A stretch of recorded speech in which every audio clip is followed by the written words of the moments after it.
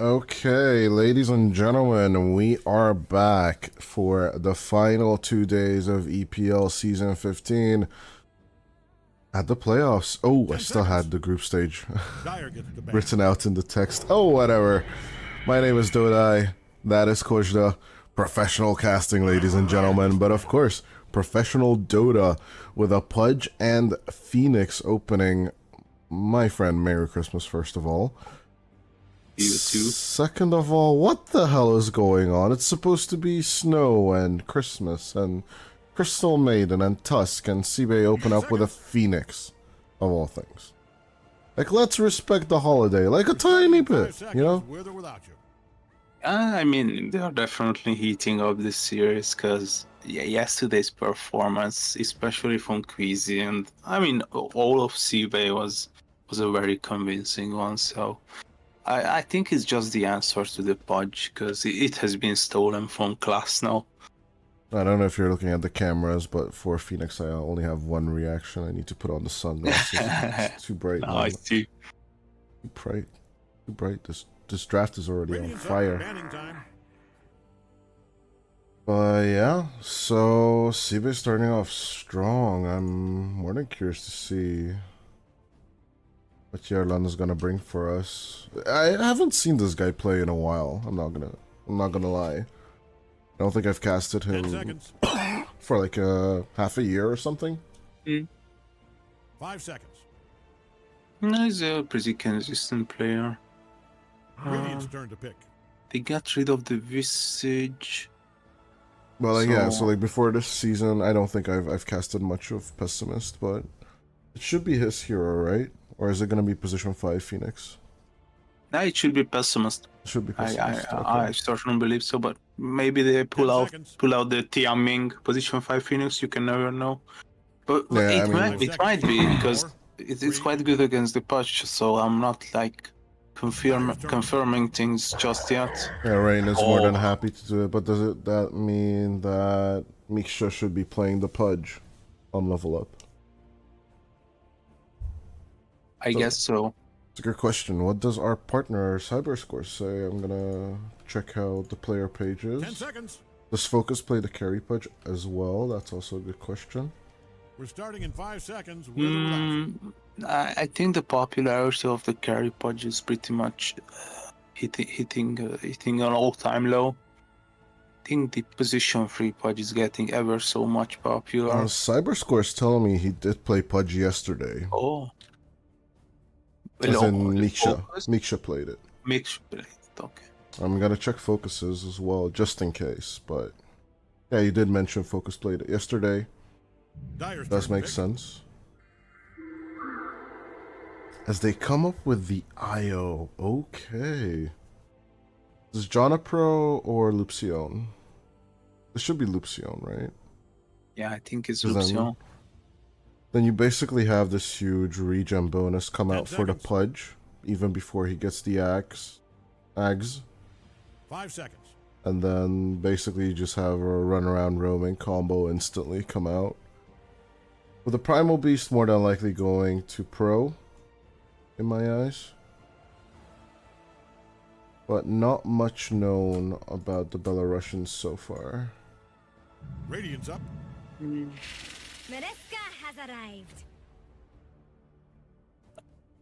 I am not a big fan, but I can give some credit to level up why this hero is gonna be, why this hero has been chosen. 10 seconds. Bit of a lockdown coming out against the Primal Beast. Yeah, it's more than likely because of the Primal Beast, as you said. Radiant's up. Weaver. Oh, Now I have seen this yesterday. That's more of a pessimist hero, isn't it? Yeah, he basically turned into a carry yesterday. It's Vessel, Diffusal Blade, Hurricane Pike. I think he even built a Lincoln's. I can't quite remember. I have to check though. Lincoln's taken, Lincoln's given. Always good on a Weaver, whatever position it is. He finished the following KD is how he finished: 23 kills, 2 deaths, and 33 assists in a 44 minutes game, having the Mage Slayer, Vessel, Hurricane Pike, Crystallis, Disperser, and MKB on a position 4 Weaver. 10 seconds. This guy is something else. Sounds pretty concerning, as Klasno Kruto now should be the Primal Beast, with Pro taking the puck. Yeah.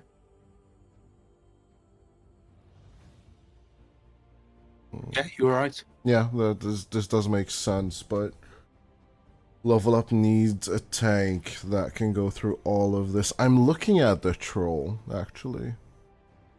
What do you say? Troll is a very interesting suggestion, and it's quite a good. Oh wow, we haven't seen this hero in a while. I like the troll. I mean, even for both of these teams, but I would favor level up when it comes to choosing a side for the troll. It's quite good against the Primal Beast, so That's what I'm saying. I think troll solves level ups myriad of problems right now. Yeah, Boraniha has played Voidspirit twice this season so far.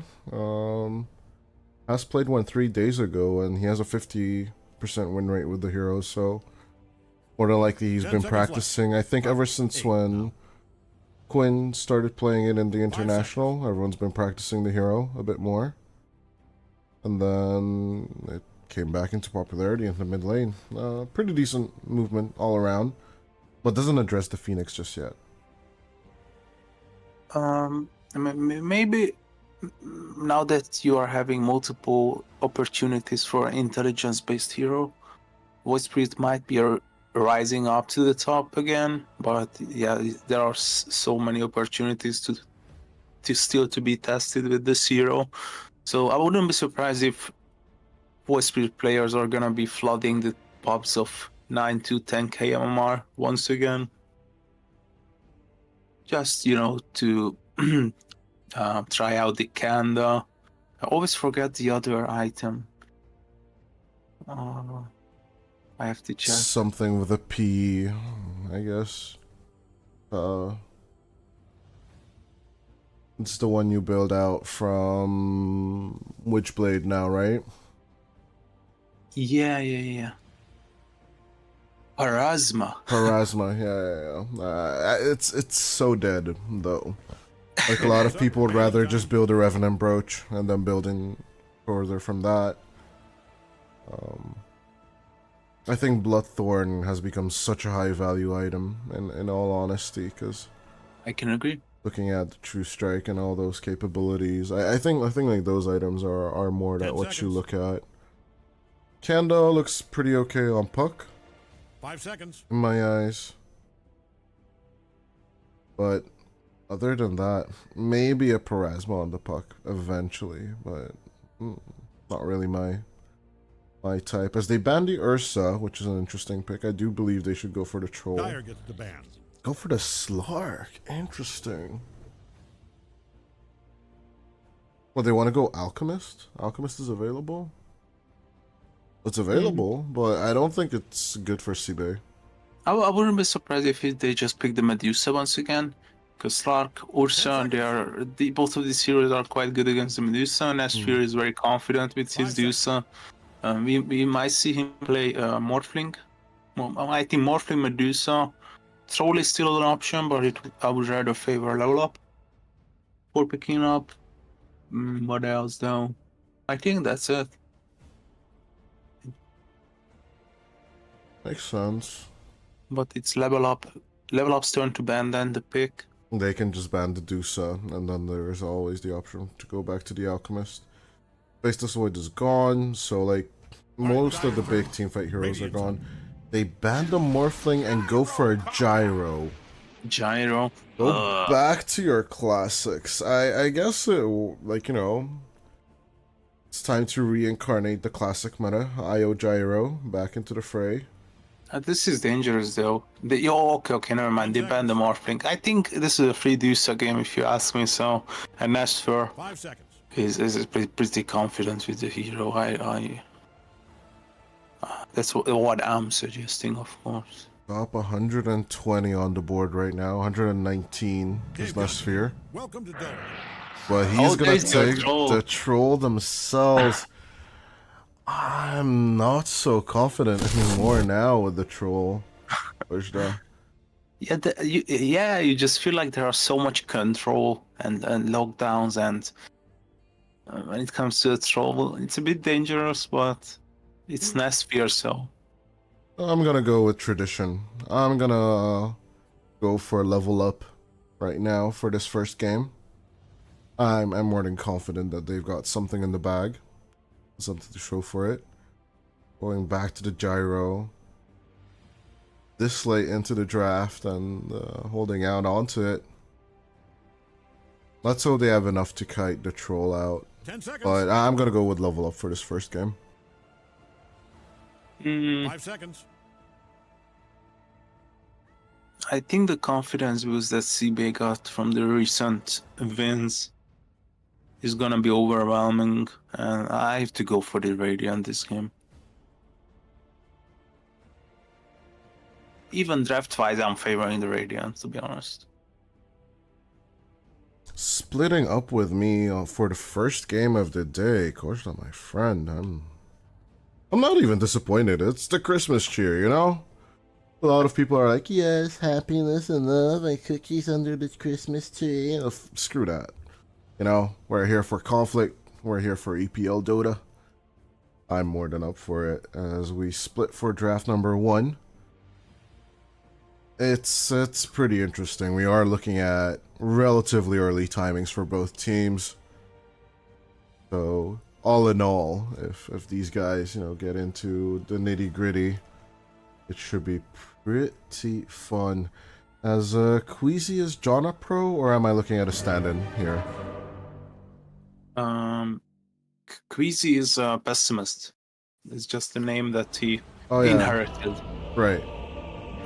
It's him. On the other side, we are having multiple changes when it comes to the original roster on Level Up, but I think you have said every name correctly, so yeah, it's Mixa, and all the others are. Oh yeah, I see John a pro on the IO, my bud. Yeah, you are right. Queasy is pessimist right now.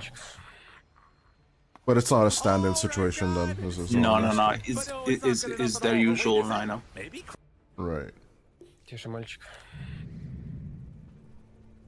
Tisha Malichik. I have to check what that.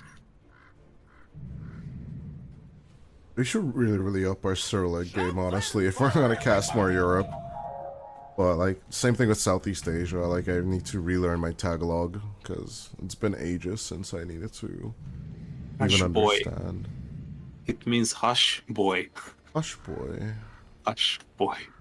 Tisha Malichik.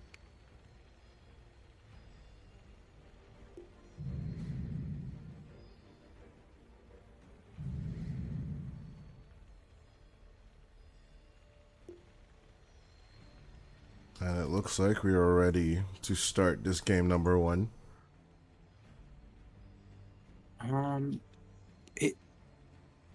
Is it possible that this gyrocopter might pick up a Sanjay Yasha this game? Well, that'll learn ya. I just want to see this item coming back, you know? I don't see why not, honestly, but... All right, back in business. Yeah, so, like, instead of, how should I say... what would the tempo be? Start off with Yasha instead of the Crystallis. Or Maelstrom.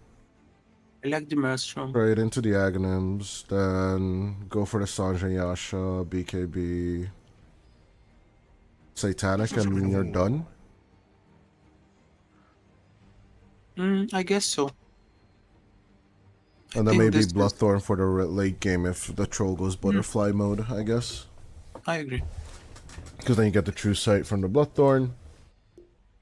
If you can't kill him through Bloodthorn, then there isn't much to hope for anyway. But I do believe there's more than enough kiting potential on level up, as you are not a fan just yet. But I do believe the boys will convert you over as I put the snow terrain on. It looks so weird. I haven't seen this terrain in such a long time. But it is my favorite of all. Oh, I mean, visually, it's the easiest one map to see things on, as Pessimist is gonna get caught by focus visually. But he's not gonna go for the chase just yet. He doesn't know what's behind the Weaver.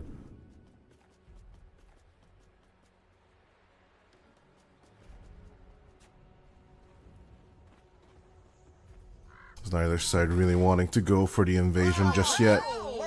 Your anger is useless. Heads up, How 30 can seconds. you carry hope?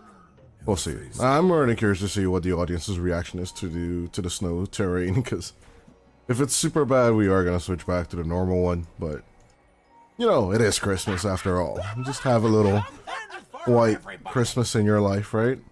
just to inherit the spirit. Yeah, just get into the Christmas spirit. After all, Team Spirit won TI, so Yeah, that's true. That's your ancient they've got. You should have 2. Focus. Go, get it back. the Dodge. The Sakuchi still gets the bounty rune. Beautiful sit from Pessimist. And it's going to be a 2-for-2 at the end of the day. Because on the other side, Misha does manage to snatch with the hook one of the bounty runes. So, rather peaceful start. I don't really think that. Never mind. I think there is going to be a lot of action because you have the punch, you have the primal beast, all these. Oh, almost the hook is connected as well. Looks like Misha is a right old Christmas ho-ho hooker. But so far there, he's just chilling around. Although he is not really dressed for the occasion because he has a lantern head on the pudge. Yeah, it's the Halloween set. Wrong holiday, Misha. But right sentiment. I do appreciate the sentiment, so. Yeah, he's a bit late with the occasional costume.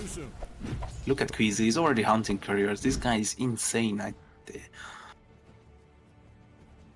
Yeah, Pessimist with the aggression as Donna Pro also getting some harassment. But Focus coming through with the flat cannons. Nice tether back coming from Jonna Pro. Everyone eating a lot of damage on the top lane. Although the conflict continues on the bottom as well. Misha misses a hook. Vesper should be fine. Focus was pretty lucky because Klasno was in need of like 20 more XP to hit level 2 and get trample. I think the gyro would have been dead in that scenario. Ifs and buts and coconuts as Pro is falling a little behind for Tubrania. Which school of thought are you into? Do you say Borania or Boraniha? That's a nice question. I've also heard Boranisha, but Boranisha sounds a little weird to me as... Wait, Nestor's gonna get walked on. Nice hook play. Luxion still becomes first blood. As Nestor eventually falls, but Nestor's gonna be okay taking first blood. Although, dying is core. Is never great on your safe lane.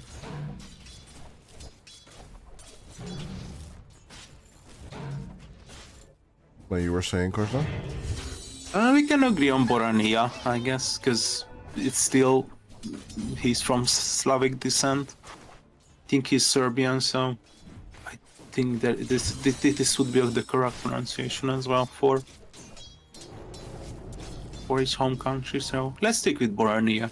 Borania it is done, my friend. Just to differentiate ourselves from the English caster, because I believe they were calling him Boranija. And like with the sound, you know, for... Boranija. Yeah, like Spanish-ish sign.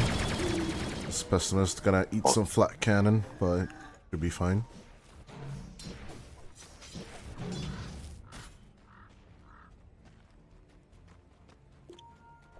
God, I love Yeah, Ralph is having a tough time on the puck. He's catching up though, but Void Spirit, he's a good laner. I mean, of course, Borania.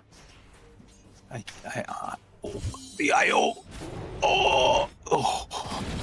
Jonna Pro tethering backwards, surviving his focus, manning up, and doing some aggression. It's actually the kill's gonna be on bottom. But still, the chase goes on from Focus. Eventually, the Sakuchi comes through. And everyone should survive, as even though the flat cannon rains onto Klasno Crudo, Primal Beast is okay. This is a very exciting lane. Oh, it's still diving forward. Jonna Pro is crazy. We're gonna join up on Klasno Crudo. And then just flat cannon under the tower. I don't believe Focus should do this, but he does. Because out comes the swarm, but they don't really care. Nice that Earthquake escape from Jonna Pro at the end of the day. Oh, look at how nice Yuriaf has been catching up to the Void Spirit. He's almost equalizing on the last hit chart. Interesting that you call him rough. I still call him pro or lonely. I mean, I just read his name. It's R, E, R, and F. Oh, There's John Pro again with these tether escapes constantly. This is really annoying for Klasnokrudo. But yeah, it's kind of the job, isn't it? You know, if the offlane is having a bad time, you're kind of doing you're kind of doing a good job. As Focus loses his courier again.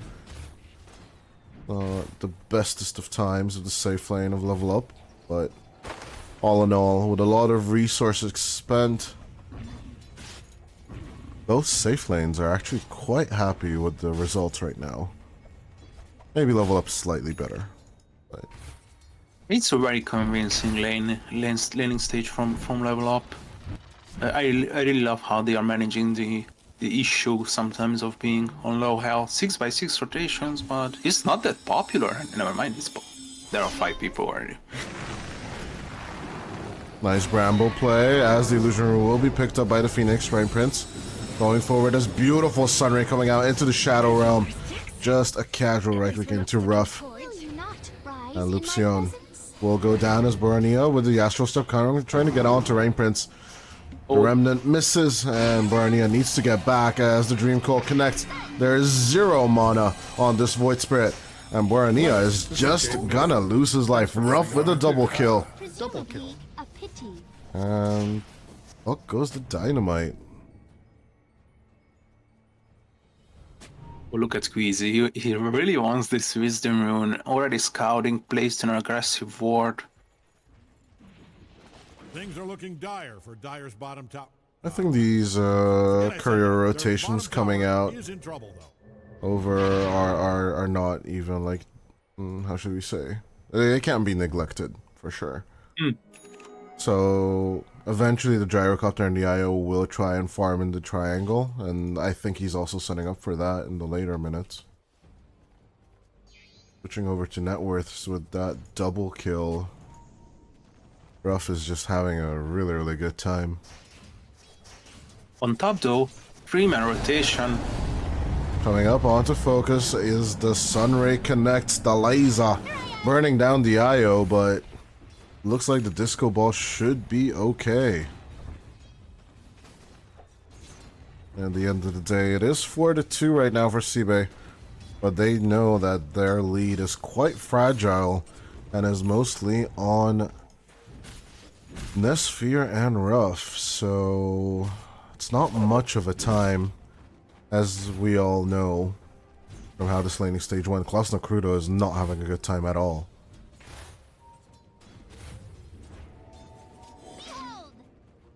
He is going to make 3k until the 10th minute mark, more than likely. But getting to 3.5 at 10 minutes is going to be a tough one. Another rotation on top. They are gonna try once again, but they switched out the puck for the... they switched out the Phoenix for the puck. Radiant might want to haul But they are someone down to the residing bottom deep in the tower. jungle. Oh, they still got one. I think John Pro and Focus are more than aware of what's going on. Oh, look at bottom. It's the same scenario. Taking one hell But the other way around, as in comes the relocation. Nesphere gonna get caught out. Even though he's level 6, cannot use the Battle Trance. As down goes the Phoenix as well. Dire's middle tower is insured. Focus sticking up to this, but they are already preparing with a Rough and Queasy. But only the IO gets caught out. John Pro happy to give his life for the rotation, as it will mean the tier 1 tower for the level up crew. But Radiant's bottom tower is getting obliterated. It's kind of fun. Radiant's sturdy bottom tower was built to withstand. Never mind. It's one of Krasnow's characteristics that he's always starting the lane off with a lose. When it comes to last hit shot, then he's gonna be dominating all along the later stages. It is true, SIBE has been playing as the sort of the underdog for the whole season, haven't they? Like, Yeah. I haven't seen them since like season 12, and If you're in the vicinity of Dire's top tower, I yeah, would it's been a while, honestly. Yeah, it's basically a completely unknown lineup. They are trying to break into the scene, and not even one of them are having a Wikipedia page even. Not yet, but you gotta start somewhere. Yeah. And eventually you win TI, and then you form a team called Bait, and then you win EPL, your first grand final win as a team. But yeah, eventually EPL is where history is partially made. Yeah, it's definitely a long-lasting tournament, to be honest. And I think we are honored to be a part of it, for sure. Haste. Last year, he's angry. He wants some blood. Only level 7. Dyer's top tower is really taking a beating. Oh, the gyro as well, never mind. Yeah, I mean, Focus is gonna go for the Maelstrom build as we Dyer's top suggested tower is earlier. denied. Well, I'm surprised he goes for for PT first. As Astral Step catch onto Pessimist. Too easy, throwing out the Swarm. But it's still gonna be the end of his life as Rain Prince. Trying to mount out some kind of retaliation. Rough. Gonna throw out the Dream Coil onto Borania. As out comes the Sun as well. Break onto the coil as beautiful silence onto the Void Spirit. Polarize onto the mid laner and 3 ultimates just to get that pause 2, but at the end of the day they do get it as Nesphere also falls at the end of the day, throwing out everything, trying to survive. But can SIBE turn this into an objective? That could make it worthwhile. Unless it's basketball. The hook, they get the Siege Creep, Radiant's top tower coming down. they cannot say they are tier 1. Bottom tower. Something for something. Or something for everybody, as Gyro says. Oh, I think you can do a better imitating when it comes to Gyro voice, but the best is definitely Slacks. Something for everybody. Wait. Yeah. Do you remember Slacks' song about the Oh Gyro? no. I wanna play on a midlight. No. Yes, Jake. Happy Christmas to you too.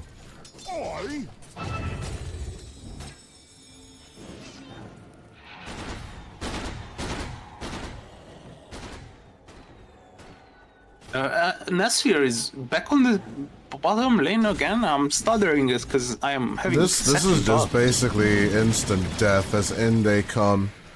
Battle With Trance in Focus and 7 though. Juniper. You mean Battle Fury? No, Battle Trance, the ultimate. Oh. Battle Fury is still a long way. Like, yeah, like three minutes away. Nah, it's not that much. 2. Yeah, no, 2 or 3. Safety bubble on the Weaver. Yeah, Safety Bubble and Arcane Ring confuse me though. Like from a distance they kind of look similar. I'm not even gonna lie, like those items. You know, when you look far away, I thought Miksha also had it, but all in all, it is a bait and switch play for Nesphere right now. Radiant's Rain middle Prince tower is kind of taken on by aggressively positioning. But yeah, Focus and John Up Pro are not taking the bait just yet. Does not like Dyer's bottom tower, and it Yeah, they are shows. thinking like Nesphere. Is this man crazy? Wants to feed, or is this bait though? Lost no Pessimist going on to the backline. They do see a Shadow Realm play come out. Lost no Kudo trampling in forward. He cannot onslaught out. Caught out as the Primal Beast, and they are trying to get on top of the Weaver as well as the Dream Coil connects onto 4 as they're disconnecting. The terrorized play coming out from Luxion, or he's trying to get it. He will eventually connect onto Ruff as Miksha tries to tank up as he should. But at the end of the day, losing the back line, they are in a big trouble as Nesphere will continue to chase with the Battle Trance. Perfect connection from Ruff once again. As Miksha tries to stick up onto the back line. Pessimist. Dyer doesn't haul out. Even with the homing missile connection, it's only the 2 of them left. They should not continue this aggression. I really appreciate this move from SIBE team coming out as the hook doesn't connect for Miksha and no retaliation comes out of it. Yeah, I mean, the Dream Coil on 4 man was pretty promising. Jono Pro, did he snatch the Wisdom Rune? No. No, It was it's class now. But nice attempt, nonetheless. Yeah, of course, of course. Focus is close to the Agnum Scepter. He should have a faster timing even when Nesphere gets that Battle Fury, right? Now that Nesphere has the Battle Fury as well. I do believe the Gyro's farming time is still faster with the IO. With the IO, yeah. If you say that it with the IO Dream Coil onto Dream 2. Coil onto 2 on the mid lane as Miksha breaks it as well. Klasno makes the connection with the trample. He does have Uproar available. He doesn't want to just use it. Just to move on to Miksha, he gets it to move out a little backwards. Nice lane control coming out from SIBE. They are marking their territory right now on the map as they're shoving level up deeper and deeper inside their own territory. Yeah, but it feels like I just feel like it's not enough, because basically you're playing a 3 versus 4 game, and you need to pressure a lot more. Maybe even bother the farming patterns of the Gyro IO combo. Barania almost finishing the eggs, which is gonna be crucial to shut down this puck. You are People looking are at just the so AoE tanky. silence. People are just so tanky on level up. Like, look at Barania, 1800. Mixa, just your casual 2100. I know you're gonna be started on the Gyro. It does look like 1.6k, but all in all, like, he's got an IO built in, so that's a lot of healing in general. As he's going for the Solar Crest. Now, there is your solution to the egg. A lot of attack speed. Throw that onto the Gyro, and you should be good. The Axe is done. I don't see the Troll catching up to this for a while. Unless we go into very chaotic fights as Miksha. Gonna get picked up by Klasno for the Pulverize. Out comes the Bramble Maze. It's ultimate on ultimate action right here as the Dismember is doing a lot of damage. Onslaught through. Instant crush onto Lupsion. Because at the end of the day, they do get Klasno Crudo to die. But with the Dream Coil sitting on Borania, and make sure they should sit back. Because at the end of that conflict, it is going to be a 2-for-1. And level up will take it. I think they're kind of waiting for these fights to happen at the same time. Because it does mean focus, and Jonna Pro can just come in and clean up just like that as Ruff just gets deleted. Focus not even caring about the Weaver. DD Rune being sat on. Oh, Misha doesn't realize it as Pessimist goes for the steal and will be happy with it as well. Lupsion reading bad with the Bramble Maze. But at the end of the day, it is going to be mid-pressure. That level up will take gladly. Yeah, you're reading the game absolutely correctly. Like, level up is quite happy with these initiations, and I just feel like on one hand the damage is not enough coming out from a SIBE without the troll, and on the other hand, just look at their HP. Weaver is so fragile, Puck as well. I mean, Phoenix with his 6 armor, but can they snatch Roche though? Well, they are trying. 90 minutes into the game, SIBE are going to go for not quite the impossible, I should say. They do have the negative armor with the Swarm and the utilities. And with the Aegis on Ruff, it's Ruff or Ref? Ruff. It's gonna be an interesting play from the Lonely Pluck. But I still don't see your approach to fights, you know, without Nesphere. Yeah, Oh. it's just looking tough now.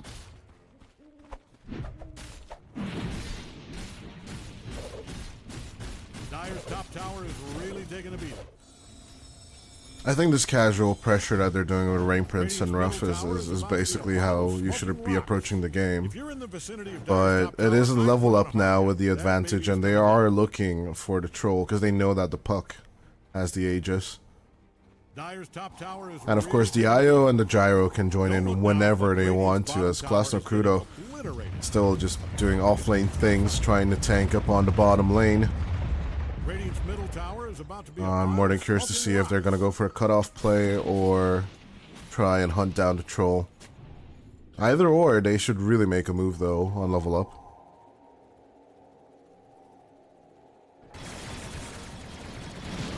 I want an item for ranged heroes which can splash, or would it make all the ranged heroes even more broken? I don't know. I just had this quick thought. Radiant's middle tower is hanging on by a A breath. battle fury for ranged heroes. No, please. I knew Splash that you would damage say in that. Dota? Please no. Too much. Too strong. Okay, nice dodge of the courier. They are gonna feel confident as in goes the silence. The Icarus dive goes round and round. Rain Prince is gone. As ref trying to cut off some couriers will be under vision due to that. But the puck should be more than able to escape. As he's sitting, trying to go for the wave cut. In comes Borania. Will he be fast enough with the cut? It's gotta be 2 astral steps if he wants to go for it. As the Bramble Maze doesn't connect, and Nesphere at the same time, destroying the IO and Jana Pro for the Wisdom Rune steal. What just happened? How did they get there? Was it like... What? Relocate. But why? They wanted to go for the Wisdom Rune steal, and they just didn't realize that the enemy team was doing the Tormentor or setting up for it at the end of the day. It was just bad moves all around. I don't know why you would go for that steal with your gyrocopter. Maybe the fact that the puck is basically in your base and he's there for a reason. He's so confident that his team might be backing him up. I don't know. But this is evening the game out. If you're in the vicinity of Dyer's top tower, Definitely, with the IO and the Gyro's death, we are back onto SIBE leading the game. Not by much. And, yeah.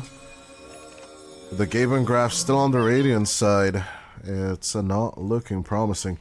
One fragile move. That's all it took, is Jana Pro dies if you're in the vicinity to the Tormentor, but the Tormentor still gets some shard. As a bit of a Christmas bonus on all of that. But tier 2. Your sweet treat. Tier Can 2 for the first blow one up falls on Borneo? level up. They are gonna try as they go for the pulverize. The hook misses, and down goes the Void Spirit. Zeref keeps up contact with Misha. Does not have the Dream Coil, but does have Waning Rift to slow it down. As out comes the Bramble Maze with the Uproar. Klasno Kudo tries to go for the chase, but cannot get it in time for the onslaught. As Nesphere tries to go in, will get terrorized at the end of the day. With the swarm on Misha. Eventually he's just gonna shake off the beetle. I can't believe how... just doubling down on their territory as well. I can't believe how accurate you are with these predictions. Look at the Gyro. He's basically building the same items you just prescribed previously for him. Not the SNY. I do believe this SNY is really important. Not for the pulverize. It's more for the root coming out from the troll, right? And what else? The silence from the Waning Rift. There's just so many effects you need to purge off and fast. And him not going for a BKB is kind of concerning in my eyes. As we shall see maybe a possible movement onto the puck. Nice dismember join up. But the onslaught cuts it through as the Dream Code does connect. Ref is just controlling this fight as the trample. Klasno Kruder running interference as Nestor comes in to join. Misha just melts at the end of that as the BKB comes through. The Aegis does expire, but at the end of the day, they're only gonna lose the Pudge. Only, I say, but it does mean an opportunity to push for SIBE. Are you sure though? Because you don't have any ultimates.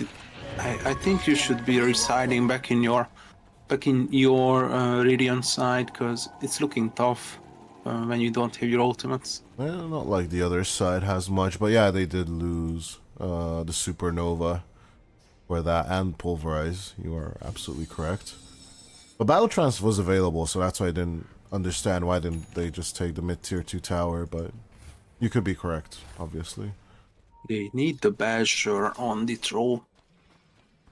It's a mandatory item. This game. And see, Neshir hurt us in the beginning of the game. SNY is great. Because he's going to use his ultimate to take Tormentor.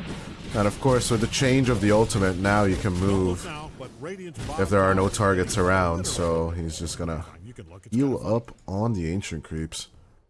Finally, the change. This change is so good. Like, now the ultimate makes sense, right? Yeah, battle, trance. Previously, we only had the trance. I see what you did there. I hear ya, and I do believe Suns fan agrees.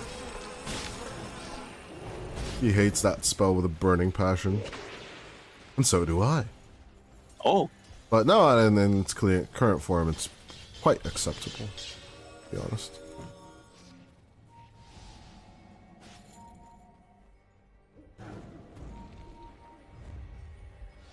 Smoke.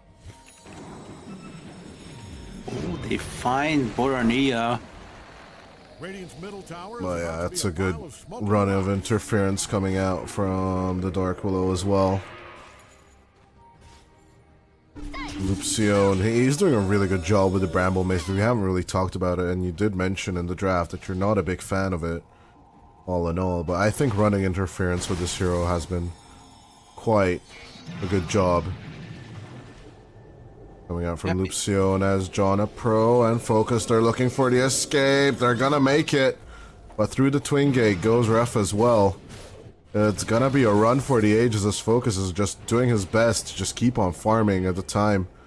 When they're moving across the map, look at this migration. This is beautiful. It's like the Oregon Trail right now again. It's just running and running and running.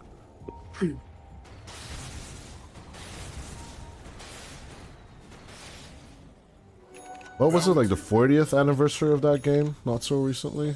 40th, jeez. Yeah, that game is old. We are old as well. 1983. How time passes. I think that, yeah, I mean, that It game could was... even be earlier, actually. I don't know. I can check in a sec. Google is our friend. Fuck, of course. Maybe it's even 50th, of course. I'm not even lying. Radiant does not like Nah, that might be a bit too much. It Honestly, like was the Atari developed edition. in 1971. Oh my god. And then it was It like was- published like 73 or something like that. Yeah, 74. It's about to be the 50th anniversary of Oregon Trail Coaster. Oh my God. We are old. I used to play that at the age of 7, man. To be honest, I never played it. Oh my. Until I got mature. Right. But of course, the legacy. I played it in elementary school. My pioneers constantly got dysentery and I got bored with the game.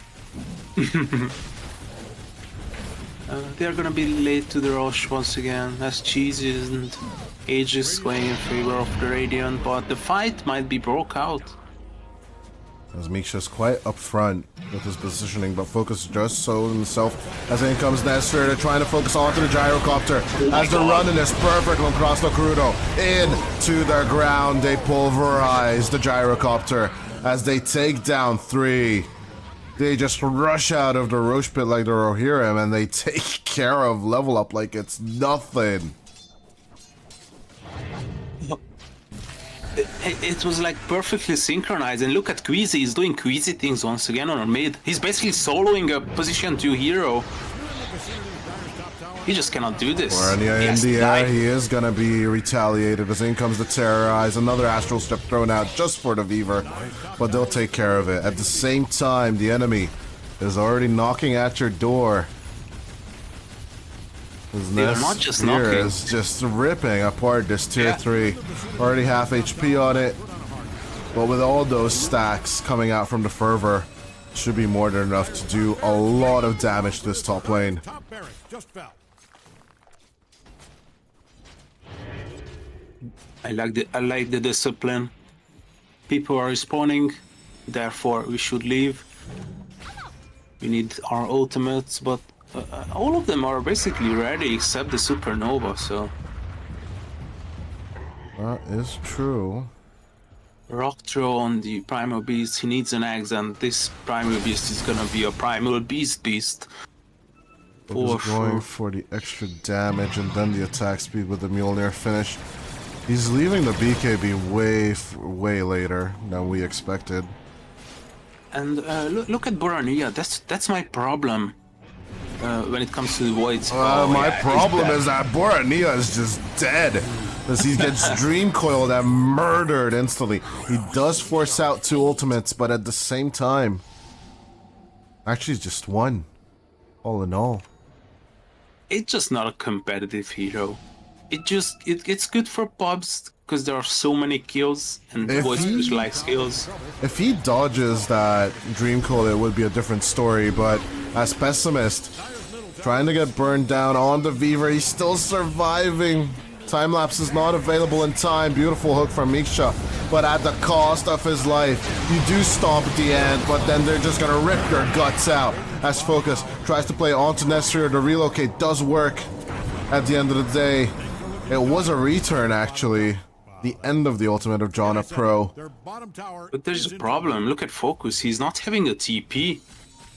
I mean, he has to walk home or fly home. I don't even care, but there's no way that he's gonna get home in time. Never mind. Oh, he is trying to become Tom Cruise from Top Gun 3 this time around, but it's gonna be a fast flight home.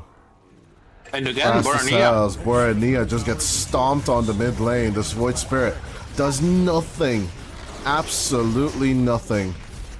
As once again, the Dream Coil just stumps him down. Nestor just cleaning out the mid lane as they will go back to the top lane to finish what they started. With 2 lanes down, they are just going to be looking to reset, maybe even get Roche, and then finish off on the bottom lane at the end of the day. Lucas still doing a good job with the gyrocopter to keep up, but I'm absolutely losing faith, as you mentioned. The Pudge, the Void Spirit just can't keep up with the tempo, and they don't have much to offer for the fights. I've been praising Queasy so much that it's actually Rain that is actually proving to be be a pretty I should say, like, proving to be the difference maker, because look at the farm of this Phoenix. Solar Crest, Glimmer Cape, having buyback, and yeah, he's showing up every fight, having participating in 17 kills. What a performance. Tormentor?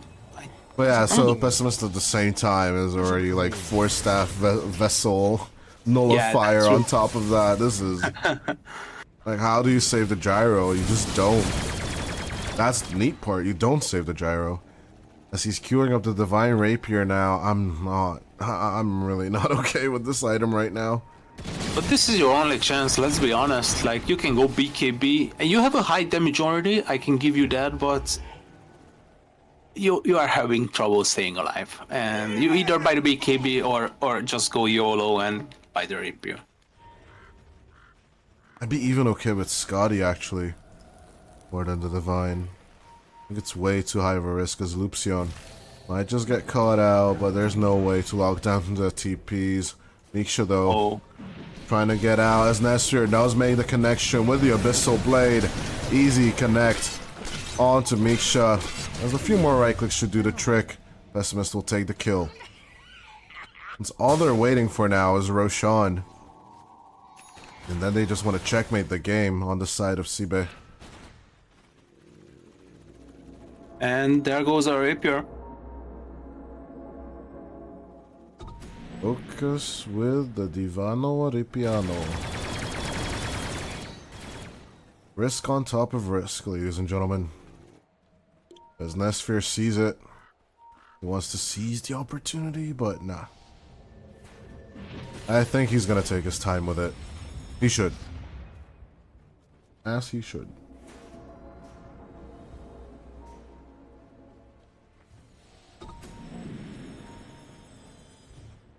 This forward shard is pretty interesting.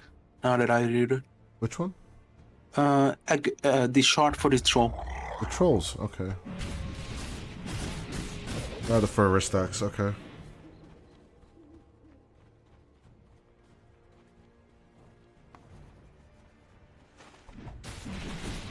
I mean, it's a 24% chance of a split shot. It's nothing special. But it increases per forward stack, so in the end, you can have 84% Chance of a split chance. shot. True. Never thought of it that way, as Barania gonna get caught out. Again, that Dream Coil is working out. Nice dodge with the Yule Scepter. Trying to buy some time. He needs a little more and he gets it. But at the same time, Pessimist at the back line just tickling the IO and the Void Spirit. Nice save from John at Pro, but is it gonna be enough? Seems to be good enough for now as Focus. He's posturing very aggressively. Could be a bad foreshadowing for the future. But he is doing his best. Trying to get up that BKB to be online. But that would mean he needs to eat the blessing as well. Or turn that Aghanim Scepter into a blessing, more accurately. Borania. Playing with fire once again. As he will use Scepter to troll. He needs to shake off Pessimist's little tickles. Because yeah, they're just buying time as much as possible. So that Focus has a little bit more. Just make it to that BKB. I'm not so sure they have enough juice in the tank. 21k down. Even Gaben is saying 97% right now on the graph. But giving up is not a Dota player's attitude, is it? Especially on Christmas. That's nice disarm. Onto the gyro. Quite ambitious. Missile sent backwards are beautiful from Miksha. As they're gonna have Kentucky Fried Phoenix for tonight on the level up side.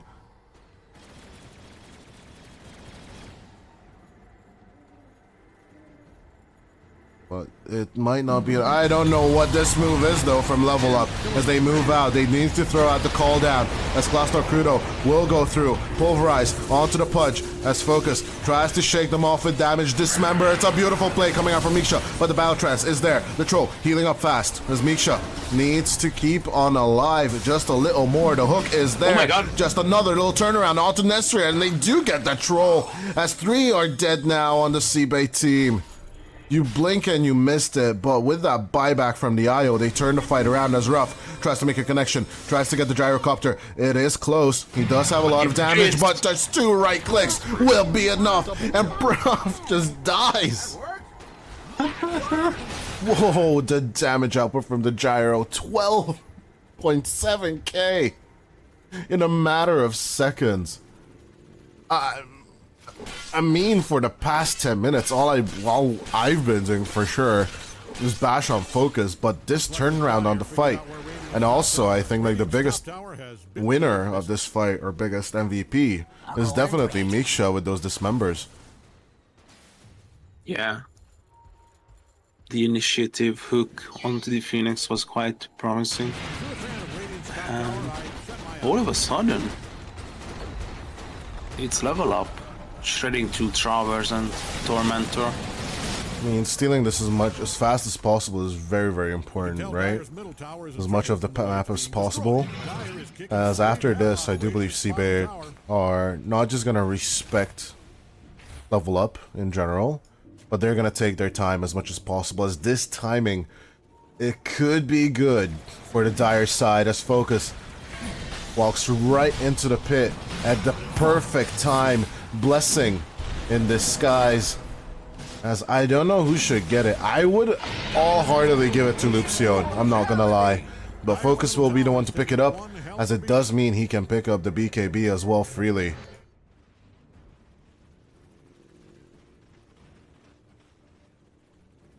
It's a tough decision. I just sell that Aghanim Scepter. It does mean I would get buyback as well. That's true. Yeah, I guess so. I mean, it's not that one of those dark willow carry builds. On IO is basically useless. Yeah, I think he's gonna eat it as well. Eat it. I like the spirits, I'm not gonna lie, but I think IO becomes a hero of its own when it gets to level 25. Yeah, with the attack target. But yeah, he ate. he eats the blessing and sells the scepter. It seems to be the more common practice these days, honestly.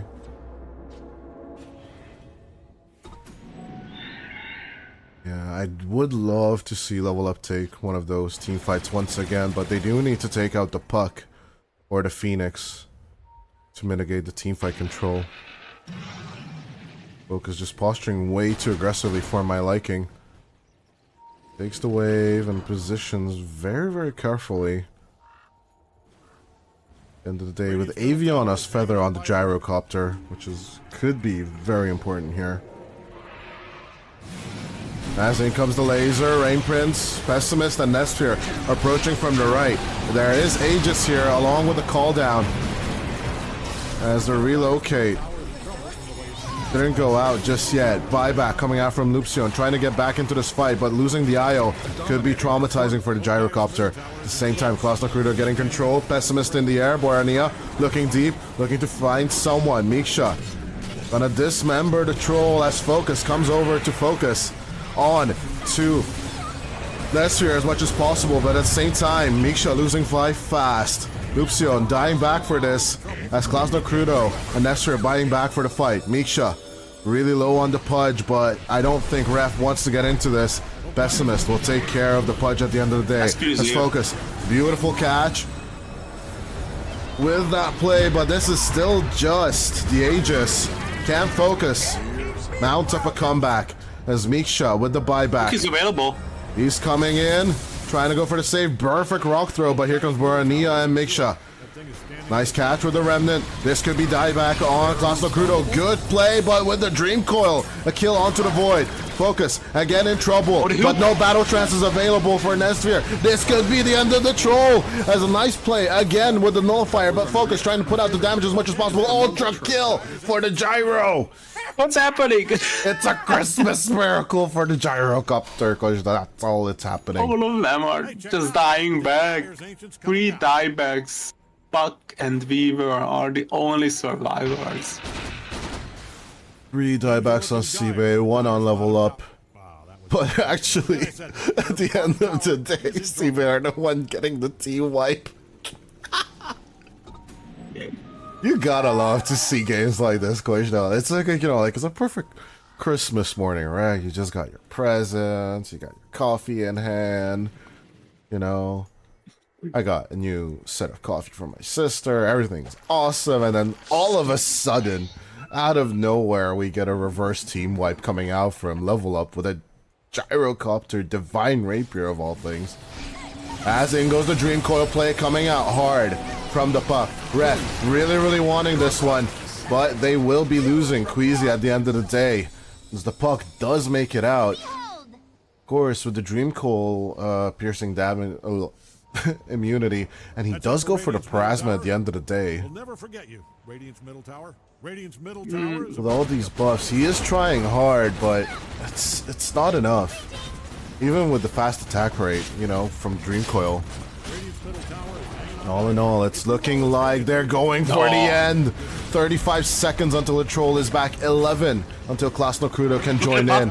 But the Puck trying to go for the base race, as there's no fortification for either side. Miksha is at home as Focus tries to focus onto the tier 4 as much as possible. The side gunner hitting the objectives because Focus can't due to the disarm. Silence now. Borania trying to join in with the Remnant. Klaus Nakrudo coming in with the BKB. Focus trying to go through it, but this could be the end of it for the gyrocopter. Divine Rapier on the deck, ladies and gentlemen. As at the end of the day, there was no IO, there was no save, and there's a DD in the river. Oh, Level Up with their greed play here, as Nestfear in with the catch, getting the IO as well. Jonna Pro gone. And they get the bounty rune. If Miksha gets the bounty rune, they want to steal it. Hurry off. This is gonna be the savior. Oh no! Double damage. No chance. No This is game, chance actually. at all. As SIBE, at the end of the day, it could have been that team wipe. It could have been something else. Or Ania. He's trying to buy time any way he can, getting the mid creeps, but the back door is open as Nestor just gonna walk through as the troll will take game number 1. SIBE, 34-25 with a 14k net worth lead. Just shutting it down. What a first game that we have had here. Oh, so good. What a beautiful game, actually, for Christmas Day. But yeah, at the end of the day, you were right, my friend. With chaotic team fights and overall just better control, SIBE will take game number 1. I will still admire Focus's build and how should I say, resilience, especially in that team fight at the end. What about you? What else would you add here? Yeah, I love the bold play going for the Divine Rapier. It almost proved to be enough to take the game, but I just feel like Void Spirit and Dark Wheel are just not a good fit into this meta. Well, with that, we shall go on to a tiny bit of a break as SIBE take game number 1. We'll be back shortly.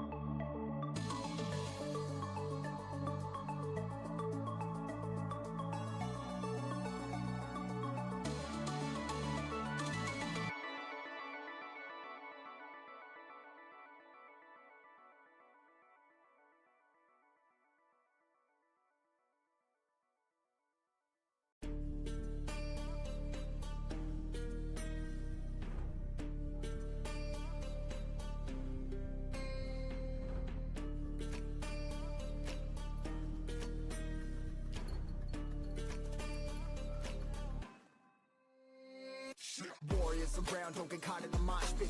Fuel to the fire, ain't nobody can stop it. Trouble in my city, but you know I'm across it. Got a 40 on my hip and I'm liable to spark it. Throw down these hits, my click is indivisible. I aim, you duck, I squeeze, now you invisible. I'm not afraid of getting physical. All these different chemicals are fogging up my visuals. Bloods on my hands, got slugs on my gunners. Yo, we notorious, we ain't no runners. Bloods on my hands, got slugs on my gunners. Yo, we some warriors, they ain't called gunners. Bloods on my hands, got slugs on my gunners. Bloods on my hands, got slugs on my gunners. Put on my strap, put on the beat, put on the map, put on my team. Take out every motherfucker in between. Know what I mean? Better myself, better my aim, better my rep, better my name. Killing rappers on my hang, I'm by their chains for the fame. Never thought I would it, now I'm running this. You don't wanna follow me, now I'm in front of this. I ran in the jungle with the troops, trying to get it what it does. Battling and I ain't never lose. We some motherfucking warriors.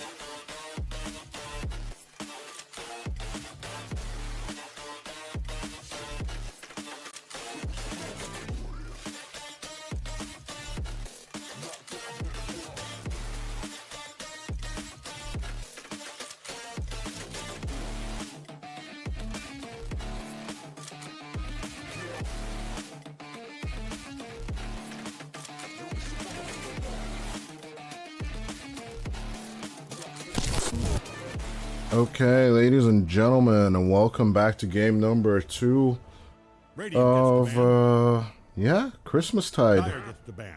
Christmastide, or whatever the hell you call it this season. But that is Kushda. My name is Dodai, and welcome to SIBE 10 versus seconds. Level Up Just game long enough to number regret every 2 choice you here, made if you as, were- yeah, 5 seconds.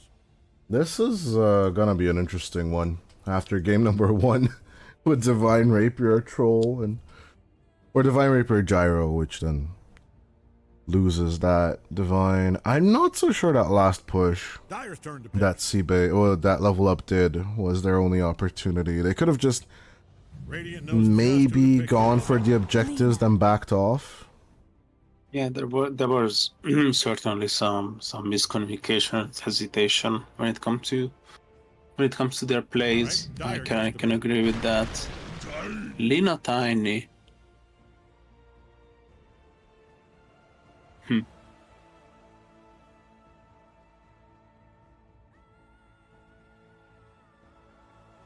I can imagine a position for Tiny even. 10 seconds.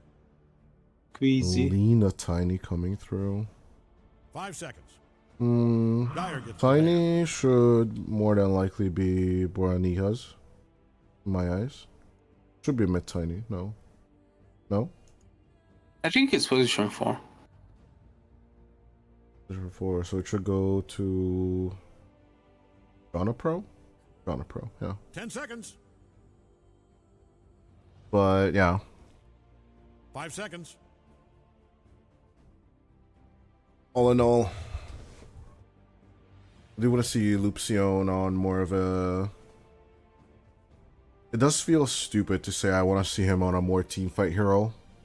While his Dark Willow did so much work last game as well. Radiant's up. Banning time. But I'm just not sure. What else would also be acquainted here as With the Tiny, we don't get much information for now, but later on, let's check. As the Invoker gets banned, I think they are prepping in mind 10 seconds for left. the Faceless Void. As Pudge 5 is seconds. actually a first face ban this series. That feels so weird. I think targeting class now is really relevant here. Yeah, that is what they're aiming at here with this ban, I do believe. But it does feel a little weird.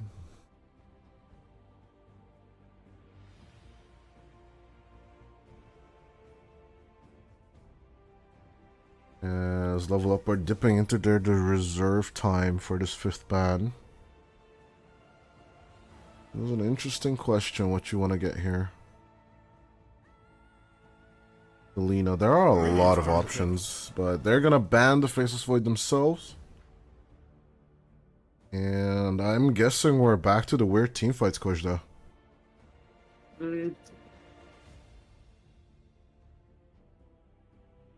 Let's see what is available here 10 for seconds. us.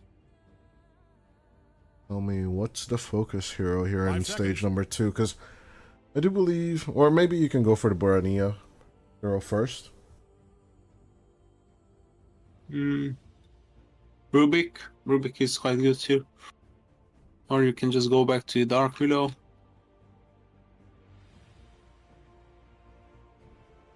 I think the rather question is what does Lucio want? I'd rather see him on like a Clockwork or Clockwork, Lion, Dyer's Lion. turn to pick. the Enchantress. Enchantress. He goes for the Enchaz. There's no Dyer's Chen. Tree and Protector for SIBE. Okay, back to 734 in their eyes. Kind of a weird juxtaposition of Tree and Protector with the Timber Saw next to it. I'm not gonna lie. I do believe lore-wise Timber Saw should go crazy with a Tree and Protector You're on 10 his seconds team. out. Plenty of time to tell an announcer you love him if that's what's in your heart. 5 seconds. Well, the classic combination is the Nature's Prophet, which I don't see right now, so I'm kind of confused. Maybe they're gonna reveal the pause 4 with the later pick. It might be. Level Up, answering the Timber Saw. It's looking tough, but it's salvageable. Radiant notice Beastmaster, just your pick here on that. maybe. That Prophet. DP? What? Why? Got the tower damage, and the spirits are pretty 10 seconds, just long reliable. enough to regret I every don't choice you suffer made that much if for you were. moraling death as, for example, like a DK, 5 right? seconds. So 4, 3, you get it. yeah, because I would honestly have gone for the DK, but then I remember the Timber Saw, because I don't think as fast as these guys do, for sure. Because yeah, you gotta keep on. I gotta keep reminding myself these two teams have beaten KZ. So SIBE has beaten KZ team, and Level Up has beaten Team Tickles, which are arguably our strongest teams. Because even though KZ had to run from the lower bracket, which was a shame, honestly, I think they did a wonderful job on the group stage, winning 4 of their matches. 10 But seconds, according just long enough to regret every choice you've made if you were. the result table, I 5 believe seconds. they were cursed down to only 9 points at the end of the day, because they had too many 2-1s overall. Yeah, they had 4 wins and 1 loss, and that 1 loss was to SIBE. That's why SIBE managed to get into the upper bracket. And Also But- KZ's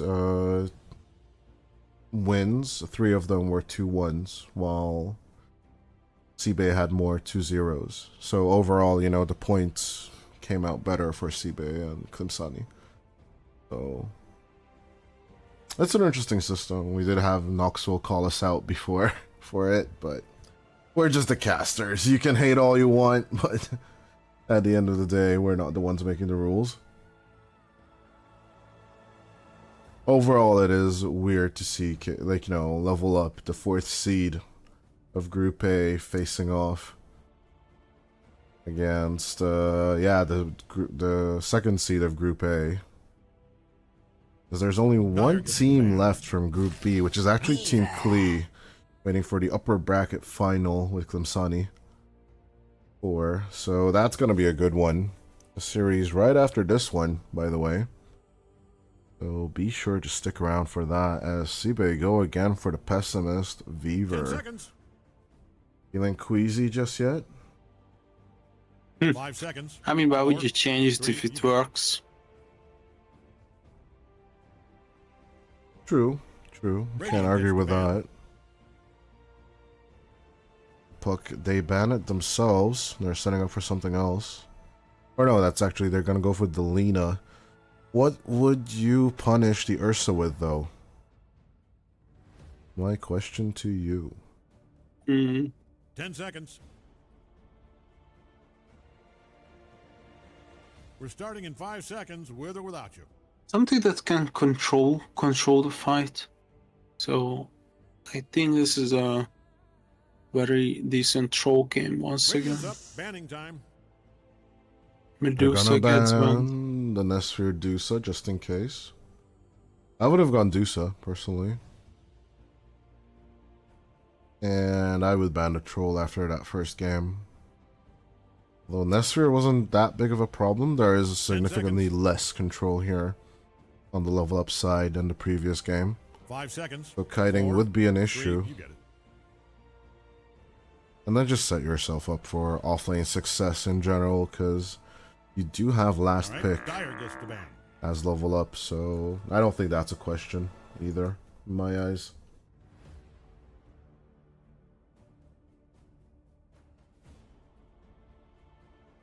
They do ban the Razor at the end of the day, which is a weird decision, if you 10 ask me. seconds.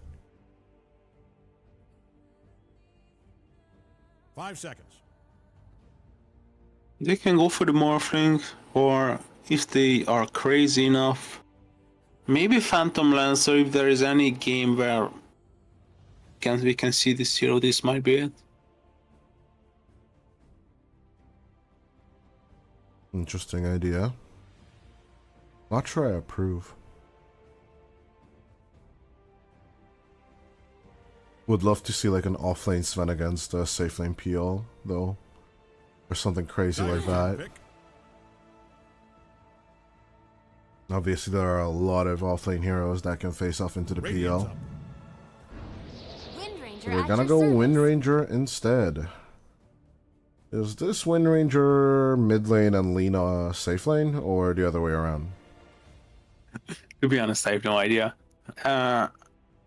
And I don't even think it matters. Depends on the 10 last seconds pick out. of level up. Time to tell an announcer you love 'em, if that's So what's what's in the your heart. position freeze gonna be? Starting in 5 seconds. If it's with or DP, without you. You can go either way. If it's something other than that, you have to consider both scenarios.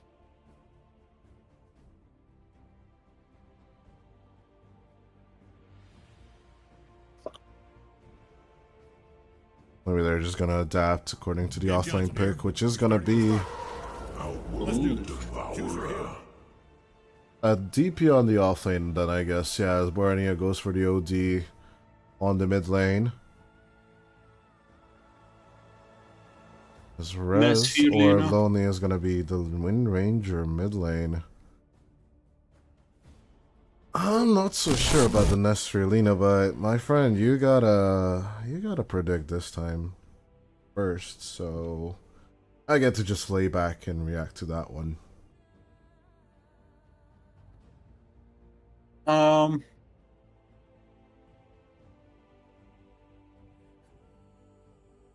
I just feel like it's once again SIBE. They got the better draft.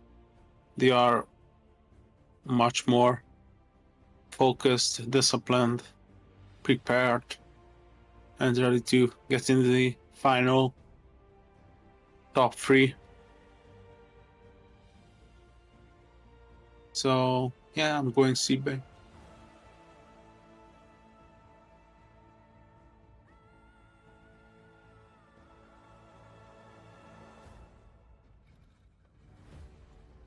Color me stupid, I feel kind of baited. I like the Ursa into the Timber Saw. I like the OD with the recent patch change, and the Tiny was really fast online. But Kvizi's Weaver just scares me. Although overall, with the huge amount of damage output from the Exorcism and the Sanity's Eclipse, I'm gonna go with level up once again. Oh, But I could be stupid. I mean, I am stupid. It's just, you know, I'm covering it well.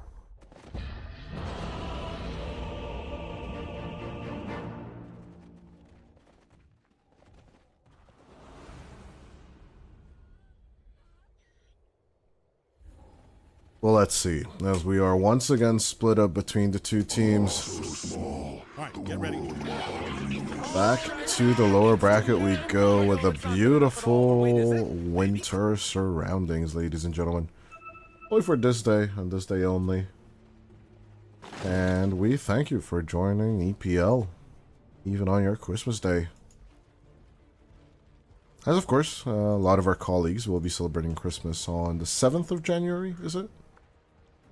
I think it's around that time. But until then, let's get into this game number 2 as Rain Prince. Two sides did change. Dire and Radiant as Nesphere. They're looking for focus for someone else. They're not happy with Lupsion just yet. Want them to come a little deeper as Bornea and Misha are cutting down trees as fast as possible. They're gonna try and mitigate Rain Prince as out comes a power shot onto Misha. Focus going forward with the Earthshock. Trying to cut into people. They see Nesphere pretty low as the right clicks come through. Banishment going through onto Nesphere, but that does mean they saved Alina as Misha gets taken down by Rez. Lonely with a power shot as Lupsion should be next. It could mean 2 kills out on the side of SIBE for the start of this game. Oh, Borania with a very, very early Astral Imprisonment. Just messes up the kill. At least they can get 3 runes, I guess. Slight compensation. Oh! Chonu Pro almost dies. The power shot. These power shots, all 3 of them so far have been super on point on Lonely lately. Or Rez. Or whichever you choose, but nice pickups on the bounties. It does mean 3 on the level up side. Not super big on the compensation, but it is something.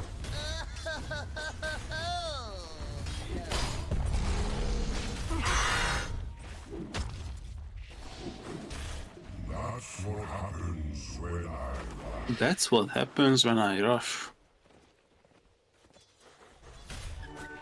Are you lost? As Borania is more than feeling lost right now. Rez can definitely do a power shot right click combination here. Just take care of the OD, although the Astral Imprisonments are a lot annoying. And the Arcane Orb is helping a lot here as Pessimist getting zoned out just a little bit on the bottom lane. Edging us on for this 3rd death on the map. It's just a matter of time when it's going to happen though.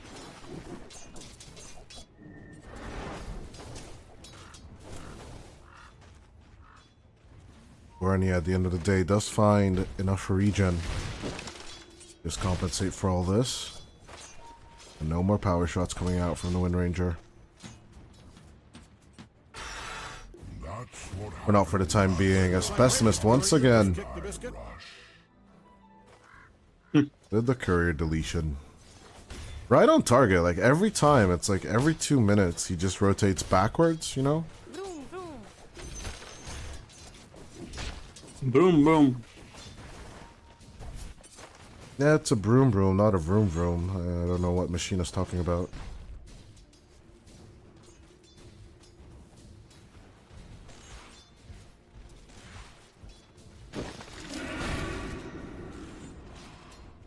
It's different this time. It's actually SIBE that is having a good laning stage in the beginning.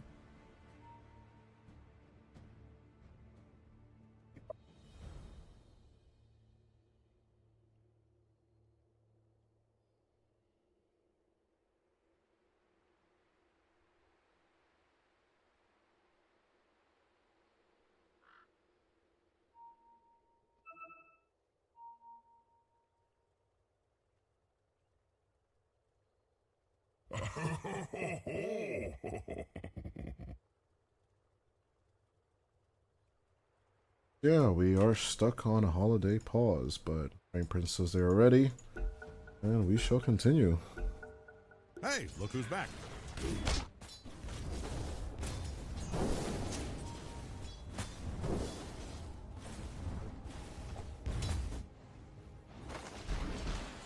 Oopsie. Enough HP on the Tiny, and we're just edging and edging and edging as Borania. Pretty close to death.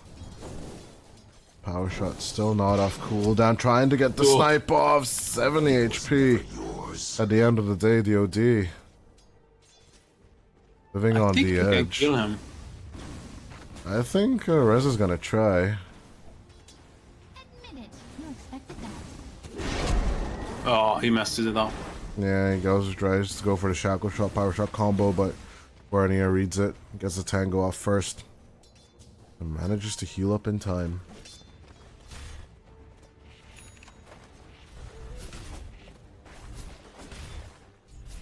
My sprites are with us.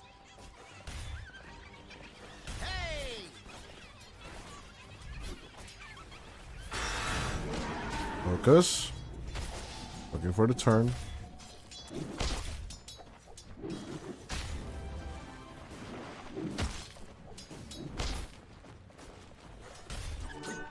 Peaceful game so far. Only 2 kills in 4 minutes.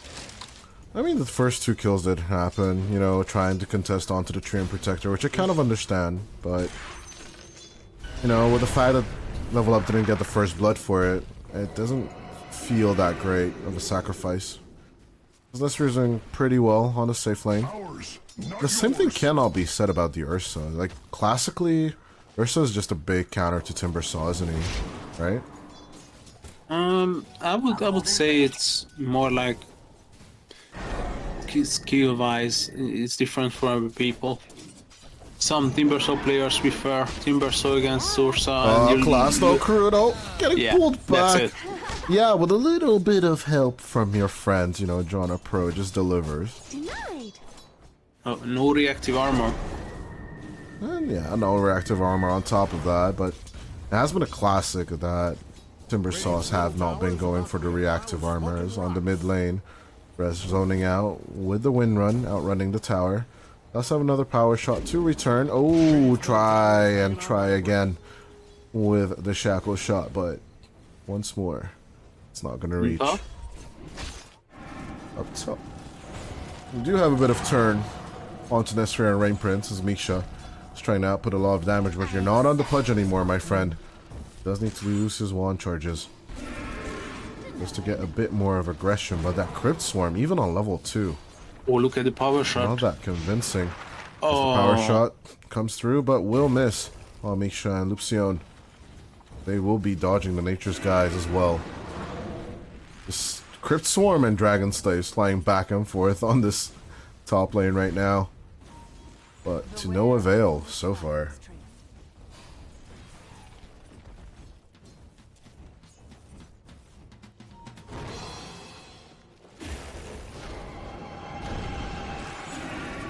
There's Rain Prince.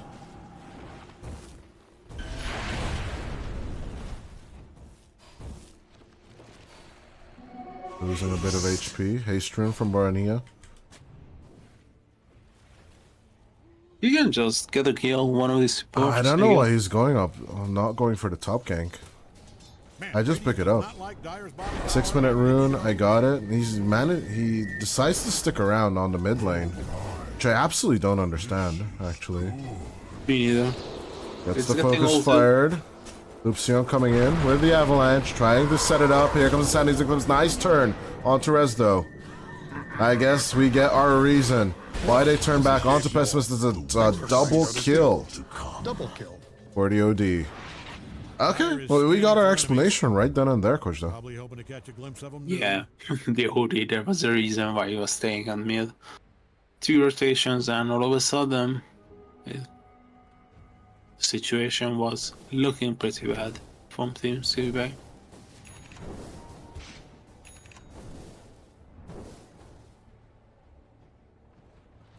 You can tell Dire's middle tower is in trouble from the way it's being destroyed as I speak. 7 minutes in. An easy 3-2. To switch over to net worth, we can see it's interestingly enough, the Wind Ranger has been suffering on the laning stage. And we do say a lot of the times that OD does win his lanes, but then he falls off really, really hard. So I'm curious to see what Borania is going to go for. Let's see, queues up 2 null talismans of all things. Pretty interesting. And he's going straight for the Witchblade. Okay. I can respect it. I don't understand it, but I respect it. I personally would believe Kaya would be the more superior option. Yeah, there used to be a build, the Asha and Kaya for the OD. It's not that popular anymore, so...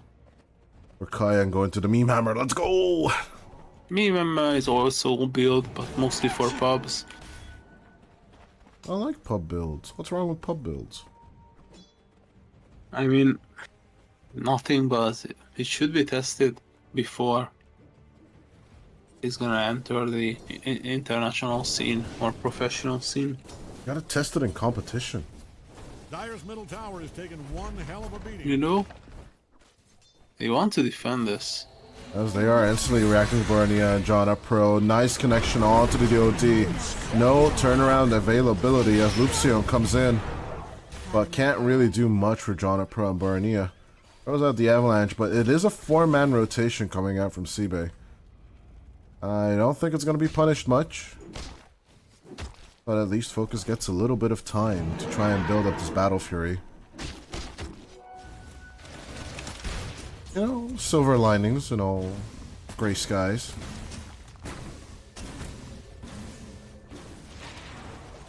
Ursa is going for... Yeah, the Battle Fury, as you said. Lina almost has the Maelstrom. Pretty close, as well as the Fiend Ranger. Yeah, going for the Royal Jelly and the Falcon Blade, Maelstrom play. Why Maelstrom on the mid lane, Wind Ranger? Is it just farming in general? I think it's because of the attack speed of the Fire Soul. That you can proc the... No, not the Lina. For the Lina I understand it. For the Wind Ranger I don't. Or the Wind Ranger. It's the same. I mean, right, so the amount of right clicks, wave clear, camps, all that jazz, right? So that's that's the idea. bonus attack speed of 350 and the scaling. It's good for clearing camps, as you said. Don't look now, but Radiant's bottom tower is getting obliterated. Rain Prince and the Sphere could be getting a bit of love from Borania and the boys as in comes the Exorcism. They surround the Lina and the Fiery Lady is just gone. You blink and you miss it. Because the tier 1 tower pressure is real. Pessimist coming over with the Weaver. I am not guessing many good things for Queasy right here. Then they go, keep on pressuring the tower on the other side. Rez will take the tier 1 on the mid lane for exchange. As Borania came in with a rotation, but not much of help to come through to help him here. Not much to show for it, all in all, as Misha should also back off. He's gonna go straight up to Shiva's guard. I think DP is like the only offlaner that really enjoys like first item Shivas. Doesn't she? Maybe Primal Beast as well. Punch as well. Underlord. Doom. There are many, I think. But is it first item? Because I usually see just the Veil getting built up and then the Shivas comes in after item 2 or 3. You can make adaptations, you're right, but...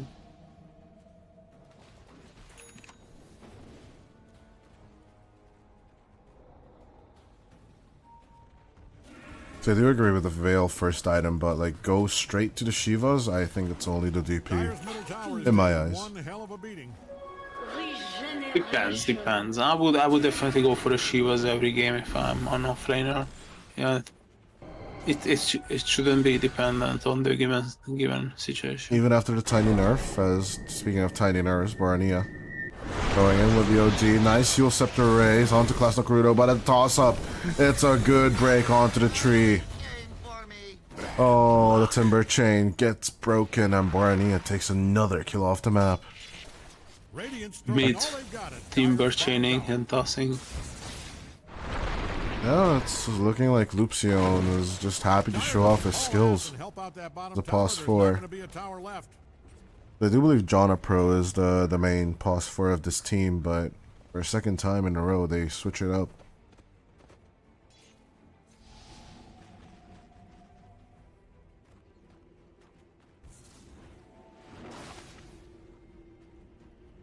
Going for the safety bubble. Was Rain Prince with the casual Holy Locket, or Faded Brooch, my bad. Bark of Purge on Rej, for Ania.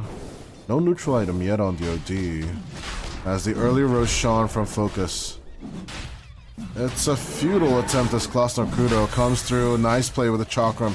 The Swarm does connect onto the Hellbear Smasher as on Jonna Pro, or Roshan actually. As Jonna Pro tries to run out of here, but a beautiful cut down from the Chakram. And just casual kills from Klaus Naruto. Just another day at the office for the Timbersaw.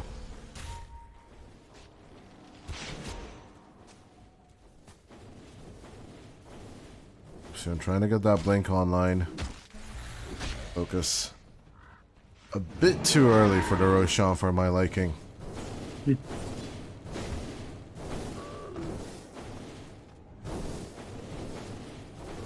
And there it goes. Roshan is available,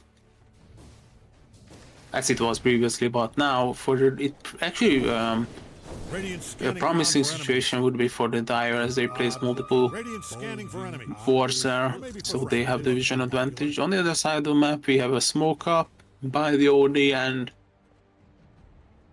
the Tiny, not having the blink just yet, but maybe he can find someone.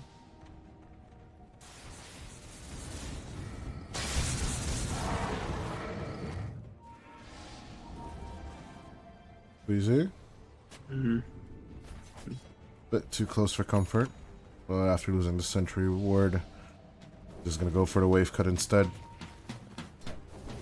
Not gonna be punished for it either. He does get silenced, but he'll be more than happy to just time-lapse Sakuchi out of here.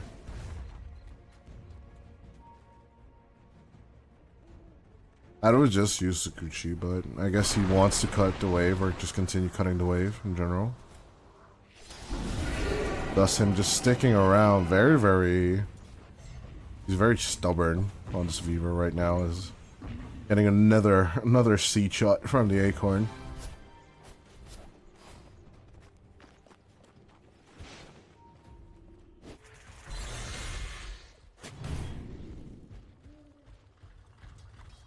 A rather quiet game, isn't it? Yeah, I think level up really needs this rush.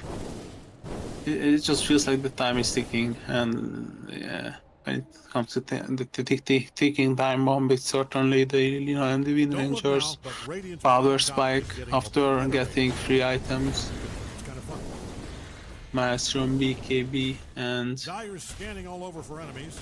I promise eggs it on will get more exciting. the Wind Ranger and Lina. He's already so rich. Falcon Blade, Maelstrom, Travel, and getting closer and closer to the BKB as well. Yeah, as soon as Nesphere gets that BKB, I guess that's when he wants to fight with Alina. There's double damage rune on Focus, which is amplified damage rune now, obviously. The enraged buff from the Aghanim Scepter. It should be a fun time as he now has the BF. Obviously, Focus just got online, again with the farm advantage hero, in my eyes. But with this If DD, you're in he's the going to try and vicinity go of for the Dire's top tower, Roshan. I'd put on a hard hat. That baby is coming down. Insta-bash coming out onto Focus, poor guy. It's doable. They can take Crossfire me. Misha's not going to use Exorcism for this one just yet, because the Shiva's Guard is done right away. Warnia, Witchblade, and Force Staff. Immortality. You wouldn't guess, but he was a hell of a cook.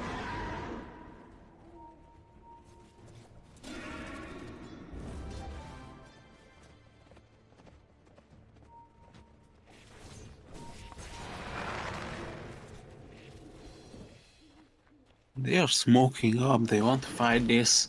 Use available on Timbersaw just to counter the Ursa and the OD.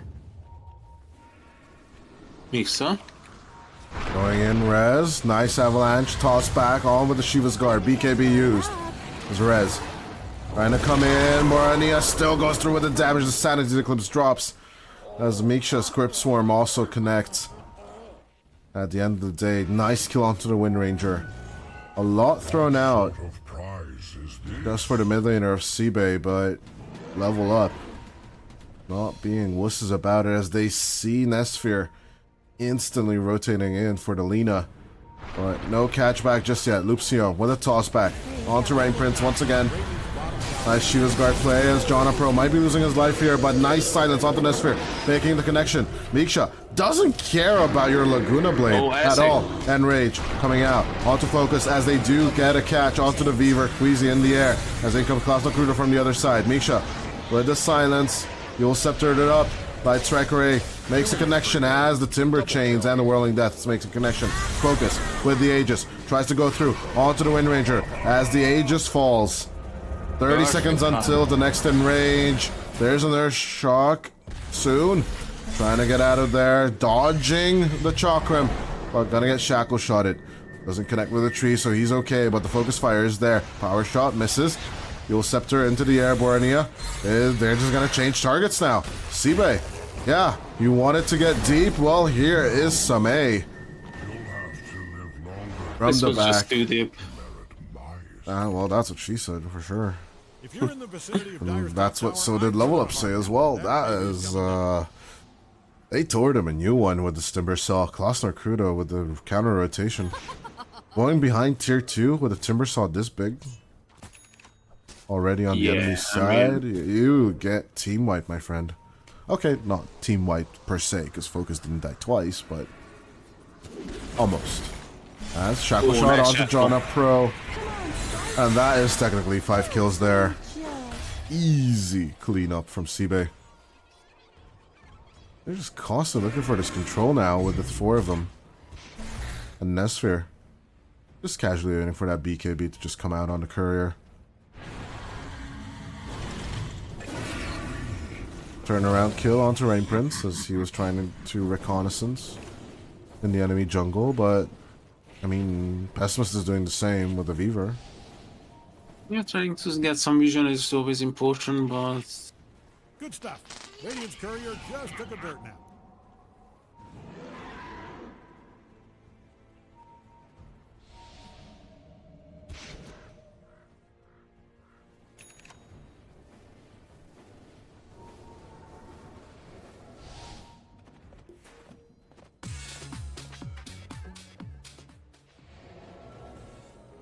Yeah, focus.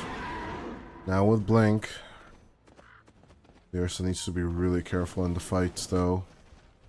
Not so sure who's our first priority target. Is it the Wind Ranger or the Lina? I think there are two scenarios. You either all in on a core like Lina or Wind Ranger, or maybe Timbersaw, or you just get them separated from the supports. Because the Weaver and the Treant can die pretty easily. The kingdom of the arcade opens to me.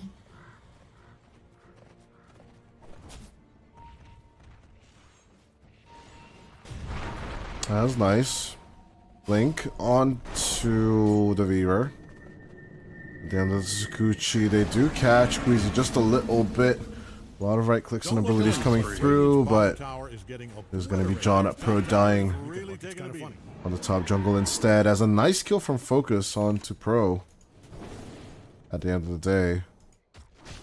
The lonely Wind Ranger going down. Could be a I bit have of no idea pressure what's coming out happening. from level up.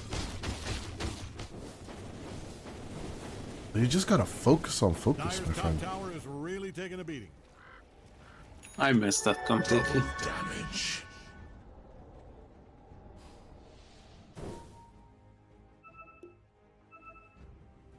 Disconnection from Barania.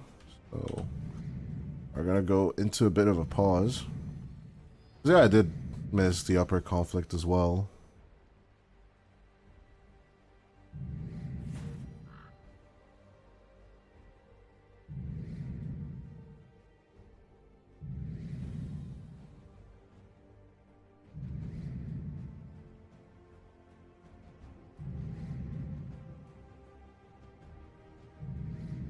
But yeah, all in all, still looking SIBE favored a bit.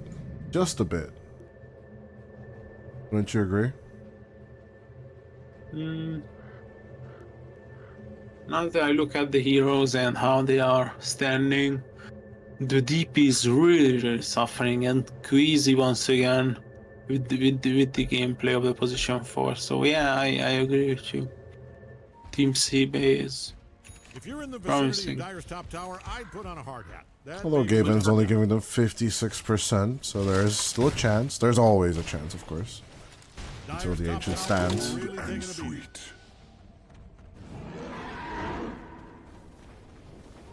Even after the deep dive on the mid lane, level up are still setting up around this lane.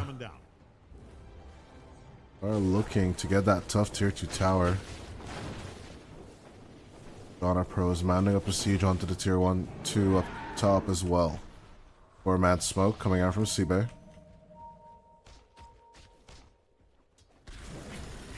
We're gonna try and go deep. Lupsion trying to clear off the trees, but You got the it's timing. raised in the air. Klasno Crudo in the air as focus.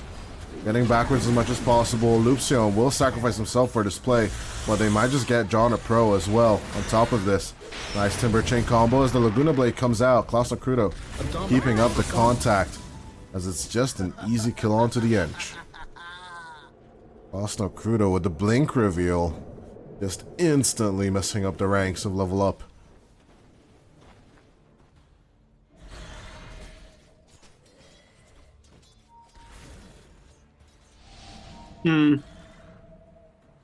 It's looking better and better for Team SIBE.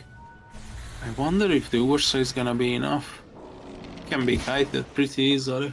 That's my problem as well, but we did see a kiteable troll lose out the last game, on the other hand, so I'm just not sure about anything. As Miksha, no connection coming out, focus in the air, but at the end of the day, the bear, double Yules, they're just messing with him at this point. But Chakram thrown out, Miksha looking for the wraparound. As in they come with the approach. Nesphere getting caught out, coming out the right clicks. Beautiful overgrowth by Rain Prince. As they're just getting cut off every opportunity they try and make for themselves level up. They just chase themselves into the laning corner as Miksha. Sanity's Eclipse draw for the position for Weaver. All in all, not the fight they were looking for, but if they can get the tier 1 tower overall, I'd say it's an okay fight. Yeah, I mean, we were looking for the right word. It's okay. You got the Weaver. I mean, it's a hero that you're supposed to be shutting down because he's on high performance What can I streak. say? Well, the tier 1 tower has to fall as well, which is not gonna just yet. Interesting as everyone just rotates back onto the mid lane. Back to where this all started. Back to where SIBE got their small advantages up. Pro with the toss back. Burania doesn't have many abilities, but Focus comes in with the clutch jump. The Earth Shock and the Overpower. Just connecting onto the Wind Ranger as they can just get back the Weaver once more. As Miksha with the Spirit Siphons going through Nesphere. Could be in a bit of a pickle. Oh, the disconnection from Lupsion.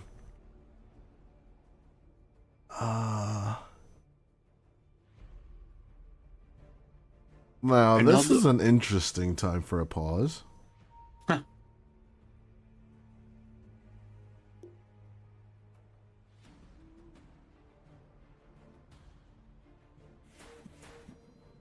Okay, Luxion is back.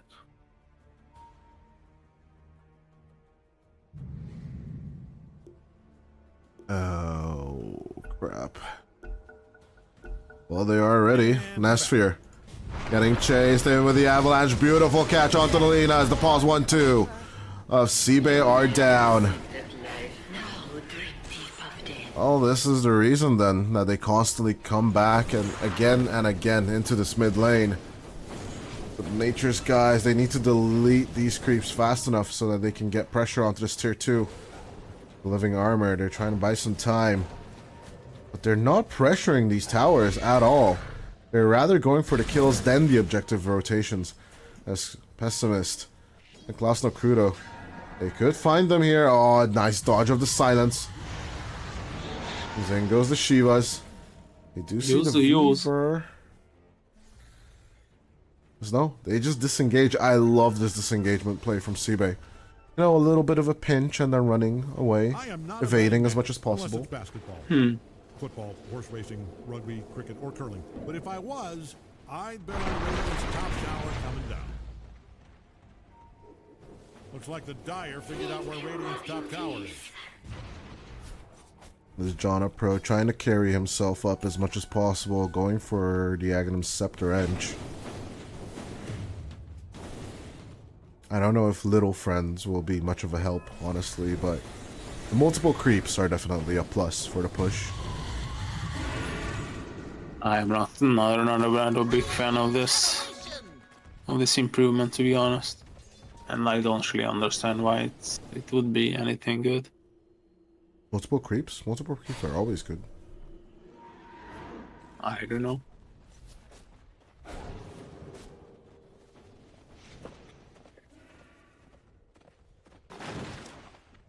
To 14, 28 minutes in, tier 3 items are spawning, and the next Roche fight is gonna be the game decider, game changer.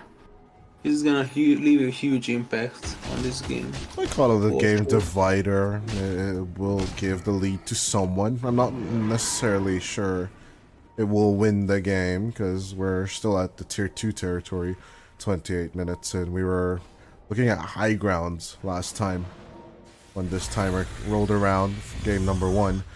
4-man smoke up from SIBE coming through. Borania needs to be a bit careful as he needs to walk Nature's guys to get back as in comes the double avalanche from Luxion. No tossbacks. The casual gauntlets with strength is just sitting on the ground. They are going to pop the level 2 exorcism on the Roshan as Rain Prince in the jungle. A nice catch onto the Enchantress, but a beautiful big fast kill onto the Roshan as Luxion also going to get caught out but after his support friend Borania looking to be in trouble. Sanity's Eclipse still available. They can drop the hammer if they want to as the Wind Ranger does die inside the pit. He will make his stand as the Astral imprisons himself trying to hide, but Nesphere with the catch. The damage is there as the hammer falls. It's a triple kill for Focus as he's gonna get the Ultra as well. Klasno Crudo leaving his friends behind as Focus has 2 of them with him still. What a turn from Borania. You know, him making a stand in the Roche pit and everyone going towards him gives Focus enough time to just turn this fight around. Yeah, what I was saying, they try to tear them apart, picking up the 2 supports, but in the end, 3 versus 5 is more than enough for level up.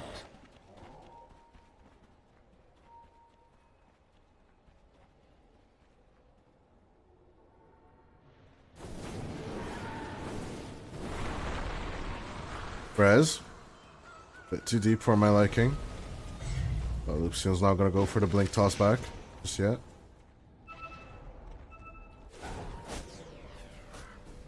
Jana Pro still working on that Aghanim Scepter as Luxion maybe running interference here. Rain Prince blinking forward, trying to go for the Rune Steel, but in with a nice catch. Klasno Crudo avalanche for the turn back. In comes the wind gust. Astro Imprisonment, Borania. Looking to be the savior of his supports, but Luxion losing HP fast. The Chakram does its work. As time lapse onto the Weaver. It will be enough. As Pro trying to run away. Rez with the Wind Ranger. Just one more right click would have done the trick from the Ursa. But Focus can't make the reach just yet. They lose the supports once again, but when it comes to the cores, they are just having difficulties. Oh, Colosmo Crudo! It's just a different type of play. As the... Oh my god, the Timbersaw is just gone from the right clicks. Focus. Focus is up, gets the kill on the Weaver as Misha goes for the chase. Again behind the tier 2 towers, but no Timbersaw to react this time around. This is straight up bonkers, Kushta. This is getting out of hand. Looking good for level up. They are taking multiple objectives. I do appreciate Focus going for the Abyssal Blade instead of the Agnum Scepter. That's very creative, you know, rather get the Basher and then control up on Cosno and Rez as much as possible.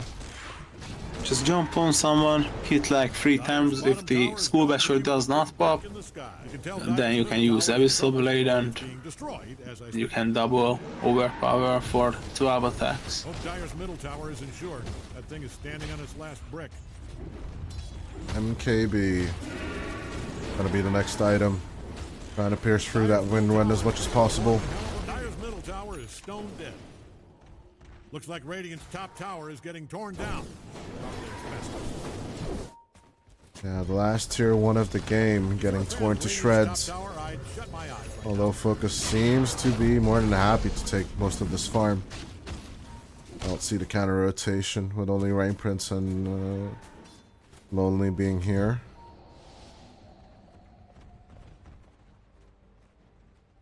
But yeah, tier 2 towers falling like flies. As there's only a few more left. Luxion looking for the toss back. They just destroy Nesphere. Again with the Gale Force, but Lonely not really finding. Maybe drawing a Pro. Casual kill onto the Enchantress. It's not worth much. Without the Sanity's Eclipse though, and Miksha's level 3 Exorcism, they go to the high ground. His Focus still has Aegis for 30 seconds. This looks to be a sure takeaway push. As nice shackle play for staff out for the Ursa. As a deep dive coming in from the OD. They will try and get on top of the Timbersaw as Nesphere tries to go for the Laguna Blade combo along with his teammate. But at the end of the day, it's still 10 seconds on the Aegis. Of course, Focus will just leave behind his teammate. Nesphere with a turnaround. That buyback just paid for itself. As the Aegis gets recalled, Pooh Bear needs to run the hell out of there. I thought this is gonna be it, but the high ground. It's a toughie. It was Focus. So close for the Yule Race from Queasy. Oh, Pessimist. Could have been the turnaround for the game. But instead it could be the top lane clear off. Overall.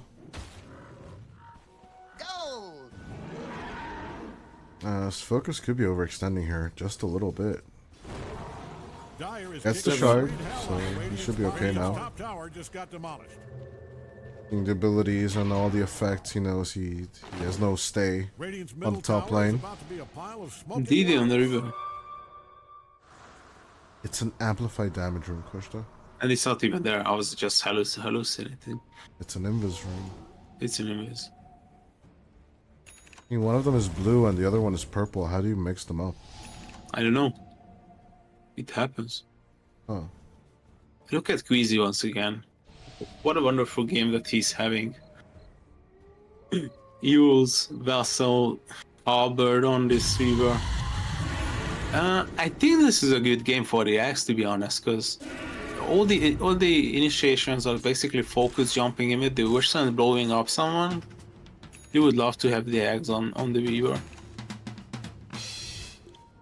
That's my opinion, of course. Yeah, saving The Weaver is going to be crucial. That is the dire Roshan right now, I believe. Has the blessing. Yeah, blessing and cheese, right?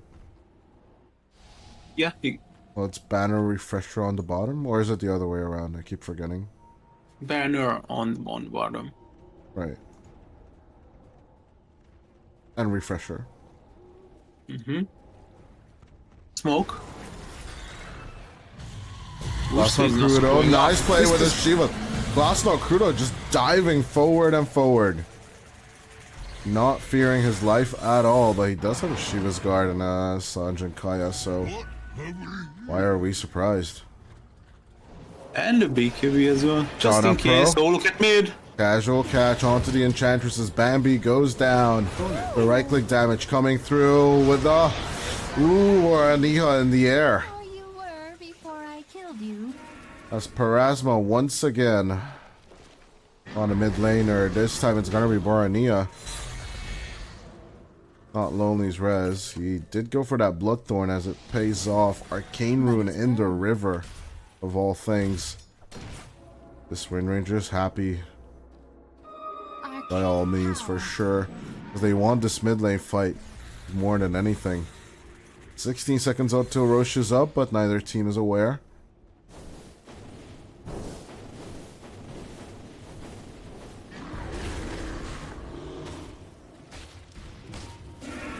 And Roshan is up.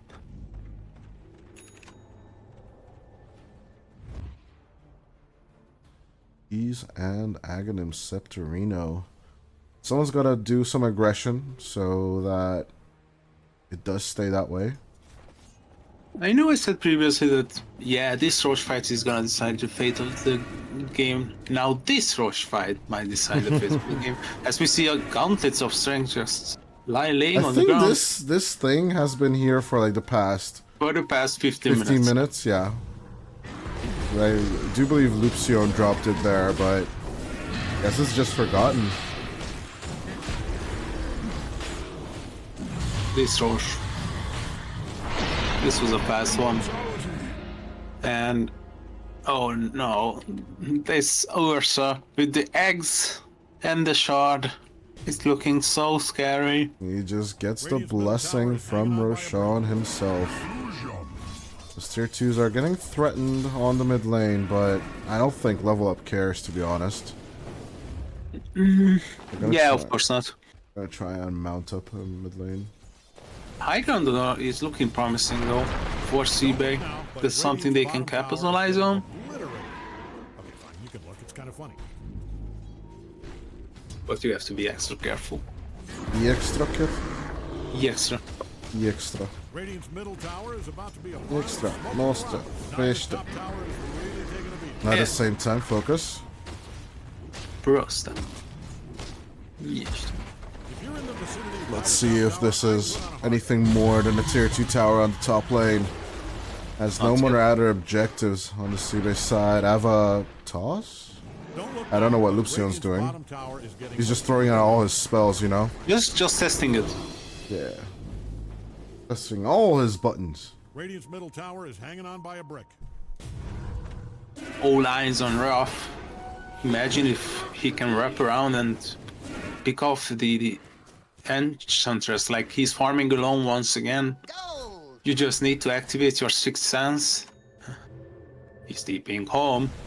I don't know what Ruff is thinking though. Easy. He wants the Enchantress as well. Don't look now. It but just Radiant's looks bottom tower saucy is getting that obliterated. there are so many creeps coming onto the top lane from nowhere. Luxion, he's ready. He wants to toss someone. No targets though. I would love to see a blink toss and force stuff out of it play. I'm not convinced with this 5k net worth lead though.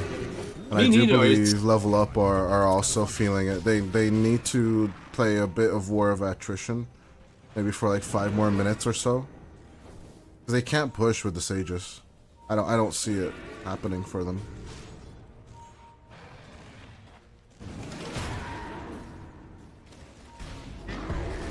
MKB almost finished on focus. Buying out his buyback once again. Though it is a tanky bear, or like a very fat bear, so to say. He's about to finish an MKB. That's what I'm saying. Like he's like a very, very fat focused bear, but it's just, it doesn't feel like it's enough. The more and more I look at this game as bottom, we have a catch on to res.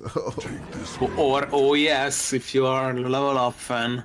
That's rough for a situation, honestly. Yeah, that's rough, being dead.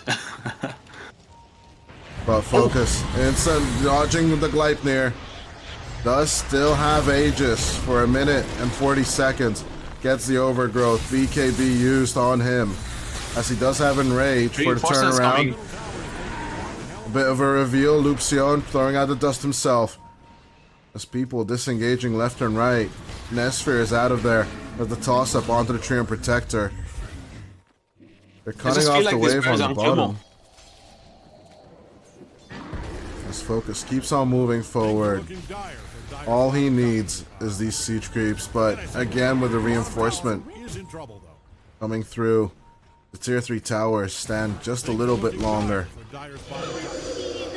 Hoping the exorcism standing closer so it can hit the tower multiple times. Tower is destroyed.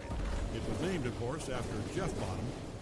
Nice rotations coming through as Pessimist still trying to cut waves as much as possible. Will eventually TP home. As Mrs. Galeforce, Ruff is back in play. But the Wind Ranger, it's not that strong as Nestor tries to go for the wraparound. Hex down, controlled. Klasno Crew onto the back line. As Lonely trying to get Borania as much as possible, but the OD still surviving, eventually disappearing to the Wind Ranger. But Miksha coming for the retaliation as Lupsion connecting. He is the new core now, taking over Borania's role as Focus will help out with the kill. No buyback on the Wind Ranger. As Nestor didn't die in that previous engagement, but they're going in 1 by 1 and dying for this. It's a 4v3. It's an interesting one. Focused, jumping into the fight. No more Aegis on this guy as the bear looking for a fight as the Hurricane Pike comes through. The damage, it's not really there as the Avalanche connects onto Klasno Crudo. The double chakra misses. So at the end of the day, Miksha is just standing in between the 4 of them. Octarine Core missing. It's all just a Shiva's Guard and Eternal Shroud. He's more than happy to give up all the information so that Focus can just jump in, clean out Nesphere as the buyback comes out from the Lina. But the Fiery Lady is just so far away, still in the base. As the 3-man of Level Up just trying to look for the disengage. Nice catch onto the Weaver. Silence down. The Ant should die as they do find the control. In comes Nestor trying to make the play. Buyback coming out from Pessimist. Trying to make connection onto Lupsion as the Tiny all alone. Left behind onto enemy grounds, but the dieback onto the Lina will be huge as Focus will get it. He might pay with his life for this one as he's disarmed, but the bear keeps on fighting as Lupsion, he's just gonna throw back Focus. Get the hell out of here, Winnie. Oh, he's still alive. Focus, he's just not giving up. Thrown down into the Astral Imprisonment. In comes the double chakra, but it's not enough. Focus. He's just so damn stubborn. The bear. 18 seconds. To die. Enrage cooldown. With the double earth shock with the enrage. Oh my god. How long is the enrage that way? It's 5 seconds on the ultimate itself and then 1.5, right? Like 6.5 seconds as Pessimist about to die back. This should be the game, ladies and gentlemen, as the first tier 4 falls. 60 seconds without the Lina. Ruff still trying to make a play. Maybe kill Borania one more time. In the air he goes as Rain Prince gets the kill, but a nice cleanup play from Focus. Once again, the bear works as Klasno Crudo types out the GG. 33-26 with a 28k net worth lead. In 45 minutes, Level Up take game number 2.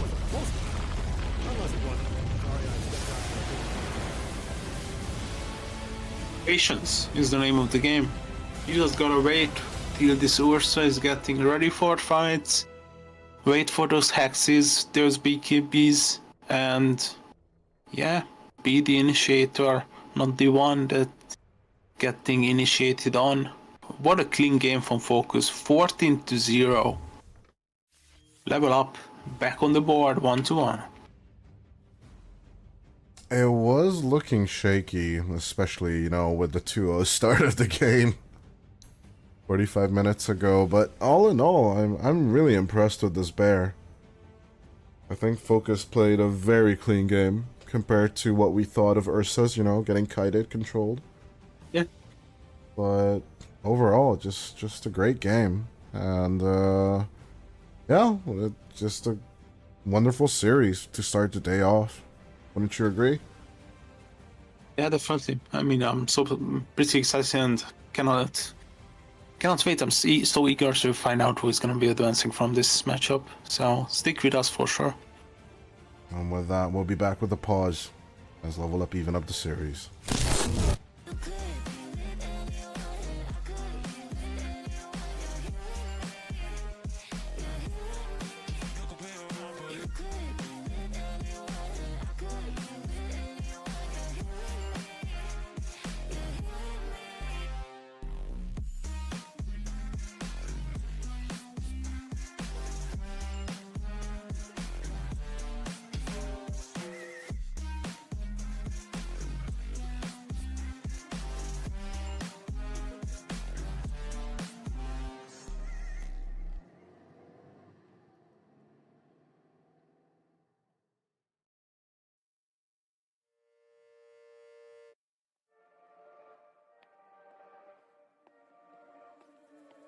Looks like we've come to the end of the road. There's no point in running away now. I'd rather sleep until the storm is gone.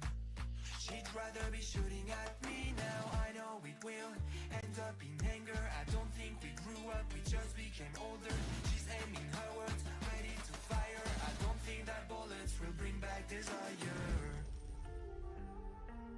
I don't think that bullets will bring back desire.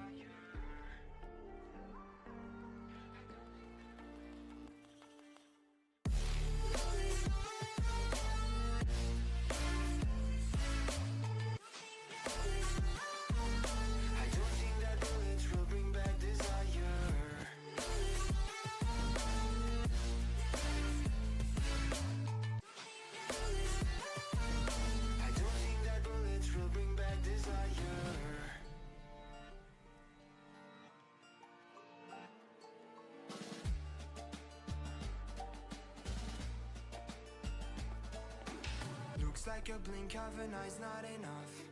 She'd rather be staying for days now. I'd rather fix it than mess up again. She'd rather be burning it all now. I know it will end up in anger. I don't think we grew up, we just became older. She's aiming her words, ready to fire. I don't think that bullets will bring back desire. I don't think that bullets will bring back desire.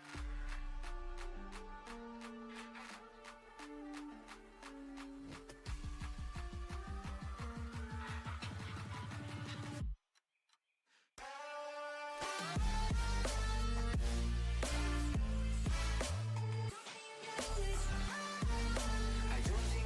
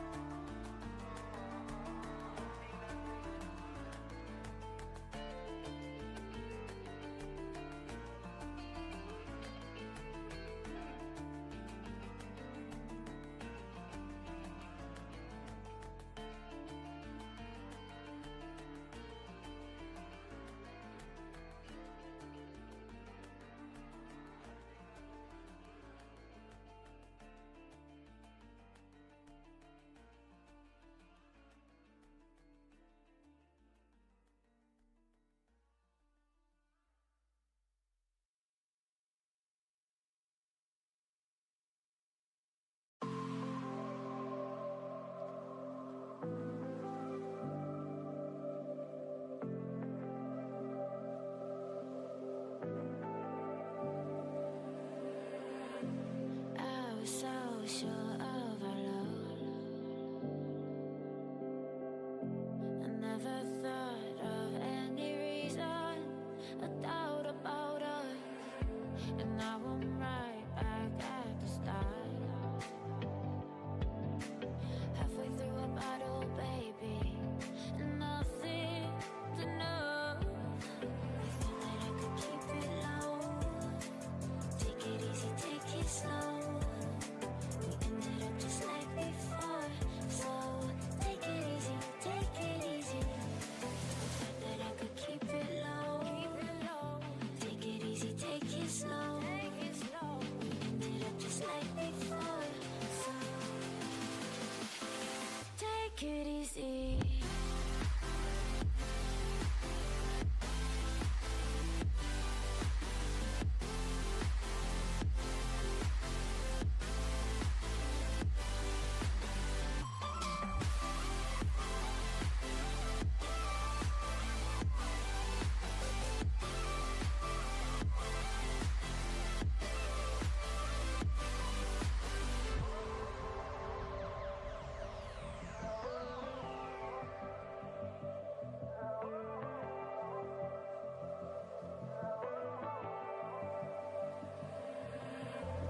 And you know how to forget all the wrongs and every reason why we've changed. And there's a storm inside my head, it's getting me in trouble, baby, and I can't break away. I thought that I could keep it low. Take it easy, take it slow. We ended up just like before, so take it easy, take it easy. I thought that I could keep it low. Take it easy, take it slow. We ended up just like before, so take it easy.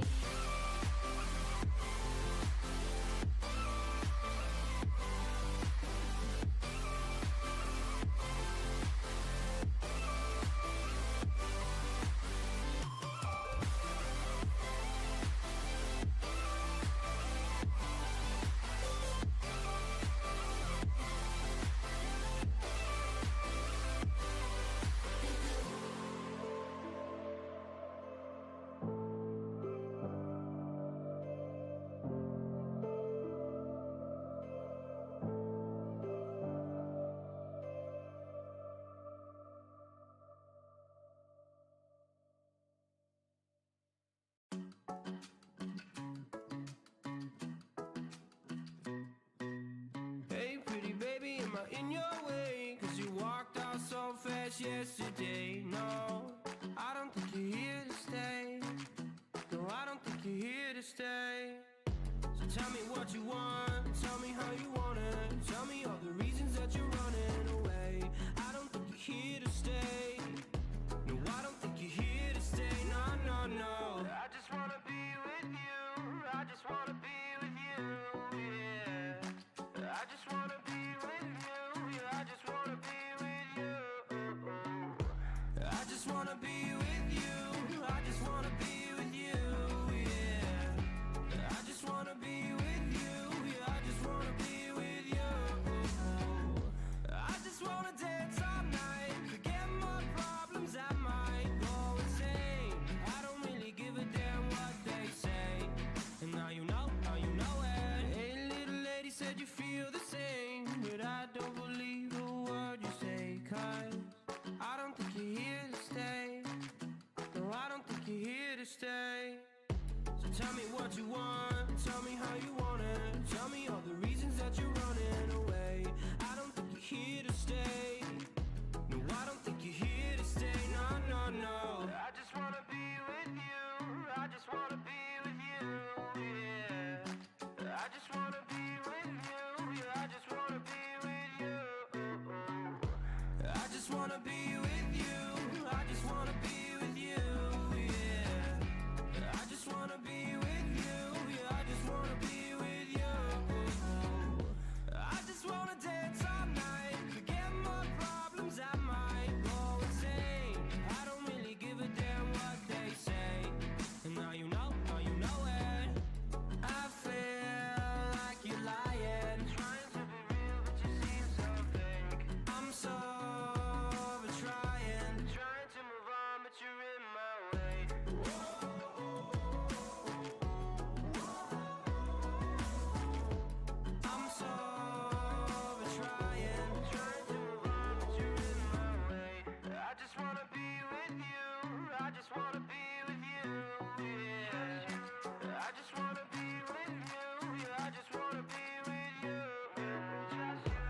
I just wanna be with you.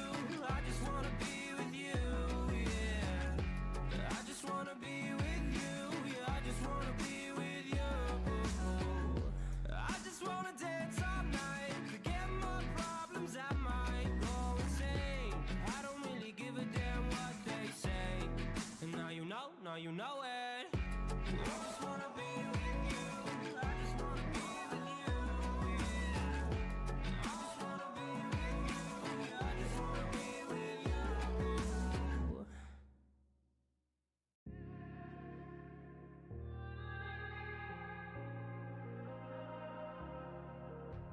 It's easy to set a young heart on the run, to see it crashing out the sky, falling one by one. Walking alone on the coldest night. There's nothing I can ever say to change your mind. I gotta live without your love. We've said goodbye. There's nothing I can ever say to change your.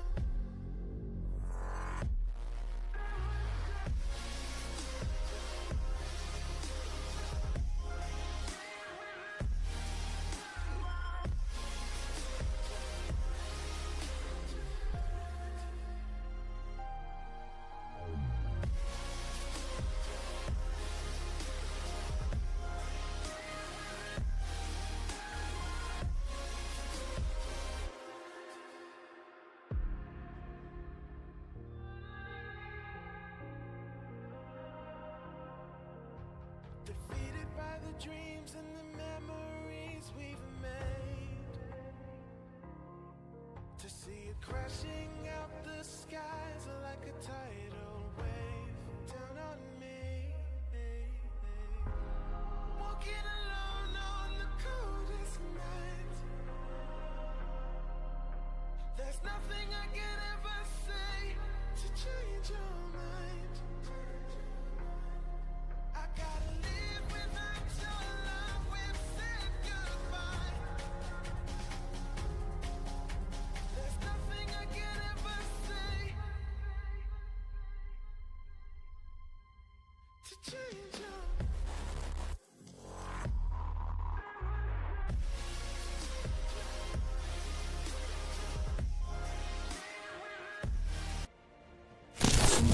Okay, ladies and gentlemen, game 3 for the first time in the playoffs, I believe, right? Starting in 5 seconds, with or without you. Yeah. I'm joined by the lovely Kojda, and my name is Dodai. Welcome to EPL Season 15, the semi-last day of the tournament, I believe. Tomorrow we shall have the finals, but until then, we still have 3 matches to play out. So one of those is the lower bracket semi-finals. And we will 10 finish the seconds day with the lower bracket finals. Kind of against traditional norms, right? Because lower bracket finals are usually on the final day. But, you know, we will have the upper bracket finals after this one. But first, we need to decide, is it level up or SIBE making it to those lower bracket finals overall? And yeah, Primal Beast for the open. And SIBE going for second pick will go with the Bat Rider. But both teams are preferring these reliable first picks. Primal Beast, like whatever. It's a basic hero nowadays. Banning time. It basically fits. You know, it's one of those Ember Spirit type of heroes, like in Pangolier. It's just something that we have to get used to. That it's never gonna be old-fashioned or something like that. Oh, I always think, like, you know, like captains and coaches just keep on talking to each other. Like, your draft is basic, you know, something like that. Be so interesting to me.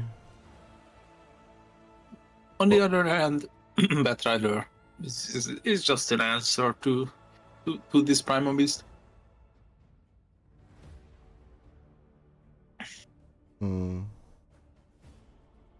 And if you consider how great of a game once again Queasy was having, this guy's on fire. So giving him Batrider is gonna be a bit dangerous. But yeah, it still could be like a position 5 Batrider as well. Position 5 bat, I haven't seen it this patch, but it has been very Neither. popular in 733. So 2 patches ago, it was a big thing. 5 seconds. Then Bat Raider has been nerfed to oblivion. You haven't seen the hero on support ever since, but has been a Visper special who is now playing for OG, so shaping up to be an interesting season overall.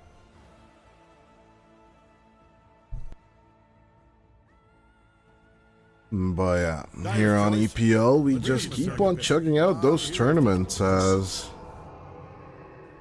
Yeah, Visage, okay. over a span of 30 days, we are looking at our 4th grand final, actually. It's very interesting. Yeah. Yeah. Cool. Americas, then came Europe for Season We're 10 14, seconds out. Plenty of time to tell an announcer you then love 'em, Southeast if that's Asia, what they and now get. Europe again. 5 seconds. More than interesting, as Visage and Bat Raider.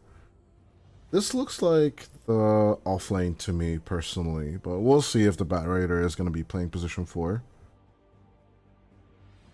I have this feeling with the Visage that it's pretty much a snowball hero. If you mess up, if a Visage has a bad laning stage, then it's game over for you. But if the Visage can maintain a good item progression and take objectives pretty early into the game, then the Visage can win the game by itself, for sure. But it's gonna be pretty tough because I think Boronia has a lot of answers in his pocket as he's running down the clock.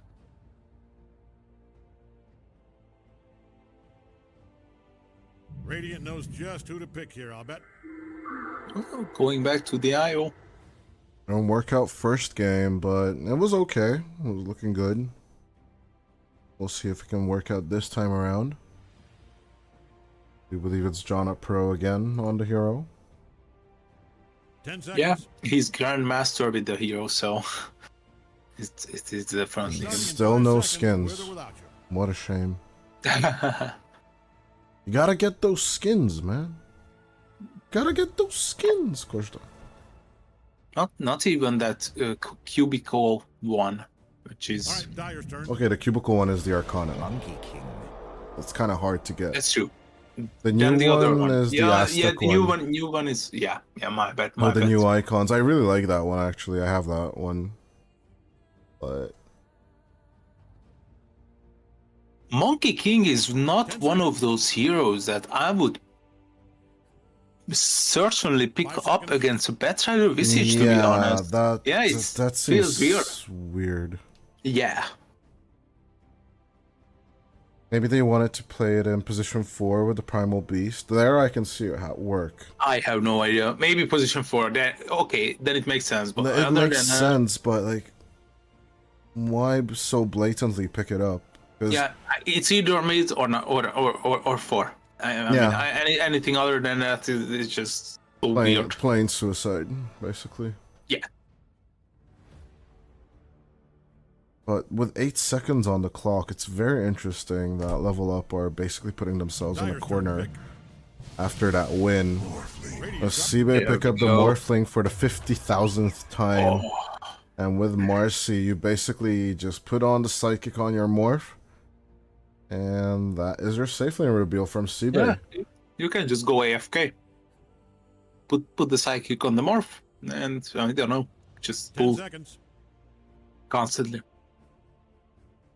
Okay, if we put the Monkey King on the mid lane, is there any way to counter the Morphling with a pause 4? And if yes, which one? Okay, then no. It's Monkey 4.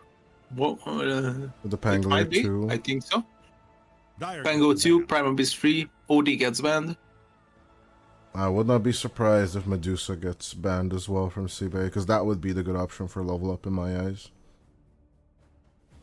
let's see what level up is playing. Of course, you guys, if you're interested in statistics or anything game related, there's a great API for you guys, cyberscore.live. You should definitely check it out. Whether you are 5 better, seconds. 4. a gambler, You got it. or just level up in statistics, or although I like caster, you should definitely check out that site for further information. Really, really good stats on pro gameplay and just a nice compilation. All tournaments, all results, and Luna doesn't seem good here, Spectre doesn't seem good here, Templar, Lifestealer, I don't like any of these. Faceless You know Void what? Ether, Muerto. 5 seconds. Slark or Ursa Muerta. 3 showings, 2 wins so Radiant far. gets the ban. You wanna try and sell it to me? Because I'm not convinced, actually. Me neither. I was just throwing it. Radiant knows just who to pick here. But yeah, Muerto, it's one of your go-to heroes against the Morphling. It lanes well against the Visage. What else, though? Or Monkey King safe lane, Pango mid, Primal free, and you need an position 4 hero, which I'm really highly 5 seconds. doubting. Dyer's turn. Anti-mage. I'm sorry. Some honest reaction here. Yeah, I ate way too much Christmas dinner yesterday. But no, actually AM is okay, but not into Visage Morphling. It doesn't feel that great, does it? If you hurry. Huh? 5 seconds. Zantimage, honestly, Yeah. like a lot of people have this weird reaction to the hero. He has been afar and super unpopular for the last year and a half, but overall, he's making a comeback this patch in 735, and Just go Kunkka. go Kunkka. There's just so many good control heroes for SIBE to Yeah. go for. Kunkka is like good. I'd What say else? even Spur Breaker is just good here. Straight up chase, lockdown, kill, chase, lockdown, kill, chase, lockdown, kill.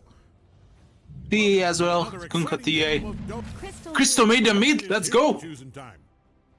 The Batrider mid? That's what I like to see. Never mind. It's the Why best would rider. you put the Batrider mid against the Pango? Isn't that suicide? What are these decisions, No, Coach? this is actually good. Why? It's game over. I'm going SIBE. I don't care. They're off best rider. Ooh. What's the win rate? I woke up.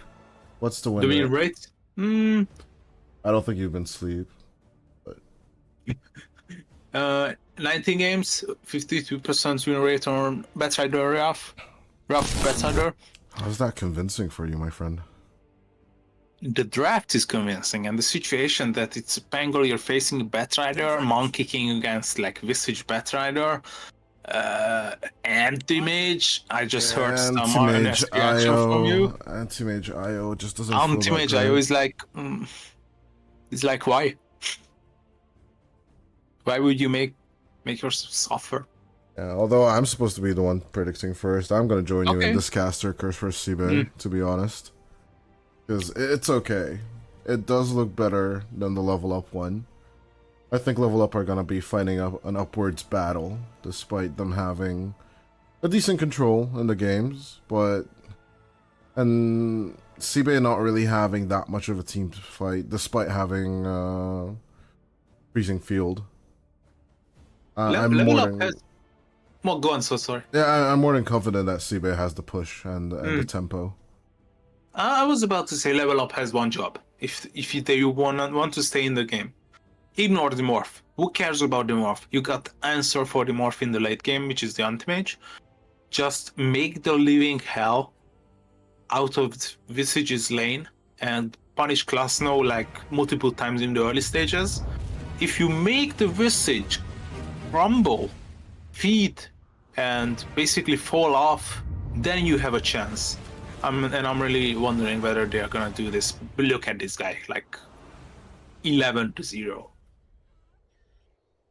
Grandmaster Grandmaster Primal Beast and Grandmaster IO Let's do though. it. Good luck, have fun. It's still not a Grandmaster. on Miksha. Magic is an abomination. Just saying. Thou art damned. Well, you can even check the level. Oh, you're right. I'm sorry. 29. He's close. He's close. He's close, but only one Grandmaster in this game, and that's John Up Pro on his IO. With no skins. What do you At least mean? he has the You are taunt. here as well. You're a grandmaster as well in chess. No, that's not true. That's Oh, never mind. absolutely not true. I'm utter your trash close in chess. I think my 1-year-old little nephew can beat me as Lupsion. Tries to go for the sneaky play and get inside the base, but he is going to be found out. His mischief broken. He's just backing off instantly as Boran. John Pro. That focus will tip him for his efforts. Vroom, vroom. Vroom, vroom. Düşmanlık. God, it's too good. But no, it's not good enough at all. Or wait, is it? Maybe. Well, I don't think it's good enough at all. As Klasno Crudo and Queasy, nice catching. It's actually gonna be the Marcy Pass 4 as on to Klasno Crudo they sit, looking for the return kill, but Focus so low on the AM, they just kill off Focus. Visage putting out the Soul Assumption damage. As on to Borania they go. It's gonna be 3-1 for the SIBE. It's a massacre already. It's a mandatory. That's your first lesson in Dota. Don't fight into the Visage at level 1. No. Why not? What's the problem? I don't see the problem. Yeah, maybe not. Yeah, This it's is not a fine. problem. This is It's all totally fine. good. 'Cause yeah, I'm curious to see what Pessimist can do on this lane. You know, melee support. Your right click damage is great against the IO, but like catching him will be really hard, especially due to the tether. Maybe just disposing the AM. Oh my god. That's what they're gonna look for. As Focus I is think just he's gonna dead. I think he's spit dead. out his lung. Another Soul Assumption. I And think the I AM was dead as well. falls as John Pro gets the third Soul Assumption in the lane. Klasno Crudo, he's gonna sit around and just throw one more into John Pro, right? He's more than happy to, I guess. As the Walk of Shame comes Walk of out Shame from for the Focus at minute number 2, man. Caster Bless, maybe? You know, your life is crumbling when there's a courier running in front of you and you cannot even catch up to it as an anti-mage. Yeah, I'm kind of pissed that he's Top. not using the vase skin as he should be. 'Cause Mix up top, Miksha clinging on to the edge of life.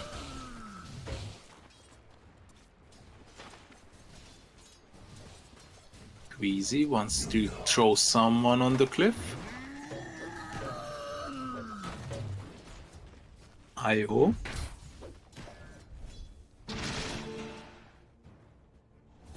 Looking round and round, I just don't see the approach as John Pro gets thrown back.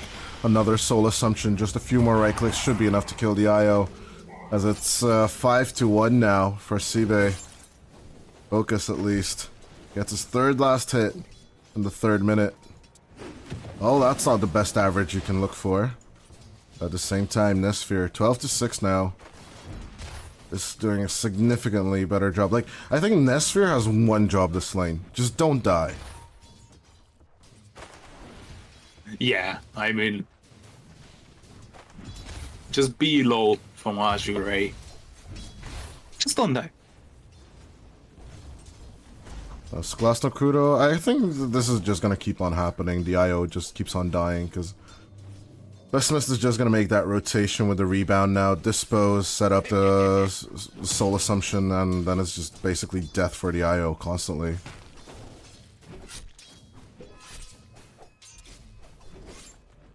Yeah, this draft is just not making any sense to me, to be honest. At the same time, the Bat Rider you're talking about is suffering. I'm still not a fan of Bat Mid. But maybe you'll be right. As soon as the one gank comes in, maybe not from the CM, it should be okay. As Walk of Shame IO, John Pro will make it to the safe lane eventually. A lot of gold spent on the AM4 regen items. So, not much to show for. His 8 lasted so far. Boundless Strike onto Nesphere. Nisha not following it up, so no real threat onto the Morphling. Another few stacks onto Rough, but the 4 napalm stacks are not enough to pressure just yet. Although Rough looking for the deep dive. Here comes Pessimist as well. Swashbuckle jump away. Bornea should be fine. Though. He doesn't like to burn people that hard just yet. He's more than Bornea. happy with the Firefly as in comes the dive with the Boundless Strike and the Primal Split. Rebound coming in from Pessimist. Dispose away and res. Rough still surviving as Loopsion will die for the engagement. Bornea. 10 seconds for the next Swashbuckle. Bat Raider should be fine. It's never good news when you hear the iconic sound of On Edge. On edge. On Edge. Dominating. Dominating. I never know which one's which, actually, to be fair. Dominating is a 4 streak. On Edge is 5 kills in a row, right? I don't know. I really don't know. I never remember those stacks, to be honest. I just always focus on the big fat person, you know, on the map with a good key to KDA. Kill that person, get money, win game. Easy. They are rotating down the Monkey King. Maybe he can save the lane, but is there any lane to save? What lane? You know? Yeah, what lane? Almost the Vlads on the Visage. Bornea is basically the sole survivor to keep his team in this series. So we'll see how long that lasts. This Klausner Crudo and Pessimist will get jumped on by Loopsion. Okay, Nice 5 little man play rotation. around as it's still just a 4, but they can still get Queasy here. As Klausner Crudo and Pessimist die. Nisha disengages from the lane, not even giving that much to SIBE, as they are evening up the score with just that rotation.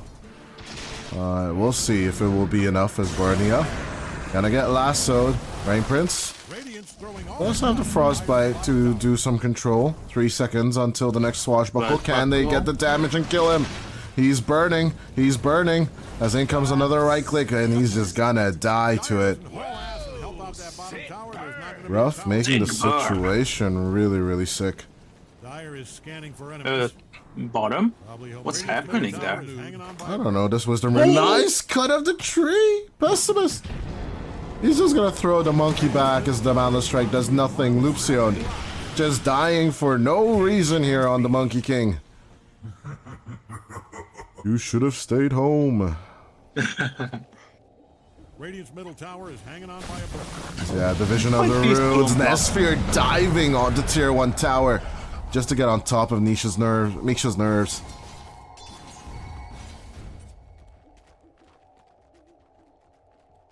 Yeah, it was something inevitable leaving the anti-mage alone.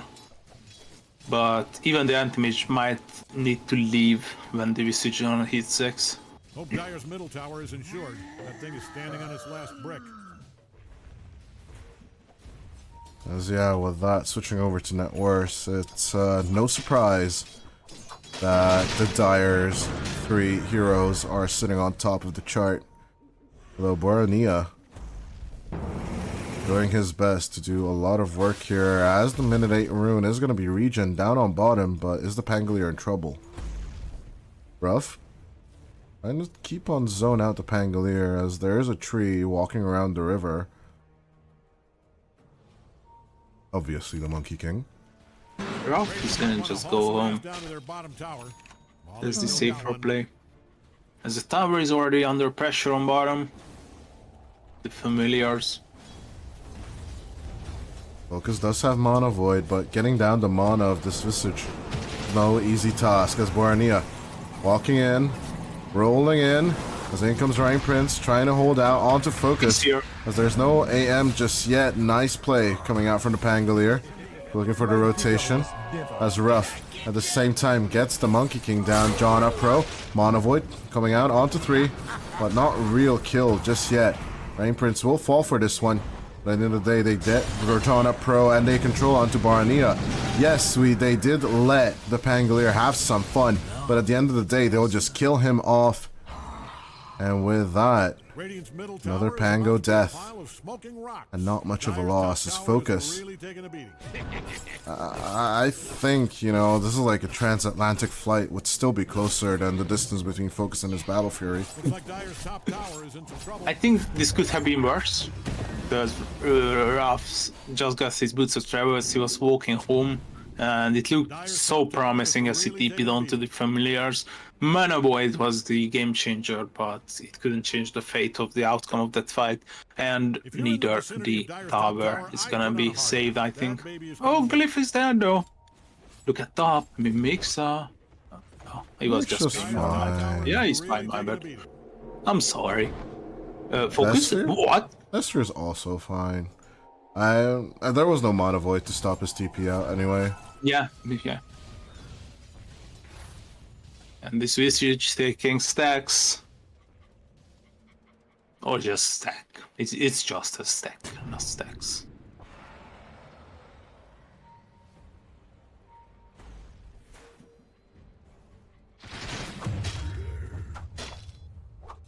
As a Diffusal Blade on Barania, getting slowly but surely done. That will ensure the power of Mana Void being stronger in the fights. But, I don't know. Rotating Focus into the fights with the relocate, I'm really not a fan.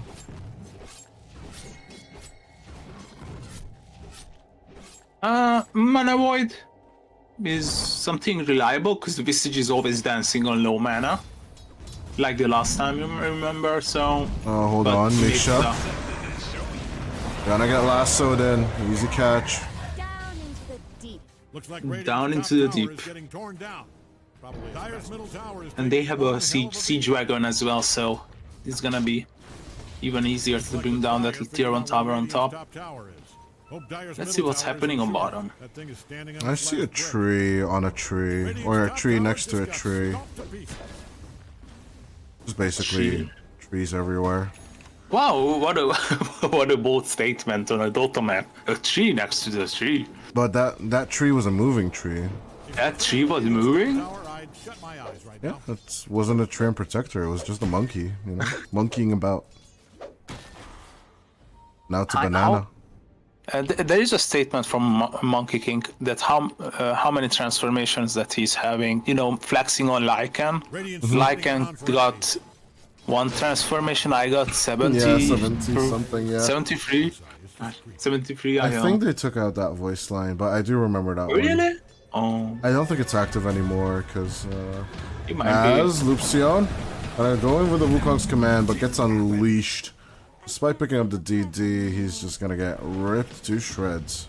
Or maybe the fact that we don't see Lycans. That's why it feels a bit weird. I mean, all these voice lines have like a 1 to like a 12% chance of spawning. Yeah. You know, if you get the combination right. I think if you really want to deep dive into the lore, it's best to just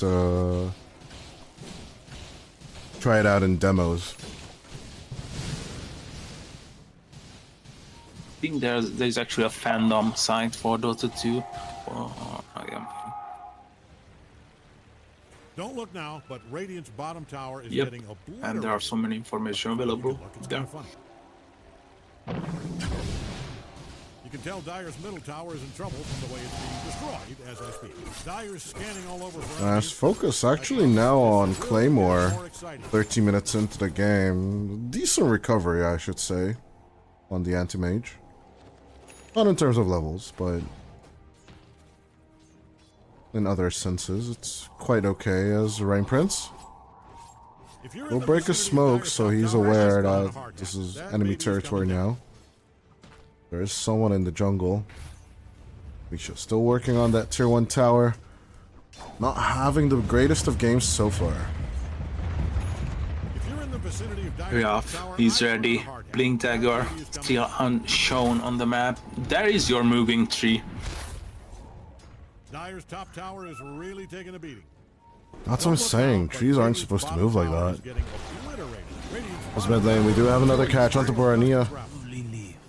An easy kill onto the Pangolier. Glasnow, is he in trouble? Radiant's middle tower is hanging on by a thread. Well, let's see. Klaus Nakrudo getting right click hard. But he is He's just fine. gonna use his familiars just to stone form with them.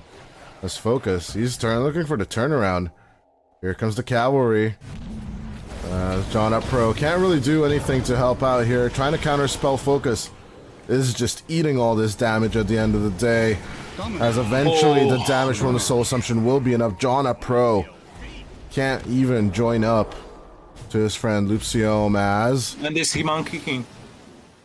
they're chasing. Flamebeacon too. No, they just cut down the trees with the rebound. Pessimist. Mega cattle isn't over. They're just being such bastards with this. On age. Once again. Dyer's top tower is really taking a beating. Mega kill. You know you are having a good game when you are a Crystal Maiden and you are stacking for yourself in the enemy's jungle.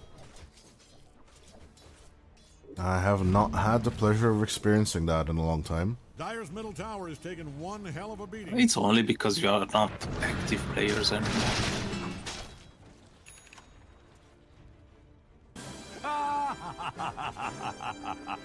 Miksha, bye Primal. They're unstoppable? Oh, no. Even the Primal Beast dying this easy in the 15-minute mark. That thing is standing on its last breath. I guess it's full despair mode on the level up side, isn't it? And how are you supposed to be getting back into this? You have an IO which, like, I don't know, just stealing XP from an End Mage. You have a Monkey King on position 4. No, Easy don't damn it, catch onto Glasnow. focus once again as the Orchid connects. Focus. Still half HP on the AM. John up pro does not have relocate. As Rhyme Prince is an easy catch on the mid lane, but Pessimist still trying to make a connection. The Marcy does have Unleash for a really last second as Miksha comes around the bend trying to make the play here. Dispose. Klaus Nakrudo. They can't get the catch onto Thanks the for playing Visage. Dota 2. Double kill. Finally a punish onto this Orchider. Radiant's middle tower is What a hanging bold on by a thread. gameplay coming out from Glasnow, going for the overhead. I mean, it's a very bastard gameplay, but he Oh makes my it God. work as Luxion does not find the Batrider in time. Look at the familiar with the sidekick. Oh, the damage on that familiar is insane. Tower. 73. Let me check. If you're a fan of Radiant's top tower, I Even more because of Holy Bladzerite. hell. 77 now. Holy hell. Why That's... would you put it on the Visage? There's a Visage? I don't know. Oh my god, that amount of damage coming out. Okay, Rhyme Prince catching out on Misha as we have a fight on the triangle. Nice kill onto Rez as Nesphere trying to roll away from the Most trees, but problematic. gets cut off. At the end, there is a waveform there. He is in a bit of a pickle here. No more mana for the attribute shift as he gets mana voided. He is absolutely stuck as a big kill onto the Morphling. Now That's that is a huge. mistake level up we're looking for. Absolutely. Got the Battle Fury now. It's not that big of a gap onto Nesphere. Yeah, it's Focus can- salvageable. Yeah, Focus can catch up, no problem. Radiant scanning for enemies. Or maybe for friends. They look unpopular. Make sure. Is he in serious trouble? No, I don't think so. It's just Pessimist here. Or actually, there is a Klaus Nakrudo and Red and He shows Ruff on the here as lane. well. That baby Klaus is coming. Nakrudo showing. Make sure.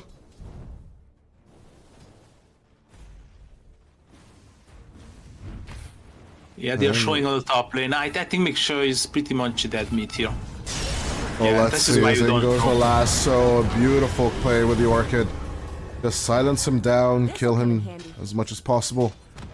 And yeah, sacrifice your tier 1 tower for a tier 2 down on bottom. Vicinity of Dyer's top tower, I'd put on a hard hat. I mean, that's life. You gotta accept it. Now, but Radiant's bottom tower is Just getting nice exchanges, all in Dyer's all. top tower just went brick belly up. Give that cyclic to another familiar, and life just goes on.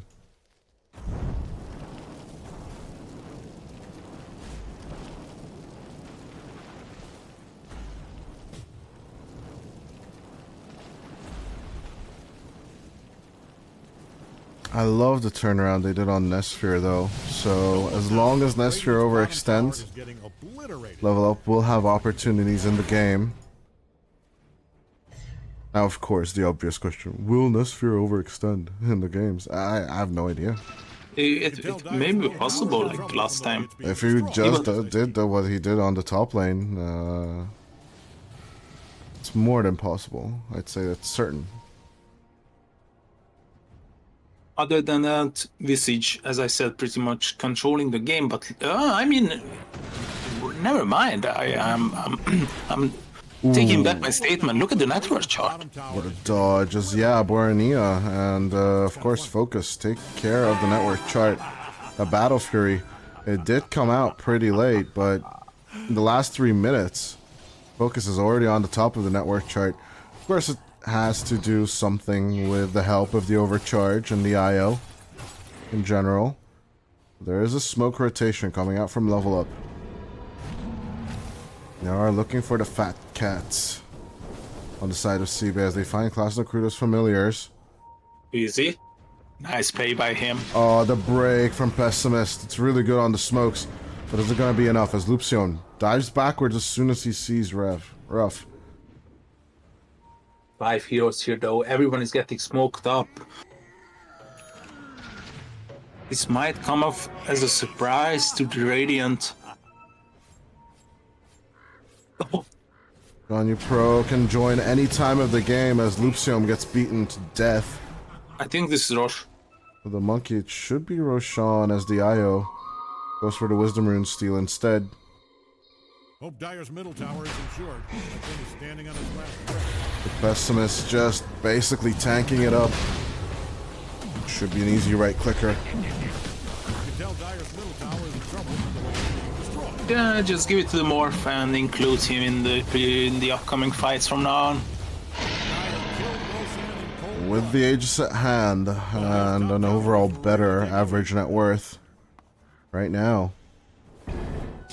Is Misha being this behind going to be a problem though? Like the Primal Beast is just a tanky bastard. Yeah, I mean, Primal Beast is basically self-sustainable. He's gonna have the Shivas. I think it's more than enough. But of course, you would dream about the BKB, but and this is what you have in this game. You gotta make something out of it. Yeah, work with what you got. As Ganyu Pro has the mechanism as well. They are going to be looking for a mid-engagement easy catch onto the Batrider. They do lose the Arcane Rune, but getting that kill will be essential once again. As with little plays, just tiny little plays, you level up, they're coming back into the game. Yeah, I feel like SIBE is not snowballing, not forcing the issue. They are just laying back and, okay, we are in a comfortable position, but... It could be to the fact Are that you? Nesphere just died, you know, like 7 minutes ago. Let's see how tanky Mixture is. I don't think they're going to go engage him just yet. Visage maybe. All alone? Can he solo him? This Might is as well a question try. of a lifetime. Class no Crudo. In comes the Batrider. Catch. Nice Orchid play. As Ruff tries to make the lasso play. It will be enough as the Boundless Strike connects. Misha will still die. As with the blink. Ruff is looking in for the surge, but does not get the Monkey King. As eventually this tier 2 tower shall eventually fall. They're gonna be it's gonna be enough with the right clicks. Radiant's bottom has cashed in its brick chips. If you're in the vicinity of Looks on the other hand, looking for the same on the other side. Manta Battle Fury ready. Moving in for the Scotty, which is really, really good against the Morph. One hell of a beating. There goes Riaf. But the others are just walking there. Oh, if this fight breaks out, it might be a disaster for level up. Orchid will be mitigated by the Manta on the Pango as well as Focus. Trying to shake off Nestsphere, but this pile of water is doing a lot of work as they just instantly turn into the Anti-Mage. Focus is in trouble, but he will manage to blink out at the end of the day. Nestsphere looking for the search. Jonna Pro is just going to tether away. There's no casualties on either side at the end of the day. Will be more than fine for both these teams. Victory day for level up. They managed to escape this scenario. And two ultimates used. Oh, Miksha. Can you get out? Luxion pushing on the mid lane as Guaranio gets caught out. But he's just gonna roll up and yeet out of there. Nestsphere a little low, but does still have Manta. He'll be trying to heal up as the Primal Spring will miss. Or actually hit at the end of the day. But the soul assumption damage from Glasno Crudo comes out from the right, and it's a nice kill as rat play coming out from Focus. A valiant attempt as the second tier 2 tower falls on the mid lane. Yeah, I mean, you got two forms of corruption. You got Orb of Corrosion and Orb of Destruction as well, so you can shred these towers. But look at who is coming. Glasno Crudo. He's gonna silence up the IO, look for the join in as Ruff comes to play in. They catch the IO, mitigate that rotations on the map as Focus needs to keep on running. All ass as much as possible with the AM. Yeah, the Scotty is good as you said, but you need some damage mitigation. Either you pick up an AC or a Butterfly on the AM. This spare turned around, and even though they're 6k down, Focus is again. He's Neo, you know. He's reading the Matrix right now on the Santi Mage. Cricket or curling. But if I was, I'd bet on Radiant's top tower coming down. Radiant's top tower just got demolished. As there is a Tormentor Steel coming out from the SIBE side. Dire is kicking sweet hell out of Radiant's top tower. 27 minutes already over. Aegis will be reclaimed. Smoke up coming out from the level up team. Or not. Looked like they were positioning for it, but more than likely they're just positioning for the triangle fight, but it never comes. Focus just tries to keep up the farm tempo. Right now on par with Nestsphere.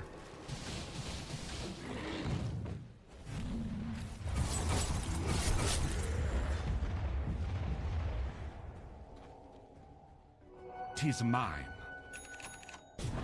Easy with the BKB.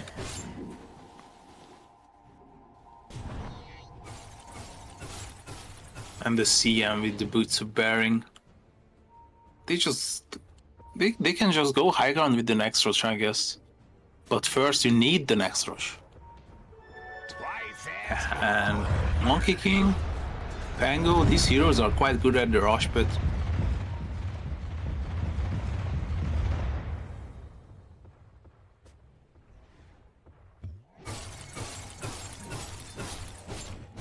Luxion seems to be just hanging out for the XP, to be honest. Bloodthorn about to be finished on the Visage. It's right there. The word is right there. Luxion! If you're in the vicinity of Dire's top tower, I'd put on But at the same time, a bit of rat play coming out, this time from the Pangolier, Borenia. Sending out his Mantas. This one lane of pressure against SIBE could cause problems in the long run. Solo queue? Almost rough. Yeah, the Bat Rider's not having the bestest of times.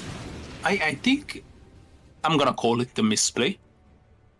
I hate to like blame players, but I think this was an element of surprise by the Pangolier, because you had the psychic headband. You could have like popped the Lincolns and make some plays, but yeah, I would have died there. So I'm not like blaming or calling it a misplay. It was just the heat of the moment. Let's focus. Still working on that butterfly. He should get it by 31 or 32. I may even bet my hedges it might be 33 or 34, but this attack speed coming out from a friend. Ganyu Pro is just keeping up that speed. Here as nice catch onto Lucio. Mega kill. I won't give up. Down goes the Monkey King. These small catches are exactly what SIBE need to do. And why is the Monkey King worth 479 gold? That is mind-boggling to me. I have no idea. Me neither. Maybe just a long time since he didn't die. He's not even holding on to huge amount of unreliable gold. It's basically zero because he died, but Wasn't that big Tier 1 to tower. begin with, but the tier 4 tower. then goes the reverse safe lane rat coming out from SIBE. Oh my god, the damage is... There's a lot of it due to the sidekick and Nesphere. 98 Trying damage. out with a Shield Scar, but Glasner Crudos. Familiars. Warania and Misha are not really showing any mercy to Glasner Lengthen your- Crudos' friends. Lengthen your arms and catch the birds in the sky, as the Primal Beast does. Both teams are waiting for the other one. Smoke up by the Radiant. They are picking Roche. It's still 1 minute. Dire Scan expecting the enemy come through the Yeah. jungle, but they're come through the outskirts, but they're actually coming through the jungle. Oh, This is the little Ace fight. Venomancer Enhancer Courier shows positions. Ganyu Have Pro. been revealed. In the sky. They did reveal with focus, cutting off the wave as fast as possible. Look at the bait. Nasphere with the illusion. Trying to make a play here. Never mind, he's revealed. Well, as soon as they realize which one's the real one, they ping it out, but don't really want to go on it just yet. Stationary warfare. Things are looking dire for Dire's This bottom focus tower. will be more than happy to take up tier 1 instead. Their bottom But tower is finding the imposter behind enemy lines, taking out the monkey. And Roche is back up with our favorite item, Roshan's Banner. You know, I casted yesterday and I lost track of the Roshan's Banner as well. I'm not surprised. Now, it's my job. I'm gonna keep an eye on that. Okay. Okay, Morphling has it. What? No, he Oh, doesn't. okay, Marcy has it. Marcy has it. Okay, Queasy got it. At the same time, we have a fight. Working around this dire jungle, now the Radiant Triangle as they do find Borania. Trying to control him, but he does get the roll up. Or actually just straight up rolling Thunder. Taking off illusions and the rest of it. Queasy Roshan's setting up the banner. Roshan's banner. I don't know where he's gonna place it though. Oh, I'm so excited. Could be on a lane, obviously. But which one? Middle. Oh, you can Oh, plant it from a It's white globally placeable. global. to heaven. What? Two, That's insane. two insane casters are realizing how Roshan's banner work I don't use the after item. 11 days or something like that. I haven't used the item ever since it was published, so...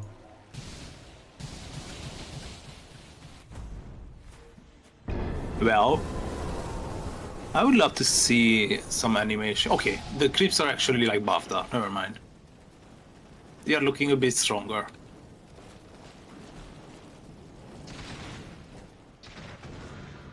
Never mind, they are dead. They are pinging Roshan's banner. How much gold is it yielding? Let's see.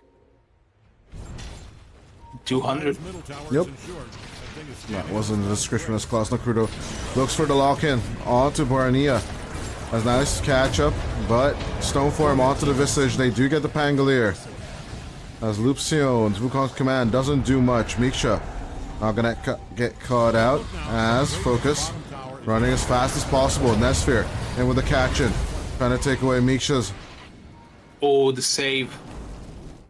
I would have loved if the Pulverize would have taken the Morphling with them to the fountain, dude. That interaction Yeah, would like be the so funny. Tormentor. Yeah. As Oh, the in damage. comes Oh the my IO. Killing spree. Coming through with the spirits, but the damage, Was not enough. they're pretty decent, but Yeah, it was surprisingly huge.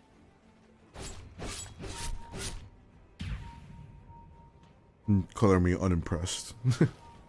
Okay. I'm gonna look through how much it is at the end of the day. Pile of smoking rocks. But again, onto the safe lane. Bottom tower was built Tier 3 is just gone, despite Focus's efforts to just cut the waves off. They're gonna go deeper and deeper into the invasion. As out goes the lasso. Here's buyback though. A nice kill onto Miksha as buyback is available on the Primal Beast. But on the Radiant side, it's only the IO and the Monkey that still has it. The AM, it's just not possible. As Aegis is still on Nesphere for 2 minutes. They are looking to just hold on. Nice mana void usage. But at the end of the day, a little play on Focus, Pulverize Nice ulti. onto the Morphling. But it does have that shard. So he's just going to keep on attribute shifting onto Strength, but it's not enough. As Pessimist, looking to just rotate down back into the play, but will get lost out.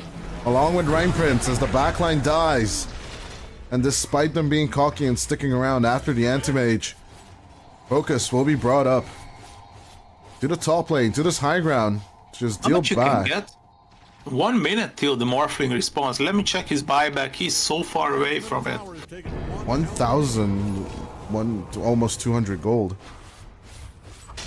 But they are going for outer objectives instead. I don't approve of this. I think the tier 3 on top is a bit more important, but they're going to try and lock out as much as possible. Fortification will be catapult. used. Has to be protected. They have to be protected. I think 1 lane is sufficient. More than possible. As fortification number 2 comes out. Loopsion will be found on his positioning. Pessimist. In they go with a jump onto Focus. No counter spell on the Anti-Mage. But it's a tanky AM. There's nice silence coming out with the Orchid. But at the same time, Pessimist gets caught out. The Marcy's dead and has no buyback. As Rain is on the other side, Nesphere with no buyback still available. He needs to back off in this fight as Klaus Nakrudo trying to hold on. He has buyback on the Visage. But even with his stone form, gets caught out. Buyback needs to be committed from this Visage, in my eyes. As the whole Rax gets ripped apart on the mid lane, level up. They're absolutely determined. Killing spree. No tier 4 threat just yet. As John, your pro, will die. MKB available on Nesphere. Rough with the catch. Dire's top barracks may not be Nesphere farther and farther and farther from this buyback though. They need the Batrider to deliver once again. 14 seconds until the ultimate. But look at the other side of the map. The creeps are doing his job. It's a tier 4 pressure, but it's just buying time as Pulverize onto the Batrider. At the end of the day, buyback on the IO. As Pessimist trying to do his job as much as possible. At the end of the day, the lasso breaks. Pessimist will die. And we don't have a Marcy for 55 seconds.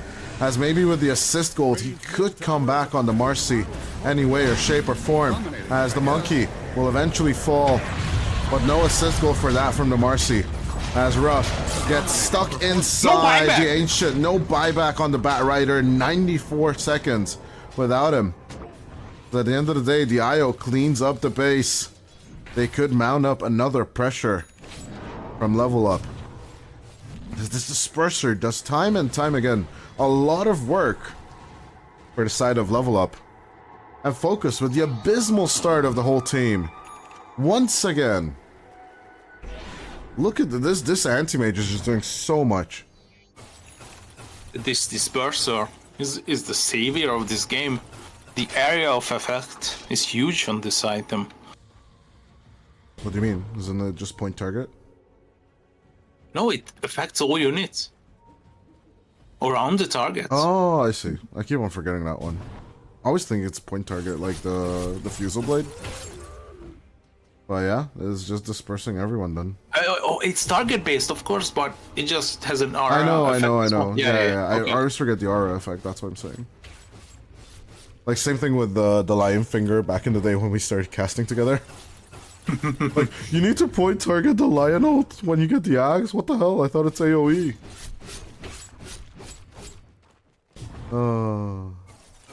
As yeah, 39 minutes in, anti-mage. This can't finish farming.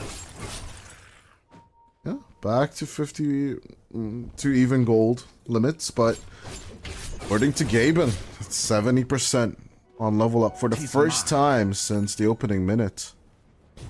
Let's see, Roshan. 4 seconds until we find out. Level Up hasn't had a net worth lead ever since the early game. Wisdom Rune. The Tormentor. It's a lot of damage. John, you pro. Woo! Survives.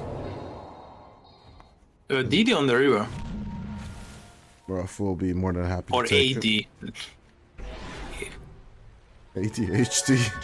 AD. On the river. But yeah, Roshan's banner for Shard. Offered by Roshan. As in goes the jump. Oh, focus. Nice reflection of the silence, but you're a bit overextended, my friend. Can they keep up the stun? As Focus will just blink out the AM. We'll be more than happy with this. As Nestor, they will take out the Monkey King, but it doesn't seem to be that much as Miksha. The diving onto the back line, but the Primal Beast doesn't do anything. Where is the Anti-Mage? Focus. Backing off.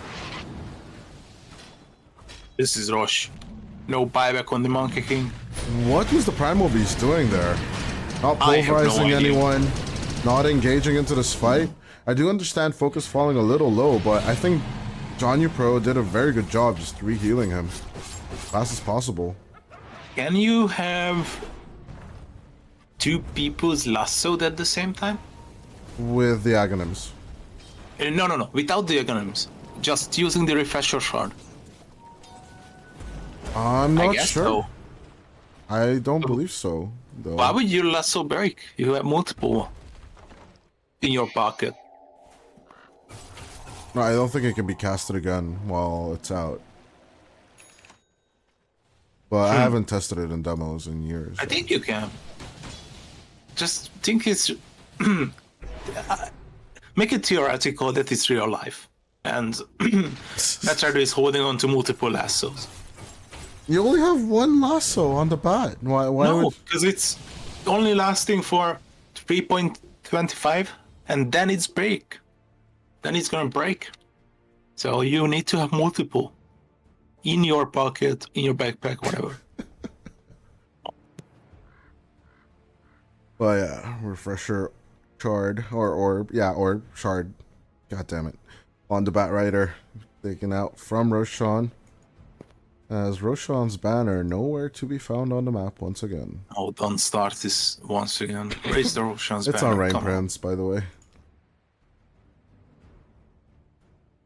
Oh, who's he gonna throw it on? I have no idea. As Borania needs to disconnect. So we are gonna get back onto pause time just a little bit.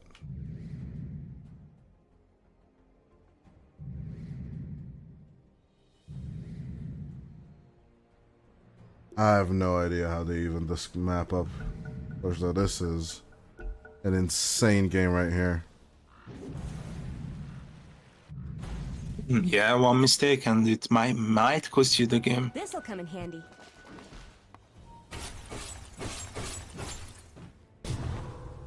Both side under that threat actually as Focus. Will be met with a bit from the familiars, but he knows his over boundaries.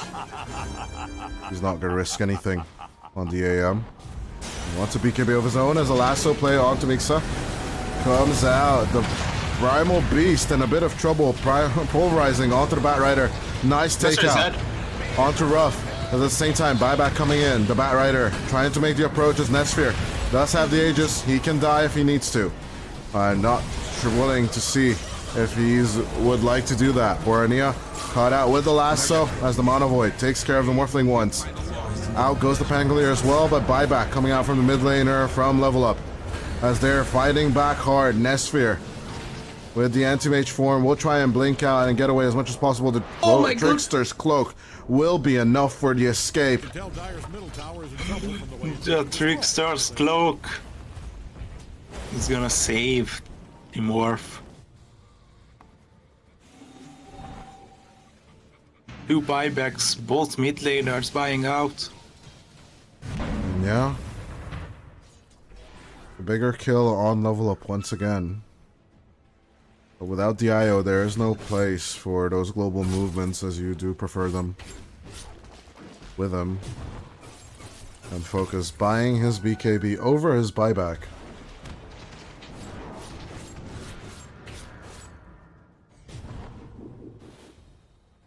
This Morphling is on level 23. He really needs this 25 talent.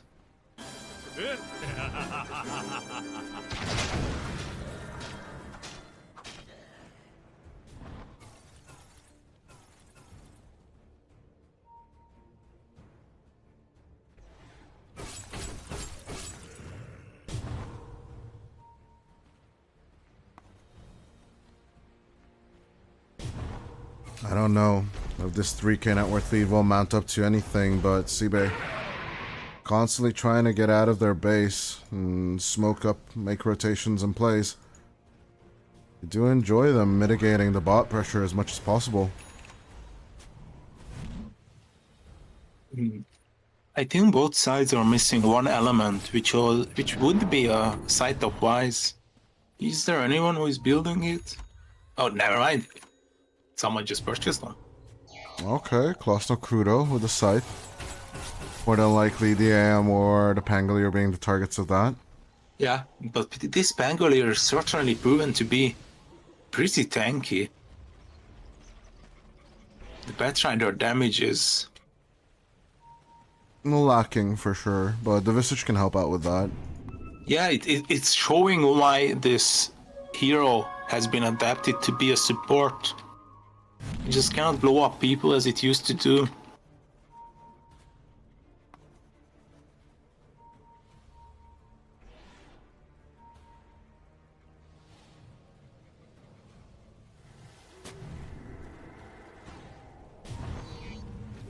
You are pinging Rain. He has no buyback. And deeper with the jumps. Focus going for the aggression as Rain Prince. Trying to hide within the trees. Gets himself off to the high ground. Oh, to the low ground. DP's out, back to safety.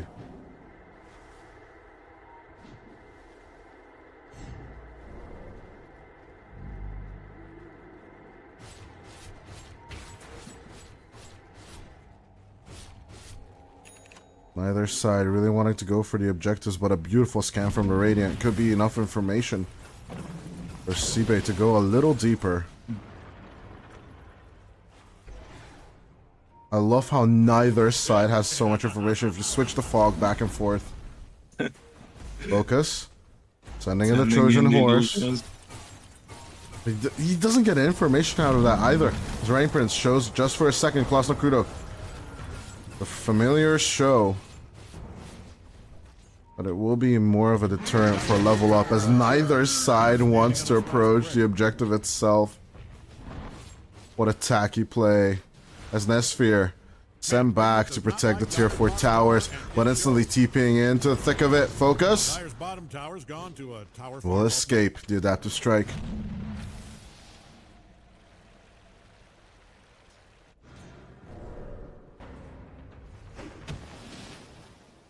There's only one rack separates level up from megas. A little something extra for the effort.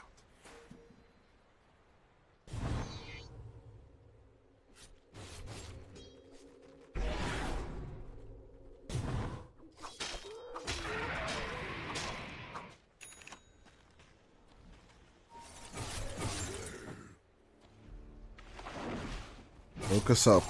Looking for the Aghanim's Blessing. The Blink Fragment should be more than enough. Play the Trojan it's Horse games. very strong X for sure. Deadly You sweet. don't even need to commit. Unless you're looking for the Lincolns. Who's it against? The Primal Beast or Arcane Reservoir. more against the Mana Void?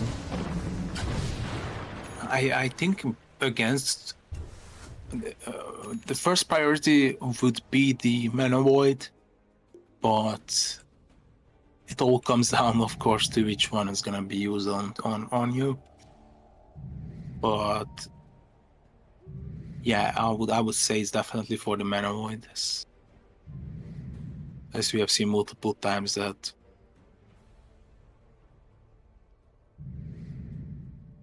the morphing is always getting emptied out of mana.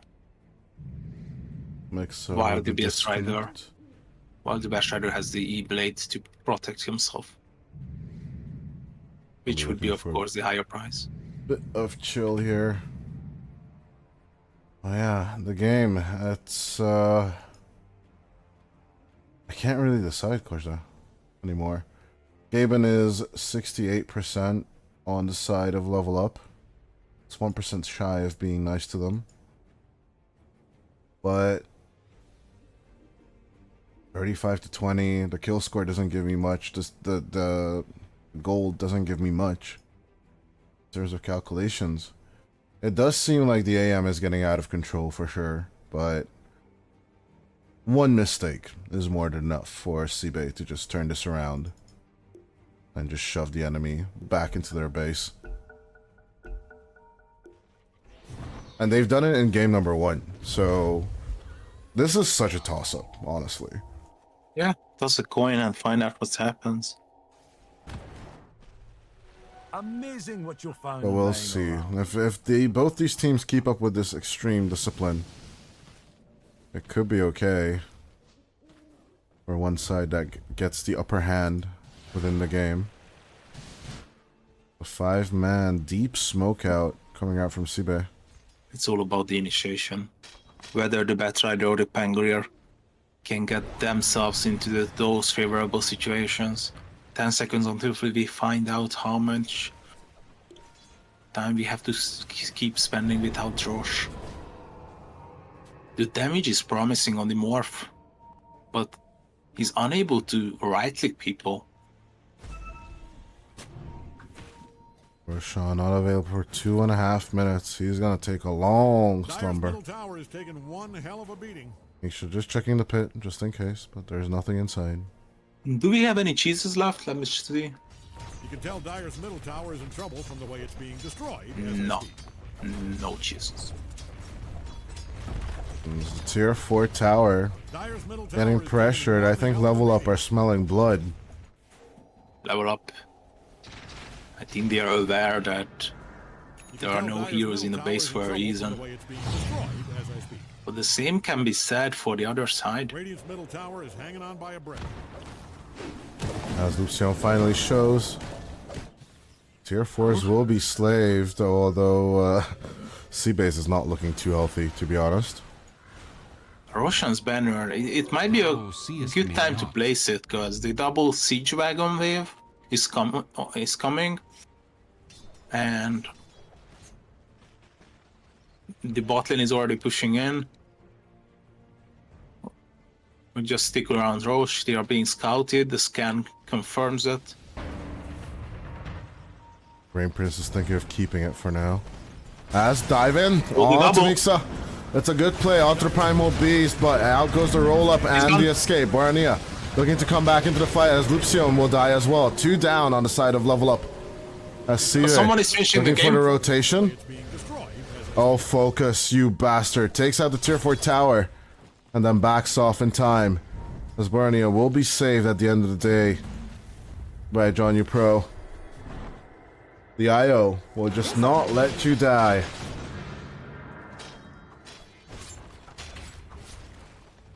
At the end of the day, there's going to be a Roshan in 30. Yeah, they might have won the fight, but the war... I hope. As turn around onto the IO, Class Nakudo. Easy kill onto John. Let's focus. He needs to do just that. He needs to keep to his namesake.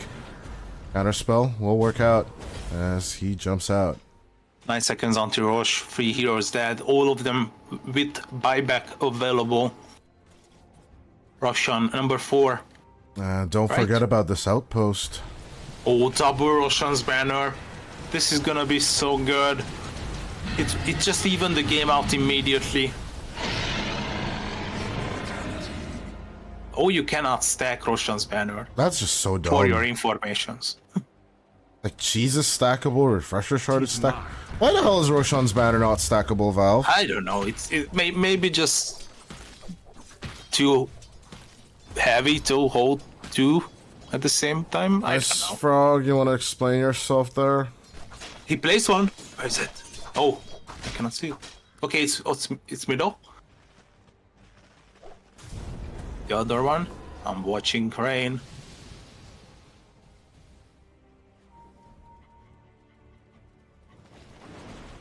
Mid lane on the high ground. Maybe they're looking for the defensive positions.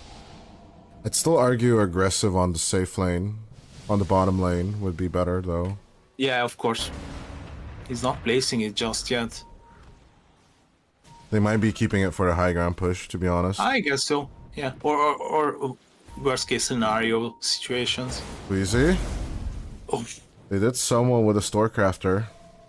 Well, the catch is not there to get the Monkey King just yet. Pessimist is still looking with the Marcy. I love it. The way he hunts with his characters is just such a joy to watch. For Aeneas sending in the 4-man Pangolier army. It's instantly ripped apart. ASMR. Aesthetics gap. On the power of 4. Or multiplied by 4. Yeah, that makes more sense.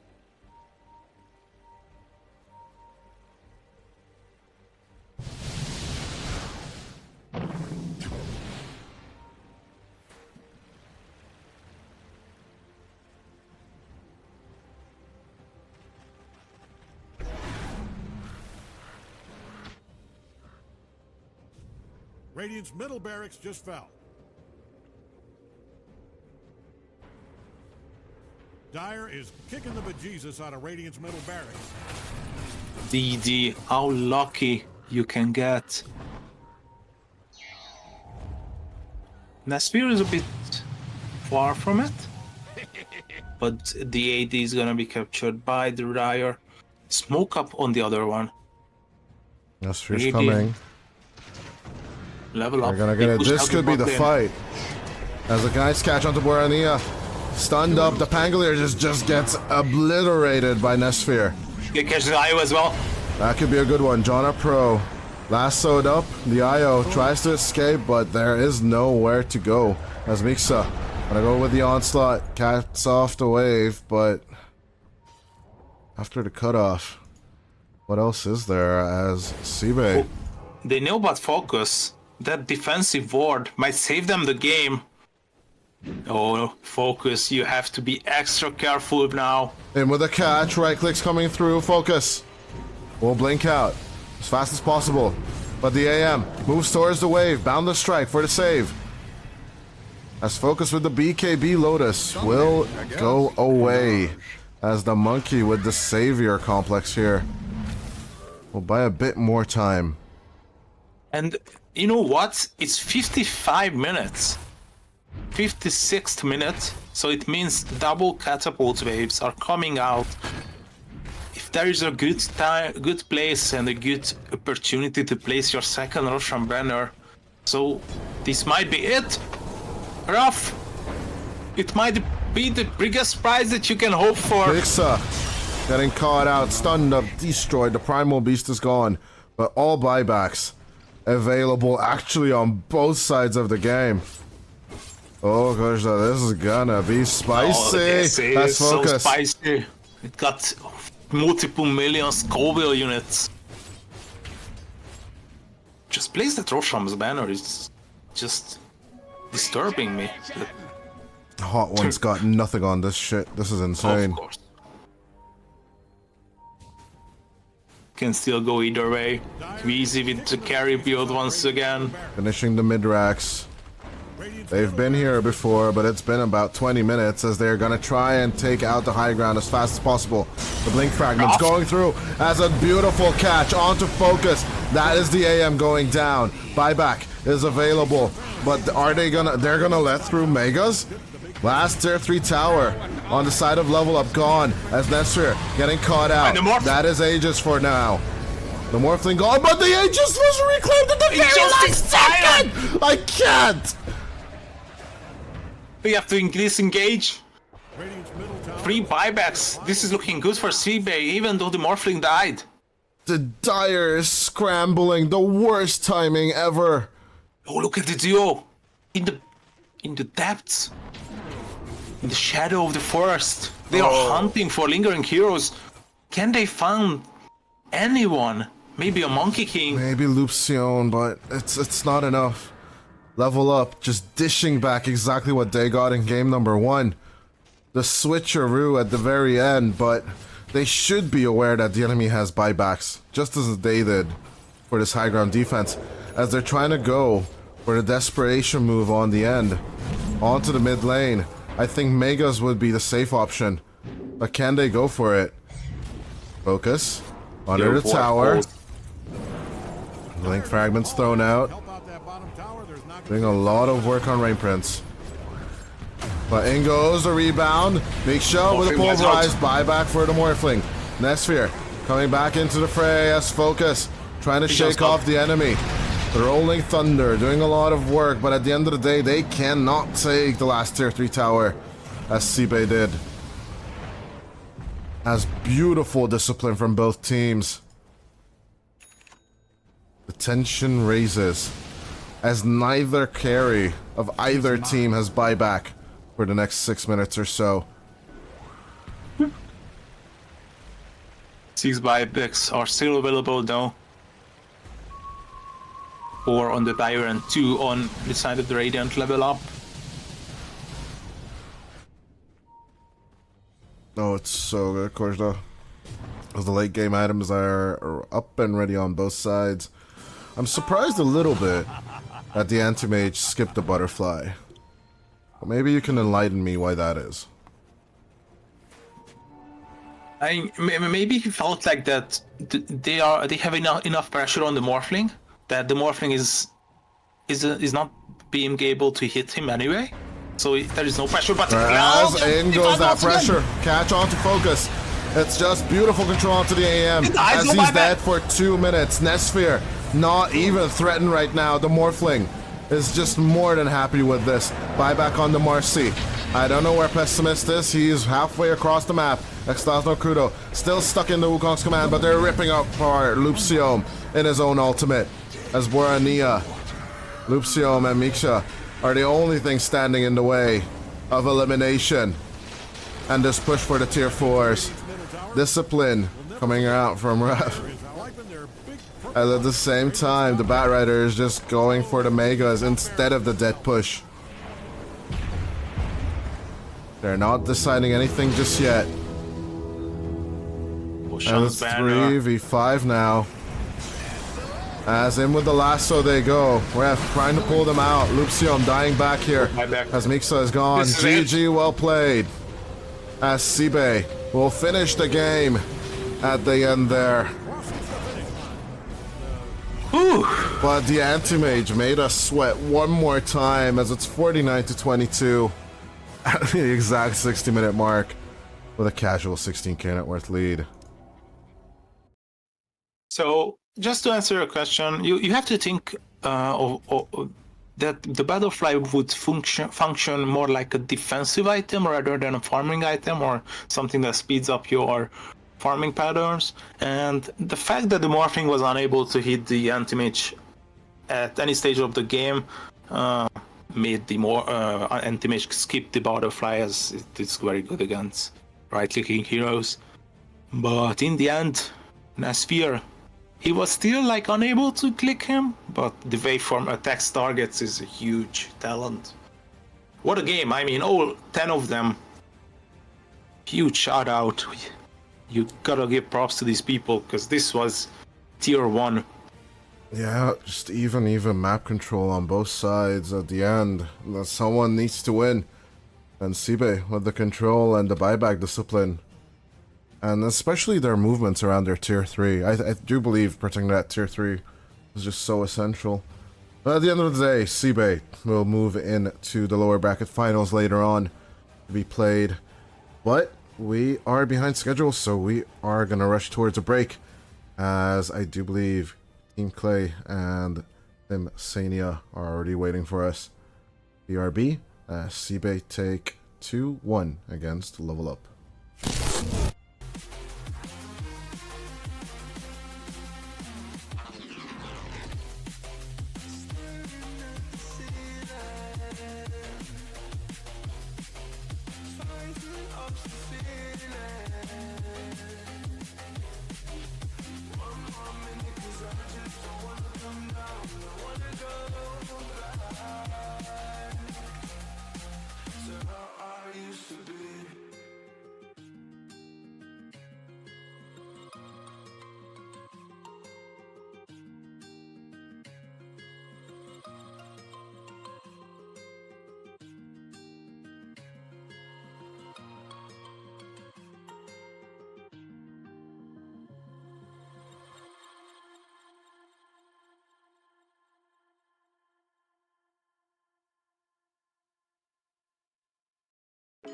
Round and round we go, losing self-control. I keep telling myself, but I don't wanna let you know.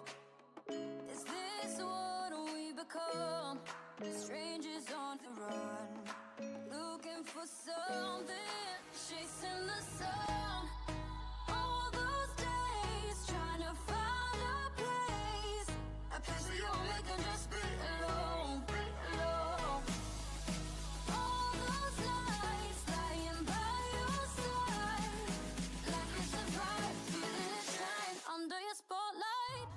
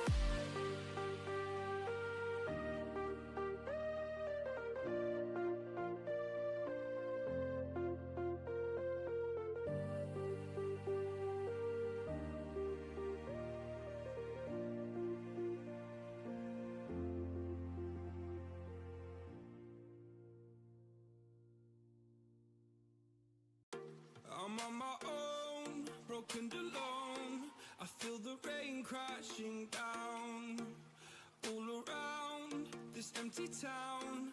I'm searching for the lost and found, but you don't care, you're unaware. Keep moving like the scars aren't even there. It's in the air like a blazing flare. Just stare 'cause the flames will burn us. I thought you were the one for me. That's why I gave you everything. Held you close by the stormy seas. Oh, you meant the world to me. I used to kiss your head when you cried for me. Hold your hand while the pain was over. Keep you warm by the roaring sea. You meant the world to me.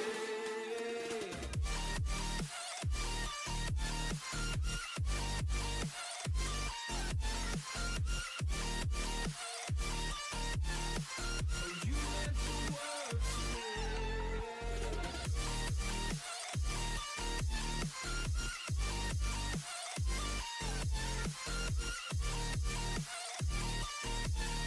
Oh, you meant the world to me. My darling dear, you're never here. When I'm in pain, you hide and disappear. Like shadows in the atmosphere, charting the stratosphere. Yeah. I prayed for you and kept you near, in hopes you'd chase away my fears. I'm on my own, you made it so, and now I'm chasing nightmares too. I used to run with you through the great big leaves, laugh at you when you laugh at me. Hope for us because I believe the home was just you and me. I thought you were the one for me. That's why I gave you everything. Held you close by the stormy seas. Oh, you meant the world to me.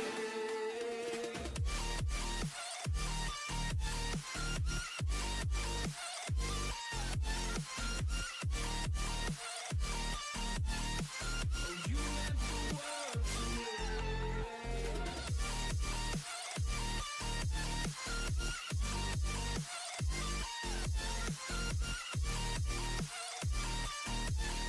Oh, you meant the world to me. Oh, I'm gonna do this on my own. No point in blaming you, you did not know. Oh, I thought you were the one for me. That's why I gave you everything. Held you close by the stormy seas. Oh, you meant the world to me.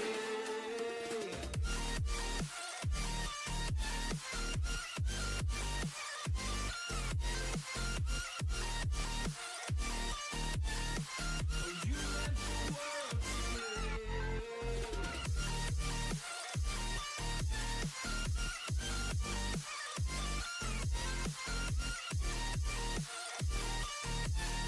Oh, you meant the world to me. Oh, I'm gonna do this on my own. No point in blaming you, you did not know. Oh, I'm gonna do this on my own. No point in blaming you, you did not know. I thought you were the one for me. That's why I gave you everything. Held you close by the stormy seas. Oh, you meant the world to me.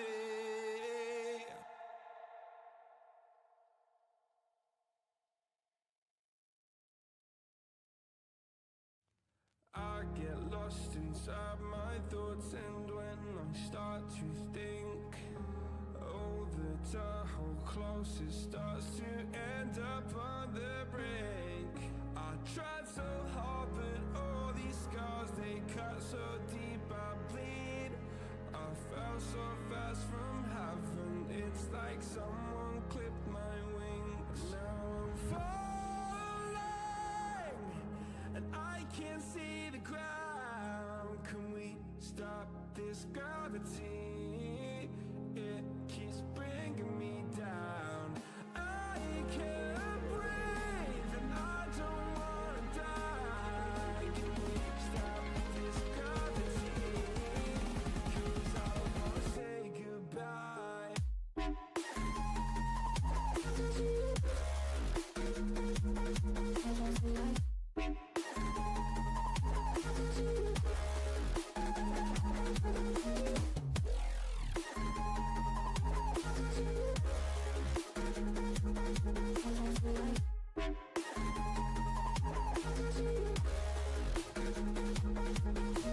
I forgive the pain you gave to me so long ago. Sleepless nights I laid awake just begging to let go. I almost got to suicidal thoughts, but you stepped in. An angel sent from heaven showed me how to live again. Now I'm falling and I can't see the ground. Can we stop this gravity? It keeps bringing me down. I can't breathe and I don't wanna die. Can we stop this gravity? 'Cause I don't wanna say goodbye.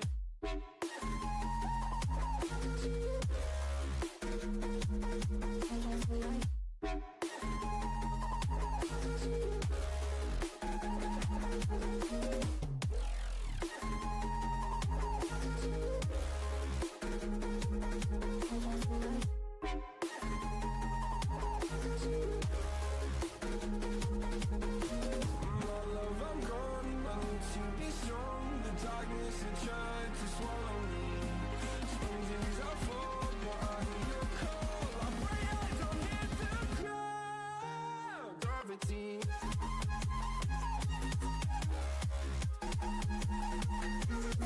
Gravity.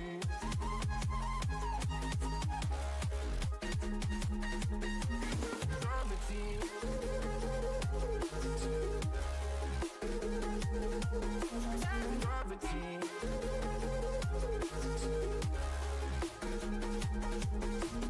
Gravity.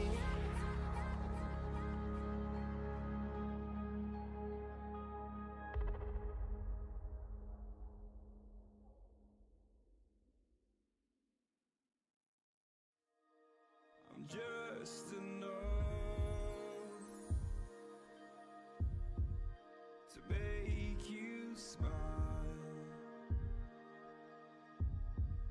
and you need me to hold you close, and all your fears that you dream of will disappear and flutter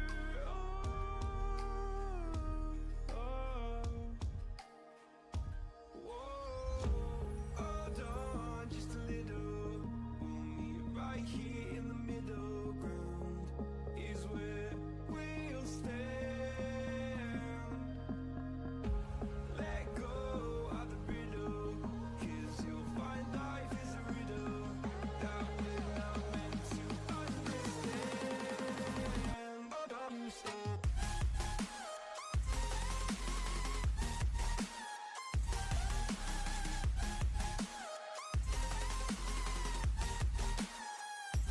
Understand.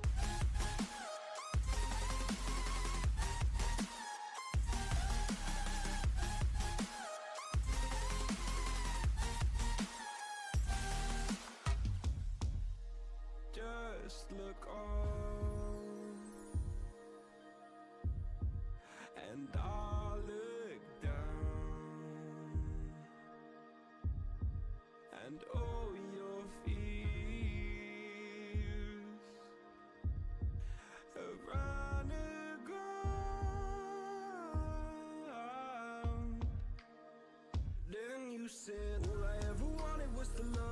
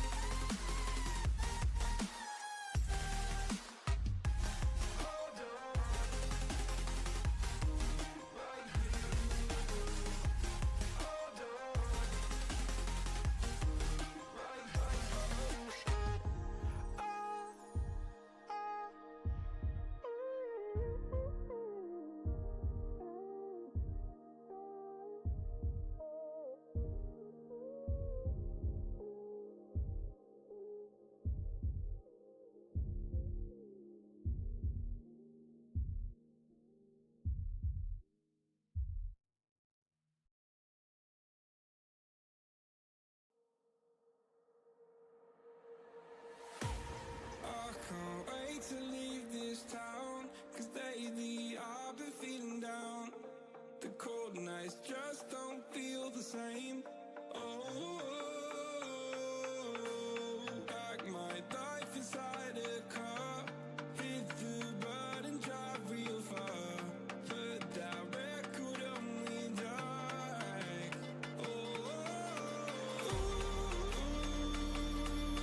I'm dreaming of you. I dream of a new night. Fight in the dark till we see the sunlight. My love, it's you and I. Close, close and cool like this fire. So reach for the stars, 'cause we're aiming high.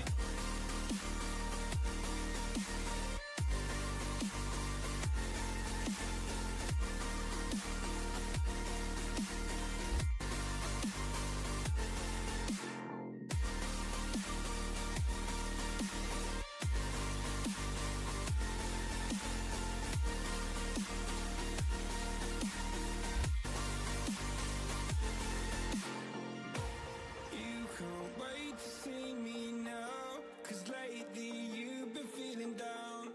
You lay awake alone at night. Oh, like your life inside a car. Forget the world and drive real far. Put that record on again. Oh, my love, it's you and I. Close, close and cool like this fire. So reach for the stars, 'cause we're aiming high.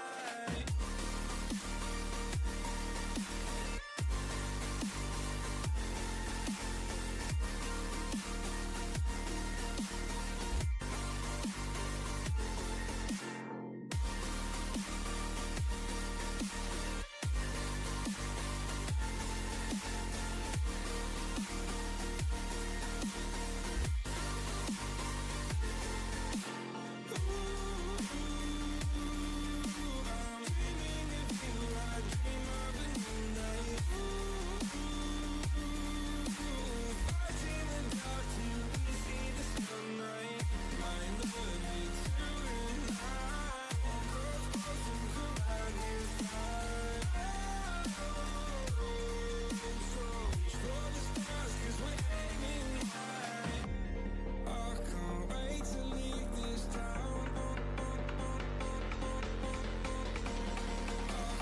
Wait to leave this town, 'cause lately I've been feeling down.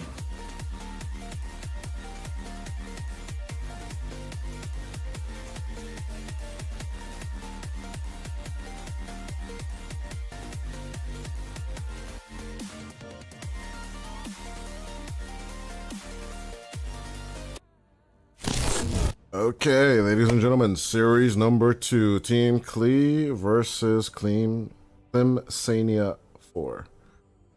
Klim Sani4. Whatever. My name is Dodai. I'm joined by the lovely Coach Dabansa, and yeah, we are a bit behind schedule. Sorry about that, but you know, good teams, good games, good series take time, and with that, we are opening with a Pudge and a Lion, straight out of the bat. 5 seconds. Yeah, your usual Three, clutch time. for the position 3 has already arrived into our game, and I think it might be able to deliver as well. Cloud is gonna be taking that hero. We've seen Cloud play it before, maybe in the group stages. If I Might be 10 possible. seconds. check the stage, of course, for life scores, We're starting in 5 seconds. odds, With or without and stats, or etc. etc. Check out our partner CyberScore, cyberscore.live. It's a very good site. Link should be in chat somewhere, and chatbot keeps on spamming it as well. I don't see a Pudge here on the list. Me though. neither. Not even in his past history. Interesting. Could it be a position 4 in this case, though? I don't think so. As you asked, like before the game, I checked on Dota 2 Pro Tracker whether this hero is relevant in other positions, but turned out to be not really. So it's only 3. Best two to pick here, I'll bet. All right, First, Dyer, your hero Sweden's selection. strong, just in case. He does not have Pudge games either, so... Lion Grimstroke, let's go. Maybe Chura Jr. plays a mid-Pudge? No. We're gonna check. I 10 think they left. played it at least once. No. They had to. Dyer's turn to pick. No, it's Gyro Cup. And Tiny. I mean, just go for it, dude. Team Klee. Seems logical. Just go for it, Doom. Or pick up the Timber, so... One of the best dual casters in the game currently. 10 Dual seconds, casts just in long the enough to game regret currently. every choice you've made. Oh, if they you banned the hurry. Timber so themselves. Never 5 mind. seconds. Okay, Doom DK. These heroes are available. Radiant's up. Maybe a bad one. Mars. Okay, that's something I've completely forgot about. Lil Lays like this combination and they play it a lot actually, so I don't mind it at all. Seeing Lil back in pro play 10 seconds. was Just long also enough to always a regret joy every choice you've made if you in terms hurry. of Dyer's casting. choice. Let's give him a second. But they usually pair it with, yeah, the Storm Spirit. Against Team Tickles, they picked up the Storm and the Mars, so it's not the first time we see this combination. Even the Lion was there. So it's something that they love to rely on. And this Storm seconds Spirit left. pick is 8. Young G's. 5 seconds. One of best heroes. Not signature, but he's quite good with it. Not Team Tickles. SIBE. Wait. Wait, what? Yeah, if we're talking about Team Clay, they played SIBE. I was talking about the group stage. No, they didn't meet in the group stage. What? What do you mean? Team Klee versus Team Tickles. Oh, okay, yeah, those two met in the group stage. My bad. Yeah. It's okay. That was ages ago. Who cares?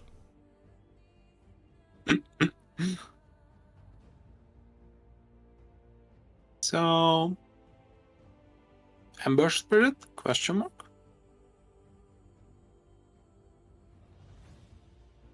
I mean, Spirit Dance on the mid lane against the Storm and the Grim. Chiro Jr. It's one of his favorites. So I'd rather have the Tiny, actually, if I'm Chura. Tiny. I think we have seen it before. Maybe the Razor. Okay, it's bad. Never mind. I'm trying to be like guess here. Razor. And But- the Gyro is the pause 5, the Tiny is the 4, or the 2, Alright, and the Dyer Pudge gets the is ban. the 4 or the 3. The Pudge is the 4, for sure, as the Doom comes out for Klim Sani4. Radiant gets to ban. Interesting. Pudge is the 4. Pudge is the 4. Or would you rather have the Doom the 4? Yeah, Ugh. I don't really like this draft. I'm not happy with Klim Sani4 for now. 10 A lot of seconds. melees.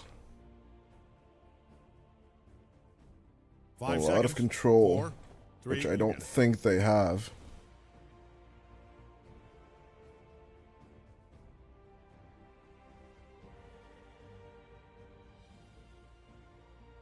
Hmm.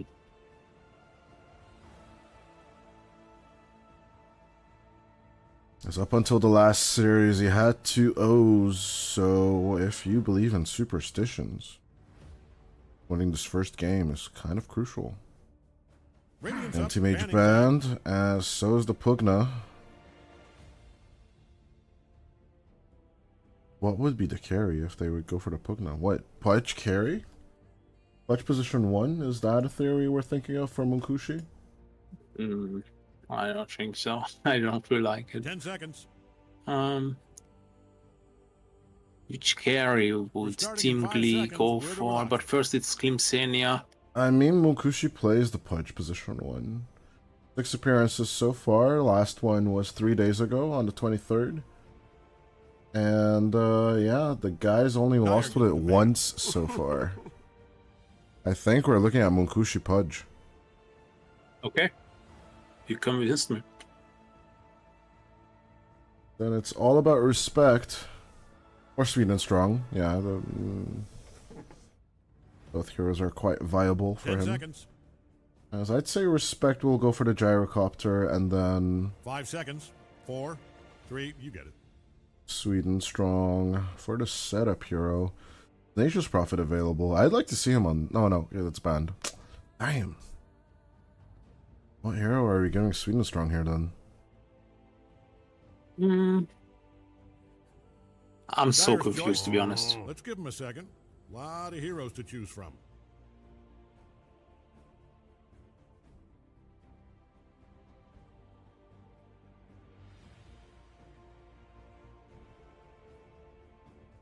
Okay, Juggernaut banned.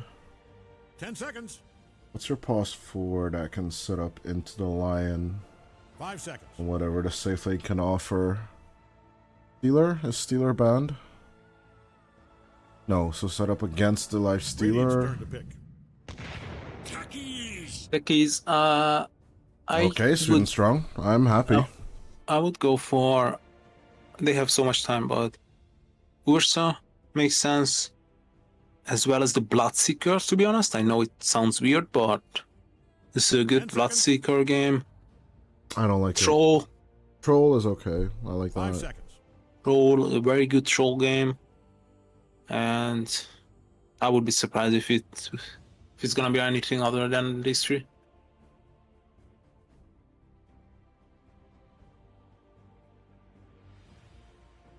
I even like the PA here. Or maybe not Into the Doom. Right. My bad. Okay. Troll. Troll it is. Yeah, just pick troll. By it Or being surprise. a pudge, you can just turn into it. It looks okay.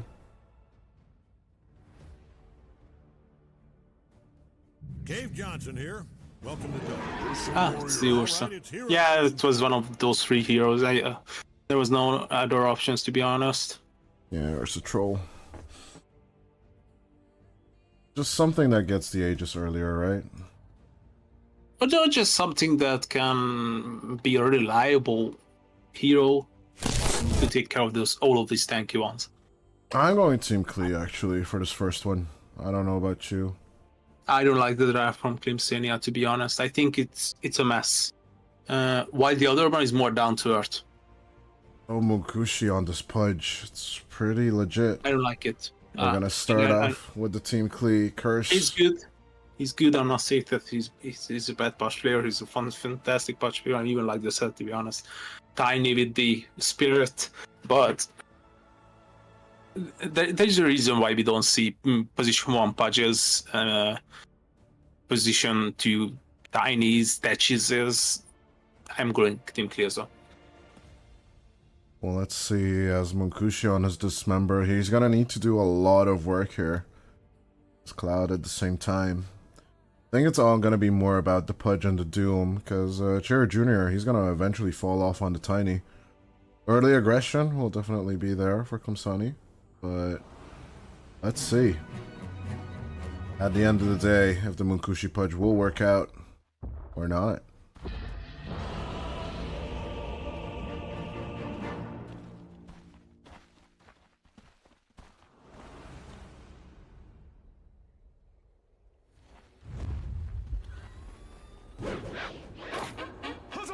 So yeah, on the other side, of course, we are going to be looking at mostly Young G.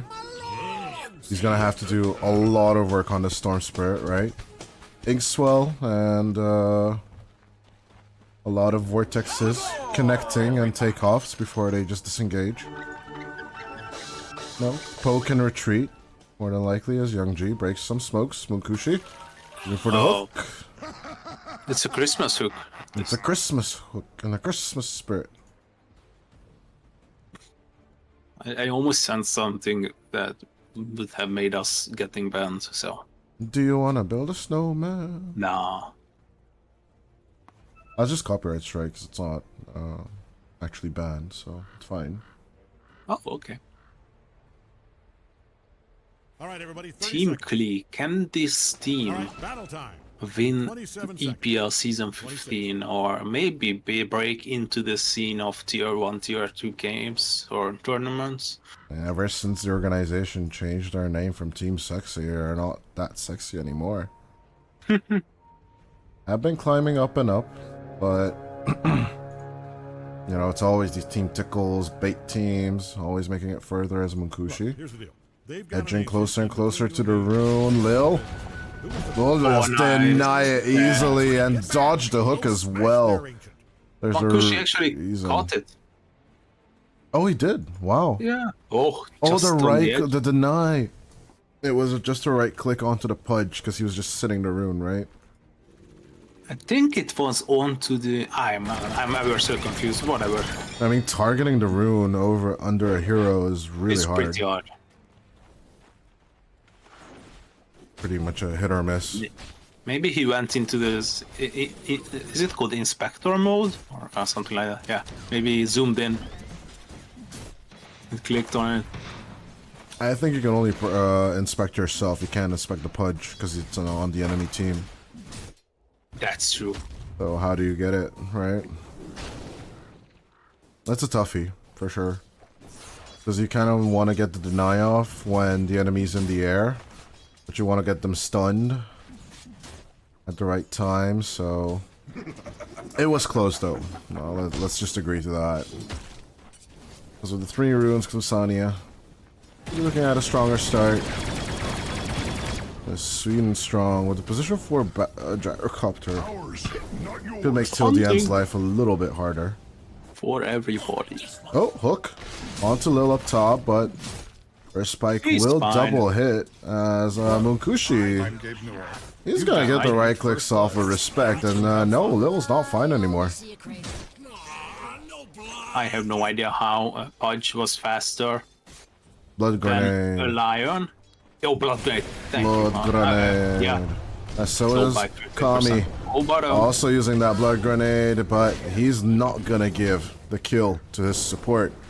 Because that's disrespectful. You are the Ursa. You are a carry. You eat honey and kill enemies. Or eat enemies, I guess. I guess bears could eat and kill honey. other heroes.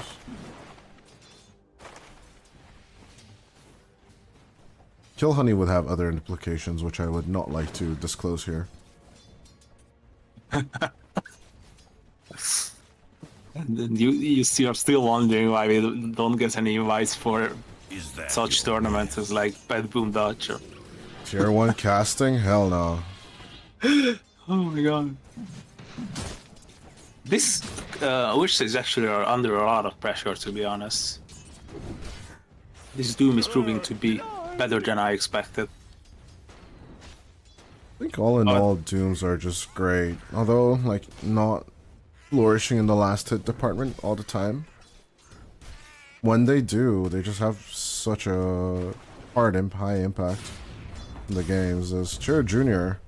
getting bullied just a tiny bit by Young G. I like how he skilled it, like completely skipping the devour, no greediness, just straight up damage. That's very rare. Something similar to what the Timbersaw's been doing without, you know, skipping the reactive armor as well. Because there's just so much sustain getting brought into the lane. I guess that's the theory behind. So why would I go for a spell that will give me sustain? Oh, I'm really interested why Yang Chi chose this ability build 202. I've seen Chinese mid laners doing the 1-1-3, European in 3-1-1, but this is a new one even to me, 202. I think the damage increase is just not that great on level 3 for the Overload as Munkushi. Getting a catch onto Lil once again. I was looking at Young G getting really, really low at the end, Munkushi. But no more hook, he's not going to go for the chase, there you just go for the lane control instead. It's Kami. Oh, the damage onto Dream, alias Kami, of course.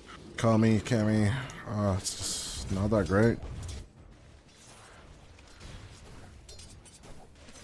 Pride of Kyrgyzstan. Having a hard time there. He's under a lot of pressure. Putting a lot of another point in Vortex. Sweden Strong and Cloud setting the tower right now, but Sweden Strong not even in trouble. Taking care of the aggression is Cloud, as he's just denying last hits left and right from Kami. His Doom is a beast. He's doing so much work on this off lane. Yeah, I think we caster curse the crap out of Klea's Lays. Gonna get hooked in. Still looking for the double earth spike, just so that Lays can escape. Where's my attention?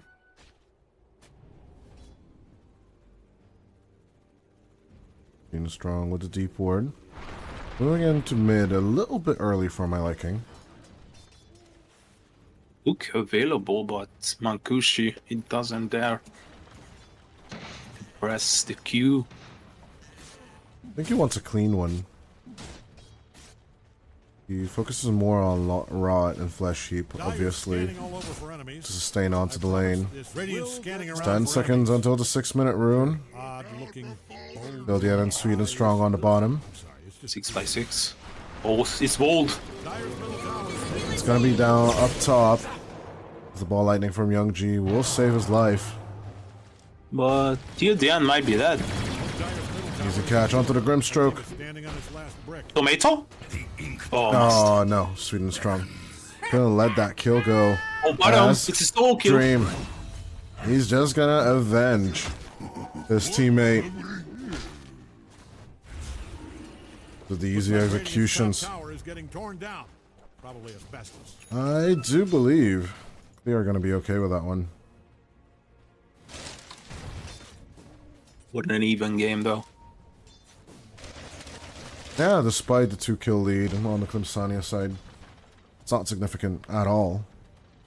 As Wisdom Runes will be picked up in time. No global movements or threats from Nature's Prophets or IOs just yet. Any imposters.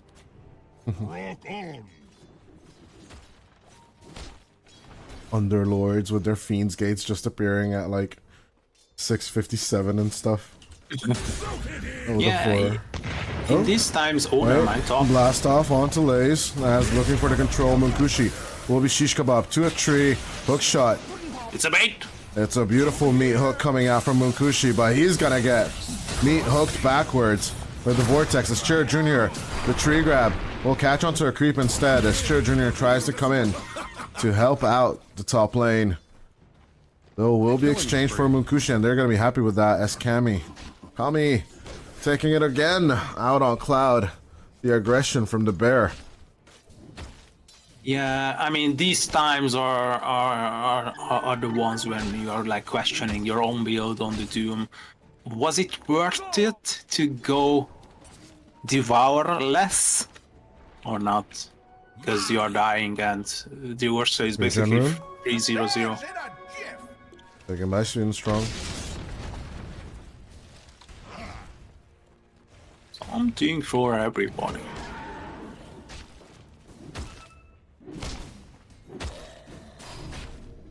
Something for everybody indeed, as the positional ones are really enjoying the game right now. Unlike the offlaners. Back to the old status quo of the Dota 7.00 days. As it is a suffering job, Sweden Strong will suffer as a support. On to Cloud they go. Enraged now. Cloud still with no Doom. But Kami will not keep on searching. He's just gonna go back to the dream lane, the safe lane.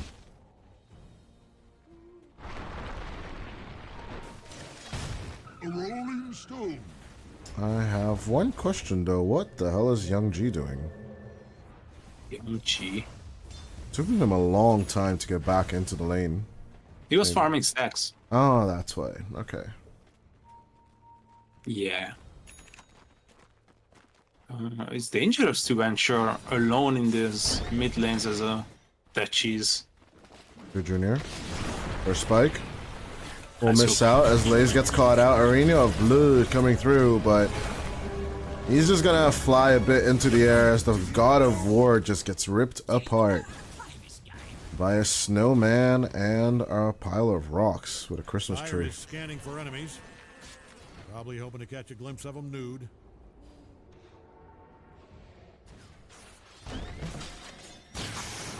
There's Young G getting blasted off. Sweden Strong joining in.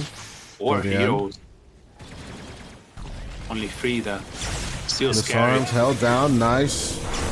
Pele with the vortex, but even with the avalanche, the Inkswell does a nice deterrent as the amplified damage Oh, the AD. gonna fall onto the Young G player. They still did not fix the tooltip. It says double damage. It's fine. It's fine. It's just Dota. It's beta play. Oh my god. What do you mean? We only have like 15 developers. In reality, that's actually true. And in reality, it's still more than most games. Still got one.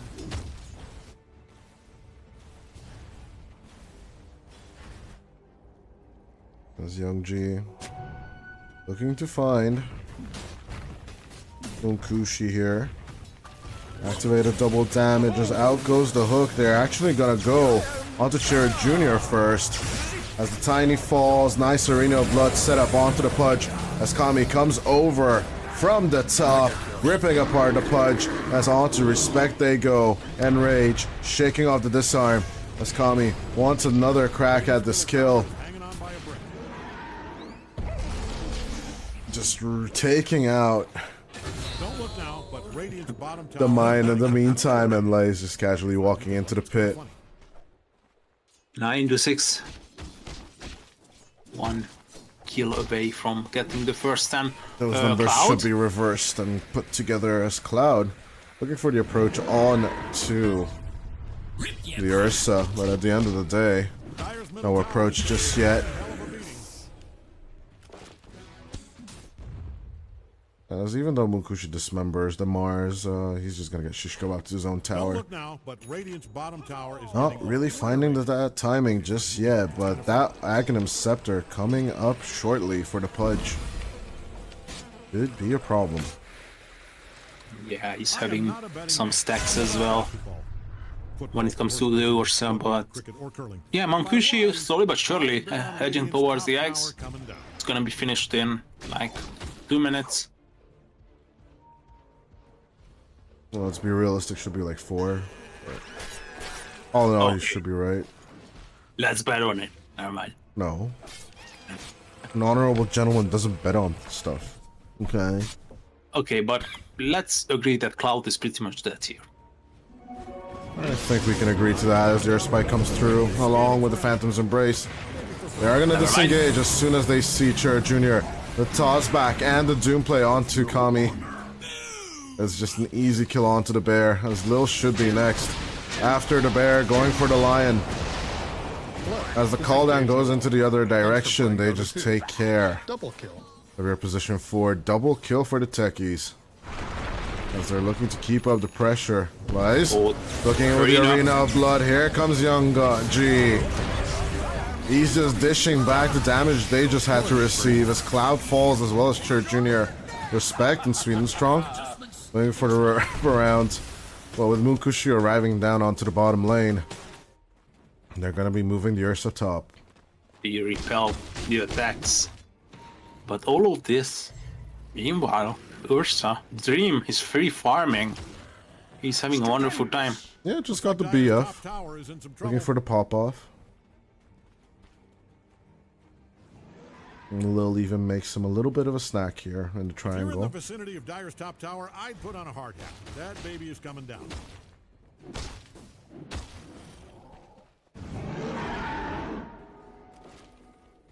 $14-minute rune. It's a big set of stacks. Not the ancients, but the hard camp. It's so satisfying watching someone with a better fury farming multiple lanes, creeps, neutral camps, heroes, objectives, Roshans. I still believe like Luna is the most satisfying farming hero though. Maybe. Although yeah, some people would say Naga Siren or TB. I'm a simple man. I see shiny things bouncing up and down on creeps, I'm happy.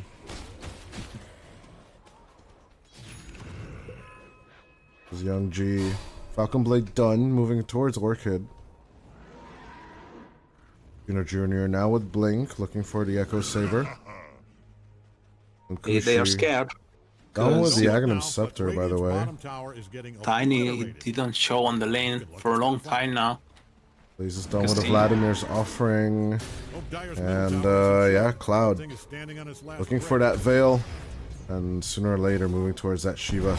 As Lays raising up the arena. They're just gonna skewer up the Doom as Kami moves in. Still eating the Doom is the bear as the damage is coming through hard. But in comes Young G trying to dish it back. The Doom will eventually end, but still with the bomb, it's just a nice cleanup. As the God of War just instantly getting the triple kill. Young G will need to just walk, zip zap out of here of shame. But I do appreciate Till the End's break onto the Dismember with the Phantom's Embrace, saving the Storm Spirit.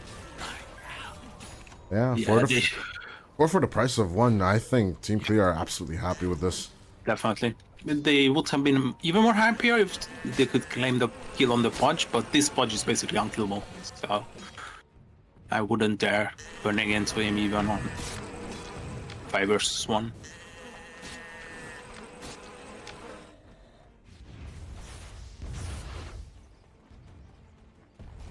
Don't look now, They are but setting up Radiant's on bottom mid. tower is getting obliterated. Dire's top tower is really taking a beat. Funny.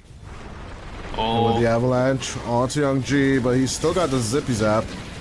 He's gonna run back as fast as possible. He doesn't get the homing missile dodge off, but with Till the End here, That baby is coming down. the Ink Swell, this Don't look spell now, but Radiant's is bottom more bigger tower of a is threat, getting so they're not gonna be Dire's top chasing. tower just went brick belly up.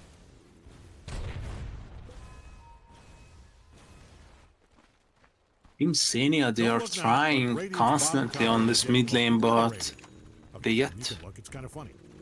Dire's top they are tower failing is to get really any taking a kills. They are moving top. beat.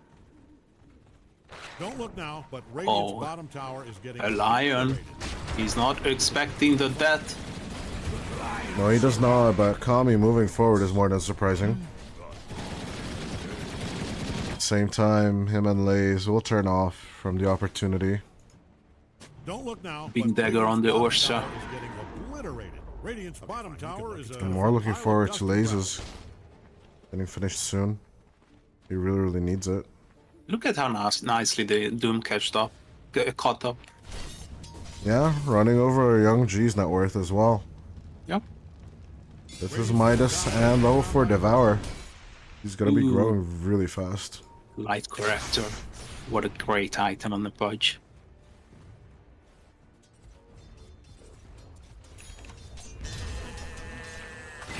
Almighty money. Besides destroying the trees, what's so great about this item? Too bad. You wouldn't guess Solves what all of your issues.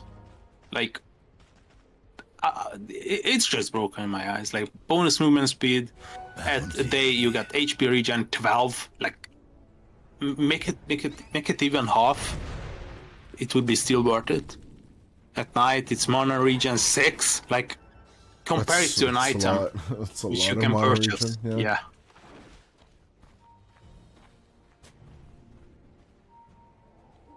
While if you look at like any other tier 2 item, I'm searching for something to compare it for now, but cannot find any. It's an absolute even on the map. 78% win probability for the Radiant, which I do believe is a bit high though. Yeah, I'm not agreeing with Like, that one either. The kills and the percentage take, or the objective takes, are just not there yet in my eyes. I mean, moves towards that high ground. Entry wards ain't doing jack against these proxy mines.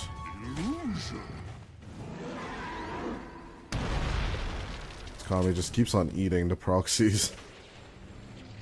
There ain't much he can do about them though. Oh, ultimate pop. And Rage popped out as Young G. in the vicinity of Dire's top They're searching tower. for Chira Jr., but they can't really find him, so They're gonna bet their bets on this mid lane tier 1 tower. It is down as the avalanche. Oh, it does hit, but the hook pulls back. Munkushi are gonna be caught out as down goes the Pudge. Cher Jr. is next. They're losing the numbers, and yes, the bear did die, but it was with Aegis. So not that big of a loss. As Young G moving deeper and deeper. During the escape, they could walk into the proxy mines. But with a call down there, it's not doing much. It's Cloud not even willing to throw out the Doom onto anyone. Still up for the chase, but at the end of the day, they're up on all of it.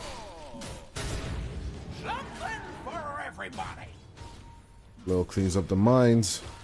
They are ready to take over territories now on Team Kui.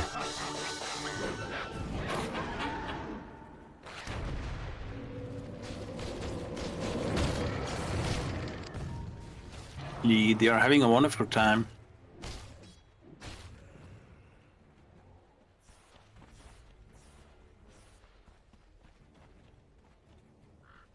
BKB ready on the Mars. Lincoln Sphere getting ready on Young G.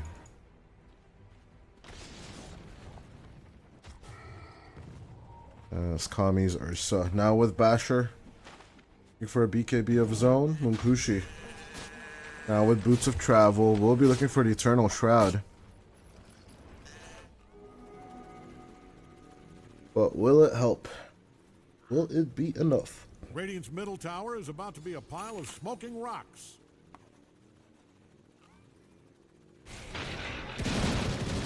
I do kind of feel that Chur Jr. is falling off right now, as, yeah, his net worth is only at the 8K mark. Yeah, that's my problem with the Tiny. This is a pop hero. You're good at getting solo kills, but you are far from props in this game. This is professional tier 2 to tier 3 Dota. You are having way less kills.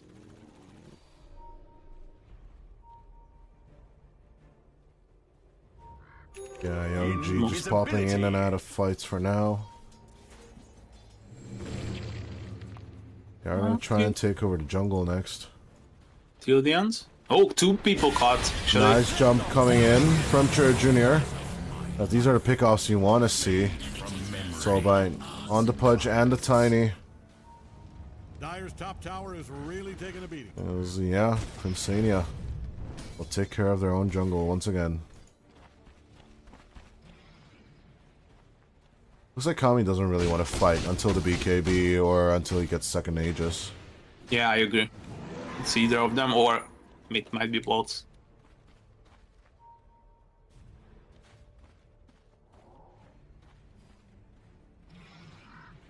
This Lion is pretty rich. Bleeding Dagger.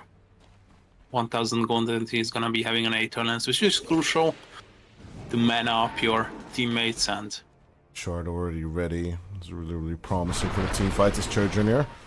And with the toss back onto Lays, BKB used as he gets dismembered. Silence down is the Pudge, but Lays trying to escape. The tree toss comes through as Lays is just gonna get blasted off on Munkushi. Hook. Looking for the angle, but no hook. Doesn't have vision, doesn't even care. Yeah, I think this means disengagement for the rest of the crew. Rest of the crew going for the triangle control. I wouldn't be there if I would be Dream though. In comes this Chura. Is looking dangerous. Easy catch out onto till the end. Sticky bomb on top of him. As Lil goes down as well. It's only Kami or Dream surviving the whole ordeal. It's Chur Jr. One more second for the contact. He doesn't get it in time. No toss back play. As Munkushi takes the second tier 1 tower on the mid lane with the Pudge. That's what I'm telling you. You blink twice and two supports of your team are gone. You lose your offlaner. Your mid laner is forced to TP home, and all of a sudden the game is turning upside down and it's Klim Sani4 leading. No, not according to Brigaben just yet. What have we here? Gaben would never lie to me, to be honest. I'm still gonna believe the graph. Desmond Kushi getting ever so closer to that Shiva's guard.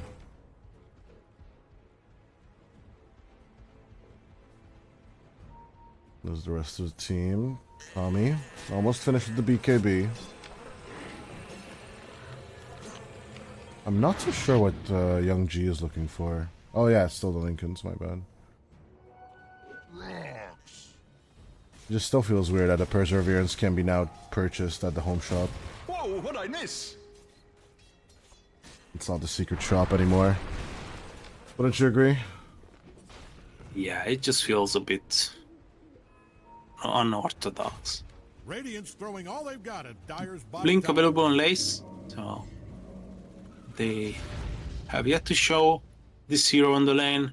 So Klim Sani4 is not aware of the blink and its possibilities to Things are initiate. looking dire for Dyer's bottom tower. Lincoln's finished as well. Almost BKB on the Ursa and Roshi. These timings are all just lining up perfectly, like it's been pre-scheduled Man, Radiant does not like Dyer's bottom tower. in Dyer's Imp bottom Lee's tower captain's book notes. I don't know, in Leo's book. I don't know how they do it, to be honest. Like, I always watch these timing lining Dyer's bottom tower and timetables. But the way teams play it is just different, right? if Dyer doesn't haul It just ass and help absolutely out, matches and that's it. tower left. More minute until tier freeze.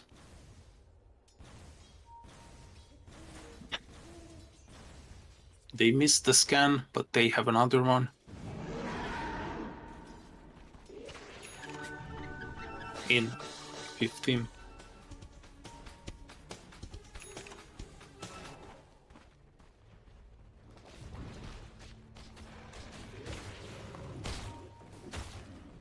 And with a constant control, trying to sneak up onto this top lane. As Roshan should be up soon, but what beautiful preparation coming out from Respect. Then plays the proxy mines on the top stairs though. Yeah, it's looking dangerous. Haste! The scan. Here comes the smoke appearances as out comes the BKB and the Dooms. But at the same time, control on to the Doom. Cloud goes down as Kami just surviving everything. The Doom went out onto the Mars itself as Munkushi now is in trouble. Quarter Leo. HP now. The Pudge should go down as Kami survives all this damage due to the Enrage. I'm more than happy with the bear. Till the end, cleaning out the bombs. How are they sure? But there ain't that many left. Can you be even happier or even more prepared than Klim Sani4 was? But in the end, the Doom actually messes up this. He's sorting his spells incorrectly, pressing the stun before the blink and the BKB, and immediate reaction by Lil. I mean, if you are telling me that this guy is getting old, his reaction and his cast calling is still pretty much on point to me. Radiant's middle tower is about to be a pile of smoking rocks. Of course, as till the end as well. This timing is hard to compare, to be honest.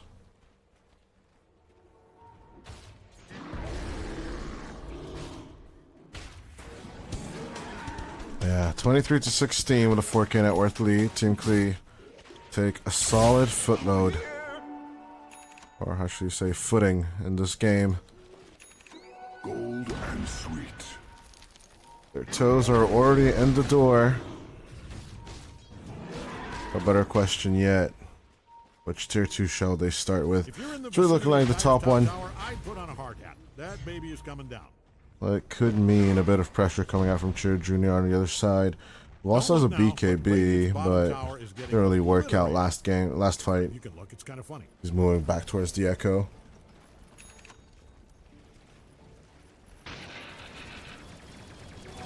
I do like his attention towards the Shard though. That could be the game changer. If you're in the vicinity of Dyer's top tower, I'd put on a hard hat. That Radiant's middle tower is hanging on by a brick.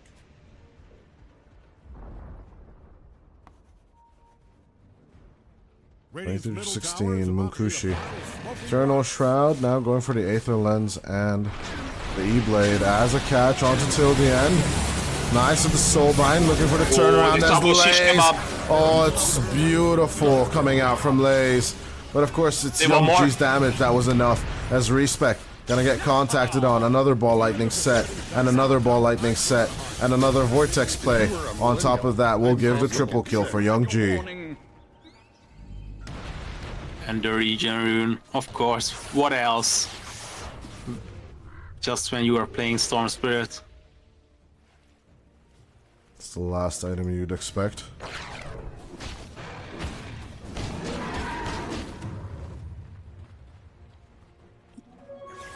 With 2.5 minutes left on this Aegis, Kami is free to pursue the mid lane, now with Abyssal Blade. You can tell Dire's middle tower is in trouble from the way it's being destroyed.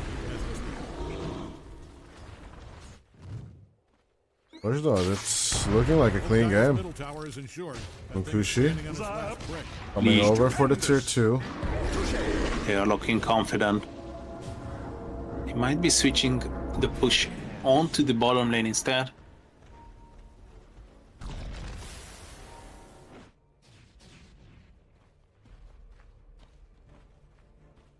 Oh, look at Dream, he's prepared. Age is still available for another 145.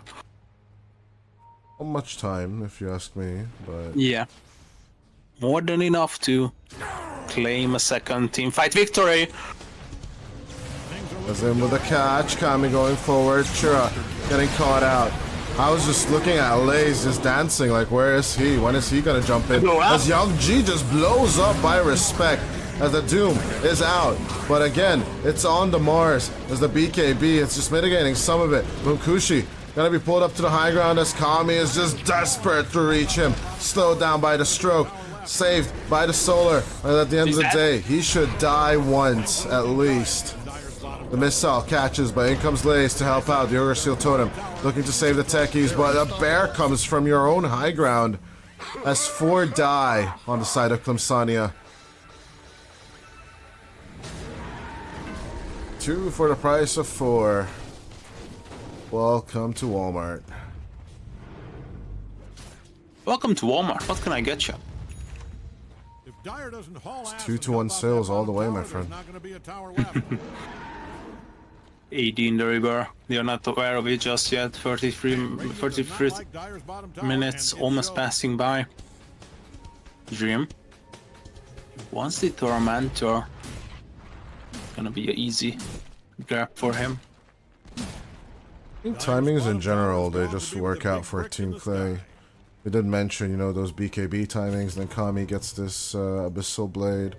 The same time around it, Young G gets the Lincolns. Despite the Mars, you know, getting doomed and all, still has this Desolator working out in favor of him for the later fights.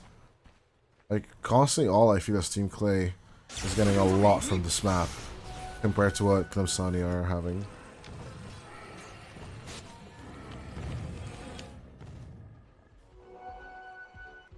What have we here?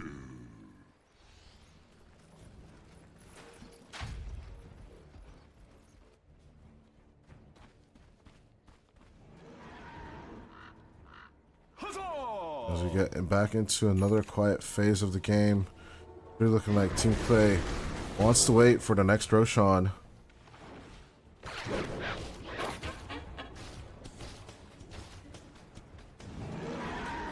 Where's the smoke up now? You got all your utilities. Double damage.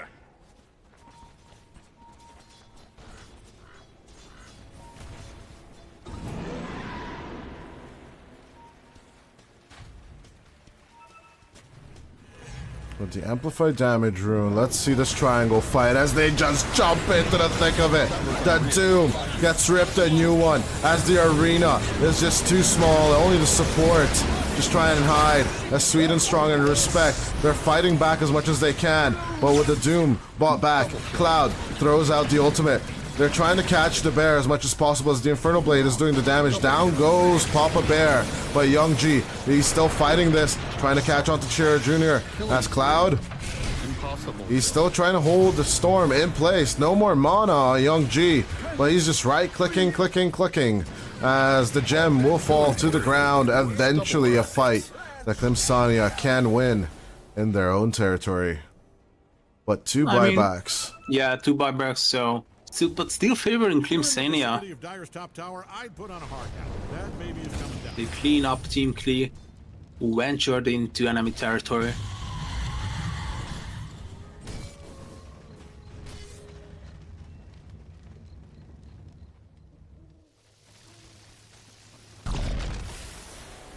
Oh well. At the same time, if we check, all buybacks are available on the Radiant, and all tier 2 towers are standing. Team Klee, their lead could not be clearer than that. Respect. It's just all I feel about that, even though the hero is strong, right? The timings of the hero, they just don't match with anyone else. Maybe I'm just over zealous, you know? Maybe a GG boots on this techies will eventually work itself out. As the second Tormentor, it's picked up and is given with a reactive taser to respect.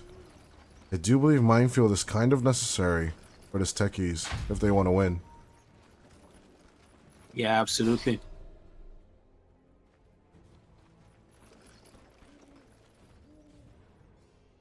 The lead reducing to 5k. Ursha is picking up an unusual item for Ursha players, Daedalus.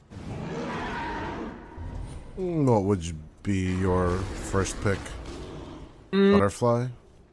No. There's no people. There are no people and any people that is right clicking onto. It's a tough choice. I would go. I don't know. Like Lincoln's, what? like Scotty it's or tough. what? Lincoln's, MKB. Oh, okay, I see. But depends on your next fight. Lincoln's is on the storm. I'm kind of okay with that. As Lays diving good. into the thick of the proxy mines.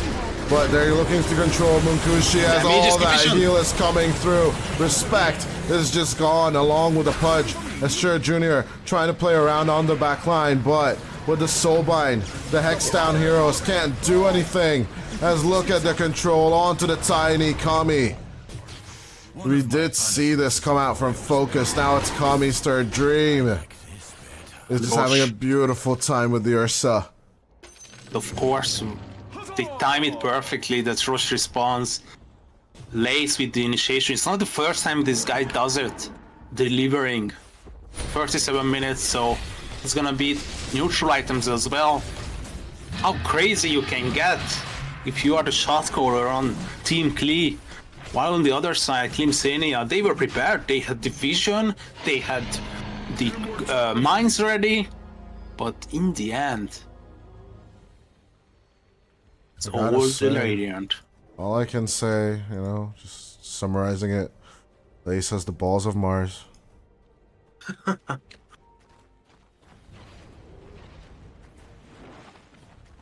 Bravery and stupidity can look really, really similar, but all in all, I think that was just straight up smart. Tanking up the damage against the bear. And yeah, letting him just shine.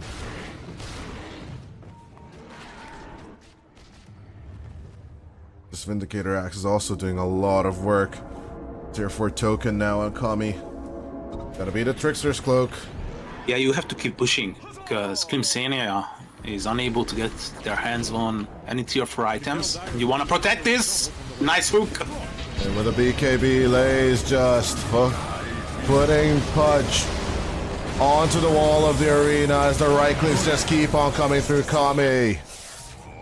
Taking care of the Pudge, or actually it's Lil with the finger taking care of him. But the damage is more than sufficient as the bear just keeps on running back between kills and objectives. Up onto the high ground they go. This Daedalus seems to be working out.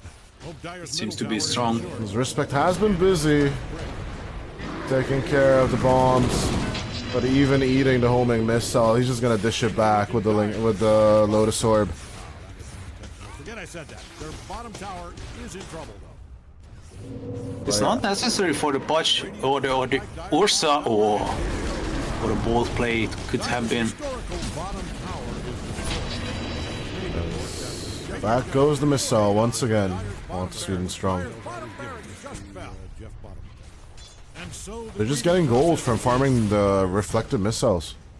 Yeah, it's value right there. Reliable gold. Yeah, once again. Return it. Return to sender. As after the bottom racks, it is the time for the mid one to get taken care of. Kamiar is more than happy with the swift blink. Just taking care of all these objectives. 2.5 minutes left on the Aegis. As the 5-man lookup comes out, beautiful hook onto the Lion. But he doesn't really care. He's just mana sucking everyone off. At the same time, Chura Jr. going for the toss play. But Lil's just buying back as the hook. Young G is just coming back into the fray of the fight. As Kami is just standing there. With your hook gone, what you gonna do? As you get Mega Creep, my friends. On forward with the jump, Kami comes in. Onto Munkushi they go once again. Up in the air is the Ursa, but with the separation they get Chira Jr. As Kami, he might die here, but that's just the Aegis. As the Megas are here, Chira Jr. is gone, and not even the hook back into the fountain is gonna work out. As the Pudge, at the end of the day, will need to suffer his second loss here at EPL Season 15. Munkushi, he seemed untouchable so far on the hero. Nice hook back onto the bear. Disarmed, controlled. They are looking for more, but Young G coming to help his teammate out as Lil is just sucking all their mana off. Laze is sending them back into the fountain. They will focus on this Ancient as Munkushi has nothing left to offer here. The last try. Kami will just sit on them as even with the Dismember, it's a double Abyssal Blade. Munkushi controlled, and the GG will come out 43-25 for the 34k net worth lead. Team Klee take game number 1. Except like few mistakes, which was kind of unavoidable. The two cores of Team Klee were looking really promising, as well as the Mars. Basically all of them. You have to give credit to all 5 of them. And Klim Sani4 as well. I mean, they were there. They made the comeback possible, but in the end it was all the Marsh initiation and them finding a better approach to these certain skirmishes or fights. And yeah, Team Klee takes game number 1. And the Ursa right click as well. But with that, we shall go on to a tiny bit of a break as Team Klee take game number 1. We'll be back.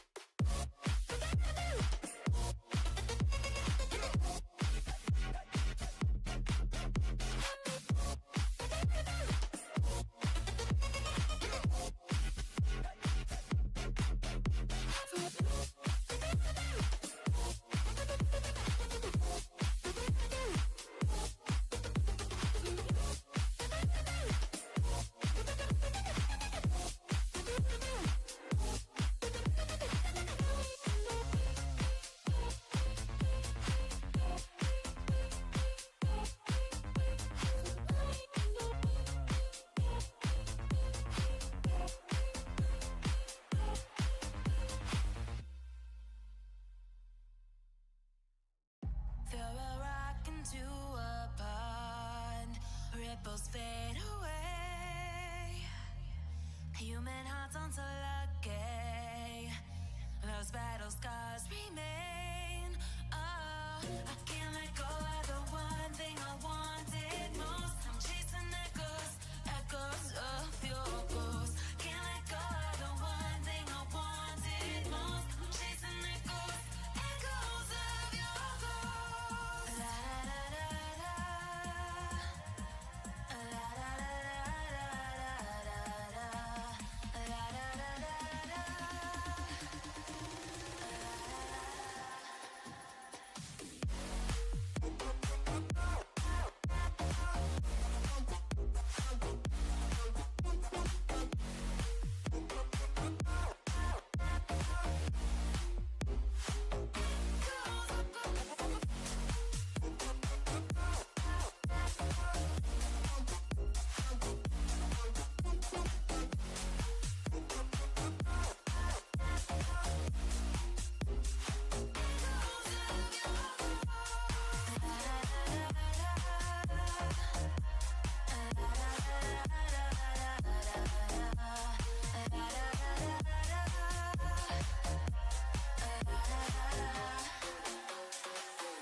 Throw a rock into a pond, ripples fade away.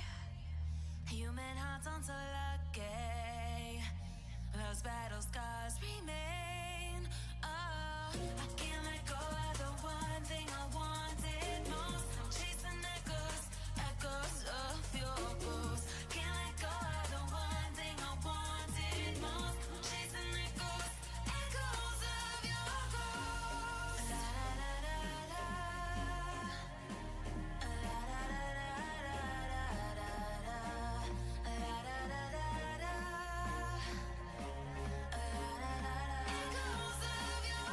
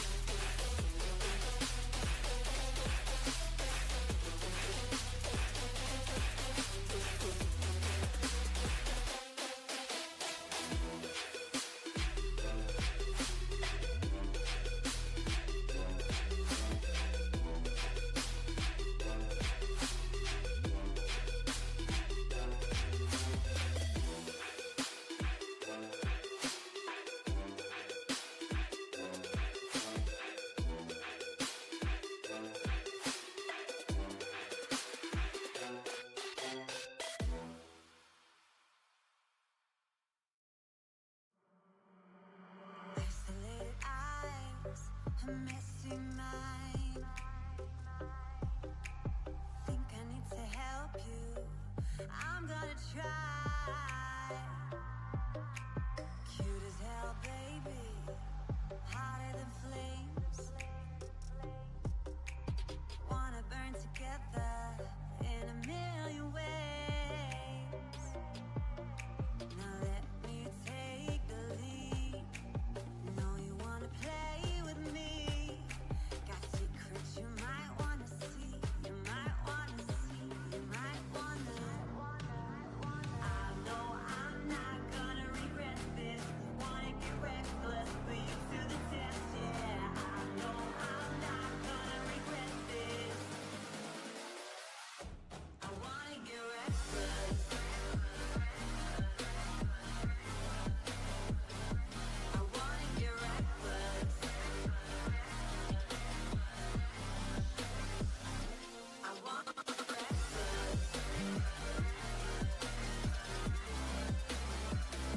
I wanna get reckless.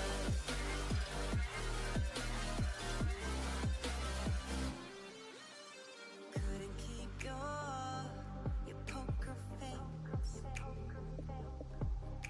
But boy, you kept me waiting when I wanted to race. Sweet as hell, baby. You're a sugar rush.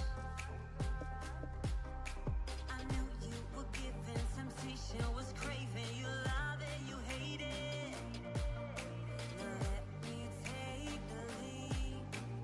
Know you wanna play with me. Got secrets you might wanna see. You might wanna see. You might wanna. Lock the doors, take it off. Kiss my neck, and one more. Scream your name deep in the night. Work your way around my thighs. Pull my hips, knock down the lights. Scream your name, I shut it down, down, down. I know I'm not gonna regret this. Wanna get reckless, put you to the test, yeah. Okay, ladies and gentlemen, we are back with the second game of the second series. Sorry for a bit of technical issues, but we are in the middle of the draft. That in the darkness is Korzda, me in a little bit of darkness, I'm Dodai. And yeah, let's keep on going. Time for the Enigma. Time for the Enigma. Is it gonna be core? I don't know. But Enigma is here and has arrived. One of the worst heroes currently in Dota. I guess. But I can check. According to Dota, I think they are the most reliable source for every game, including ranked, unranked, single draft. I don't know, so many. But of things. course, if you want to look at data from the tournament itself, look no further than cyberscore.live, our partner, as Klim Sani4. Or they're gonna be taking the Mars away from Team Klee, along with the Shadow Demon. Setting up for a potential Luna, I see. Pretty good against the Enigma, keeping distance from the Eidolons and setting up control. 10 seconds. Tiny, Gyrocopter, Mars, and 5 Shadow seconds. Demon. They are looking promising. I don't think promising is what I would use. Why not? Hold down arena combo. Yeah, it's once again the tiny Dire core, combat. but I'm really hoping that it's not. Faceless Void. Ay, ay, ay. I kind of want to see Invoker with this, to be honest, for the Vombo. Good against the Tiny as well, if it's the core. It has to be the Radiant's core. up. Banning time. As Naga gets banned. Sani. Who are our Chrono Packers here? No more Storm, for sure. So that's good. 10 seconds left. Puck was pretty okay. I would rather favor Queen of Pain. 5 seconds. It comes Swap to is good too. Yeah, I like that. that. Zeus is a little weird because you don't really like playing into the tiny, but could work.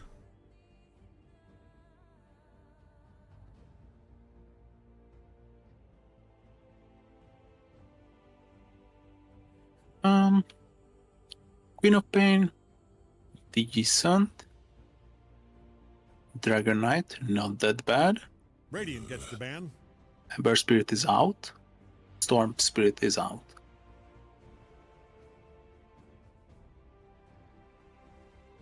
Klim Sani4 with the last pick and Radiant side.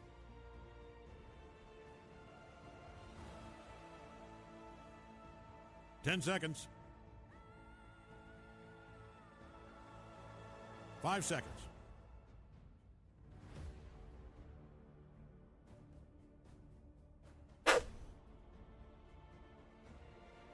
Banning out the Ember. Why are they going for spirits? All right, Dire gets the ban. And the Pangolier at the end. Pango into the Faceless Void. That would make much sense. The Team Klee sign.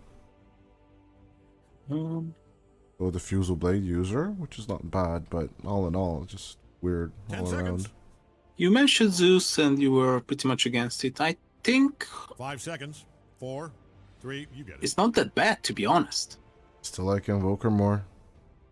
Invoker, I don't feel like this is a good Invoker game. If you look at the enemy's draft, if you look at your draft, it's okay. Lot of heroes to But choose from. it's I think Queen of Pain is one of the best here, if not the best. Okay, but the possibility is still there. Invoker, I think Keeper of the 10 Light as well seconds. for Just long mid. enough to regret every choice you've made if you hurry. Coddle. And DK. We're starting in DK. 5 seconds with or without. I don't like DK. Shadow Demon will rip you apart. That's true.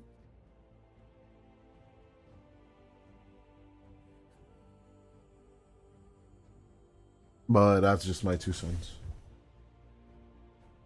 Oh.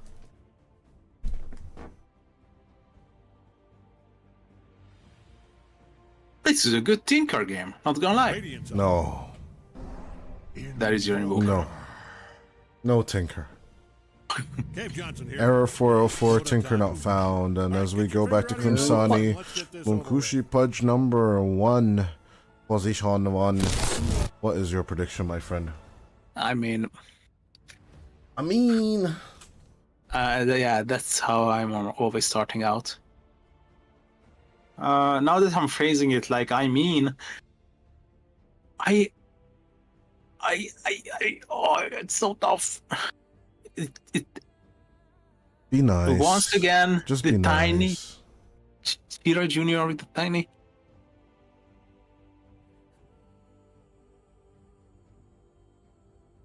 I think Team Klee got this. Yeah. Same here. I think it's back to the status quo of the 2-0. It has been mandated. It's gonna be interesting. I'm curious to see if Lil can make this Enigma work. Of course, till the end, and Kami with the Faceless Void should be a fun time.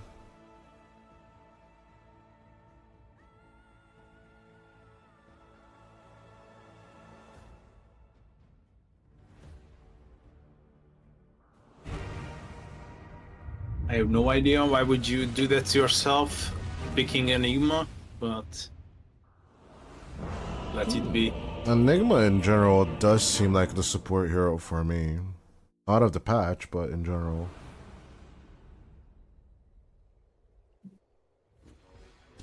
I'm curious to see what Team Klee make of it. All in all.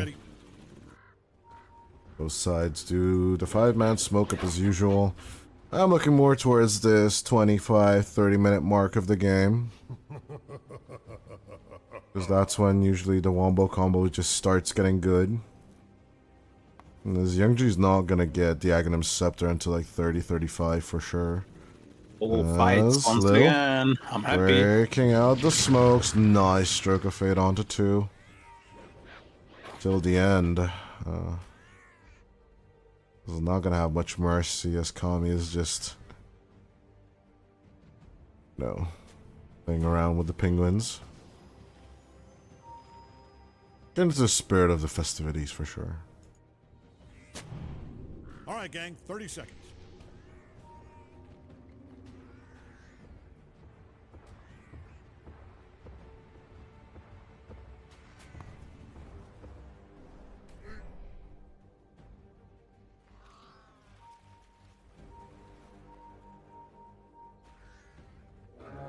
Yeah, hook. Yeah, hook available.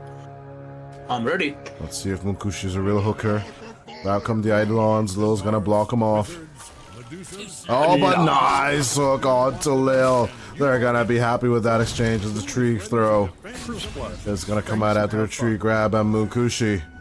This time not only taking the rune, but taking Lil himself. These Eidolons are so underwhelming, like 20 damage, 200 HP. And you have to even give up HP for them. That's the worst You part. have to even give up. You're basically a phoenix. But With less damage. But it's just bad. Well, let's see. As the flat cannon puts the Eidolons to half HP. They're gonna be shitting on the Eidolons a lot this lane, for sure. I would just go jungle. Lace is fine and all. Is he? You can always onslaught out. Well, like, the respect is pretty strong. Just At go least jungle. stick with him for like the first 2 levels or something. Okay. That's You know, the understandable. best part of the Enigma. Look at the Eidolons. Oh no! Oh, so many gold. Poor babies. Each of them giving 18 gold. Look at respect. He got 4 last hits. Oh no! When you are playing with 4 cores, time has come. I mean, the best part of the Eidolons, though, was that they're basically like hook protection, aren't they?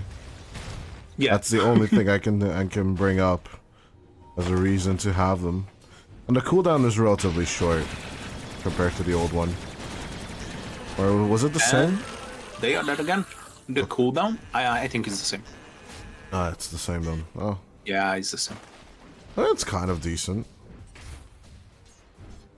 So I do prefer Call of the Wild, Summon Wolves, Anything other Enchant than from Enchantress, as Lil. I'd be in a bit of a pickle here. Oh, Munkushi not being the hooker he was last time around, but maybe he's just baiting it, you know? He's putting it in their minds. Oh no, Munkushi lost his mojo from last game. Max Invoker, which is a bit unusual if you. It's kind of the standard. Yeah, I guess so. That's true. You can't really go exort on any of the builds right now, ever since he became universal.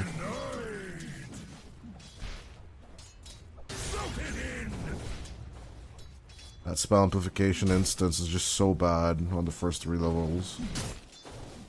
Until level 5, it's like basically useless. 1% spell amplification? Thank you. Okay, great. You know? Feels so weird.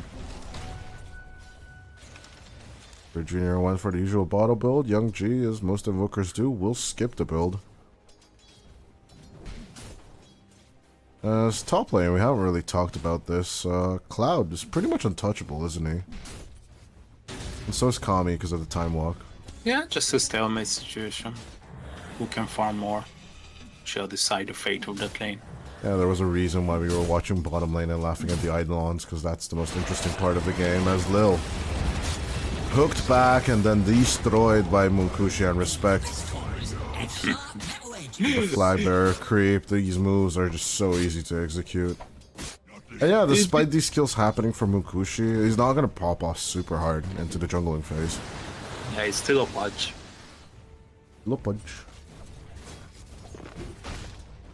It's all the same to me. Look out for fallen rocks.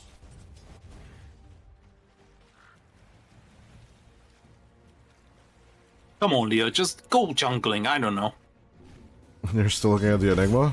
I can't watch anymore. You can't. Feels so bad for Lil.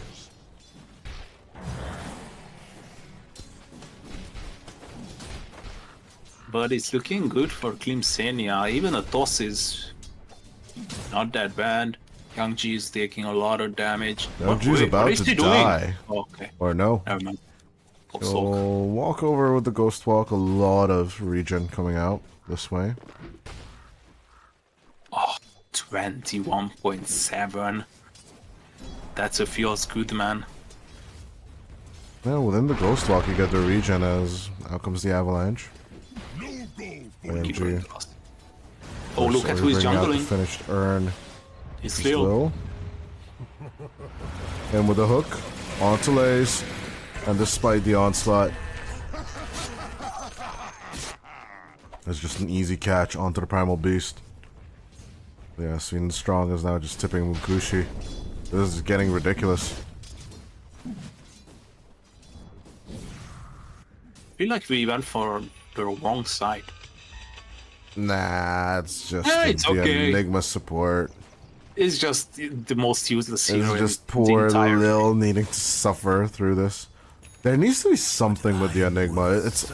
I've been talking with Blitz about it in the middle of the season last year, and the hero just feels off. Like ever since his big changes, you know, with the Eidolons not being able to just multiply, like it basically nerfed the hero into oblivion. But until then, he was like priority number 1 in every draft. So that's it. Just suffered the same fate as most heroes that are just overly popular, right? But to some extent, the Doom feels more balanced, right, compared to him being super OP in the middle of the season.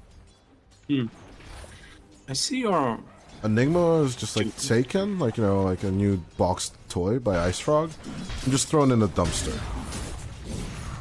That's what the hero feels like. Which is sad and good at the same time, but who knows. Black Hole is still just such a good spell though, so... Oh, look at top. He's tanky though, Cloud, with the 2 bracers. Looking okay as this poison, Shadow Poison is coming through a little bit from Sweden Strong. Akami until the end should be okay here. He's still baiting a lot onto Cloud. God of War will not yield.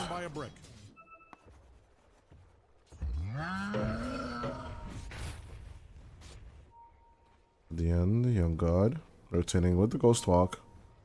Not the fastest of rotations. Gets information on Cloud and Sweden Strong. Sweden Strong gonna get hit by the Ghost Walk, but they're gonna move on to Cloud. Gold Snap is there. Nice catch with the Tornado as well. All with the Phantom's Embrace.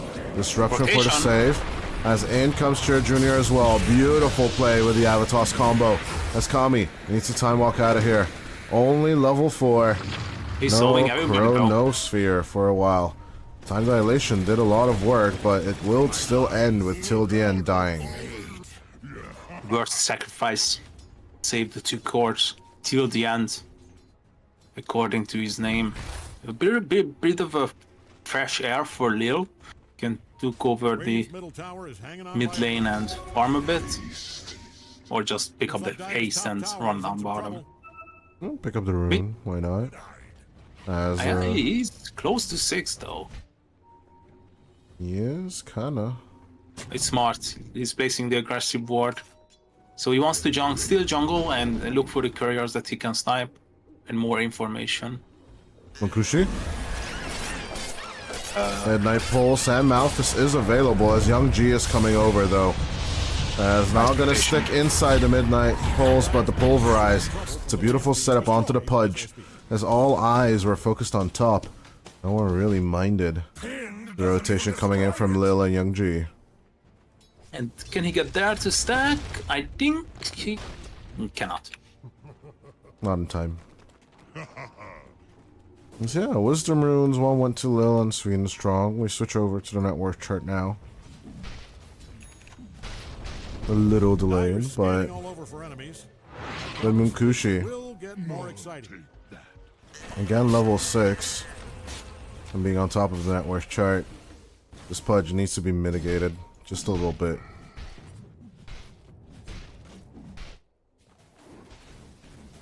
Don't look now, but Radiant's bottom tower is getting Who connects? Lace. He's being eaten.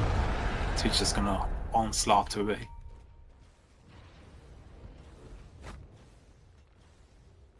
I think Munkushi is just not capable of getting kills just yet on his own. He needs Chur Jr.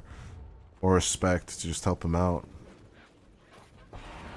In terms of the damage. His lays. Going in for the pull, Munkushi. Waiting for the setup. Hook is available. Along with Dismember, but he doesn't really want to risk it. Yeah. Grimstroke was showing. And they were a bit scared of.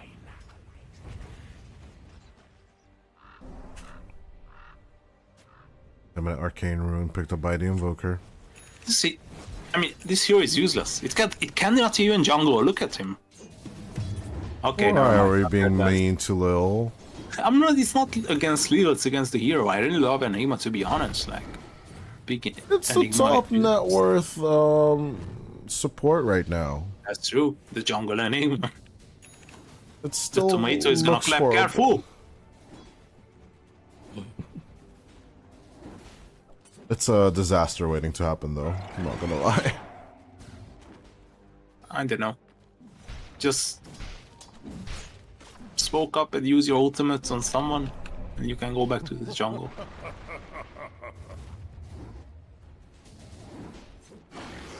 I don't know what he's building, though, to be fair. But it's satisfying to watch him. I mean, watching someone jungle is always satisfying, isn't it? Yeah. It's fun to do, it's fun to watch. Especially if you're a player. I wonder why it's never been done or remade as an idle screen for in between streams and matches.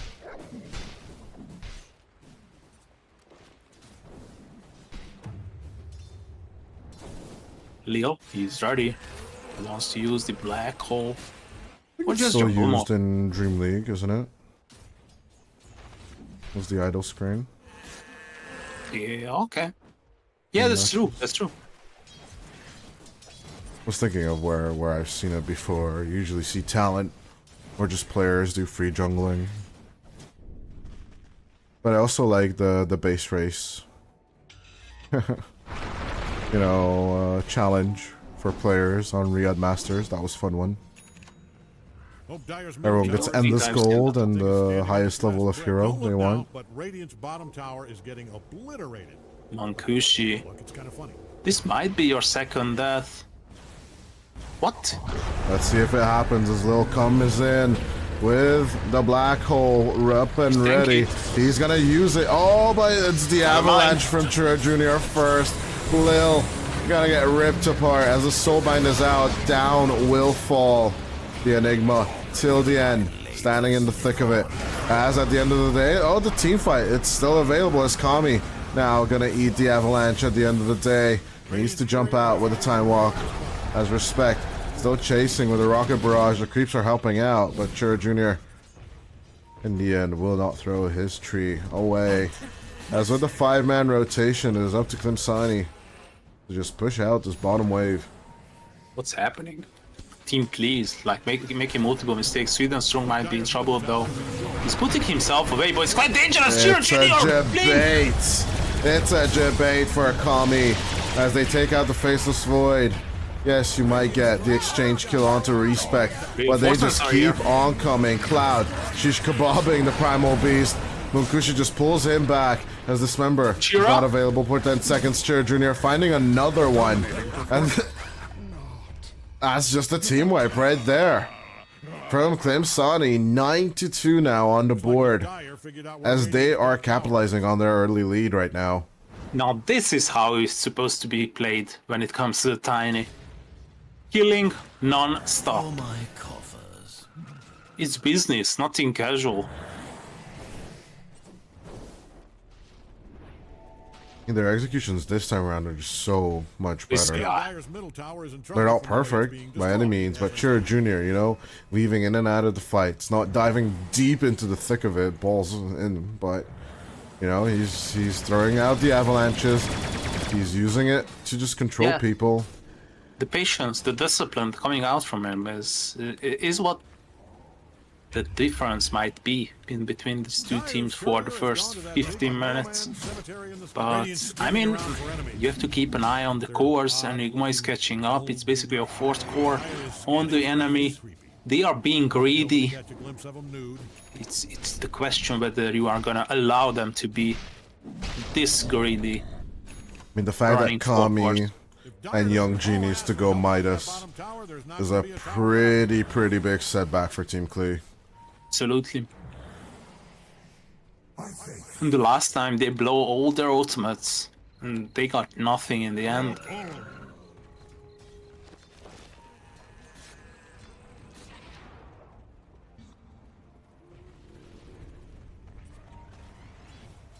Dyer's top tower is really taking a beating. Chronosphere and Black Hole. They are gonna be sharing the same, almost the same cooldown all the game.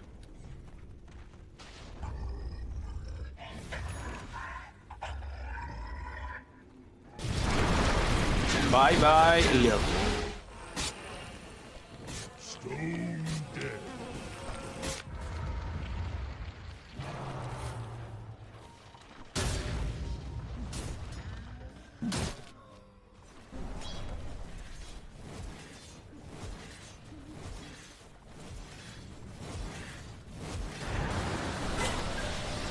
Let's hook on the mid lane as Bunkushi. That's a pretty early eggs. What a farm Dyer's middle tower from is taking one hell of a position beating. 1 Pudge. 8,500? Respectable. Yeah, I think he reached this a little later last game. But this time around, it's pretty solid as... Oh my god, another play onto Kami. This time around, he gets a time walk off in time. As Chronosphere is available, nice black hole onto the Mars. A potential save from the black hole with a disruption, but Kami diving forward and forward. Munkushi going for the safe play onto Sweden Strong. Onslaught in 4. Onslaught could be available. Sunstrike onto Sweden Strong. As with the Cold Snap, they'll just run over the Shadow Demon. 2 clean kills for Team Klee. If Dyer doesn't haul ass and help out that bottom tower, there's not going to be a tower left. Will this be a setback for the Radiant, or can they maintain their progress? Is this gonna be a tackle? Something they can bear with. Both sides are kind of suffering from push potentials, although, of course, Klim Sani do have the Tiny, eventually picking up the Shard. Things are looking dire. But Bottom top. until then, push is an interesting question. Lane shove? No problem. Push? It's up to the Invoker and the Tiny. Yep.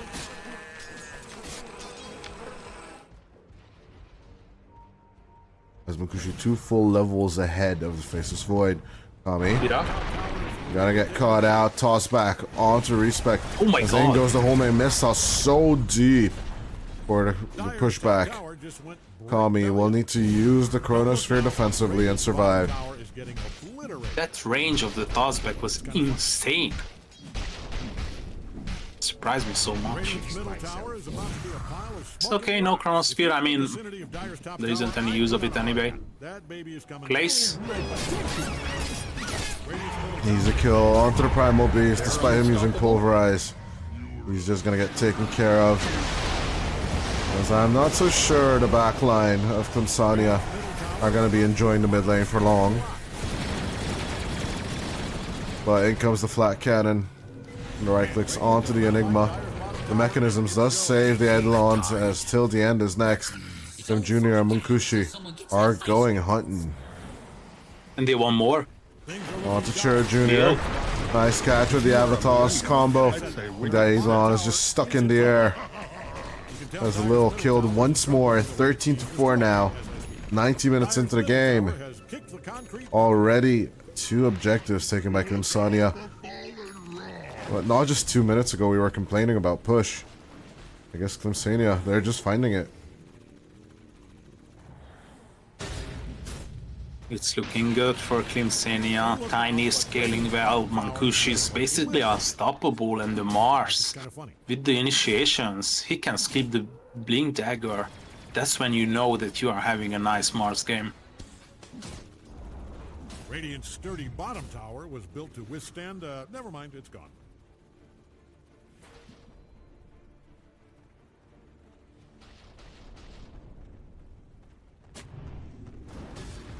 It's an interesting question of where to next.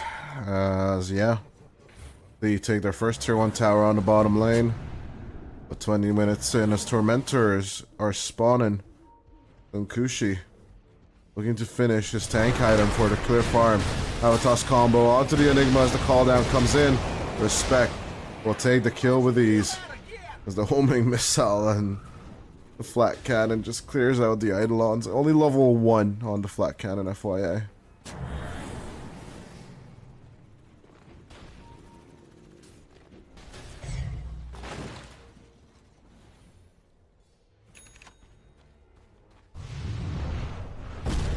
Young G still working on the lane shove. Tornado Chaos Meteor combo. You should let them burn through, but I guess he's just too scared of the jump in. Kami looking to escape as much as possible. Watcher providing some cover. He's getting closer to the BKB. They're already having one on the Mars. My question is, does it enable them enough to fight into Klim Sani4? Oh, look at Chiro, he's setting up once again. He's good, but misses. No toss. Gonna get Phantom's Embrace though.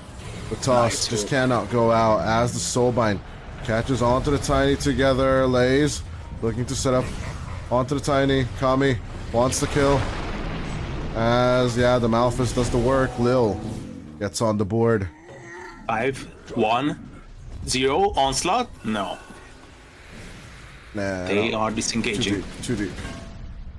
Huge kill, and the fact that you didn't use any ultimates make it even more wealthier or even more worthwhile or worthwhile. Oh, thank you. Or worth it. As Kami with a time dilation combo onto Sweden Strong. Maybe. I guess, but respect. Coming in with a rotation as the Mars, a silhouette appears, black hole out from Lil. As a beautiful hook coming out from Munkushi from the side will be the end of the Enigma. As what? Spear? What? How did he see that? What was he doing? Kami TPing in plain sight. Seen because of its daytime. The river is cross visible, and of course with the sentry wards they saw exactly where the Faceless Void is. At the same time, at least he did not die, as the last tier 3 tower, despite Kami's efforts, will fall.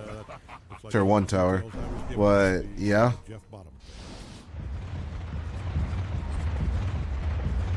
I mean, if you consider that they are basically doing one-man chronospheres and black holes being the same, just putting onto one hero, and they are just only down by 5k. I mean, you gotta give them credit, but on the other hand, Klim Sani4 is just providing their friends with quite an enjoyable gameplay. But once again, I feel it just feels a bit weird because look at the network. Chiro Jr. He's not finding these solo kills anymore. He's having trouble. Tiny is not a farming hero. It's gonna be tough from now on. On the other side, though, you have 4 cores. That is true, although Lil has been struggling. He is gonna go for the BKB first. I'm gonna be rude to you. Who cares? Because all you need is a BKB on the Enigma. And if you hit one-man black holes, in the late game, that's gonna be enough. For now, of course not. But in the end, just ulting the Mars like he did the last time might be what they need to take this game But as I say this, they are smoking up. Chiro is leading the charge. He's got enough of this. He wants some blood.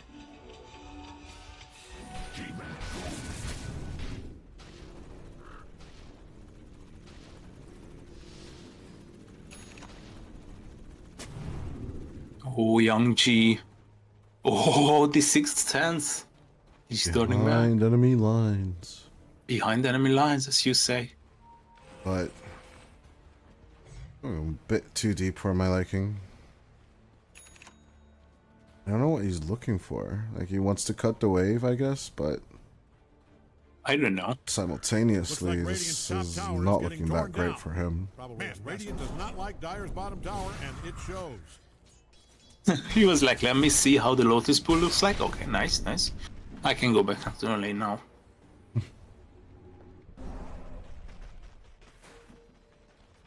This is BKB's almost done. Tommy's is ready to rock and Radiant's middle roll. tower is hanging on It's by a- mandatory. Those This game. timings are just not as perfect as they were last game. You know, the alignment of the heroes and how they got their power spikes. I see do what you feel Kami will be a bit earlier on that timing. And despite the Pudge being on first place, this is pretty much what we expected to see, right? As for me, I did, for sure. Yeah, of course. I was expecting this Enigma to be suffering because this hero is like non-existent. But Not- Mankushi a bit. It surprised me a bit, to be honest. Yeah. Munkushi surpassed my expectations, and so did Cher Yeah. Jr. But overall, not in gold. Cher Jr. is suffering in terms of gold for sure, as the Tiny's falling off very fast, and we are seeing it right in front of our eyes. It's not Don't look being now, but Radiant's bottom tower is getting obliterated. not executed perfectly as Young G trying to go for the Rat Siege. Radiant's middle It's I tower don't working. think he should stick around for long though. That's true. He throws out the meme hammer, the meteor, The meatball. the Don't look meatball. now, but Radiant's bottom tower Chaos is getting Meteor as Young G. Gotta Yes, get caught out, BKB. demonic dispersion. BKB going for the TP. Is the damage there? The hook is there. Mokushi. Ole just threw below the small camp of creeps. Getting the perfect angle once again. First Lil with the black hole. Now Young G with the invoker. He doesn't get the creep kills, but who cares, honestly? Cares about creeps. Who? Who? I do. Okay. Tier 3 neutral items. Invoker just picked the tier 2 now. Radiant's middle tower is about to be Tier a 3, my pile of friend. smoking rocks. You're a bit late. He's still thinking on his. It's gonna be Vindicator's axe for him once again. Tower is hanging on by a brick. They are sacrificing Rosh, but it's for the greater good. I mean, to think about it, who can they kill twice? Munkushi? He should be the tough one, but overall, I think they can solve it. Lace. What is he doing? Preparing for the Vistamur? Tower is hanging on I think by he's a brick. bit early. Always hated Radiant's middle tower. I have good news.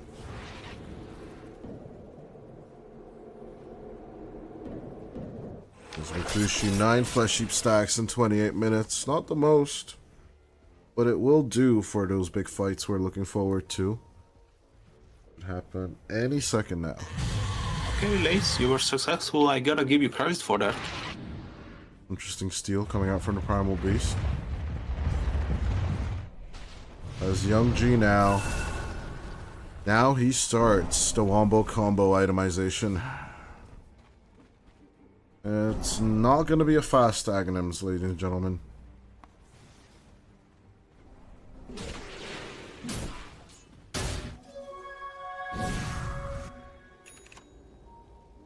Tommy's trying to get the Scotty online. They are slowly but surely, or maybe it's the Russian effect of them being unable to farm the map for 1 minute, but the advantage is reducing slowly but surely. But the question is, do they care? Or is it gonna like matter for them? All I We'll just find want it to out. see is just pressure and reaction to it, because both teams have been really passive, and they gotta hit their timing soon. As Klim Sani4 should be aware that the timer is ticking against this Faceless Void. Piercing damage is gonna come through eventually. Despite them going for this tier 2 tower mid lane. Mankushi, please tell me you can hook someone there. Oh, come on, Young G. Can't hide in time. If you're a fan of Radiant's top tower, I'd shut my eyes right now. Want to As they fight roll this. around with Shiva's guard, BKB will be used. Kami will looking throw good. down the Chronosphere. Onto Cheer Jr. They go for the first kill.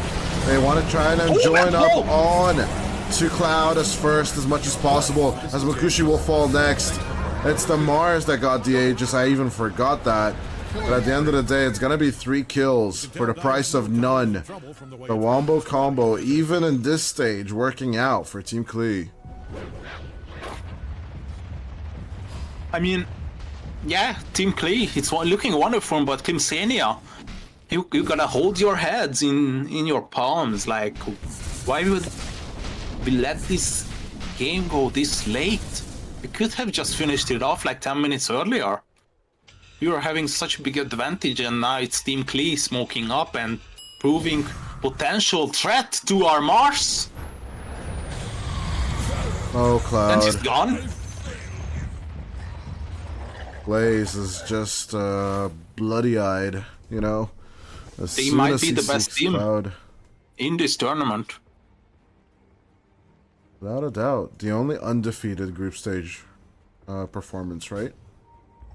Yep. I don't think they even dropped a single match though. Check.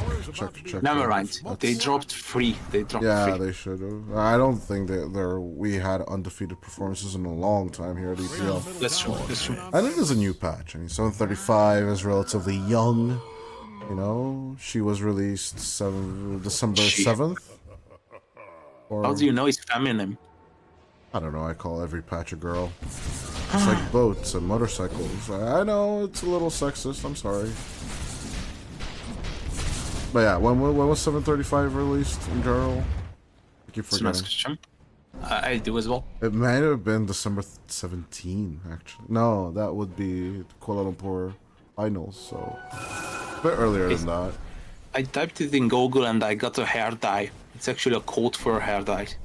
I'm gonna keep this 735 Dota, dude.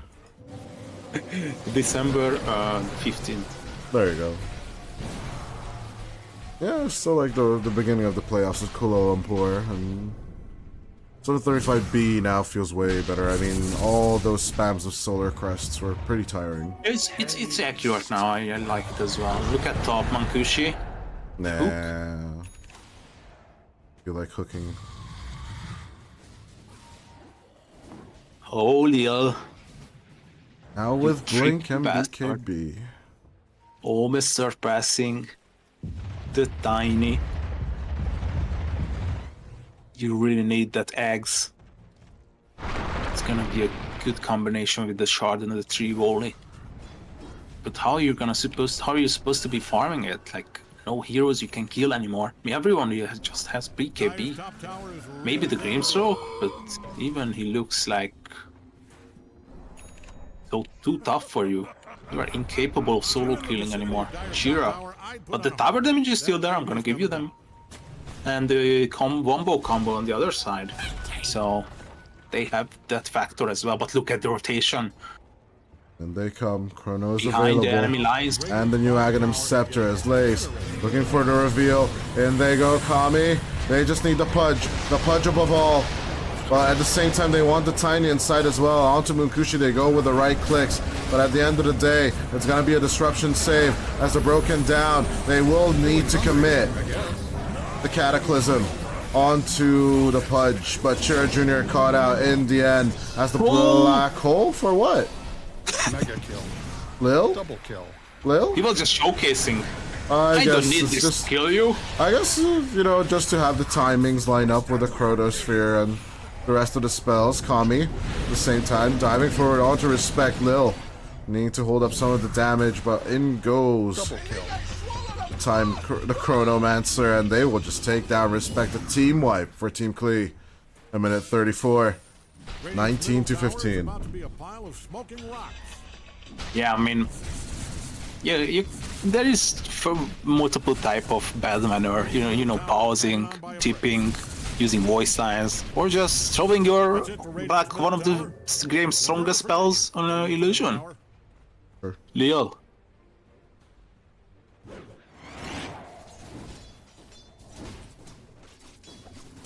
Obviously, we are joking. He thought that the illusion is the real one in that situation, but I mean, in the end, they were lucky because the Sunstrike, or the Cataclysm in this case, proves to be enough damage.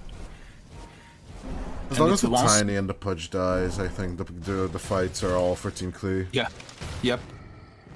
It's just really hard to find yourself in a suitable position with the Shadow Demon in the Gyrocopter. They need to find the initiative, because they are having troubles with that for sure on Team Klim Sani4 side. I just feel like for now, like it's peaceful times. For now, you know that those high ultimates are on cooldown. Of course, till the end might die here. Nice catch. With the Spear of Mars and Munkushi. We're glad they take the kill with the hook. So back to my statement or thought process. Those cooldowns are huge, and you are basically hitting jungle creeps. Okay, you killed the Greenstroke. But who cares? Maybe now. Young G. Can they find Young G? Throwing down. As Kami is backing off as well. They don't want to commit the combo without the team. You got 25 more seconds until Black Hole. You gotta find something, like, it's mandatory. It's the only way you still stay alive in this upper bracket.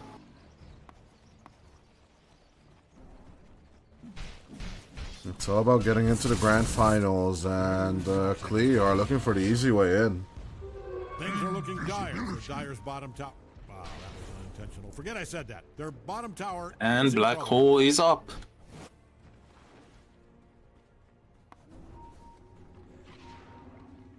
Let's see what Gaben says. I feel like I'm too harsh on Klim Sani4. Never mind. Don't look at what Gaben says. Ooh. Gaben is kind of biased, but let's see. Does Cloud agree? Not really. They need to blow up one of them. Like, Enigma, Invoker, or Void. Just commit everything. But then comes the Primal Beast, dude. There's just so many reactions coming out from Klee. As smokes break till the end. Onto the right line. In goes Lays as deep as possible. Beautiful arena coming out from Cloud as Kami looking to set up. What the connection is that spear? He's outside of the arena, but the spear just knocks him to the wall. But at the same time, Cloud losing his ultimate. Nice avalanche reaction as Cloud looking for the reconnection. Kami. Time walk with the backtrack. At the same time, trying to push back. The face is forward. Cloud still gonna get caught out. Beautiful Black Hole with a wombo combo. As the Cataclysm comes through till the end, loses his life. The Chronosphere coming out onto Munkushi. The Pudge should die. Esther Jr. should be next. As Kami in the thick of it. Still 1/3 HP. Gonna get broken. But at the end of the day, doesn't really care. 200 HP still on the board as Lil will get him back into health. Or just life, I guess, not health per se. But with the new Satanic, he's just going to heal himself up easily. Because again, it's a 3-for-2 exchange. Actually, 5-for-3 all in all. Yeah, 5-for-3. Yeah. Leo died. Theodian fought back and died back. And all 5 heroes on the other side. Those 2 additional buybacks. This is gonna be Roche number 2 going in favor of Team Klee, claiming the cheese and the Aegis. I think just basically give both of them to the Invoker. I agree. I don't think there's a chance for Kami to die, but still gonna put it on the Faceless Void instead. Not my #1 choice, but overall, they might be frontlining Kami.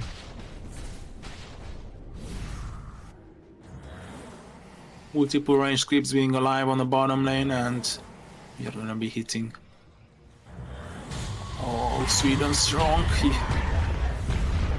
has Klim. No way. He has no way of escaping, honestly. Even with the Mnemonic Blessing, it does nothing, honestly. As the second to last tier 2 tower falling into the game. Hook missing. It's Kami. Think of diving forward, goes for the time dilation into the back line. He's just right-clicking the crap out of this base right now. The Cold Snap and the Malphus doing a lot of work on Munkushi as Lays just sitting next to the Pudge, already half HP. Munkushi has nothing to react to all this as Mr. Time Walk just gets out of the arena. Stunned up Kami keeps on going forward as out comes the Cataclysm. Pulverizing Cloud. There's no one left alive except for Chur Jr. as he's trying to play a little bit into this. Cloud with the buyback. So does Chur Jr. But Cloud diebacking here. This is basically the end of the game. Chur Jr. has no one to toss back to. They don't need ultimates anymore to die. They are fine without them. There's at least 2 lanes, but I'm guessing they're gonna go for the jugular. As Team Klee will do their best to walk all the way to the grand final of EPL Season 15. Insania, you have given up so much of your time to this greedy draft. Lil. Even he survives now as with the disruption save, Sweden Strong tries to come through.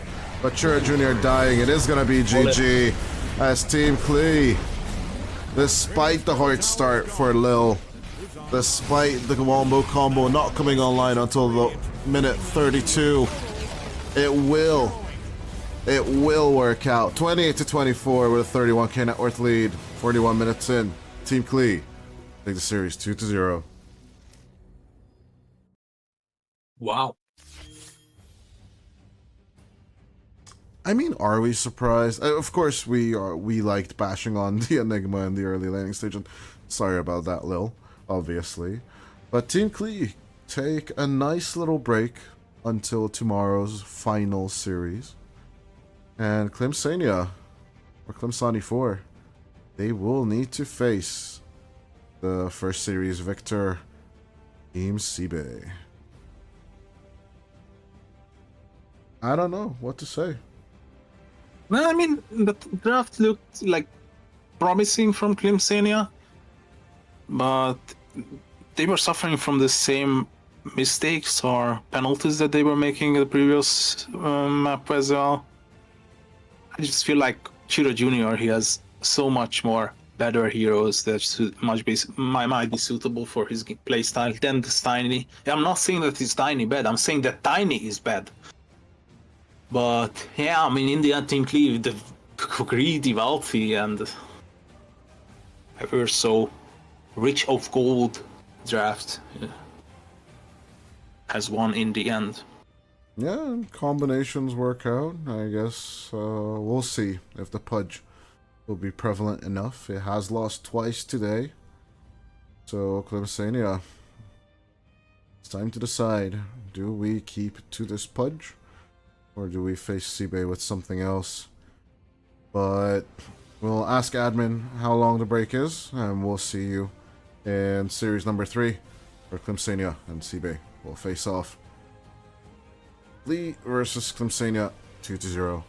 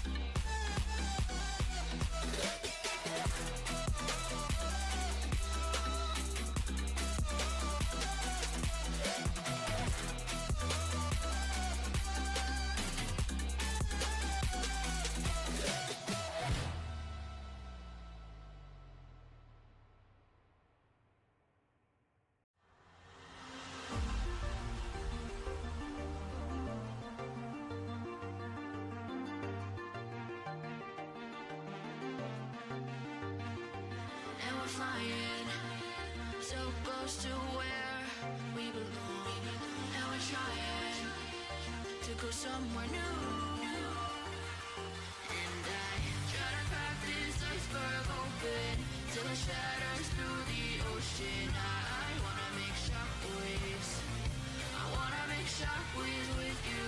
Gonna move the ocean current till the waves flood what's been burning. I wanna make shockwaves. I wanna make shockwaves with you. And I know I'm only getting higher till it feels like I can walk through fire. And I know I'm only getting higher till it feels like I can walk through fire.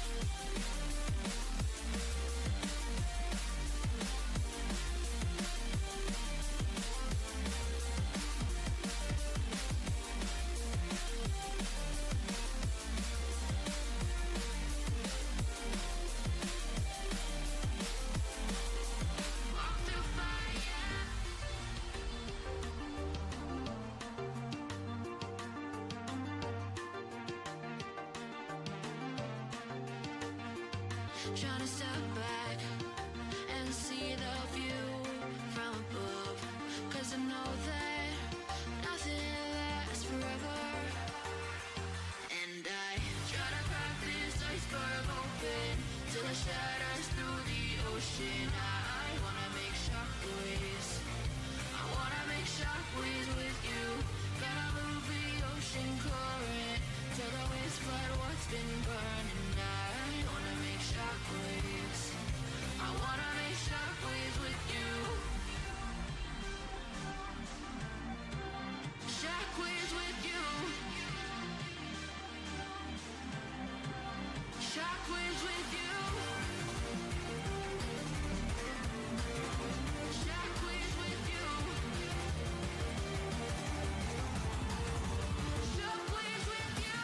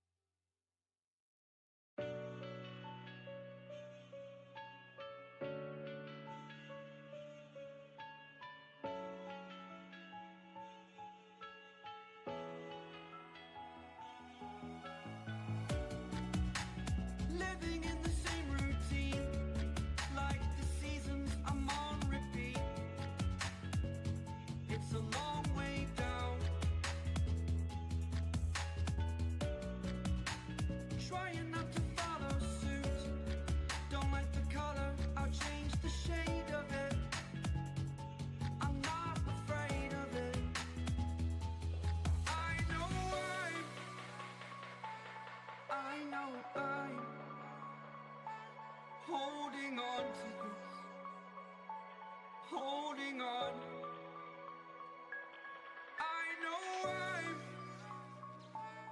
I know I'm holding on to this.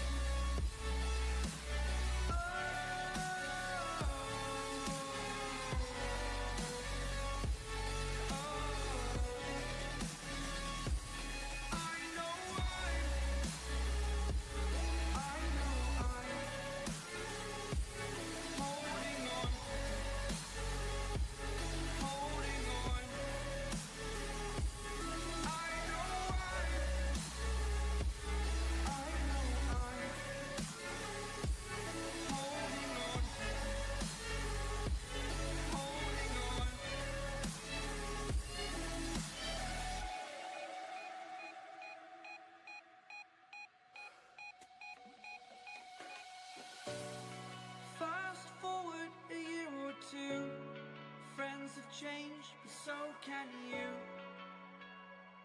So can you. For too long about the mistakes, while I resent, I learned to hate.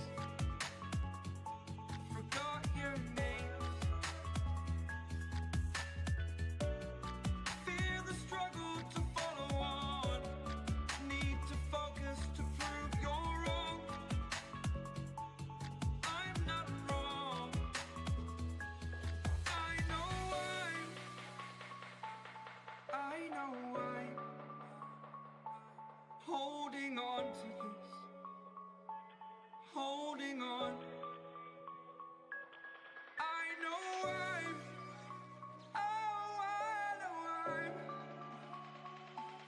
holding on to this. Holding on. Don't let me repeat it.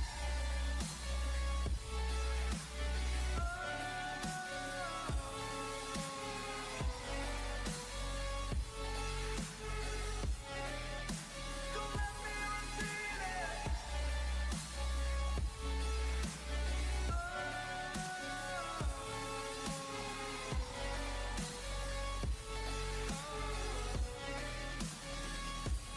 I know I'm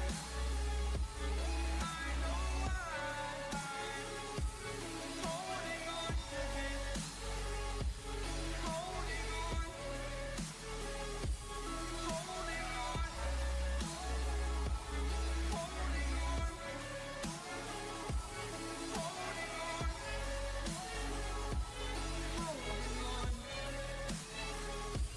Holding on.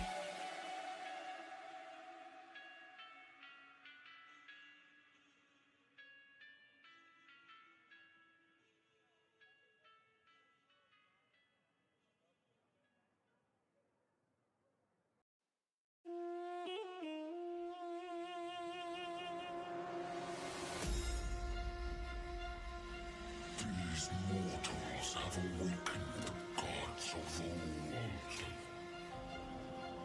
We rise from our slumber to reveal our true power. Focus fire.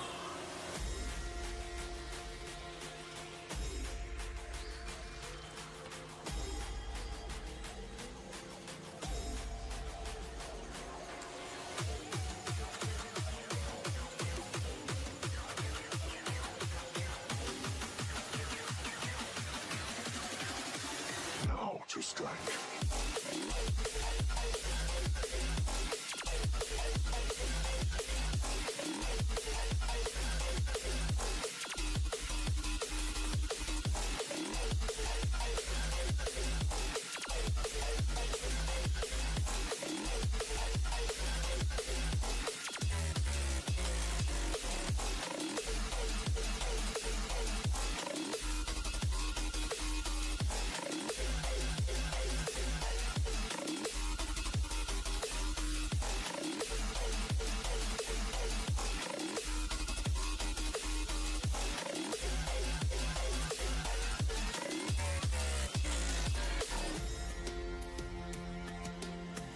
These mortals have awakened the gods of old. We rise from our slumber to reveal our true power. Focus fire.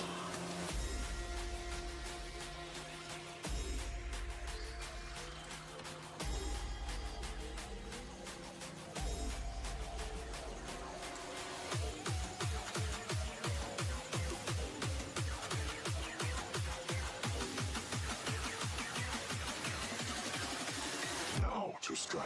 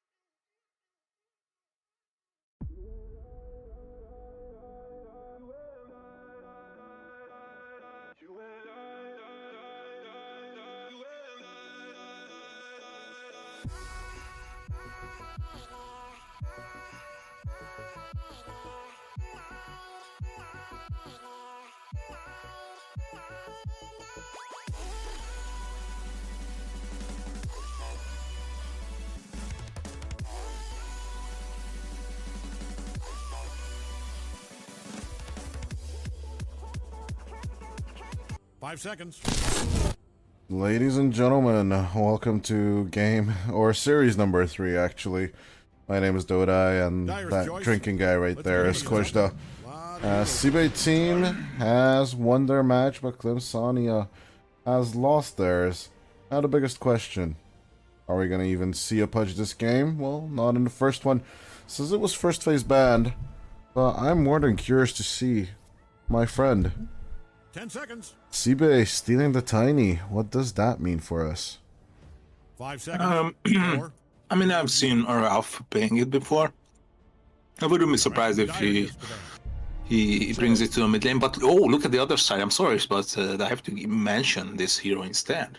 Sweden strong, or it might not be him actually.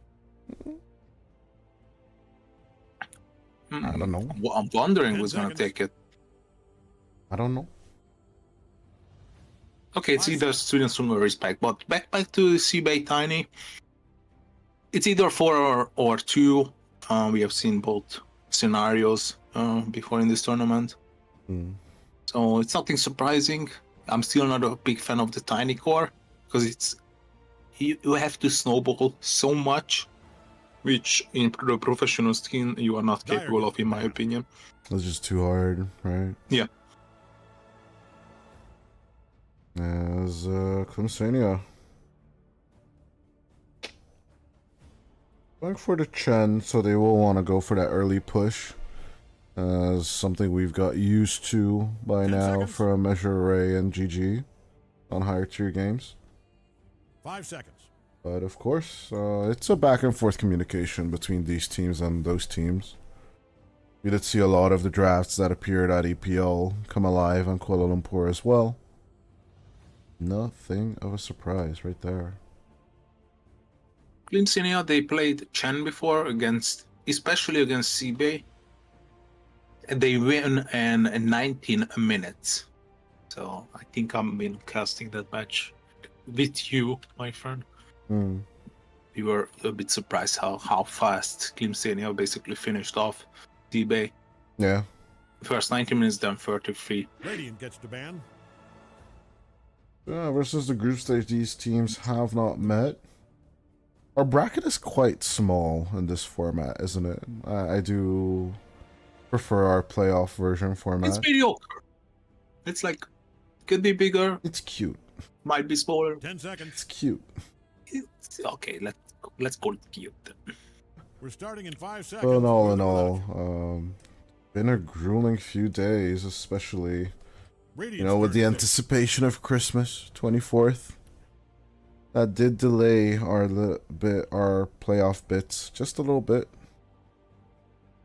But with that, we are approaching the end of this season. The question is, who's making it to the last day, the last series, the last everything? As tomorrow at 3 p.m. CEST time, or CET time, my bad. We are going to be looking into Team Klee versus one of these teams. So yeah, they're going to have a long, good rest, because obviously enough, it's about, let me calculate, if the series takes for like an hour and a half, we are looking at like 7 p.m. An opportune time for about 20 hours of rest and preparation. Seems good. Kind of evening up the playing field, but of course I do believe Klim Sani4 are looking to just take revenge on Team Klee, I speak for the trees. as they will be picking up the Nature's Prophet for themselves. So they are doubling down again on this early push draft, I guess. SIBE, you have to be answering with something that can 10 clean seconds. this up, clean this mess up. Maybe an Enchantress, but we have seen that 5 seconds. Enchantress is not that big of a deal against the chat All anymore. right, Dyer's turn. So make it Venge.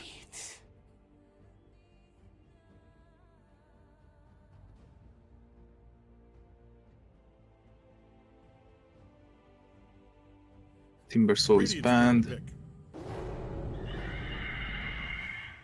Okay. I like the Phoenix.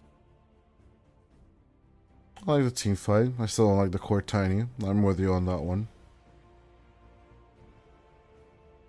Yeah, I think so. It's gonna be the core tiny once again. 10 seconds. Just long enough to regret every Core choice Revenge you is made just not a if you thing. hurry. No, Just not try really in to my eyes neither. A lot of teams trying it, Nisha playing it, Zai playing it, but it's just not a thing. The hero had found some success after change, but all in all, I think the hero just needs a bit of a love, like tiny bit of love for the Vengeance aura. Yeah.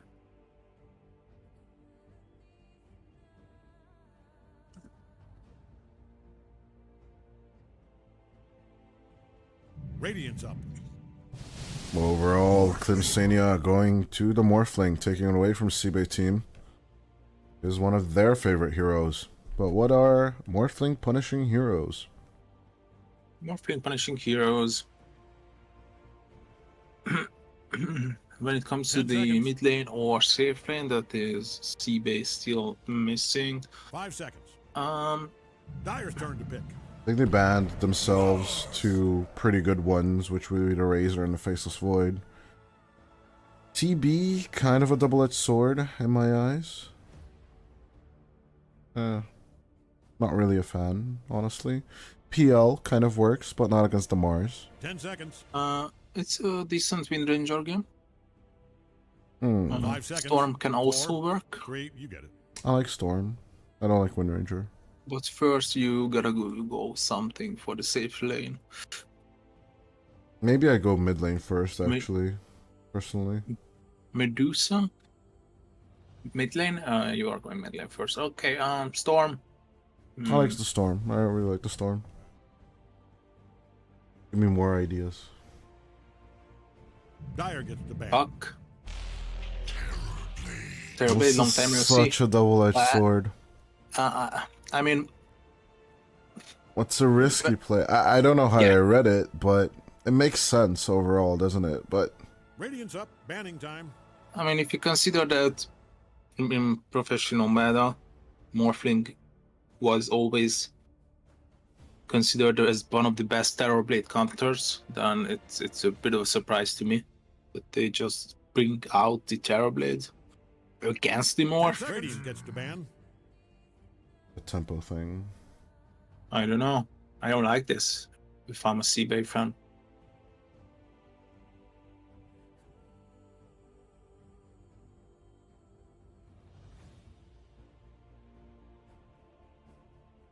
Ten seconds.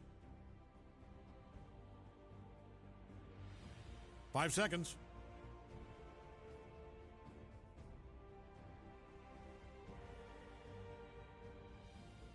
Banning Puck makes sense to me. Pangolier as well as out. Co-op seems pretty okay for both sides. Yeah. Although that will leave you as the tiny off lane, but of course that is more on the side of the Southeast Asian drafts. Wami with his offlane tiny always brought a smile to my face. But yeah, that's not a thing this side of the globe. Just ban something ranged, and this leaves you with the ability or the potential to pick up the Snapfire. Dyer gets the ban. Kunkka. I would have said Viper would have been a better ban overall. Because SIBE still has the option of just going Viper here. Good against the Mars, decent against the Morphling. Okay against whatever you bring onto the mid lane on Klim Sani4. 10 seconds. 5 seconds.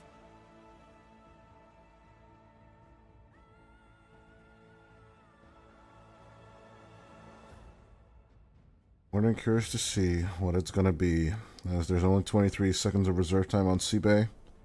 Klim Sani4 have the upper hand, being last pick on this board. I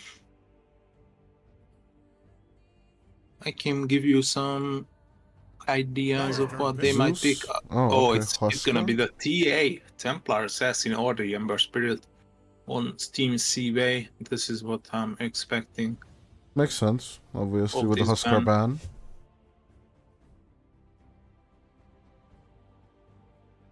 course, there are other counters to the Templar, if it does appear on the mid lane. Radiant's up. Nice the Ember. Oh, And Ember themselves. they can answer with the puck is out. It's just so bad. I still like Snapfire here. Snapfire is good, yeah. Snapfire is favorable. It's great. Storm is decent. Mars mid lane, Snapfire mid lane, whichever you We're 10 want. seconds out. Plenty of time to It tell kind of the throws you back announcers into if that's what's in your 733, 734-ish times, or 732-ish times actually. But overall, I'm Cave Johnson. Welcome to Cave Johnson. Lady with a little shredder. Could have been fun. Overall, they're gonna stick with Junior Storm Spirit. I guess they're gonna be avoiding the Phoenix as much as possible. Yeah. As Klasno Crudo is taking the Venge Core. Which is not gonna be hard. I'm going Klim Sani4, actually. Klim Sani4. Yeah, it's not gonna be hard to evade the Phoenix ultimate, because what's gonna keep you there? Okay, you might be able to toss people back or swap people into it, but that's not a team that you're holding on to like a Mars Arena. I'm going Klim Sani4 as well. As let's get ready to rumble in this series, ladies and gentlemen. It's looking like another spicy one.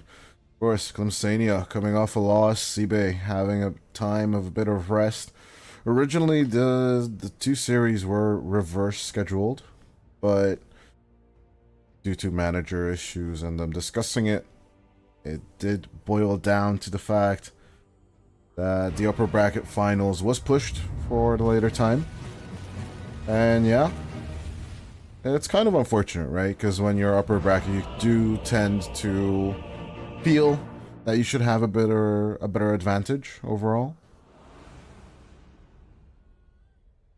But in this case, it is going to be a brutal no mercy strategy is sweet and strong with the early TP going in.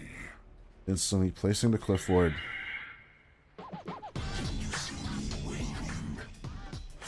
As respect takes the Chen at the end of the day. More than curious to see Klasno Crudo's build on the Venge though. There's a chance, always a chance, for SIBE to just basically run this game down, but the Chen's early push does put the Terrorblade in an awkward position.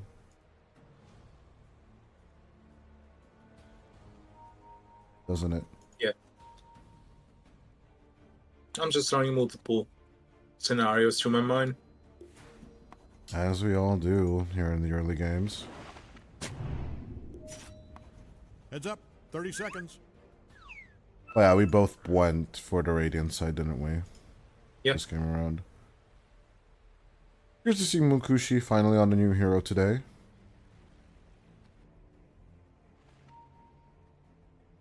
Of course, Nesphere knows the Morphling well, so Switcheroonie plays are more than expected in this dastardly play of a game, as Klasno Crudo, as soon as he sees two heroes, not even going to contest the rune.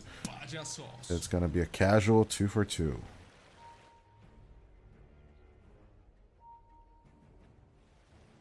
Deep edge ward, not even on the cliff. Do you see this position in the jungle? Yep, yep. I mean, good for sniping couriers. For sure. One of the best pastimes of Queasy, also known as Pessimist. And Tiny is quite good at sniping couriers because you can always throw the tree. And he sees this now. I think he's gonna be rotating to that.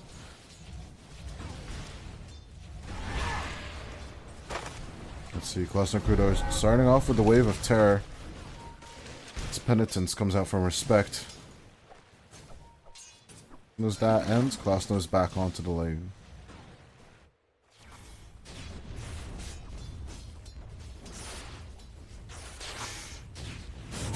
Good question. What do you think of the Spirit Dance? Okay, we didn't even hype up the mid lane. There's a huge Spirit Dance between Ruff and Chur Jr. I do favor the Storm overall. Yeah, a tiny bit. I do as well.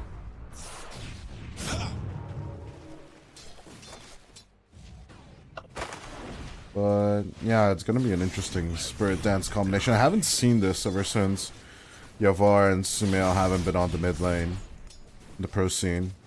Spirit Dances are far and wide, obviously, but their combinations were always the best ones in my eyes. Especially that classic TI-10 goodbye between them as Sweden Strong setting up with the Sprout, but a beautiful cutout of the tree will save Rain Prince. But the Sprout combo will not work this time. Healing up on Rain. Sweden Strong and Cloud doing their taunts and dancing under the tower. As expected, the Storm doing really good on the mid lane. Bottle up, order up. Huzzah! As Ruff just got his bottle now. Jr. looking to get to the deny range of the rune, but early enough. Reaction coming out from Ruff. It's bottom lane. We're fairly respecting each other. I mean, both these teams have had, you know, hard times, especially SIBE with the earlier match today.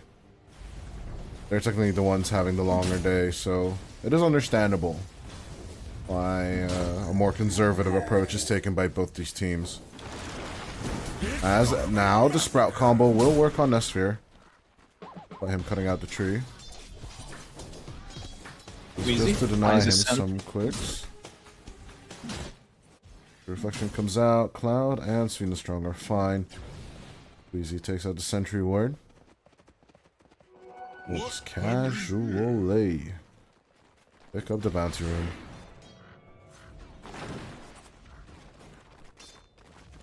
Rotation to mid. Sweden Strong is here. Strong. Ruff looking to have a bad time. The blood grenade does connect on another right click from Chur Jr. Sweden Strong takes the first blood.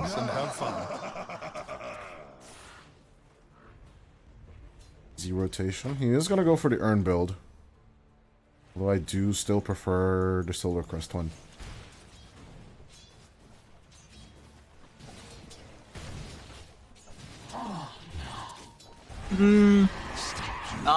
You made me wonder whether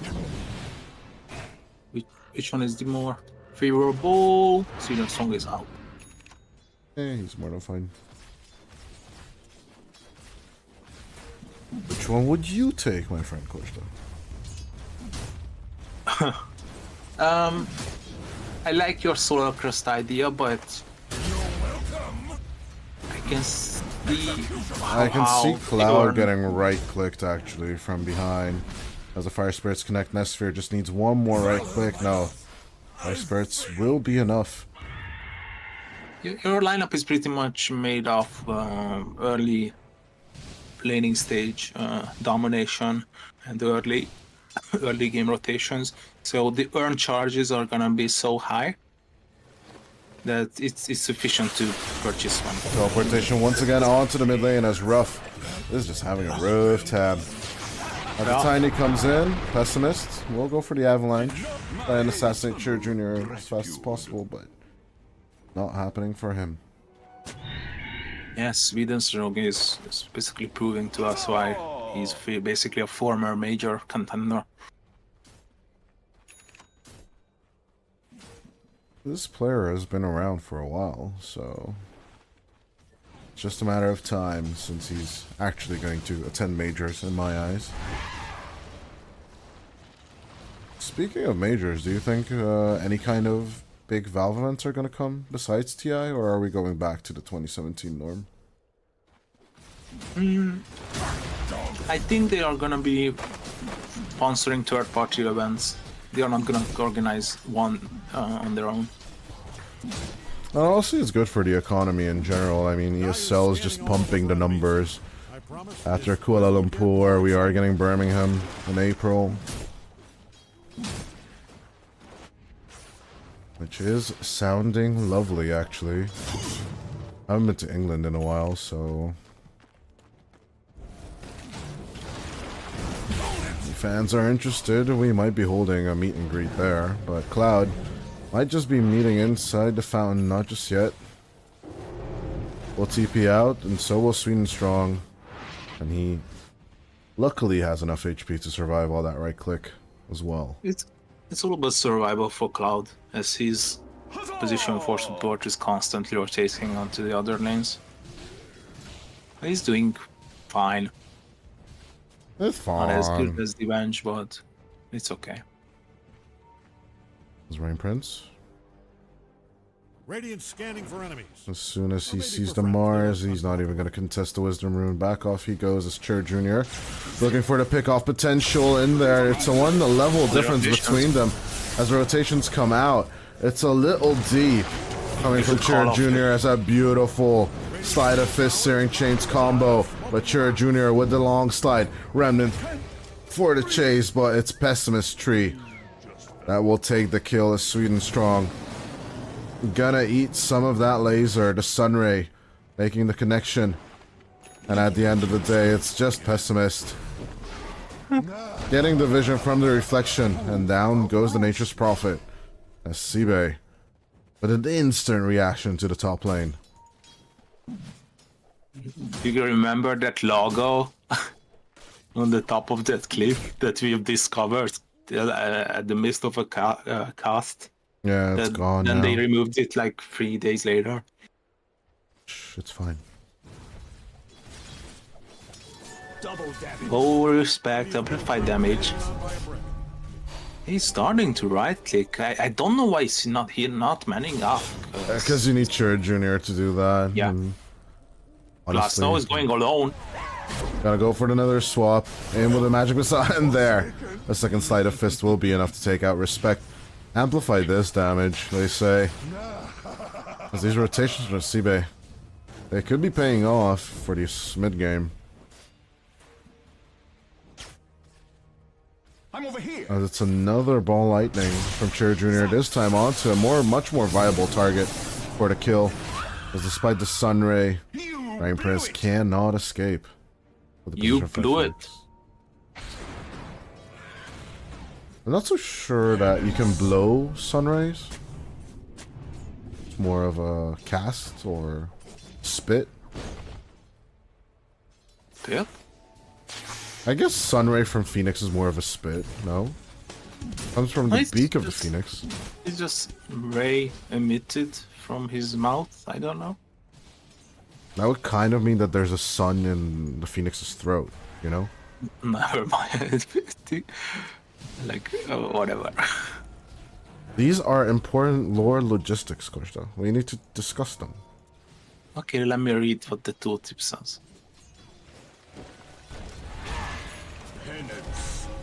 Penance in the meantime for respect. Nice with the blood grenade as in comes the waveform avalanche to deter him, but Pessimist will still lose his life.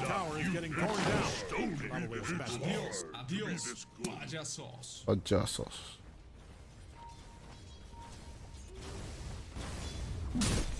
The vent through which such stellar energy flows is a mere atoms wide. Maybe Phoenix has a black hole in his throat. Or their throat. I have no idea what Phoenix's gender is. And with the slide of fist, Searing Chains. Or Searing Chains and then the slide of fist. But rough. We'll get some help from Pessimist. As Pessimist looking to sacrifice his life right now, so respect. Still falling at the end of this stage. As Pessimist surviving all of this. Sweden Strong should be next. The backline of Klim Sani4 is just suffering right now. As a Remnant jump in from Ruff. He's still taking the Sweden Strong kill. Thanks for playing Dota As he even TP's home. What happened here? Klim Sani4 from a godlike start off, they are crumbling now. I mean, yeah, the Morphling is doing fine, but your team does not. Just a tiny bit of compensation as its Lincoln Sphere start coming out from Munkushi this time around. As of course, Nesphere just absolutely naturally, the Terrorblade wants to take part in the push. And they're going to take this tier 1 tower without any conflict. I am not a betting man, unless it's Radiant's top tower has football, horse racing. Munkushi does the same, interesting enough. I'd bet on Radiant's top tower. But with this map being that equine, on to Classic Crudo they go. Nice pick-off kill overall. But more than curious to see what the end of this mid lane pressure is going to be, because as soon as the Chen reaches the tower, it's an absolute massacre for objectives. Mage Slayer is gonna be purchased on the Ember Spirit, which was one of your previous suggestions, and ever since that I just keep seeing this item on this hero. I really thought that the item is just super dead, but Stupendous. I mean, against high intelligence users such as the Chura, Junior Storm Spirit, it's rather effective. It's kind of like a skip item. It's just a little bit more expensive than your average Falcon Blade or Corrosive Orb. So it's a pre-Maelstrom item as Rough will just TP out. 4v4 is forming on the mid lane though.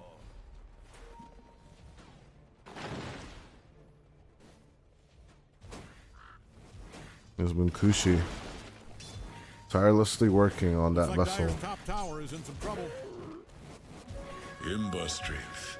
Now we can.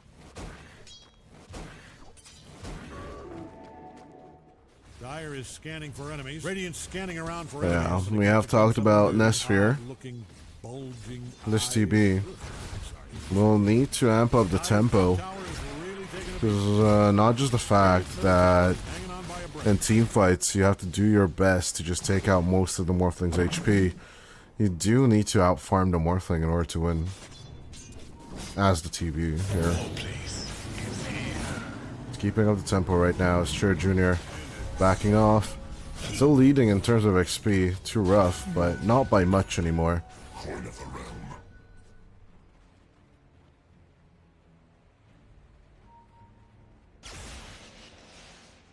It's Chura Jr. just sliding home.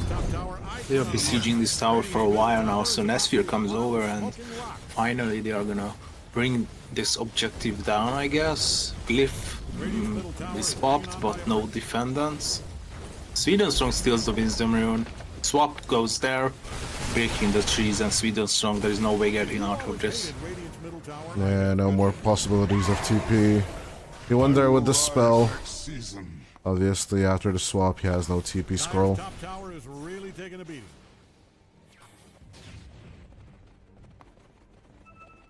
But a worthy effort for supports.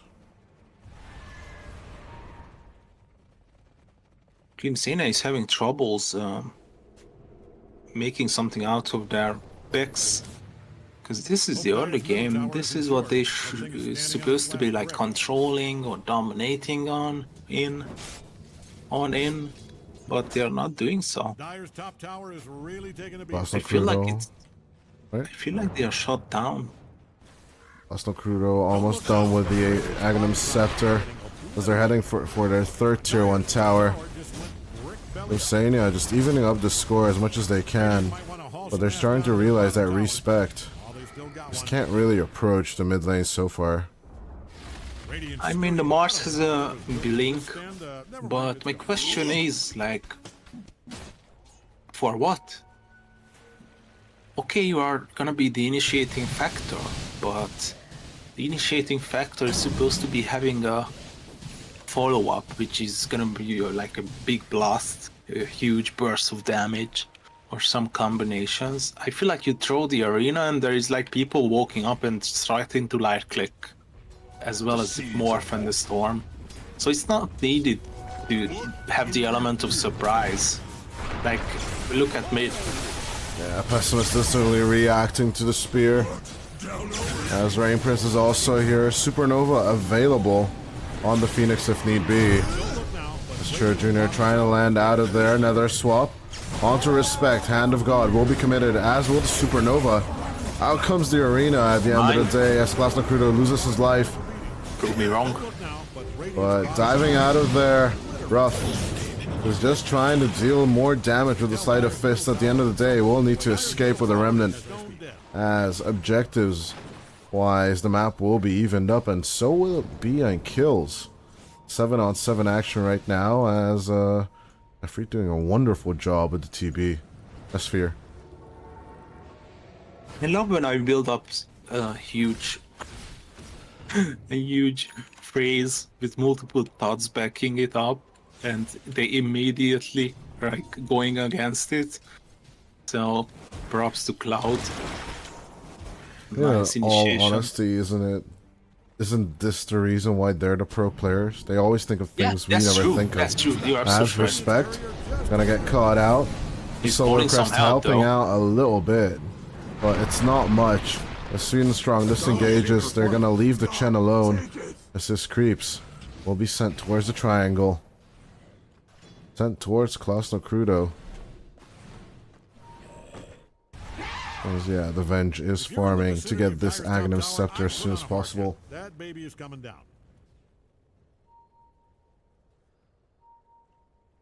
Easy catch onto the TB. They are Ping, ping, ping chasing from Cloud. I do believe the ping came out from the Morphling, but moving on to Nesphere is not going to be an easy task by any means.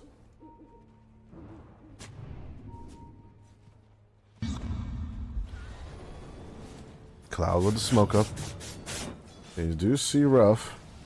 They should be more than aware that there might be saving remnants somewhere else.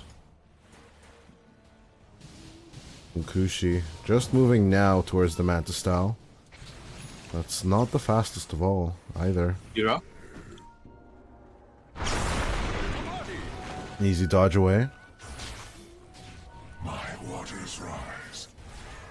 Buster keeps on picking up the right clicks. Chira should be okay even at half mana.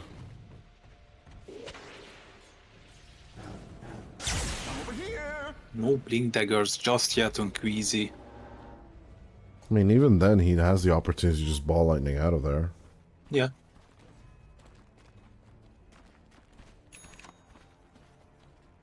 Chira is sensing danger, so he's hiding in the trees. Cloud though? Ooh. Almost cancelling the blink with the illusion. I don't think illusions can cancel your blinks, can they? Cloud. But I got caught out with a magic missile. It's half HP. Down goes Cloud. It was actually, nah, I retract that. I mean, of course illusions can cancel your TP. Or blink. Jump. I'm just being stupid. As Munkushi's farming area will be found. He is going to TP back across the map. Reset his moving farm pattern. It's all good. Sometimes, you know, while you're having some weird ideas that you're unsure of. I mean, this game is one of the most complex esports game available right now. And sometimes there's just so much information. Like, imagine how the game looked like 10 years ago. You had no talents, no neutral items, minus 20 heroes. The map was like 30% smaller. 40. It didn't have scan. 40, maybe even 40. No There scan. used to Half of be- the items were not here. There used to be shrines in the base. Shrines and all those stupid things. I miss shrines so much, dude. They're so And good. they miss you as well. Yeah. Best objectives in the game, man.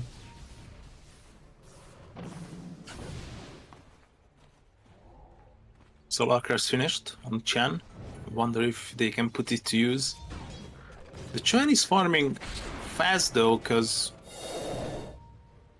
got a nice army with him. Smoke comes up, Klasna Krutor leading the charge. With relying on the nether swap magic missile combination. I think that Vladimir Zara on respect should be pretty good as the reverse smoke comes out from Klim Sani. 21-minute rune steal going out from SIBE. They're just positioning themselves. Take the ancients as well. Crudo takes it. Gets level 2 for the ult. Easy. Got the bleeding dagger. Seeing it strong. Getting caught out. Just trying to check on his own wisdom rune. I think we're quite happy with this. If you are the Radiant, it's not the worst case scenario. You can maybe still rush. Are thinking about it. They know, but no, they're sensing it on the other side though. I don't know if the rotation or the reaction can come in time, but they're gonna try. Nah, I maybe Squeezy can steal it now. Illusion gets down.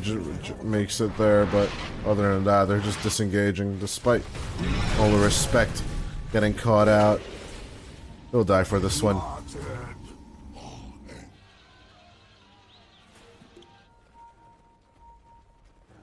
They were actually second guessing whether to kill the champ before the creeps get to there or not.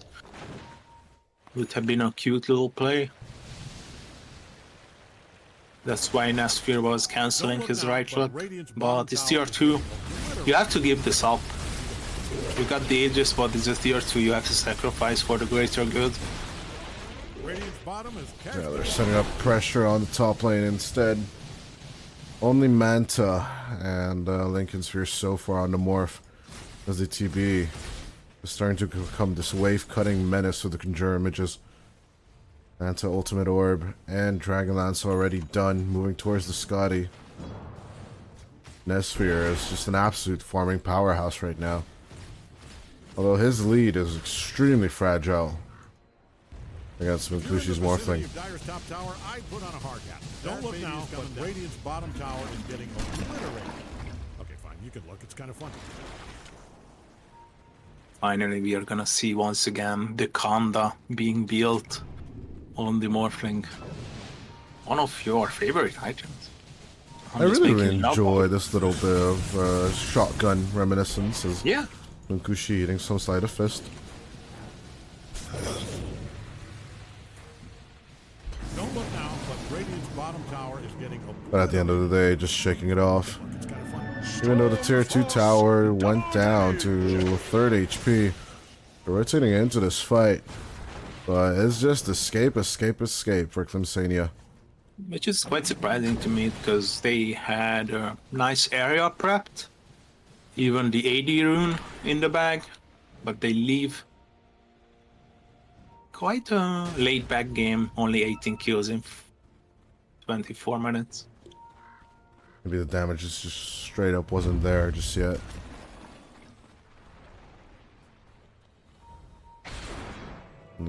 With the Vladimir Zora. The pings are correct. Deeper plays. Pessimist will be found. Nice toss up. As Minkushi takes the tiny form. And a nice deletion. Oh, beautiful. Nesphere found out and deleted. Klim Sani4 will be looking to turn up the tempo. An easy destruction wave as Crudo's vengeful spirit should die as well. That's the early game I was talking about, and you were agreeing on. Finally, they make something happen. It's all Chira, bold lightning. All of a sudden, 3 heroes are dead and 5k the advantage that you got. Forget I said that. Their bottom tower is in trouble, though. I think ever since minute 12, this fragile status quo difference between the TB and the Morphling has never ceases to exist. That's rough. Looks to connect onto Sweden Strong. Just keep on right-click bashing this Nature's Prophet to death. Dyer's middle tower has kicked the concrete beyond.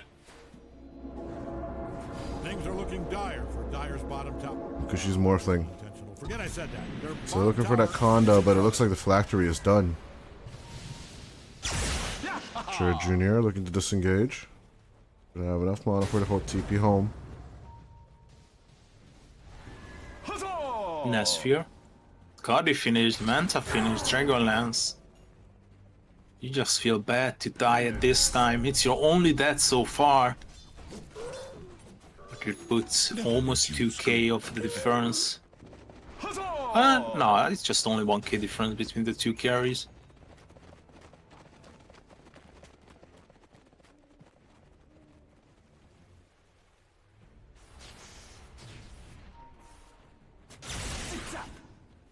Junior.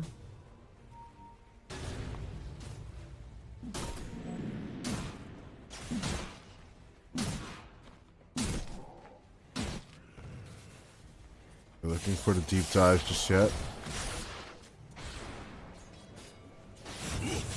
Just a bit of control. After Conda, there's the option for Parasma, but Cher Jr. is still going to go for the Scythe first. Panda pretty much finished on Mankushi.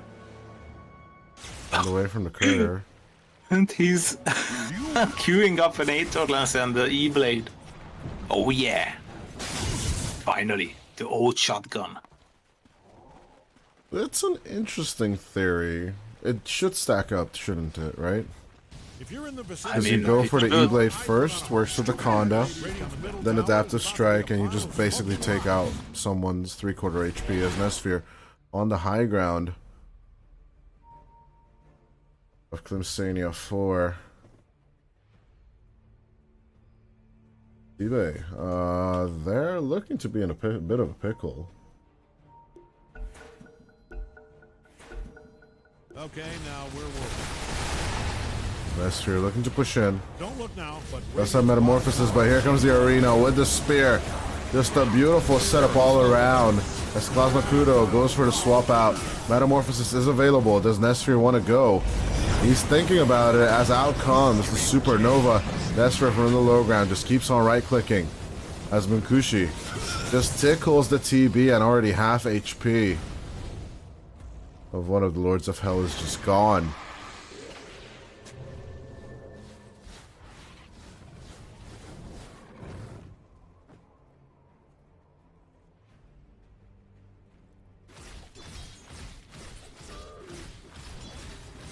I'm just reading the Kanda.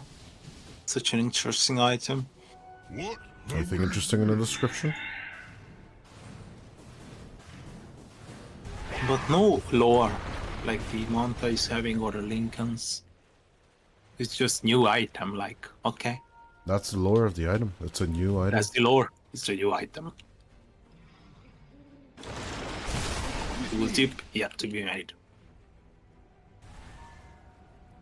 Ogre Seal Totem, Ceremonial Robe is so good on these magic damage heroes like Ember Spirit. This Ember is having a wonderful time, but not the team. In fact, they get the Tormentor. Yeah, they were hoping for a better target than this Tiny. Still a good steal. Or still a good setup and push for later. if you're in the vicinity of Dire's top tower, I'd put on Almost finishing the first step is just gonna be crucial for saving this. I think you just cannot initiate with the swap. You always have to hold on to it to get the TB out of those sticky situations. Mankushi turning into the Ember Spirit, a bit of a shield, and there he goes. And he's really gonna go for the Aetorlance. Can't believe it. I thought he was joking. Up onto this high ground as slowly but surely the shield is gone. An easy dodge out, even though the Lincoln is popped. He's still gonna Manta and dodge himself out of here as much as possible. The tier 3 on top lane is just not looking healthy anymore.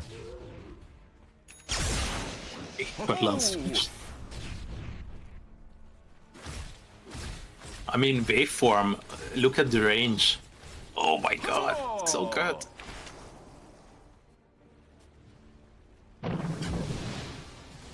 I do, myself, prefer the 250 extra range. Well, Magic Resistance is not bad against, like, Queen of Pains and other heroes. But yeah, that 250 is basically that extra bit of a few trees or the elevation that you need to get out of those situations. And with the Aether Lance, it's just tasty. Even longer waveform, and then a longer waveform. Roshan's banner, God bless or save us from this item. Gaben bless. Where there's only Gaben at Frostivus. The Mr. Crinkles event going on. Be sure to have some fun with that too, ladies and gents. But yeah, with the Roshan's Aurora Retribution, he's just giving away the fact that there's someone here as the waveform. Does make a connection, but so does Munkuchi's. And an insta-kill onto the Venge. As he's trying to retaliate a little bit for the death, but at the end of the day, it's just a Roshan banner pickup day for Team Klim Sani4. And they place it, it's... Where is it? Oh, it's in middle.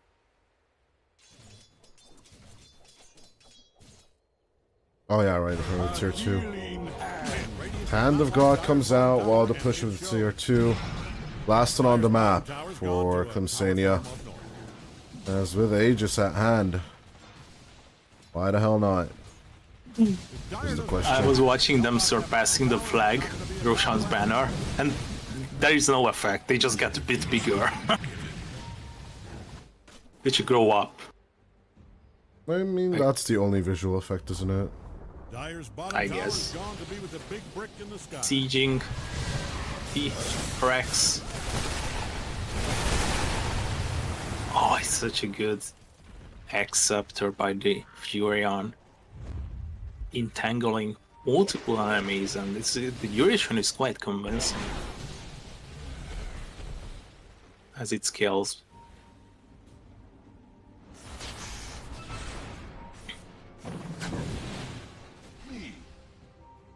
Smoke up. Can SIBE find the initiation or the potential that they are hoping for? They find the Chen creeps.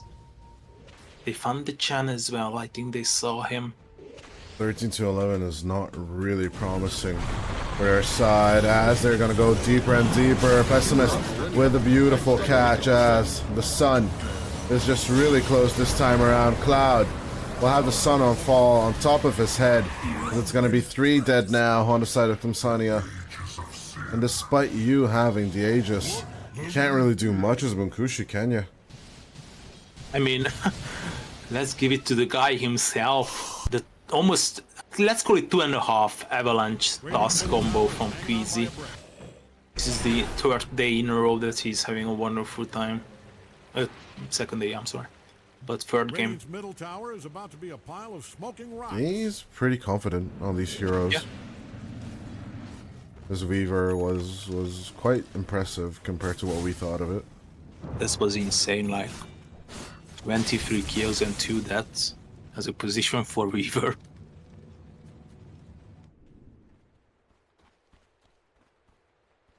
And strong. Looking for those extra minute and 10 seconds.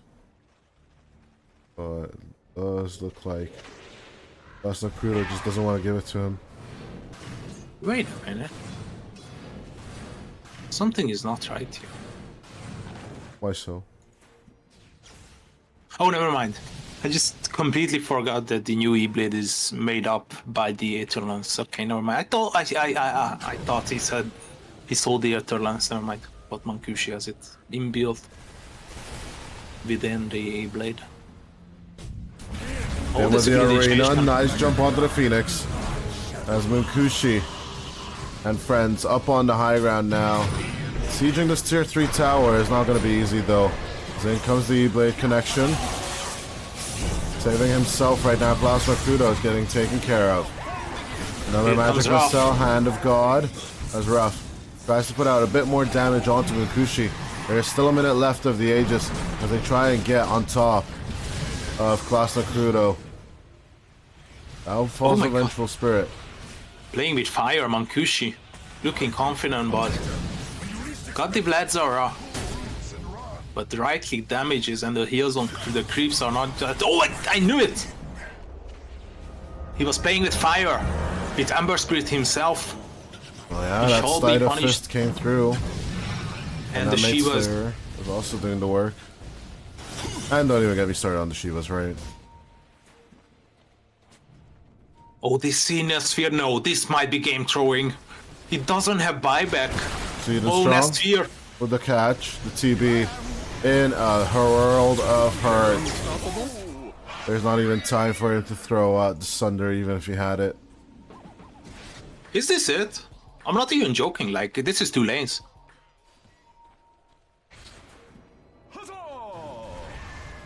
No BKB on the Ember. Radiant's got a real Well, these halo timings for are Dyer's behind. bottom Just a barracks. little 50 seconds without the TB. As their high ground gets pressured down. Their first buildings start to crumble. Begins for Dyer's barracks. It's on towards the second tier 3 tower. Cloud will be swapping and then disengaging. But onto rough they go. Munkushi. No more Aegis. Will need to be Dyer's bottom barracks significantly is more first careful than this. The seeds of Bet you fortune. $10 Dyer does not like that. Was being a bit harsh on them. It's only 1 lane. Chira, Hex. Could still be 2 as the TB setting up for a BKB later on in life. But he might kind of just need it in this fight, to be honest. Respect at the end of the day will just Ogre Seal Totem out of there. Butterfly finished on the morph. 6-0.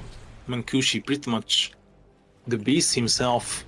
I think if you are SIBE, you should consider smoking up, pushing out the mid, and maybe capitalize on the fact that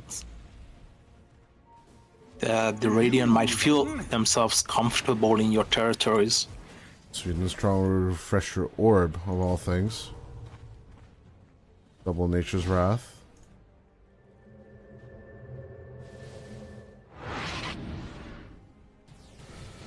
Double Nature's Wrath, double Curse of the Old Growth.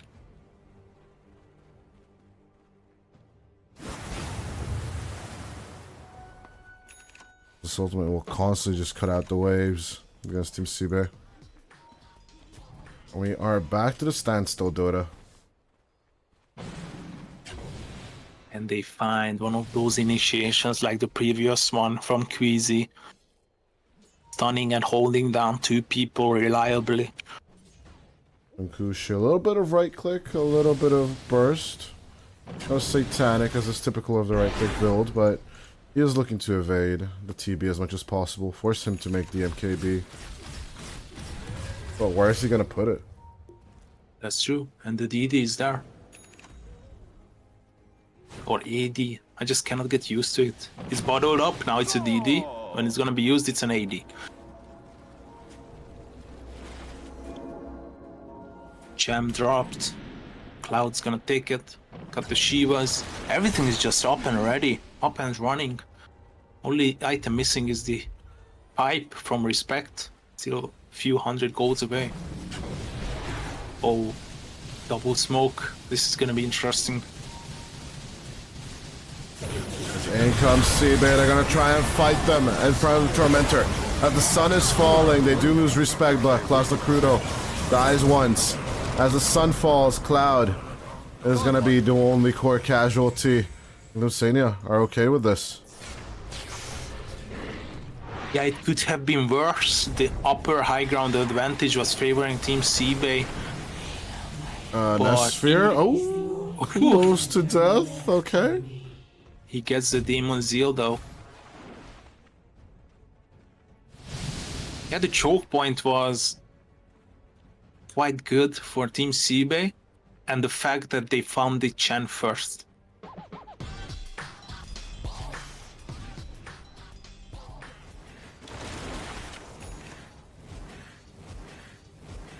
This game is still pretty even if you ask me. Don't listen to Gaben who says 70-30. This is pretty much 50-50.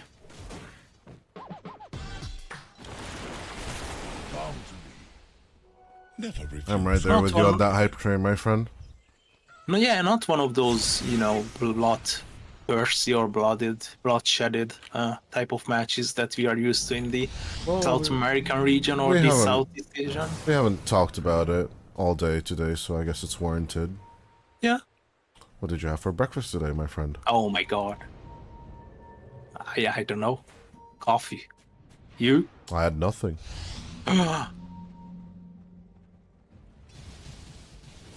No bread. That's what I'm gonna be having from January. The diet should be imminent for the morph as well. That is a huge diet play on from Nesphere and Pessimist. That is perfect. Pitch perfect toss back onto the Morphling, and it works every time. As Cloud with the Shiva's Guard tries to slow him down, but with the catch, BKB Arena thrown out just to slow him down, but respect left out in the end. As the Chen will die, as it must. No casualties taken by SIBE, and they're more than happy as how this game is turning out right now. This is Nesphere, just waiting for the Aegis push. There's a maniac writing on the wall, on the map. I do believe it is rough. Rush is up. Roshan's banner, refresh for shard. All those good stuff you can hope for Christmas. Middle tower is in trouble from the way it's being destroyed as I speak. Casualty Cheer up. home. Ooh, Stupendous. close. But no cigars. True Junior now is looking for his BKB.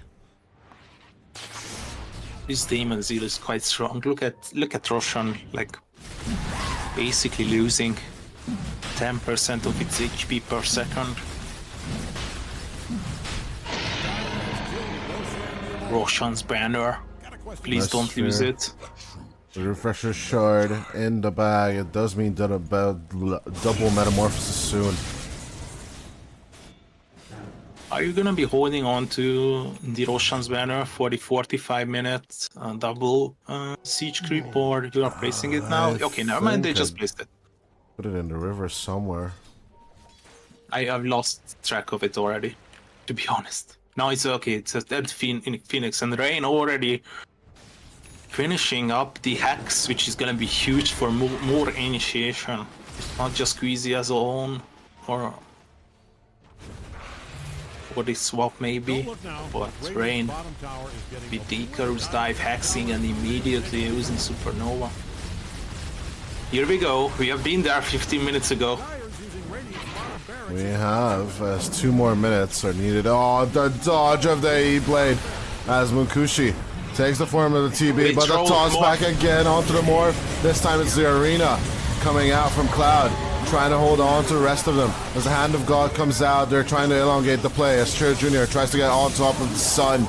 But at the end, it's not going to be enough as Cloud surviving the Supernova, but not the death by 1,000 cuts. Buyback available on the Mars, but no BKB, no Arena. Is it worth for him to come back into this game though? As Respect with trying to protect with the Ancient Creeps onto the Sphere they go. But this is an Aegis holding Nesphere. He did put out a refresher shard at the end of the day. Already used. With Nature's Prophet with the buyback, Sweden Strong coming back into the flare. Cloud. Looking for a connection, but they're just so far away. Sweden Strong needs that 1 extra level to leash people. They're all out of there.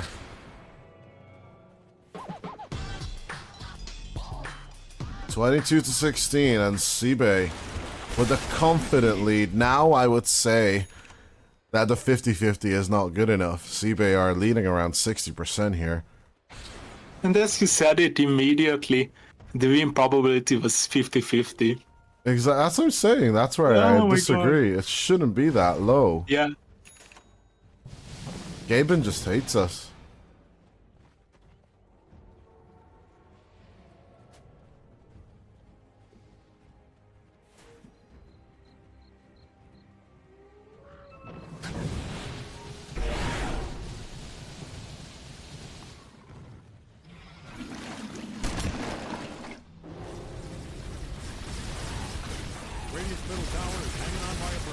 As MKB forced out from Nesphere. Radiant's middle tower just Although he has enough damage as this to be extremely scary.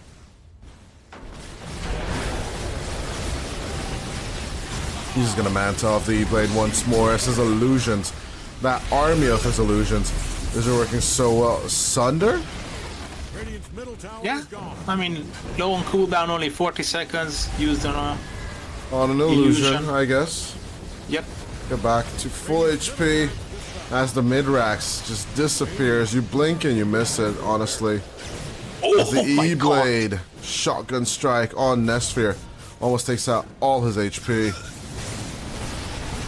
As the Chen creeps just cannot do much.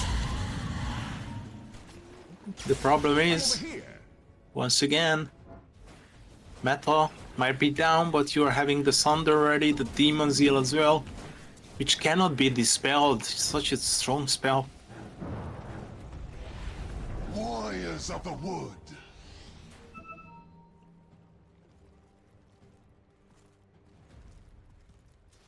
They have the Hex, they have the lockdown, but I feel like without Mankushi, they don't have the damage.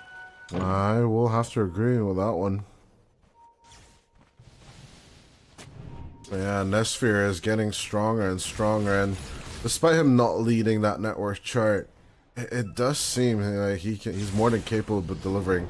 The death by 1,000 cuts is almost catch on Shiro Jr.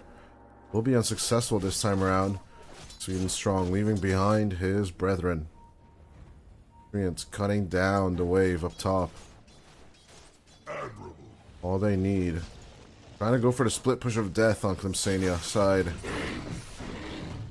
As the side pushes, side lanes are pushing constantly. You just expired. It did. As MKB is ready on Nesphere as well.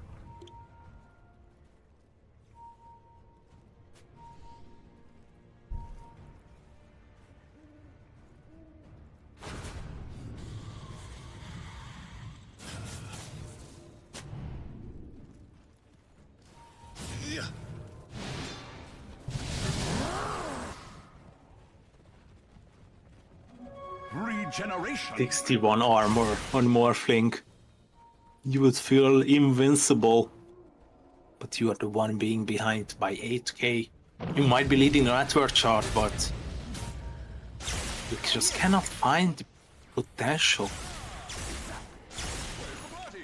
You are forced to be the defensive participant of this match.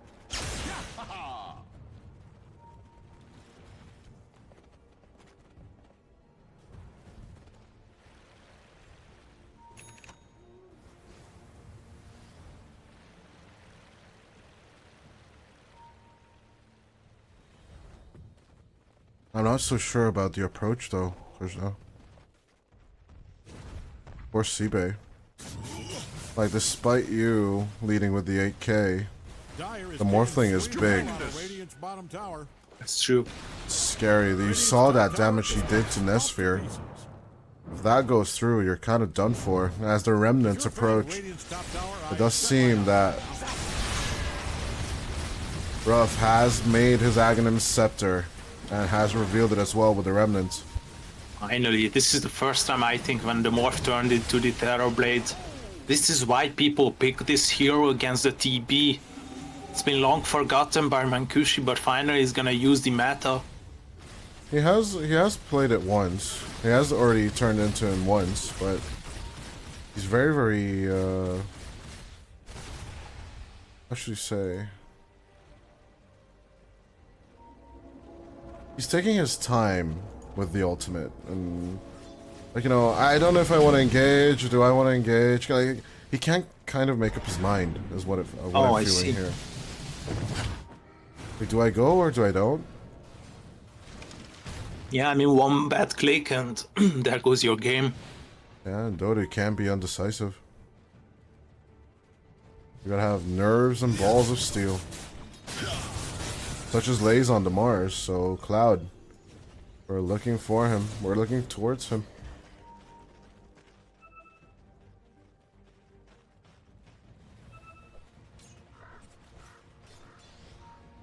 Roshan up and ready in 1.5.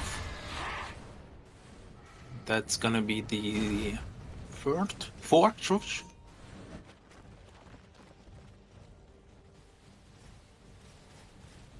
I do believe we are looking at third Roshan.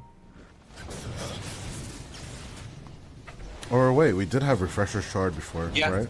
So it's fourth. It's fourth. Yeah. Can Cloud find the initiative in this man? The Jeremich sent into the enemy team. Sania have the information they need. This Manta illusions against the current Jeremiches, they're doing the work. Once again, the TB morph expires 30 seconds without the morph. And they know it. They'll be looking for the approach. As in comes Ref as well. Sphere walking into it. Pessimist trying to get a catch. Hex up onto Chira Jr., but it's not enough. As Nesphere stuck inside the arena. As the sun will fall, Rain Prince will buy back and come back again. As Cloud and the TB will fight to the death. Buyback coming out from the TB as the rest of his team is getting ripped apart. Munkushi with the ultra kill is trying to get his rampage. It's only he's hexed. The Ember Spirit. Hex down. The Morph is still just attribute shifting towards the strength. Looking for the TP out. He's gonna make it. Four SIBE. buybacks from SIBE just for this Roshan.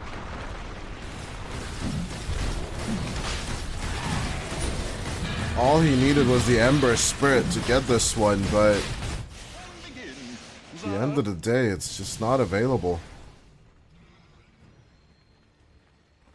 Do hear Roshan cry and roar, but at the end of the day, it's gonna be Refresher Shard time for Ruff. They're looking to approach from the top, get those megas. Down the Roshan's banner as well on the top lane.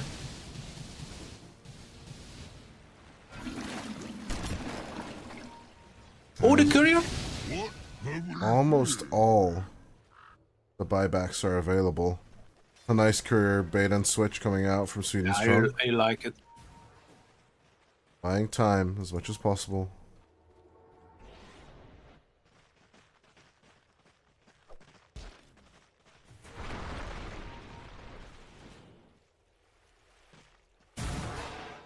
Pessimist is just taking care of the wave on the mid lane. Up onto the high ground they go. Rooted down. There's the storm. Still looking for that hex, but after that, BKB, they're just gonna take care of this tier 3 tower. Pessimist moving on to the Munkushi as the TB is just doing so much work. Sweden Strong with the ultimate helping out. Munkushi trying to help out. Nesphere a bit low, but Pessimist is down. Chira Jr. with Sweden Strong, trying to control the backline as much as possible. But Nesphere is escaping as there is the shotgun from Munkushi.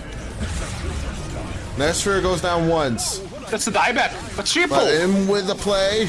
Another control. It's a triple dieback right now from SIBE. But Nesphere is the one they should protect, as the TB will eventually melt to the mercy of the Morph. Time to reorganize the creeps and push mid. They tried everything. The TB twice. And Roshan's only one buyback spent. Oh, Klim Sani4 with the control. They were patient, you know, to fulfill the 9 slotted morph. Okay, it's actually just 8. But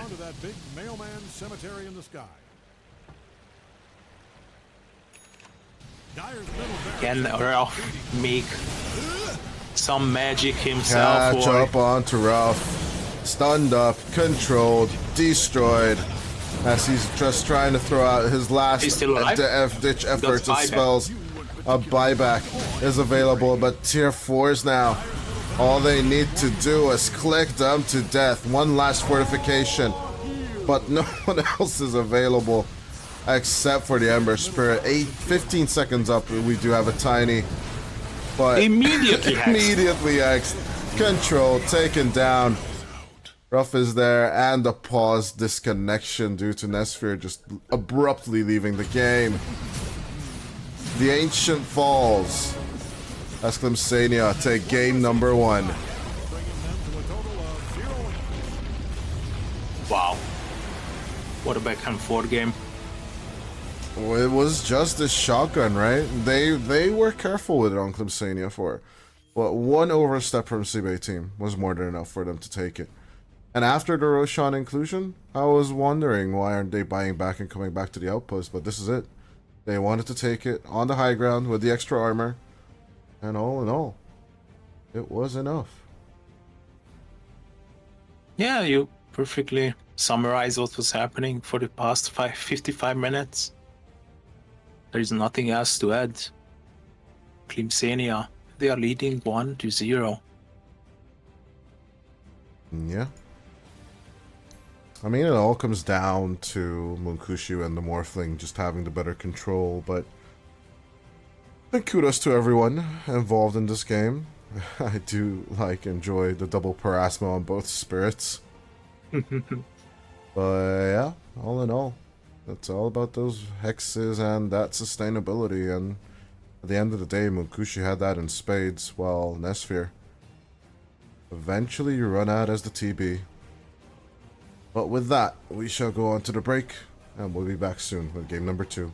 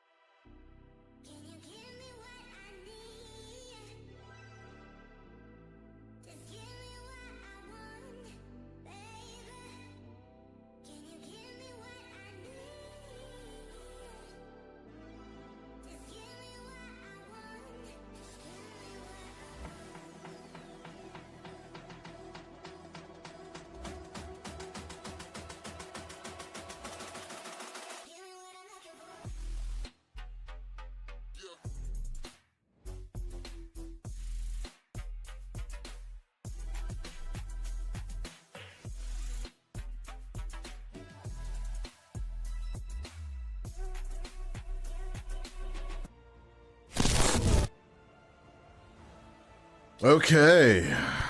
Last series of the day, but match point from Klim Sani4 as we head into game number 2. My name is Dodai, that is Kojda.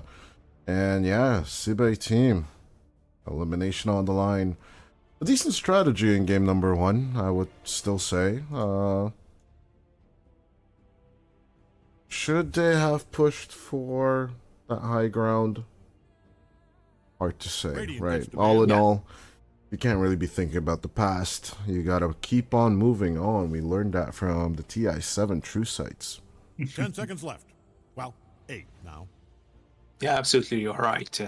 5 seconds. You 4. just don't need to 3, dwell on the forget it. past. Just forget it and go straight to hand. And Dyer gets to ban. it's a best of 3. You still have your chance in it. You just have to win 2 games. It's nothing special to get into the grand finals. On the other hand, though, it's a bit easier. Just taking the second game or the third would grant you your wish in this end season for the grand finals. And Klim Sani4 are not really banning something that I would love to see.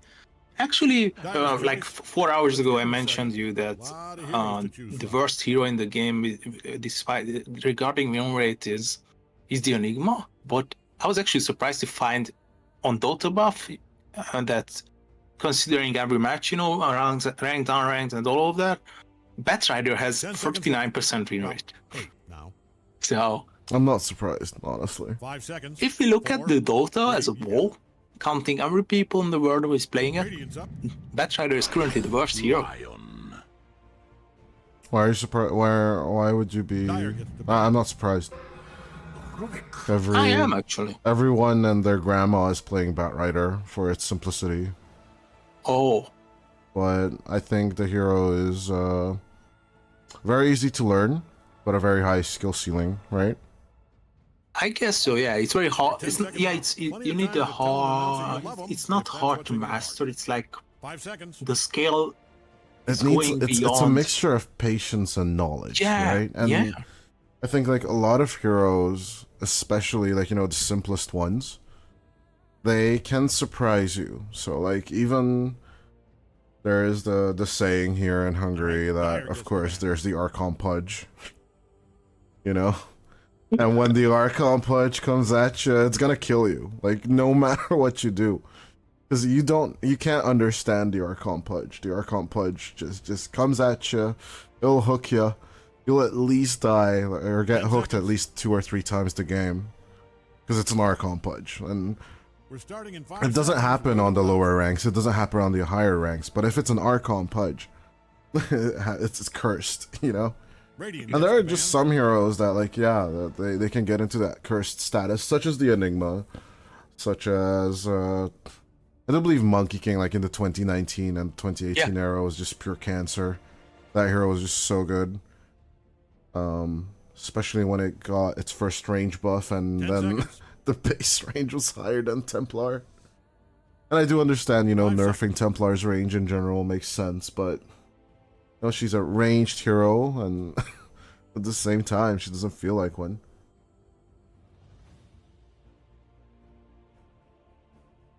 We are already past the 5th bans. SIBE, they need to get rid of one more hero that they don't want to see or don't want to play. I'd say the Morphling should be up there unless they want to bring it out themselves. It is a special for Nesphere, I believe, right? I can check. I'm not that convinced it's one of his specialties. Lukushi's Pudge is a must, so I do understand SIBE's team. Oh, it's actually for 54 games on Nesphere. Morphling 53% win rate. He plays it a lot. Yep.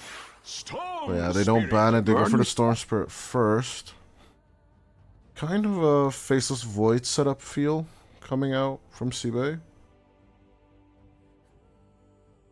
I think whenever you need to deal with the likes of Lion, you're going for the Storm. Catch that backline. No, it's just the other heroes I'm looking at right now. Oh. Like the Tiny and the Timber. These are just like setup heroes for the face. Chronomaster does seem like pretty okay for SIBE right now. Klim Sani4, I wouldn't play it into the Storm or the Rubik, personally, but we'll see what else they can bring up. Because, yeah, match point is always interesting, especially when you get this close to the end of the tournament. It's just tension, right? Whether you're a fan, whether you are just watching for fun, you want to see the carnage come out.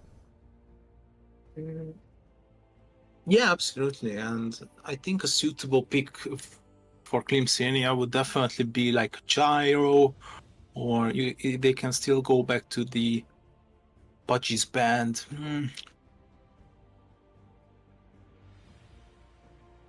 Maybe Phoenix? This engagement is quite good on SIBE, but I like the Phoenix. I like the Phoenix against the Rubik, but maybe that's just me. Or just answer the Storm Spirit immediately with a buck. Feels a bit early, but it does force the Storm Spirit to have an uncomfortable laning stage and set you up for a better offlane, all in all. 10 seconds. I'm still missing a Grimstroke. I take that away from 5 seconds. SIBE team, honestly. And get someone that can carry that easily. Maybe like a Primal Beast. Or a Doom. I don't know, Doom. You don't want to play Doom against Rubik, right? Not really. Yeah, just get Pulverize. Pulverize sounds sexy. Radiant's up. How about Dusk? Oh, Clockwork. Long time no see Clockwork. Been a while. It's been a while. Similar concept as the Tusk, but not really a save, more of an aggression. And Hookshot is fun, so... 10 seconds. We are a couple of Hookshot enjoyers. 5 seconds. 4, 3, you get it. I mean, since we don't get Meat Hook, at least we get to enjoy Hookshot, so... Snapfire is the hero, the solution to Clockwork, but I'm not sure you have one to sacrifice a pick for. Silencer. That's it. Yeah, boy, Silencer's here. I think this is the first time we see it. Let me check on our sponsor's website, which is cyberscore.live. Would you be kind enough to tell me what can I find on this site? Yeah, life scores, odds, previous match data, professional match data. 5 seconds. More likely than not, every player history for the past season, and it's only relevant data, so none of the, oh my god, back in the old days this player was so good. No, just the fresh, everything that is relevant for this season is available on cyberscore.live. And yeah, check out the Nightbot. It is spamming the link from time to time. As I just can't read the silencer. I think we have seen it once or twice. 4 games, 2 losses and 2 losses and 2 wins. So we have seen it before. A cider match for silencer.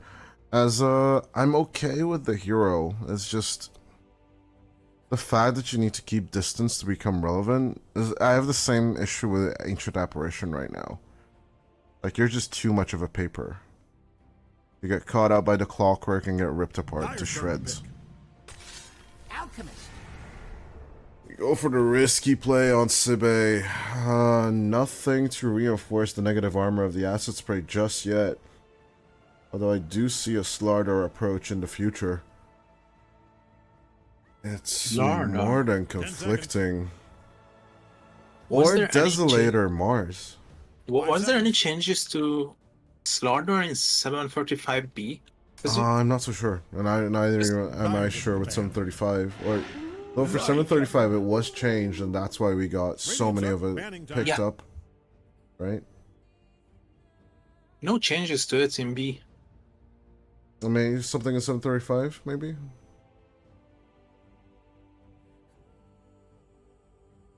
You can also just check it on the hero page, actually. So.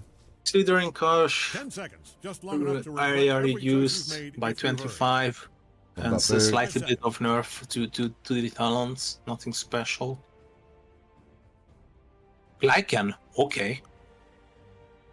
Going for the tempo on Klim Sani4. Radiant's up. Banning time.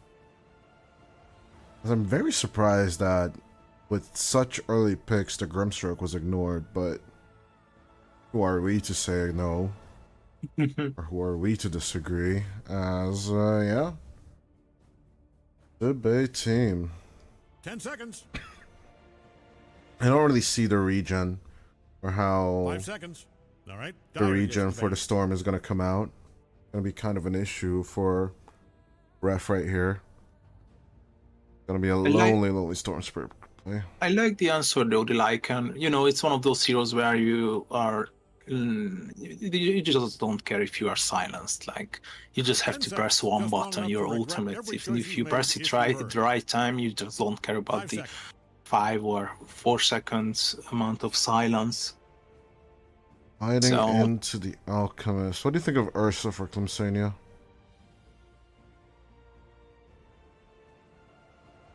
Or am I just dumb now?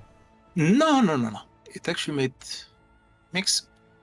On one hand, it makes sense. On the other hand, it just feels so Dyer's weak. turn to pick. Too weak against the Alchemist. The Alchemist just basically exchange fights for the first 20 minutes easily with the Ursa in my mind. So that's why I don't really like the Radiant Ursa. knows just who to pick here, I'll bet. Luna. Luna? Go for Win the the farming game? tempo. Speed! Beat? Oh, Luna punishing heroes. Visage? Visage is good. Visage looks okay. Visage seems decent. 10 seconds. I'm also Okay. happy with the Mars. I'm not gonna lie. Mars Rubik. Mars is really 5 good. seconds.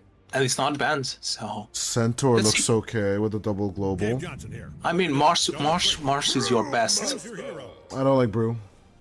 Brewmaster, okay. Because the Brewlings Clean. are still like vulnerable to the glaives, but It's All good in for all. illusion clearing, though. that's Oh, true. I like that Alchemist set.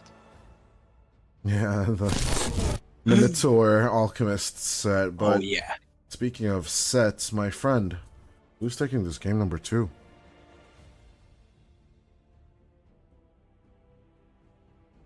I think SIBE got this. I like the Silencer Alchemist combination, to be honest. And I'm gonna vouch for it, so let's go. 1-1.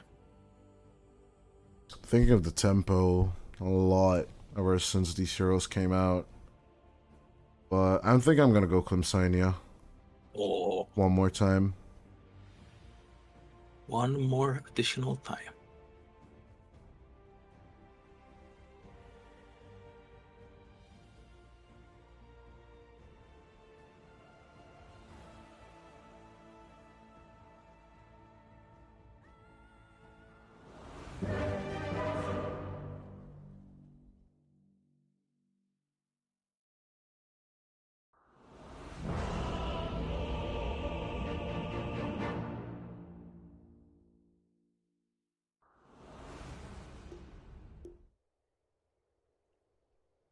Let's see what we have here.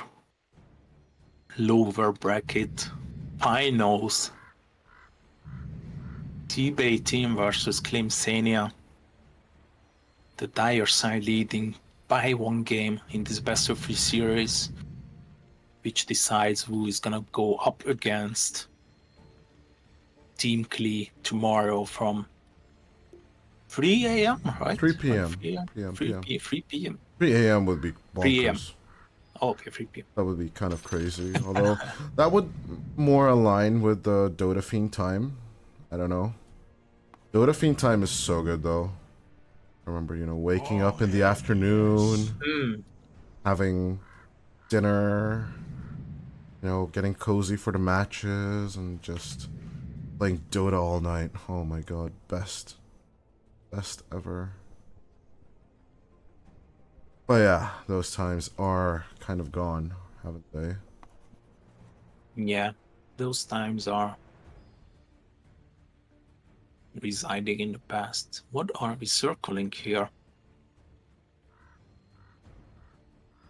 It's a secret message. Sweden Strong sending it to the esports community. A 0? What's gonna be the next number? Maybe that's where the side shop's gonna be, next to the outpost. Maybe that's where they are gonna be going. Respect got the smoke cell.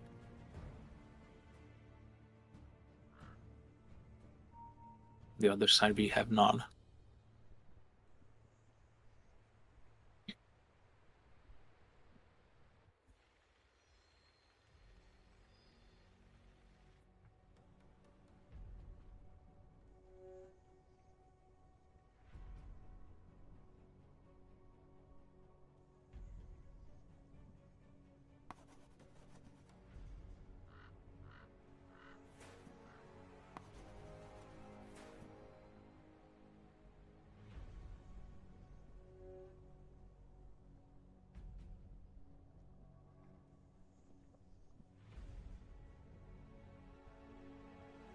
Silence before the storm.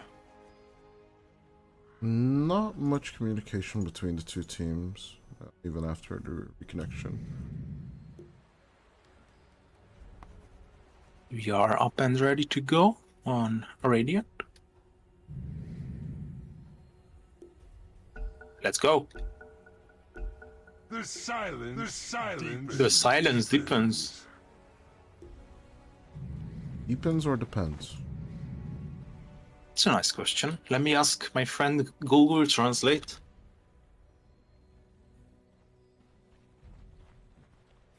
Deepens. Of course it's deepens. Come on. I had to be sure.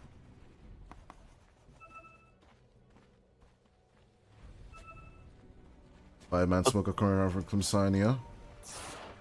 We're trying Like to a check on the wolf. mid wards, but they are gonna be defensive extremely on the side of SIBE. That's an interesting wraparound. The Lycan Wolf is the bait.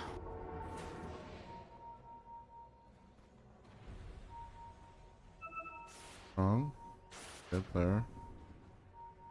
They don't really want All right, everybody, 30 Ruff to seconds. come out in time.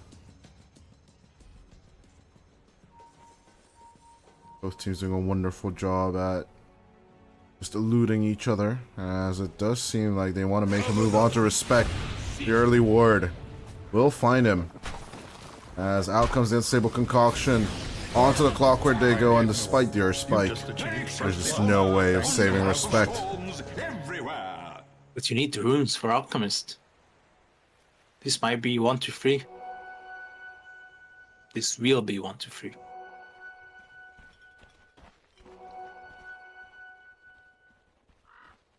Yeah, Cloud with the reorientation, just equalizing the impact of that first blood instantly.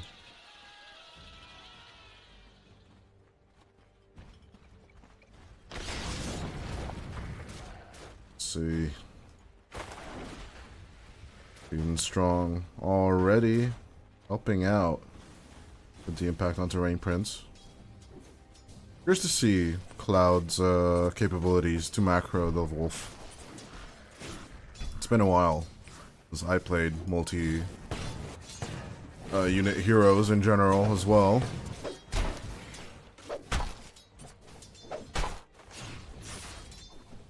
Back to the usual business for Ruff and Chura Jr. But it's this time Ruff with the Storm Spirit, starting off strong with the I Remnants. lost it. He's just absolutely relentless in minute number 1. We will take the range creeps as well, both of them. Respect. Pessimist. Are absolutely unrelentless. I love how the Lycan Wolves are having the Santa hat as well. I know it's still surprising me, even after 11 days of the patch. It's Frostivus time, my friend. Come on. Santa Where's hats the for event, though? everyone. This is the event. Everyone gets hats. And penguins. And Wow. That's not how I imagined it. EPL Season 15 is not an event for you enough? I mean, would love to see an Aghanims, at least, though. please, just give the Lycan Just give us an Aghanims, please. Daddy Aghanims, please. The Ruff and Cherry Jr. just basically attrition themselves, both close to death. Ah, Ruff messes up the range creep this time. Yeah, it is the Luna. Oh, the having a bottle. good time. Bottles at the same time. Cherry Jr. takes both water runes. Leaving Just none for Ruff. please. The silence deepens. Disconnection from Sweden Strong, or it's just a casual pause? That's your casual pawns. The wolf is at my door. What do you mean? Where? I don't know. Okay, now where were we? SIBE concoction. Nesphere. That's very A smart. little deep. Protecting the wave. Yeah, buying as much time as possible and getting as much damage as possible on the tower. Efficiency. One of the important characteristics in Dota. Certainly. Lotus time? The other one is not being claimed on top. Now Klasno is walking there. Nesphere once again trying to zone onto the Lycan, but his mana is getting sucked out of him.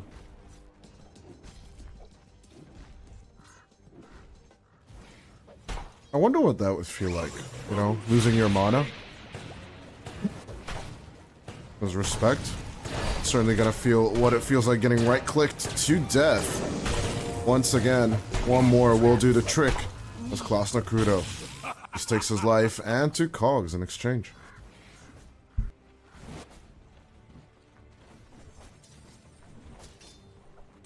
This Team SIBE, or SIBE team, already with 2 kills on the board. Klim Sani4. Overly confident on the Dire. It does feel like they are chill with these results right now. It looks like they are fine with this.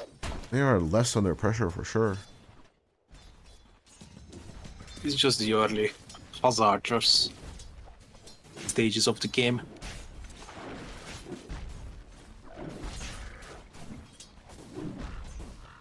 I was watching bottom lane for like the past 1 minute, but there's nothing gonna happen for sure, I swear.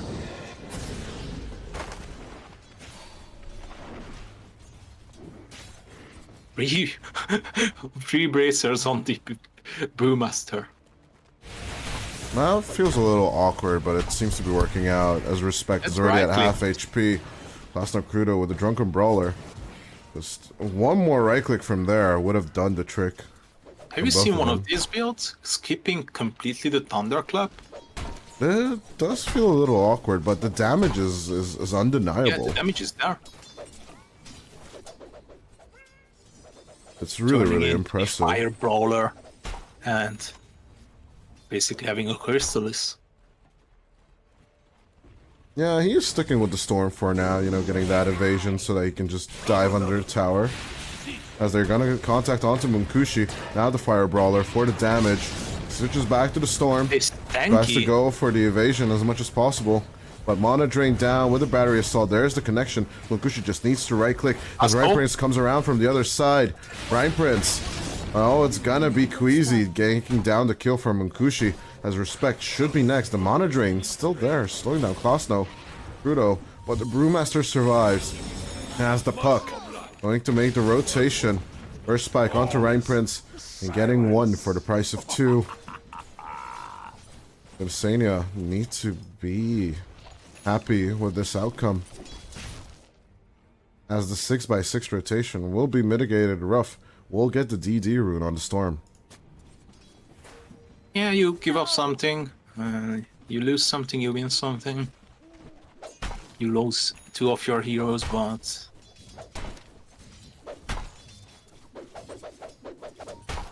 Never mind, there's no positive side to it. No, there's not.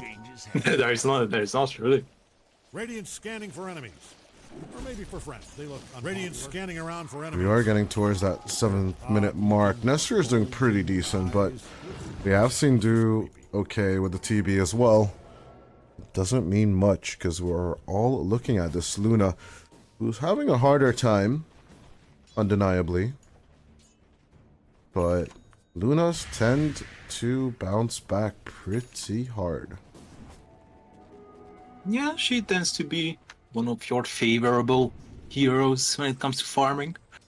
But on the other side, so do they with the Alchemist.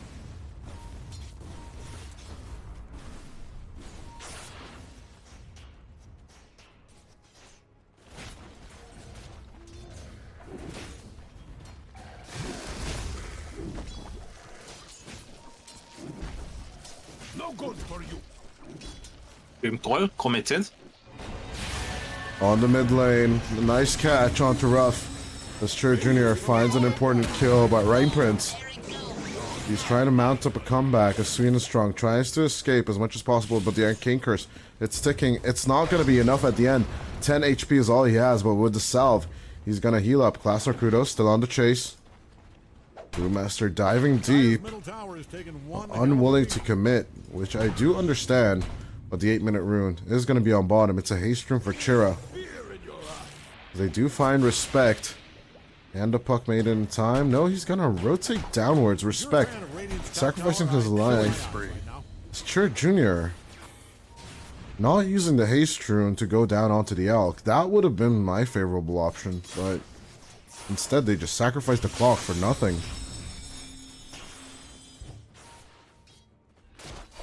Nesphere. Shapeshift change onto Nesphere. The chem rate. Clap available. Oh, he a misses! little bit. The clap misses. The Earth Spike does as well. But the Hex doesn't. And down goes the Alchemist.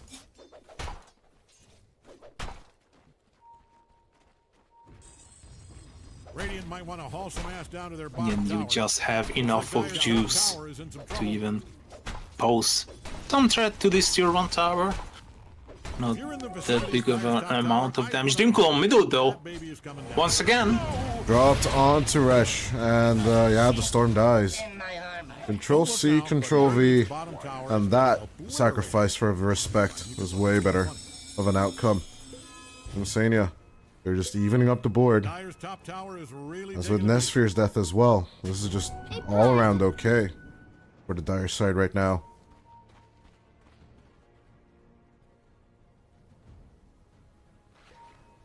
Dire's top tower is really taking a beating.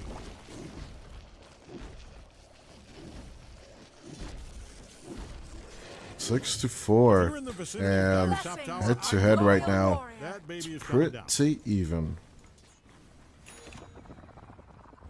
Unstable Concoction. Onto the Lycan. Nice Arcane Curse as well. Acid Spray on top of it. They just need to control him. Silence down. Cloud should be dead. The tomato escapes with the wolves.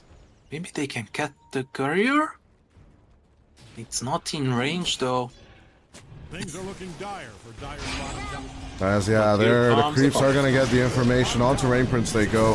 The Silencer dies, but the Hex down Alchemist is the one that needs to escape.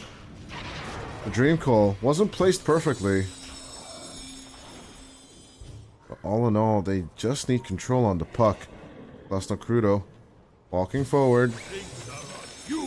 We'll be looking in with the Cinder Brew. Nice Earth Spike, but Ref is gonna take the kill on Sweden Strong. Chur Jr. absolutely under vision. He doesn't know that though. Don't look now, but There's a possibility. Break onto the TP. Nice Earth Spike steal. It's working right now. Chur Jr. Gotta get last worded as the puck cannot use Ethereal Jound in this state. A few more right clicks and it will be enough to take out Chur Jr. A really brawly early game here. 14 kills on the board in 12 minutes.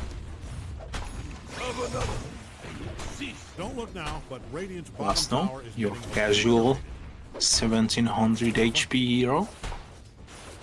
You can tell Dire's Just an everyday occasion. Radiant's bottom tower is Going to the Vladimir's offering for the build-up. I really enjoy this idea. I do as well.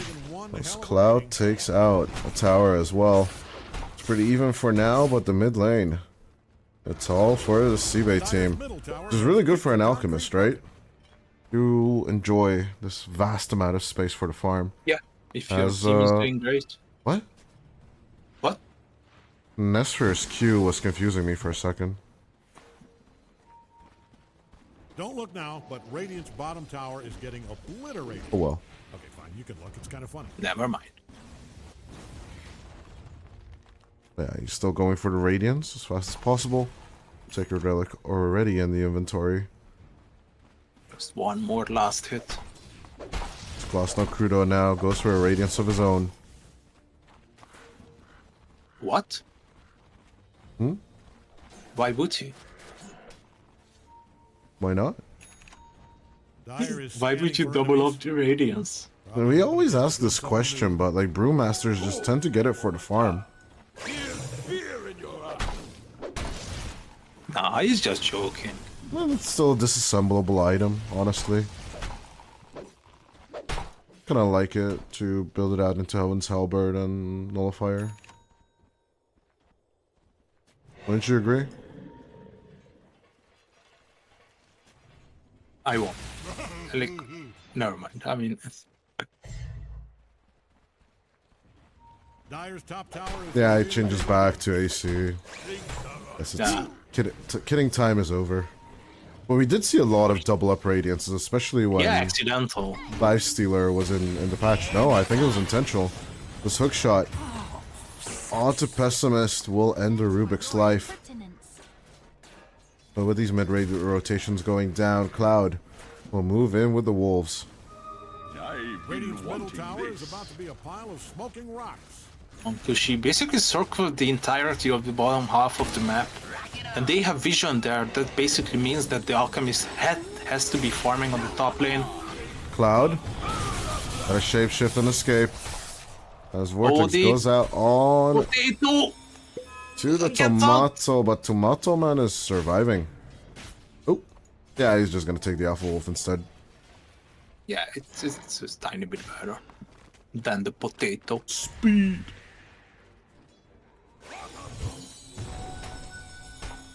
Oh no, the speed is given by the small ones, right? Not the big one.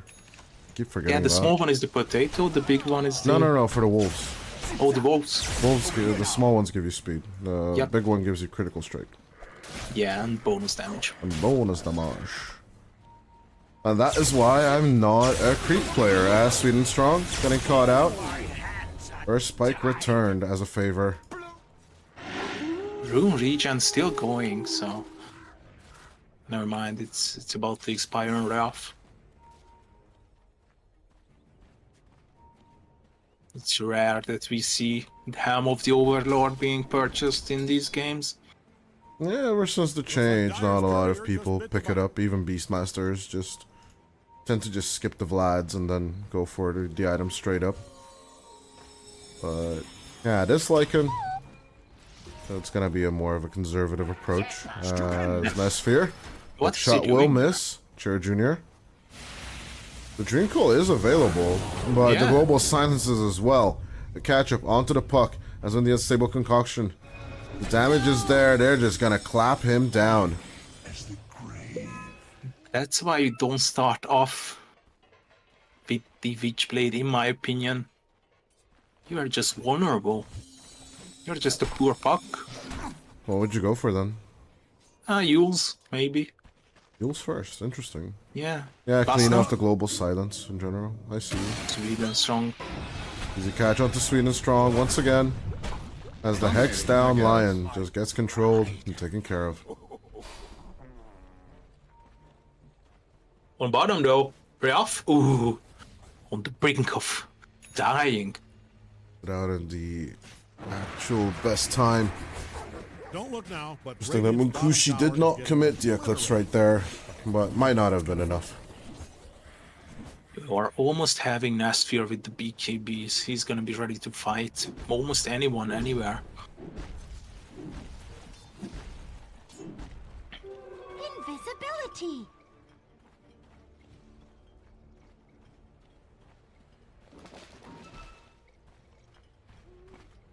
Chiro Jr., invisibility, rune. Can he surprise the storm? He needs assistance though.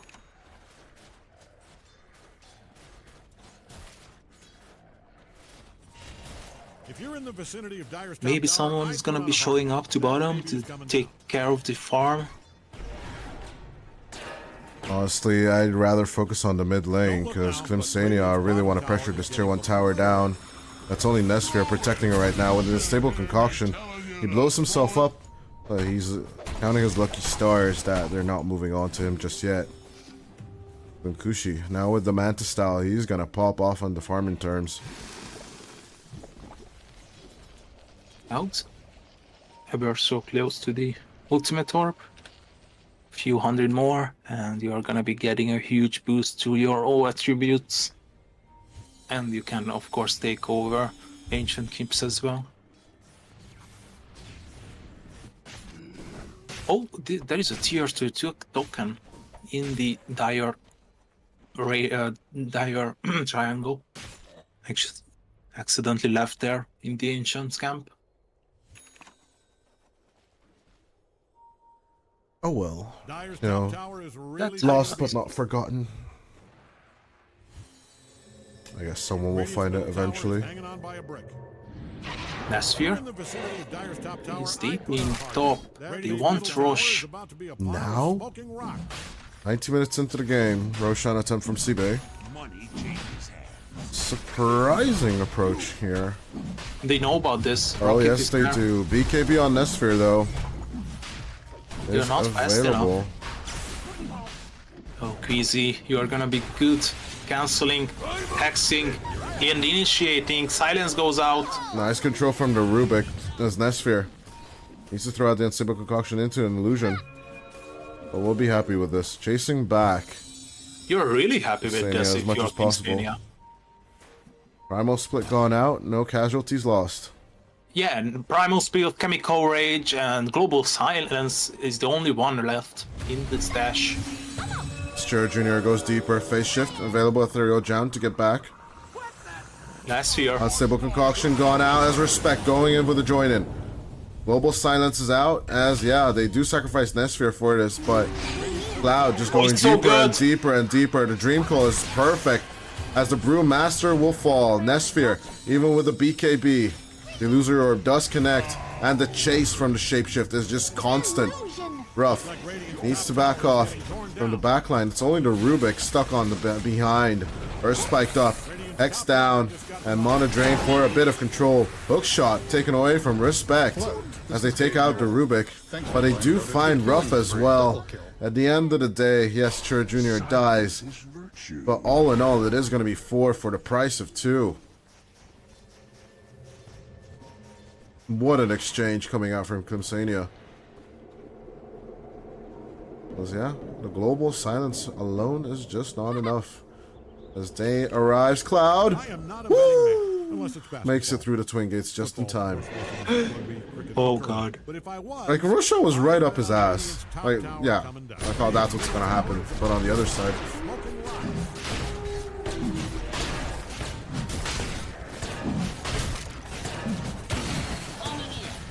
Can it happen to the other side as well? hook shot does miss, Nesphere but is in. Respect looking for the block off it's as a big Nesphere up. is on the Roshan plot. Breath picks up the Aegis as at the same time Munkushi was lost, but they do still need to get the Alchemist somehow. But the Chem Rage, it's helping out the Elk as they're just ripping them a new one. Yes, a new Chem Rage is gonna be more than enough for all this. As the Roche Steel, that's gonna be perfect for SIBE. Immediately, as everything Klim Sani4 just got in the top Roche pit, they will just gain back in the bottom one. Look at that pit of a valley on the graphs. Dire doesn't haul ass and help out the Beautiful. tower, there's not going to be a tower left. The age is still rough. It's not the first time that this guy Radiant does not is the want one that tower, and it shows. proving to be the extra that you need. Dire's historical bottom tower is destroyed. It was named, of course, after Can he Jeff be the Bottom. catalyst That, of further looks like all the details I was expansions? given, just the, Jeff You might see the upcoming minutes. 4 more minutes with Radiant's the middle tower Aegis. is hanging on by a brick.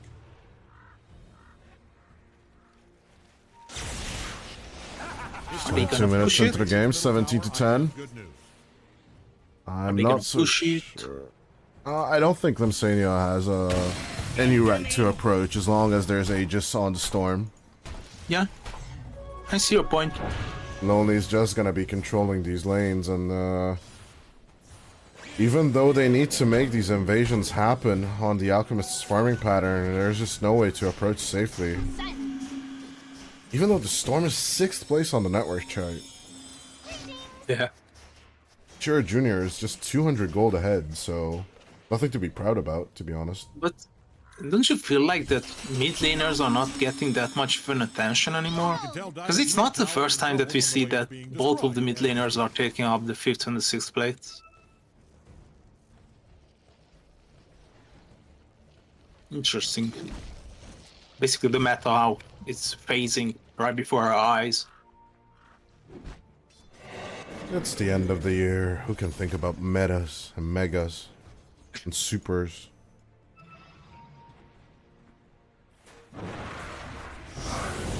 Global silence out. They're up for the chase. They're going to Mr.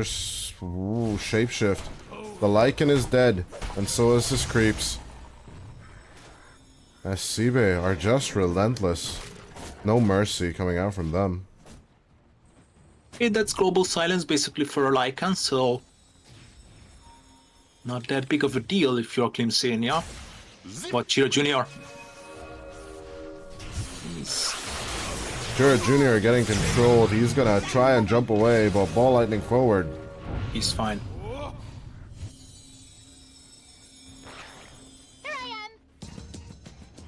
Oh, this Broodmaster is looking strong. AC, triple bracers, and the triple bracers are gonna be kicking in 1 minute. Oh no, I didn't even think of that. 2,470 HP right now. I'm curious what to see what it's gonna be at the end, and 288 damage right now. 188 damage right now.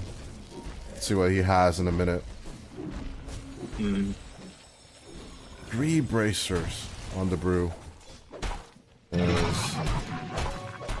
After AC is switching over to Shiva. Look at him right-clicking. Well, he's got a solar crest, so. That's true.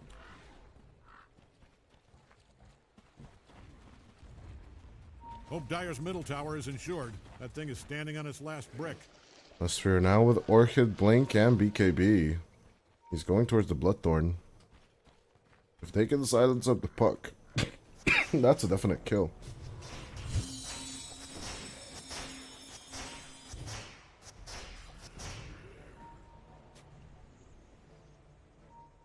Rough is gonna show on the top lane.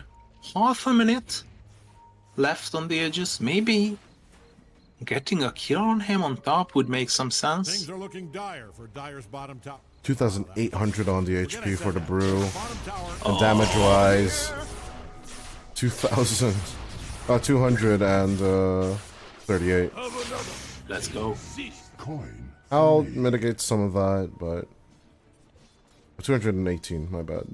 But Oh, still. Rough. You're gonna be making a big mistake if you show on this top lane. Yeah, he's already zipping. He knows that this is a bad idea. Something is not right here. All of the enemies are missing from all of the lanes. Something is fishy. Dyer is kicking sweet. I love how Ruff's courier was just chilling here. I was like trying to find what items he has on it, but nothing. He's just chilling with it. As Nesfear, oh, he needed to move like 200 units up the stairs, but he didn't dare.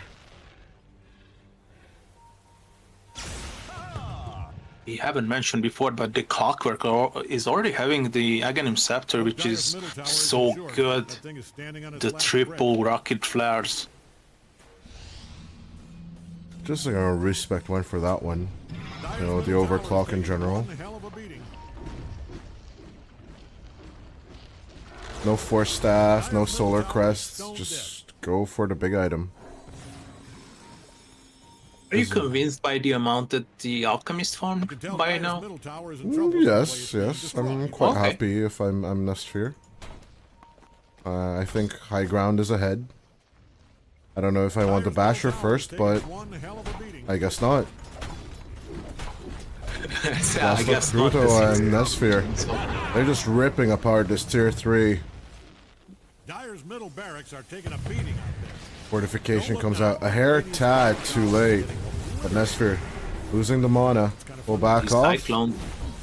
Back up to the high ground. Munkushi onto the Cyclone. He needs to keep on right-clicking, but he can't because it's just constant disable coming out from the Brewmaster. Nice play. Oh, no. Onto Respect. As the Shapeshift comes out, Triceratops play from the Lycan. Cloud. Can they move on to Nesphere? He's still got Chem They Rage. want to, but yeah, he's still got Cam Rage and BKB as well. You just cannot dream clear this guy. The rest of it is hidden in the forest.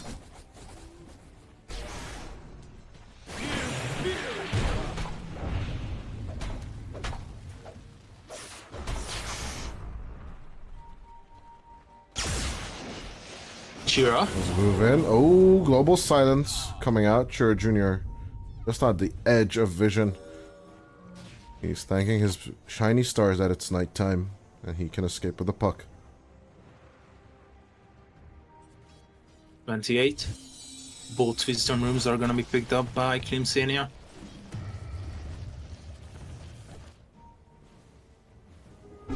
Bit of compensation in terms of XP, but it's not much. As the net Look worth at the Rocket players.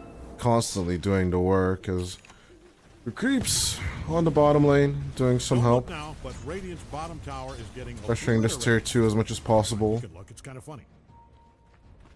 But yeah, this is the rat play that Lycans are tentatively doing.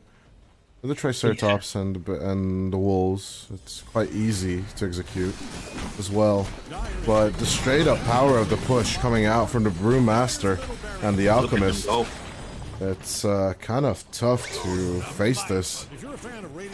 Oh, no As mana on Dream Coil, Brewmaster. onto the 2 of them. No mana on Klasno. He gets a bit of help. But Hookshot does miss at the end of the day. They do have Nesphere for a holdout, but Munkushi will just go down. The Luna disappear for 70 as Nesphere looking in for the turn in. BKB on the Alchemist. And if they can just reset a little, this could mean high ground push for them. Even the tier 4 is Chira Jr. looking to hide away. Ball lightning on towards the backwards. No catch onto the puck just yet. Illusory Orb. He has hacks. Can Face he press it? shift, dive? No. He just jounced through the face shift. As TP, blink on blink. Another ethereal jount as Chira Jr. just escapes constantly. That's what pucks are good at. Chiro basically bought enough time for his entirety of the team to stay alive in this game. I mean, I was about to say, Dota, can they end the game? And they just started chasing a puck? Like, come on. So Fairy, it's looking good, it's beautiful, but don't get amazed by it that you might give up the game.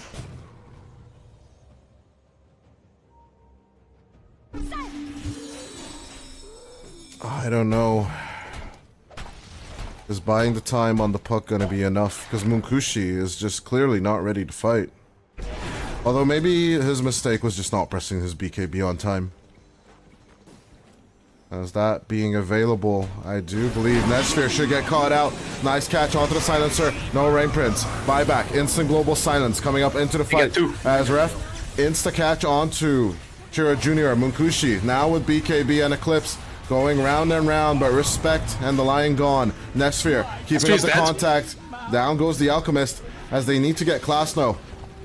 The Primal Split not available for 10 more seconds and not enough mana for it either. As Rain Prince, this could be a dieback. The Silencer, it's a little bit far away. The Shapeshift ends as the Wolf makes the contact. Munkushi, Lucent Beam available, but no vision onto the Silencer. Now they find him. Bot grenade misses, but this is gonna be the dead silencer, and he bought back. That's 70 seconds without the Silencer as the mid lane gonna get pushed in a little bit. Counter rotation coming out from the Lycan. But the wave, it's a bit far away for the tier 2 push. Klim Sani4 hanging on by a hair. I really love the off-lane warfare. On one side you have a Brewmaster with multiple primal splits, make it even 4, and a great objective taking possibility. But having almost 50 armor, or even more than 50 armor, and 2400 HP. On the other side, you got the Lycan, and once he acquires that Golem, he's far more exceeding the 3000. And look at the armor, 42. Wow, which one would you favor? I can't even choose. But one thing's for sure, this Aegis and Roshan's, I almost called Blessing, but banner is going in favor of Klim Sani4. Well warned when they killed him. Would you call this game equal because of the Alchemist effect? I don't know, Krishna. This is so tough to calculate because the impact is just so big. We have been here for like 9 hours already. I'm so unsure. I'm thinking, but I'm trying to think as well. It's just honestly, that 5k difference between the Luna and the Alchemist, as you can see in the previous fight, it didn't matter much. And Munkushi now with the Shard, Butterfly, and BKB, like, she's ready to fight on the Luna. And they're moving on to Kanda now, with the Luna here as well. It makes sense, because... Lucent Beam? Yeah. Just the impact on its own is just huge. Yeah, with the talent, level 20, that the effect that used to be the Shard. Yeah. Back like half a year ago. Don't look now, but all those glaives, and they take care of the Brewlings like they're butter. You can look, it's kind of funny. Nom nom nom nom. It's finally this bottom tier 2 tower might just fall. SIBE not looking for the contest.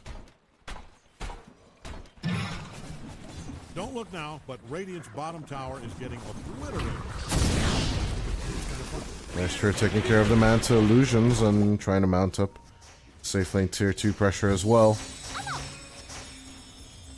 The very last second, another fortification coming out from SIBE. Sure Jr. with the backlane control. Managed to find it out. Nice lock onto the Storm Spirit. Global Silence coming out. Not enough for the catch as the Primal split.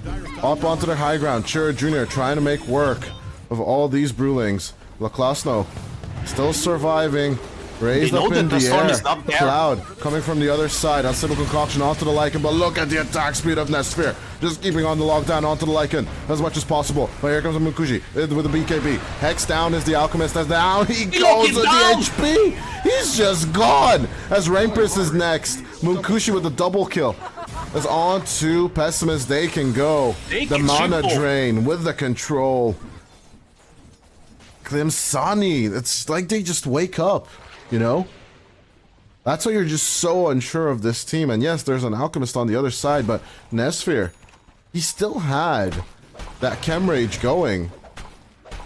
But just in general, the damage output coming out from the Luna with the glaive bounces, you can't do anything against this. Oh, hell yes.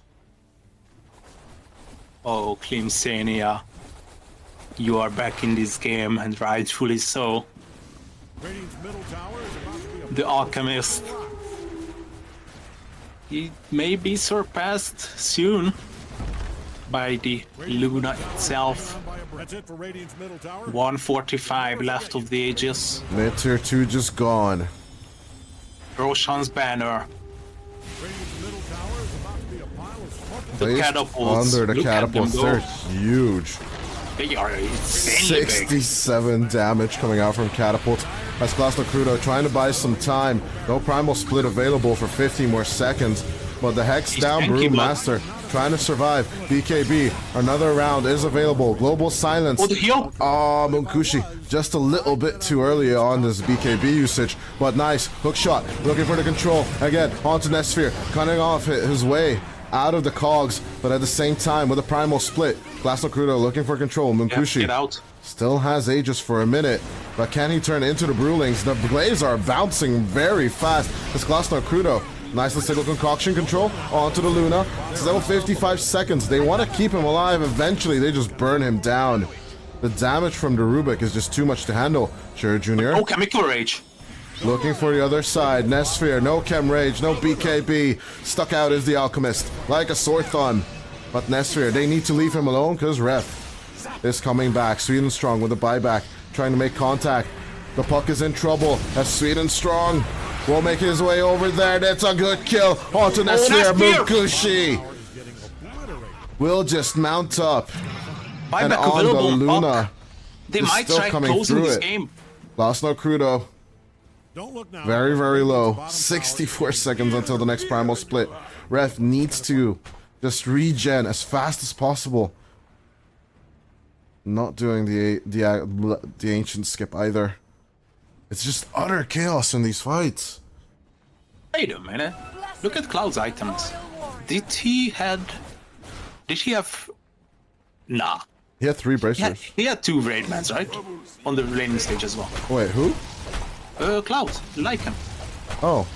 Did he just purchase 2 Raidbands for the additional attack speed? I'm not sure. Do you know, just placeholders for the empty bases? Maybe I just don't know. for bigger items, yeah, like preparation. It's not that bad.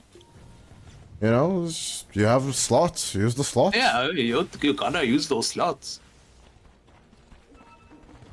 Anything for the defense, and we did mention Kusenia, they were hanging by a hair. Like 10 minutes ago. Now they're in control. It's not the Kanda, it's the Daedalus in the end of Mankushi. He's gonna be relying on his teammates when it comes to the control. AD in the river. None of these teams are aware of it just yet. She was finished on the Brewmaster.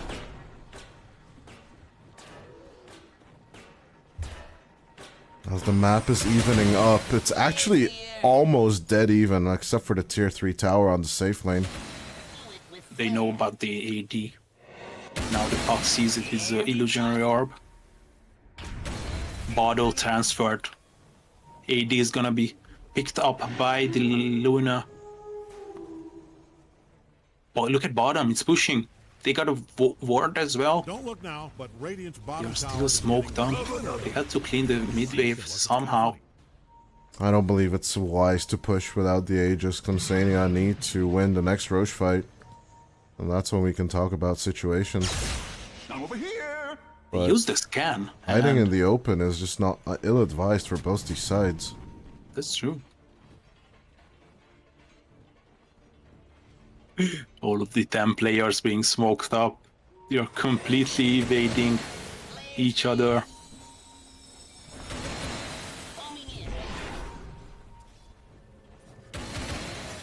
Looking for more control. Protecting their last tier 2 tower. Oh, look at the rotation. They saw the Alchemist. They immediately TPing bottom. All 5 of them. Sania really want to fight in the open, but I don't know if it's advised. Additional damage rune on Munkushi. Nesphere instantly caught out, half HP, and the finger does the job. Sweden Strong with the chain stuns as Respect makes contact onto the Rubik. Pessimist does not have anything for the answer. Gets taken down by the rest as Rain Prince. They're gonna ignore Kloster Crudo just to get onto the silencer, but in the end, the primal split will be effective. Why is he stopping? He's losing his Brewlings really fast. Those right clicks coming through Munkushi are pretty good as he's trying to run with the Ember Brew. But the Rocket, one more, should do the trick. And it's gonna be there. But he just rejoins on the Earth Panda and down goes the Brewmaster. 84 seconds without him as the creeps, they don't even need them. They're just back here. They're just going through the back door as Munkushi. He's just bouncing the glaives back and forth between the buildings. On to the tier 4s now. That's all they need to do. Respect will bring in the creeps and break the back door. As the tier 4s, they're falling very fast. Ref trying to do some damage on the Dire base, but it's just not fast enough. There's 9 seconds until the Alchemist respawns. They're gonna leave behind their stuff as Cloud. He's picking up his Wraith Bands. I literally can't. insania. After 9 hours of casting, we are going crazy here. I mean, But it's honestly, not the end, it's though. just Klim Sani4 just bringing back this game from time and time again, taking away the net worth lead from an Alchemist lineup. And in what fashion have they done it as well? Ancient Guardian, which is quite good of an item if you consider that the Lycan is always having an Ancient by his side. That's basically 100 bonus damage on the Alchemist, but is it useful though if you cannot click anyone? I don't know. I mean, it's the ultimate defense item, isn't it? Well, isn't it? Like, it should be. Like, that's why I would consider it as. But it needs to be their ancient, right? Range of an ancient. I thought it's an ancient. As range Like of an the ancient. creep. No, it's the ancient. It's the ancient. The building. Okay, So never it's mind. a siege and a defensive I item. thought it's ancient. The ancient. An ancient. And it can be again. Right. Right. Linguistics matter in the Dota. Yeah. I thought the creep. Well, that would that's be what- ancient creep, wouldn't it? Because Yeah. like when you check the Helm of the Dom description, Ancients, one of those ancients, yeah. ancient creeps, yeah, that's what it says. Let's appreciate the logo of SIBE for now in their bases. It looks like a nice coin with the marks. No, it's actually a sewer tank. It's actually a sewer top. great. That's what you're Sewer thinking of. plate, yeah. That's the word you're looking for. Thank you. But we'll see if we will see it Really tomorrow great. as well. As the I would love last to tier see it. 2 tower of the Radiant side gets sieged down by Munkushi. Top tower just got stomped. The Luna's got the damage, it's got the goods. Roshan was acquired, and there's 3 more minutes of this Aegis left. His refresher shard is on Chura Jr. The siege will start as the artillery bombing from the clockwork just never ends. Hex on Hex, saving the Luna. Munkushi Was done. wanting to survive. Global silence out. Looking for the control, Damage. but oh my god, ref. They almost just die standing next to each other because the Luna Glaives are just doing so much damage. As Cloud trying to go through it. Can they not go through that gate? Double Baited buyback. through by the Alchemist. Double buyback from the Storm and the Silencer. As Chur Jr. goes down 100 seconds without the puck. As Cloud gonna get stuck in his friendly cogs in the end of the day. Munkushi in the air. No You can more just Aegis, TP, no more TP. survival. But can ya? Wait. Why is he not? What? Nesfir was so far he away. Trying to buy the Satanic or something? I don't know. He's got I thought the I'm going Claymore. crazy there. Like, Nesfir was pretty much like a Impressive. mile away. Yeah, but there's like no one with Abyssal Blade or anything, Yeah, so I was yeah. confused as well. Maybe he's like, yeah, I've got buyback, I'll just save everything. Yeah, I can die, of You know, course. if they rush us down mid lane, there's just no point of the BKB TP home. If you think about it. Yeah, that's one way. That's one way to approach it. Let's look at Klasno Crudo. He's just rushing through this as fast as possible with the ninja gear, holding up a whole wave of super creeps. Rosham's banner is still in the way. No, Kinda just take yields care to of that gold. in like 3 hits. There you go. There's only one tier 4 tower between them and the Ancient. They're not even gonna bother with the racks. Down goes the tier 4 as Munkushi. 34 seconds they buy back. Global They are ending silence the on game. Munkushi as they're trying to go for the end and equalize the series. Nesfir, half HP, trying to dodge, Sweden strong as much as possible, but the Alchemist just cannot survive this onslaught of damage. At the end of the day, 96 seconds, they're down for the count. As Klasno Crudo tries to end the game. It's now Ref pushing his body at the Ancient as much as possible, but Klim Sani4, they will outlast the push. As there's no buyback on the Radiant. 882 gold for the Alchemist to come back once more. But that was a dieback on the Storm. As the Ancient was open. But it's not enough. And they close it out finally. 60 seconds until the Alchemist. He just seems so far away. 3 versus 5. Generation. Can they do the impossible? Team SIBE. Primal split in 30. No global for 20. A set of beautiful stolen spells could be the trick. But in comes the invaders. Insania not taking any kind of approach. They're just gonna take care of the illusions first. As Church Jr. diving forward. Silencing up the Brewmaster. Looking for the high fives. 20 seconds until Nesphere. That's all they need to hold out to. That's Cloud throwing in his bodies. It's the exact same thing, but on the other side, as Munkushi just pushing through. The Brewmaster loses all its Brewlings. That's half HP right now on the Ancient. Ref calls the GG. I really thought they would hang in there until the Alchemist spawns, but no. Klim Sani4 will do the slam dunk, take the 2-0, 28-31 with an 11k net worth lead. What a clean tournament. It's the 2 group stage winners, splashing in the end in the final battle, which is gonna be tomorrow. Klim Sani4 looking for the revenge once more against Team Klee. Can they do it? That is the real question, isn't it? Absolutely. It's gonna be a wonderful best of 5.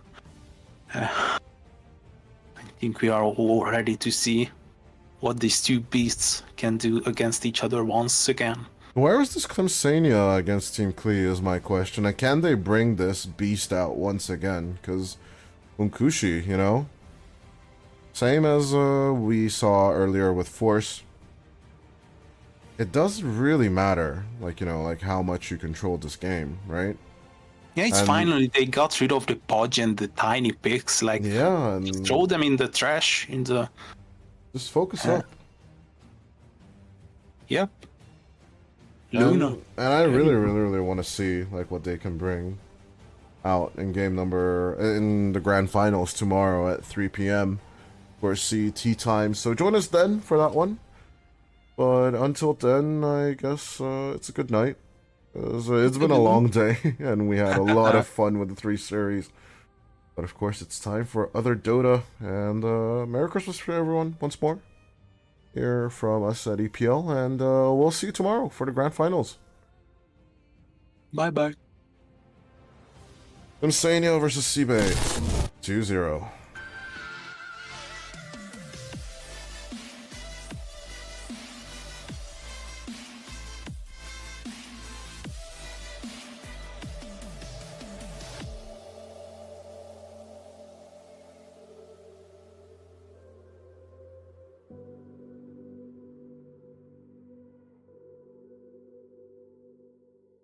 you